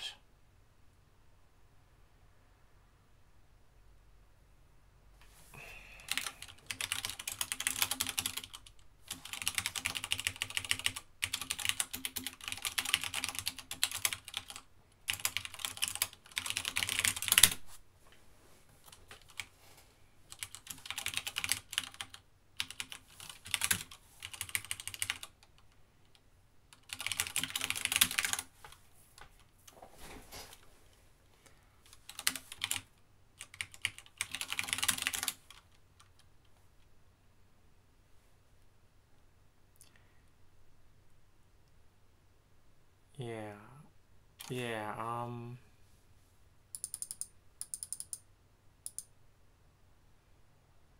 don't know what that is, but that's been cat, that's fine. This mmap, on the other hand, has nothing found. It just seems like it's one...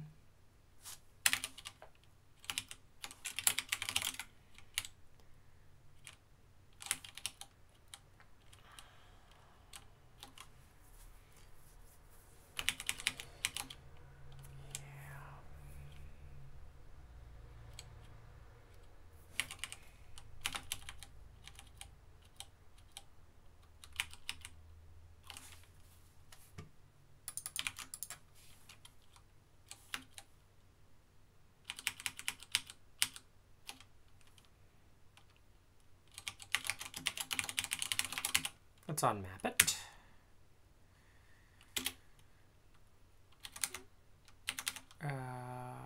Ret plus, which arg is that? Arg1. This should be cleaned up. Wrapped memmap. Ret size, and we don't pass in an FD. Anon. Is good.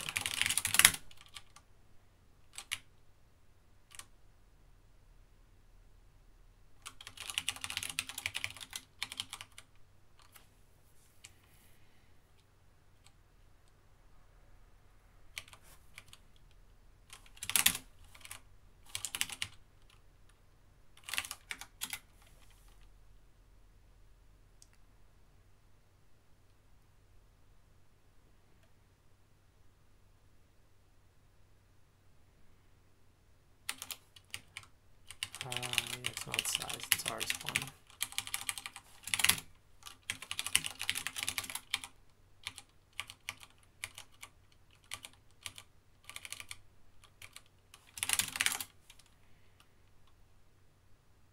Huh.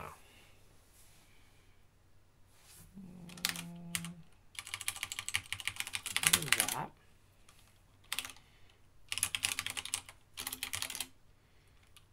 Look at all those things in DevSHM now.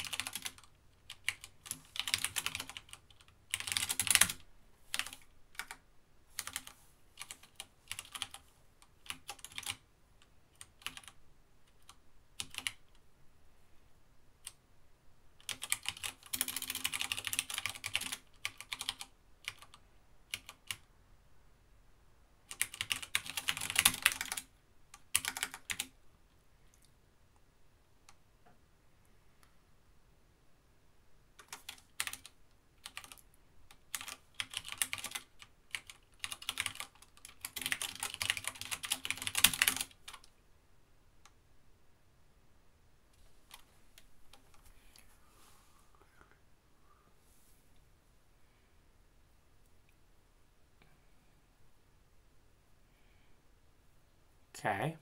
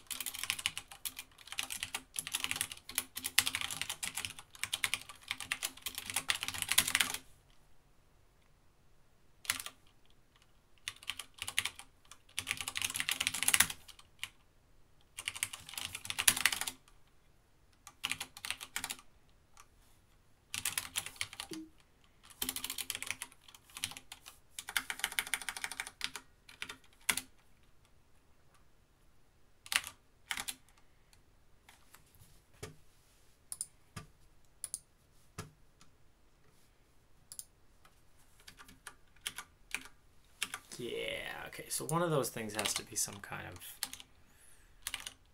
header that says how long it is. Or number of changes or something.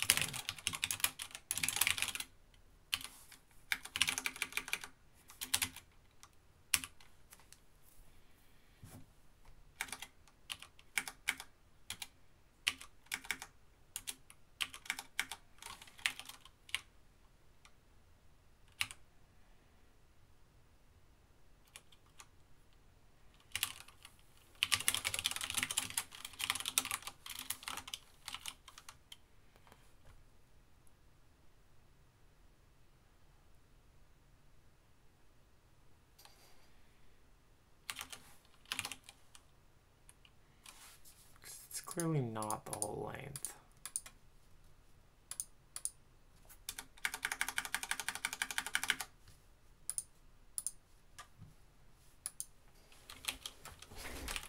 I don't know.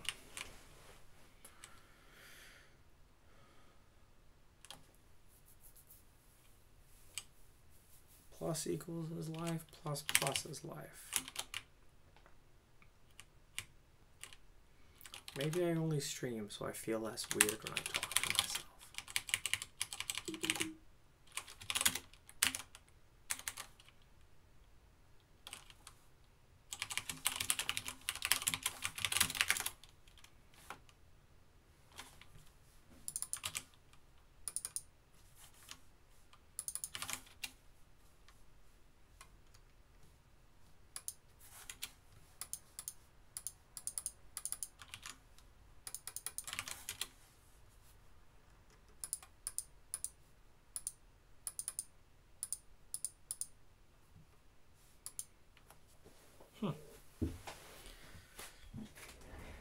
I don't even begin to know how this like handles forks and stuff.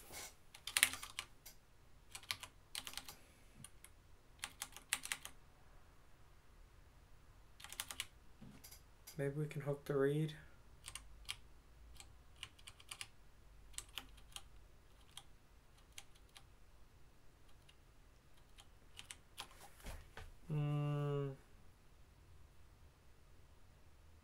Map private's also broken.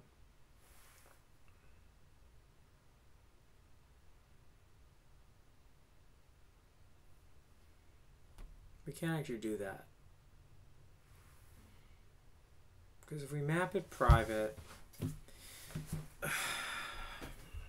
it doesn't show up in the unicorn process.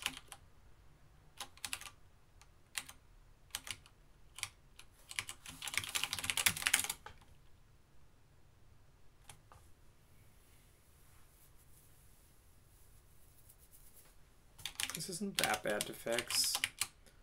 All we have to do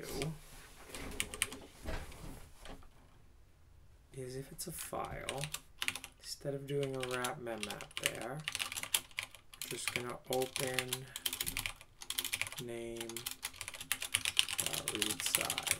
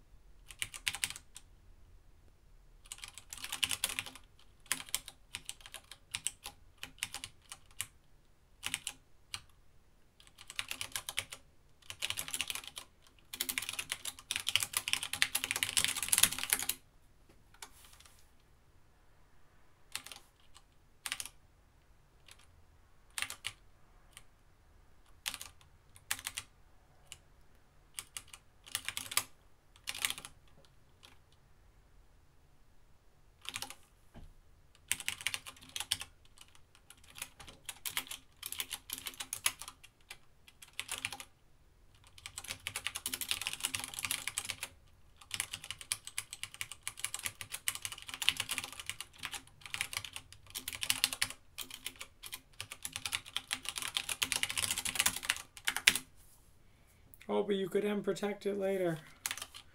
You could unprotect it later, and that's a serious problem.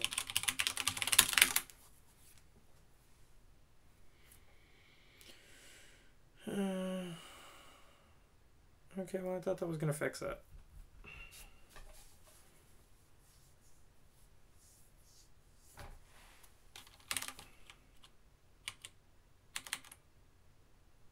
Invalid mapping.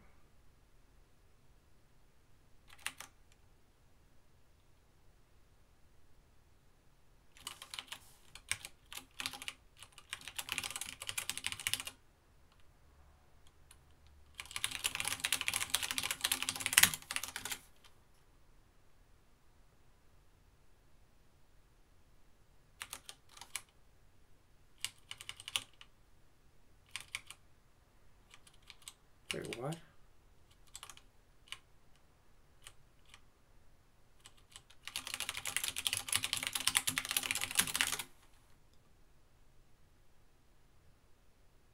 Why is that invalid?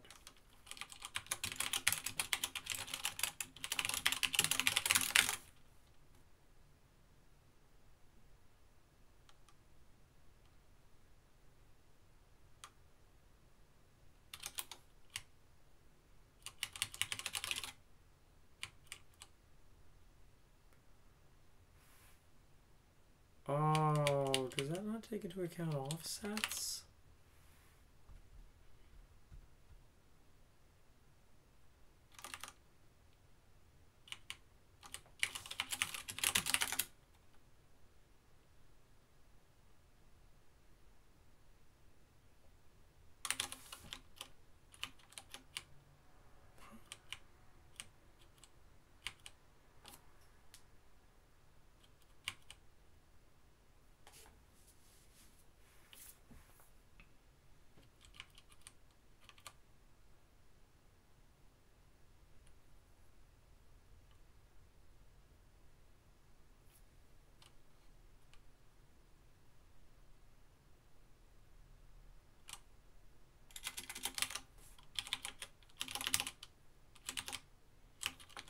Oh, it's just a pro read.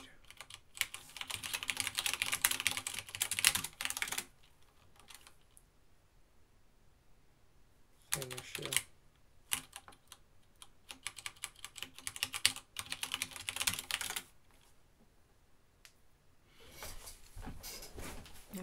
Should hook that and figure out where it's actually failing.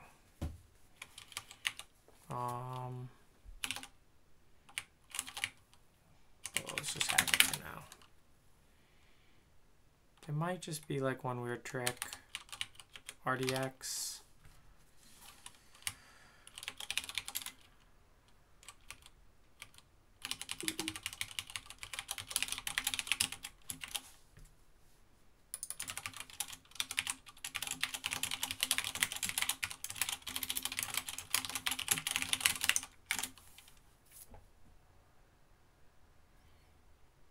No pointer.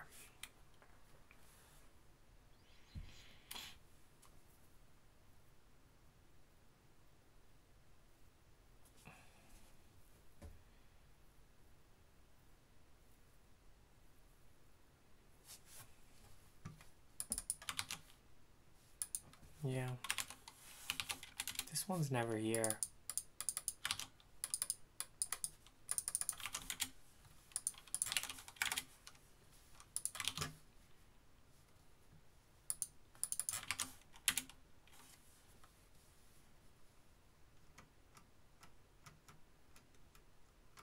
Oh, it is there. It's the last thing it does. What? Oh, no. It's never mind. It's never there.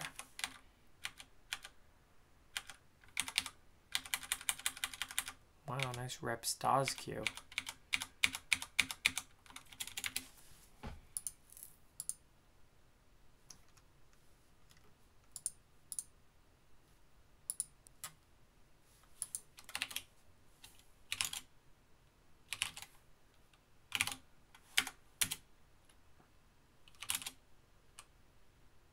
Does this even work?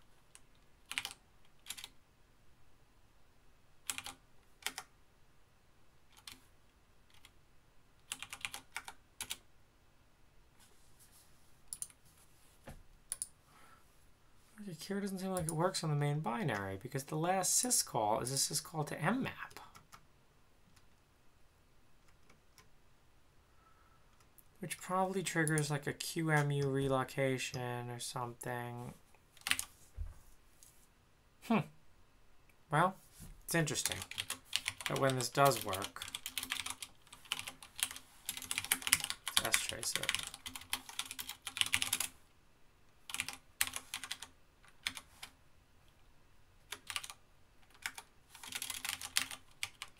This does work. It looks like it's going to work better than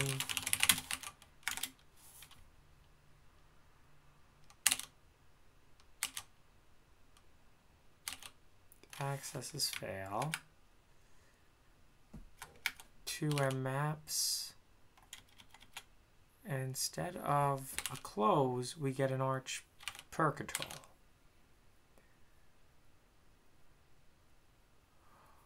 Oh, because there's an offset. Let's deal with that quickly.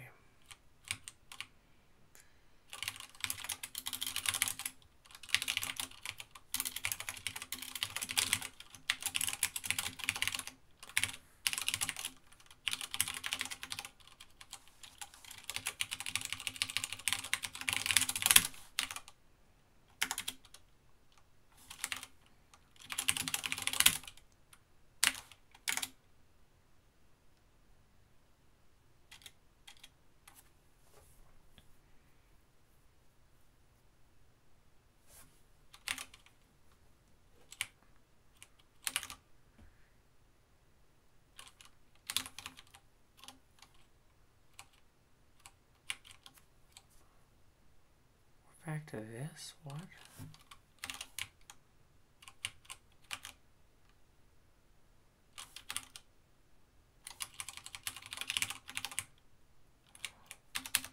Well, that's kind of terrible too.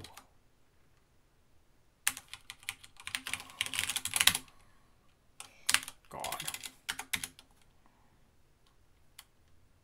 If in.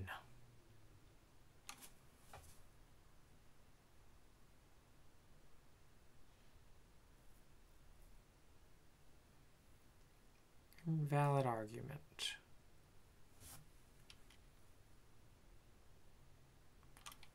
Yeah, you can't map things with weird sizes.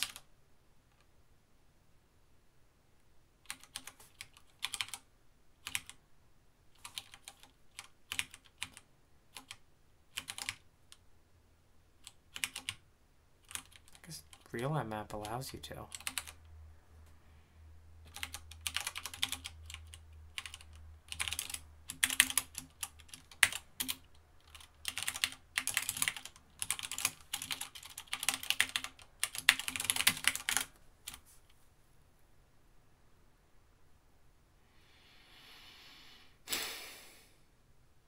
mprotect.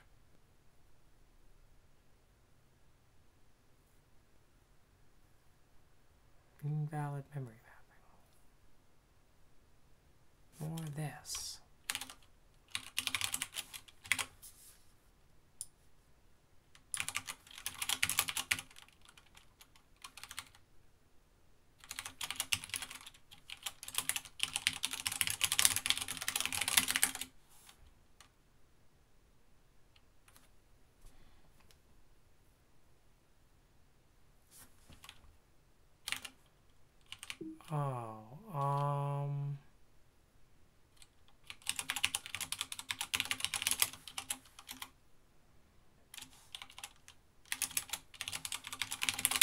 Does that work?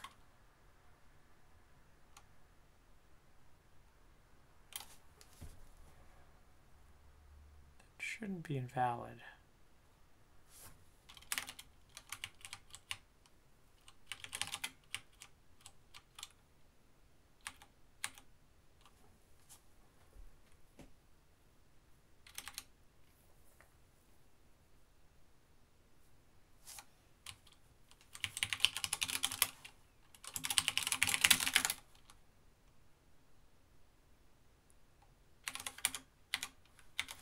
Alright, so we map in bin cat.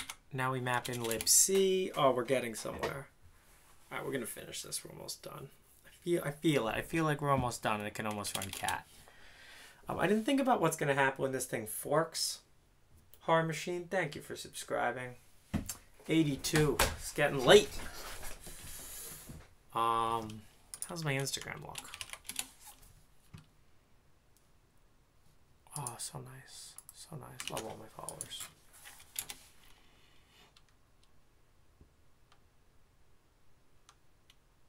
Why is this invalid?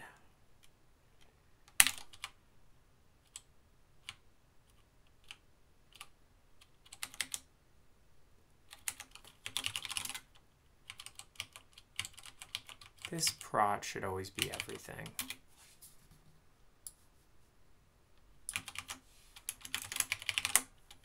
I'm not prod exec. Don't need prod exec. Doesn't matter. Oh, maybe this size is the problem. You can always round this up.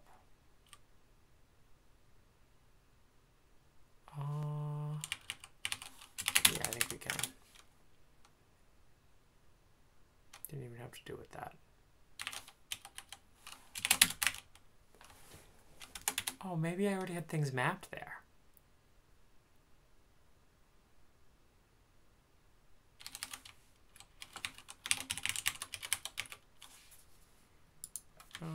Unicorn memory on that? Did you call them on map? Calls them protect, which is sketchy.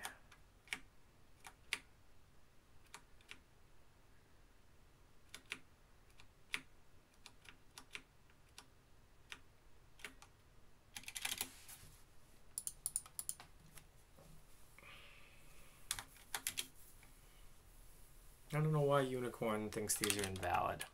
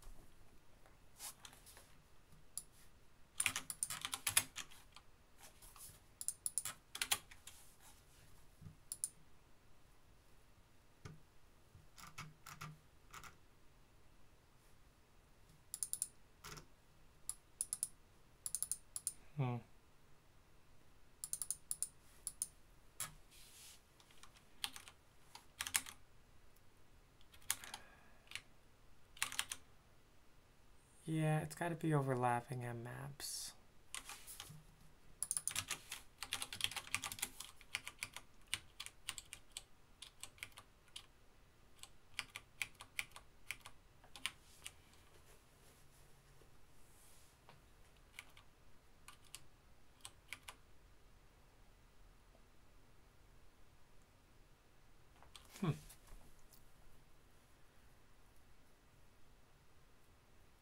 I don't see it though. Oh, I guess here. No, that's fine.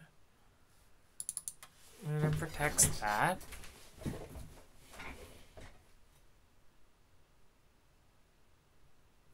$6,000. I mean, it rounds up a tiny bit, but that should be okay.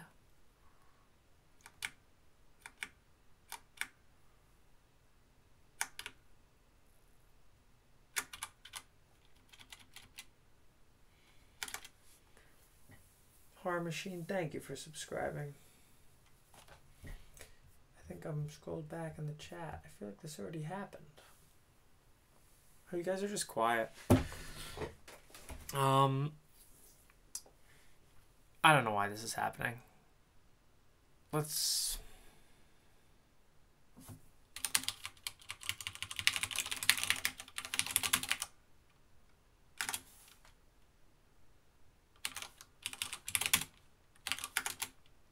just catch that error and ignore it.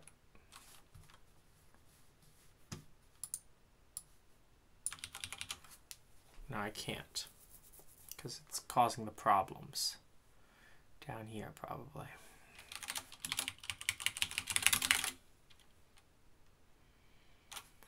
Invalid memory mapping. Why don't you tell me why it's invalid?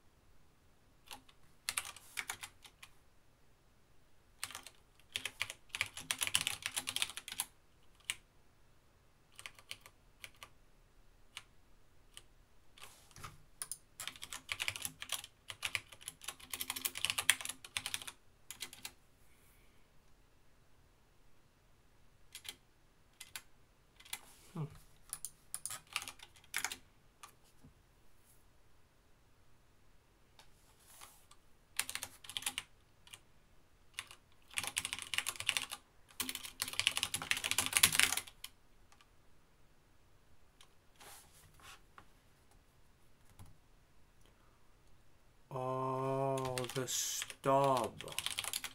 The stupid stub's in the way.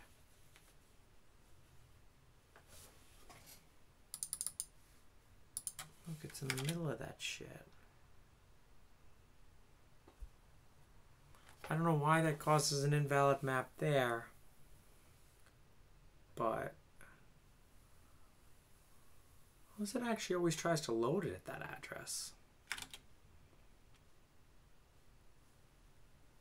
Which would make sense, right? For how System ASLR works.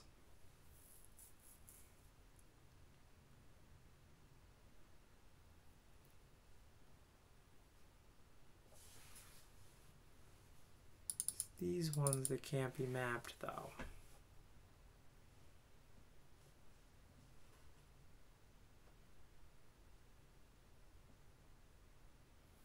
They're mapping into the process, okay. They're just not mapping into Unicode. What is this one? Why does this have no permissions?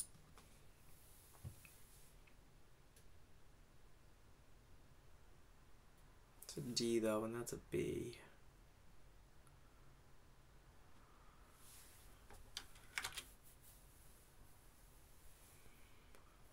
UC error map. I really wish it would tell me why.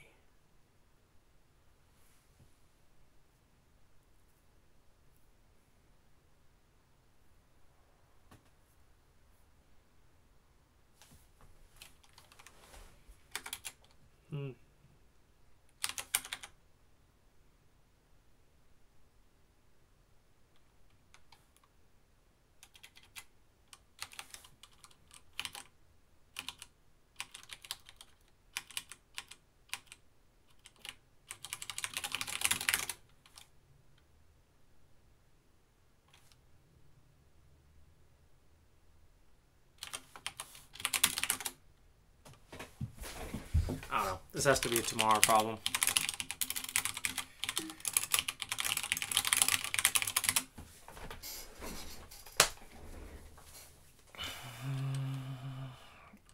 Almost working.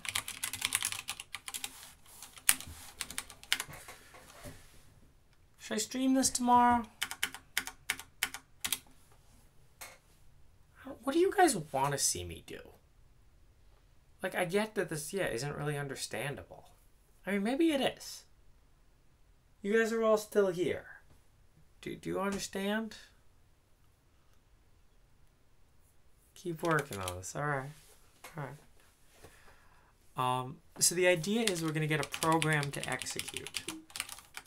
Like, CAD is almost running. What is it actually trying to map right now? I can print out the file that it's loading, so we can just see, like, maybe it's an obvious thing if we do that. It should already be printing out.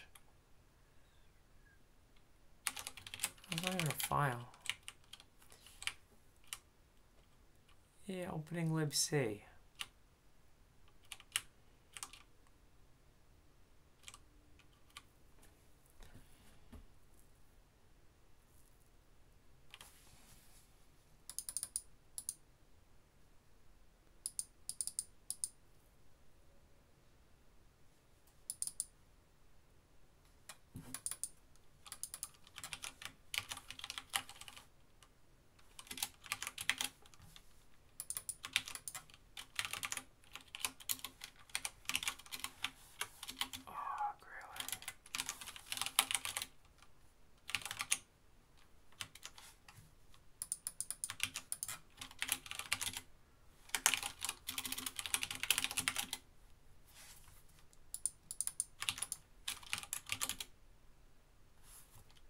Wait, those overlap.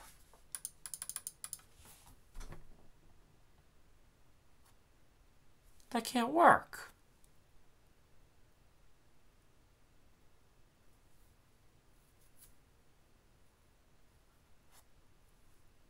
Can you do that in Linux?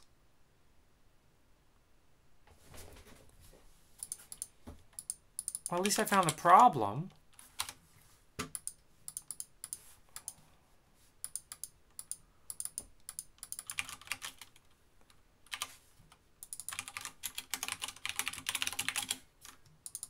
Yeah, they overlap. Let's hack it.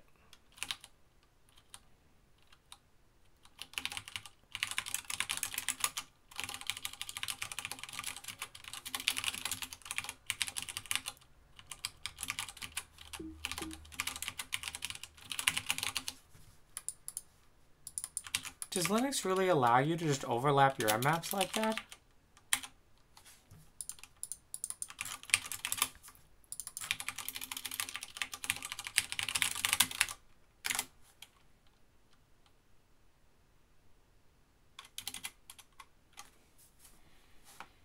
Well, we got past that issue at least.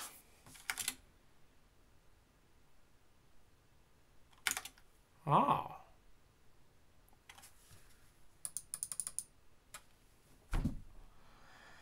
That one is caused by sbreak.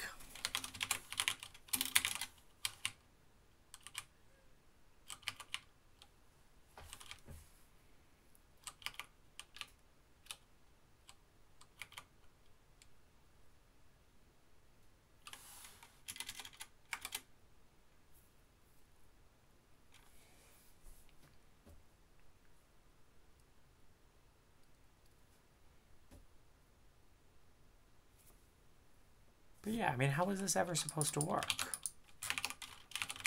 These overlap.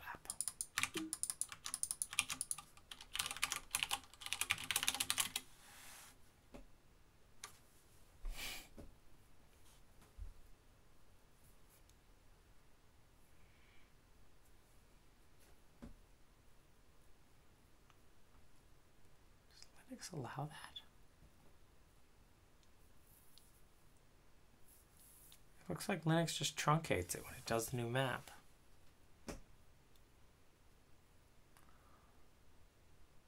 Or this isn't even a real map. This is like a guard page.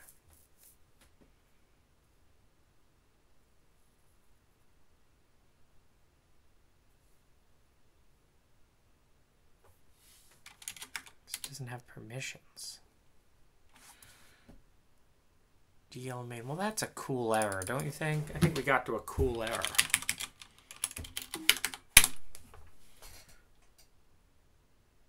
I tried VS Code a little bit. Yeah, exactly. We need 100x growth, man. And you might say that, well, your Instagram followers aren't growing fast enough for you to reach 1 million. And I'll say to you 3 words. Hockey stick growth. Yeah. See, look at this. Look at this. So, hockey stick growth. This is how you justify to VCs that you need to raise more money, even when you don't have any money. Because The hockey stick, you're still on the stick part.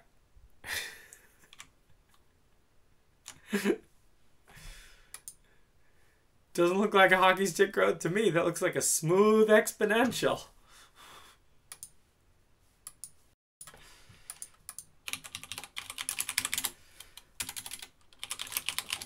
Okay. Well, at least we don't have a stupid error anymore. We have something that's deep and complex. That's, yeah. DL-RTDL map. It's deep. Let's just try to run something else quickly.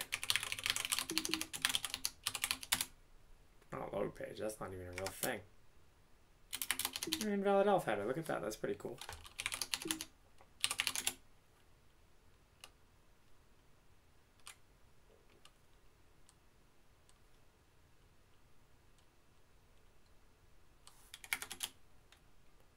Wait, what? Why does it have an address of -16?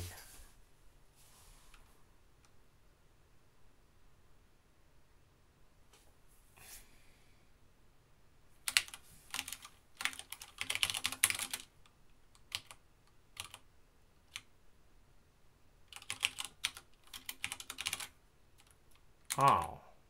So it's the return from mmap.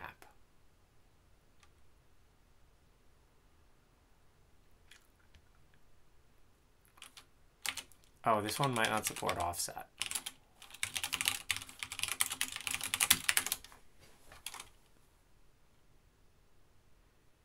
Oh, a new inconsistency detected by this shit. And a new invalid mmap.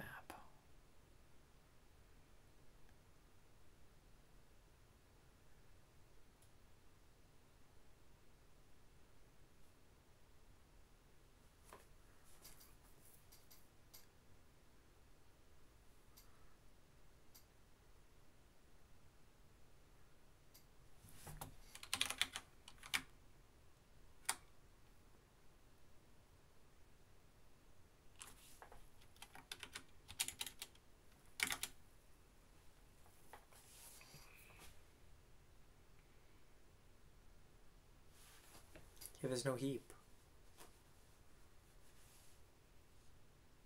Y'all see the problem? We demallocked the heap.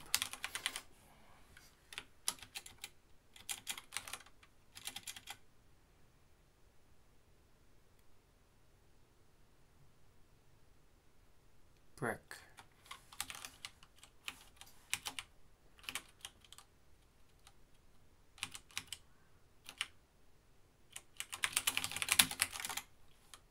We don't shell unmap anything.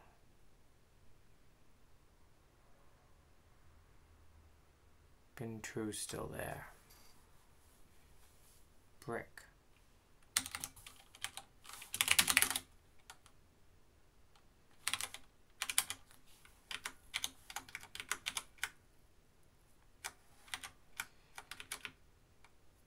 Yeah. Yeah, the heap is currently not being shared between the kernel and user space. Heap is not shared now between fix tomorrow.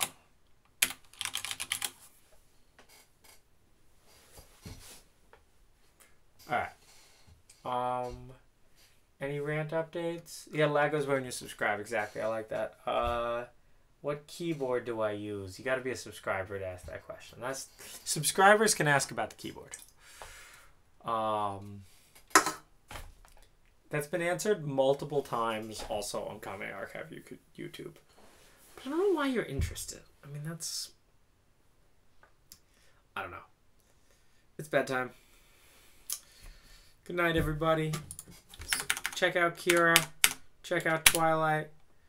This probably is the last of these streams for a while, unless I'm really bored and want to stream tomorrow. I am curious why that doesn't work, but this is more of a I'm going to fix it tomorrow morning at the coffee shop kind of thing. I'm not going to fix it on stream.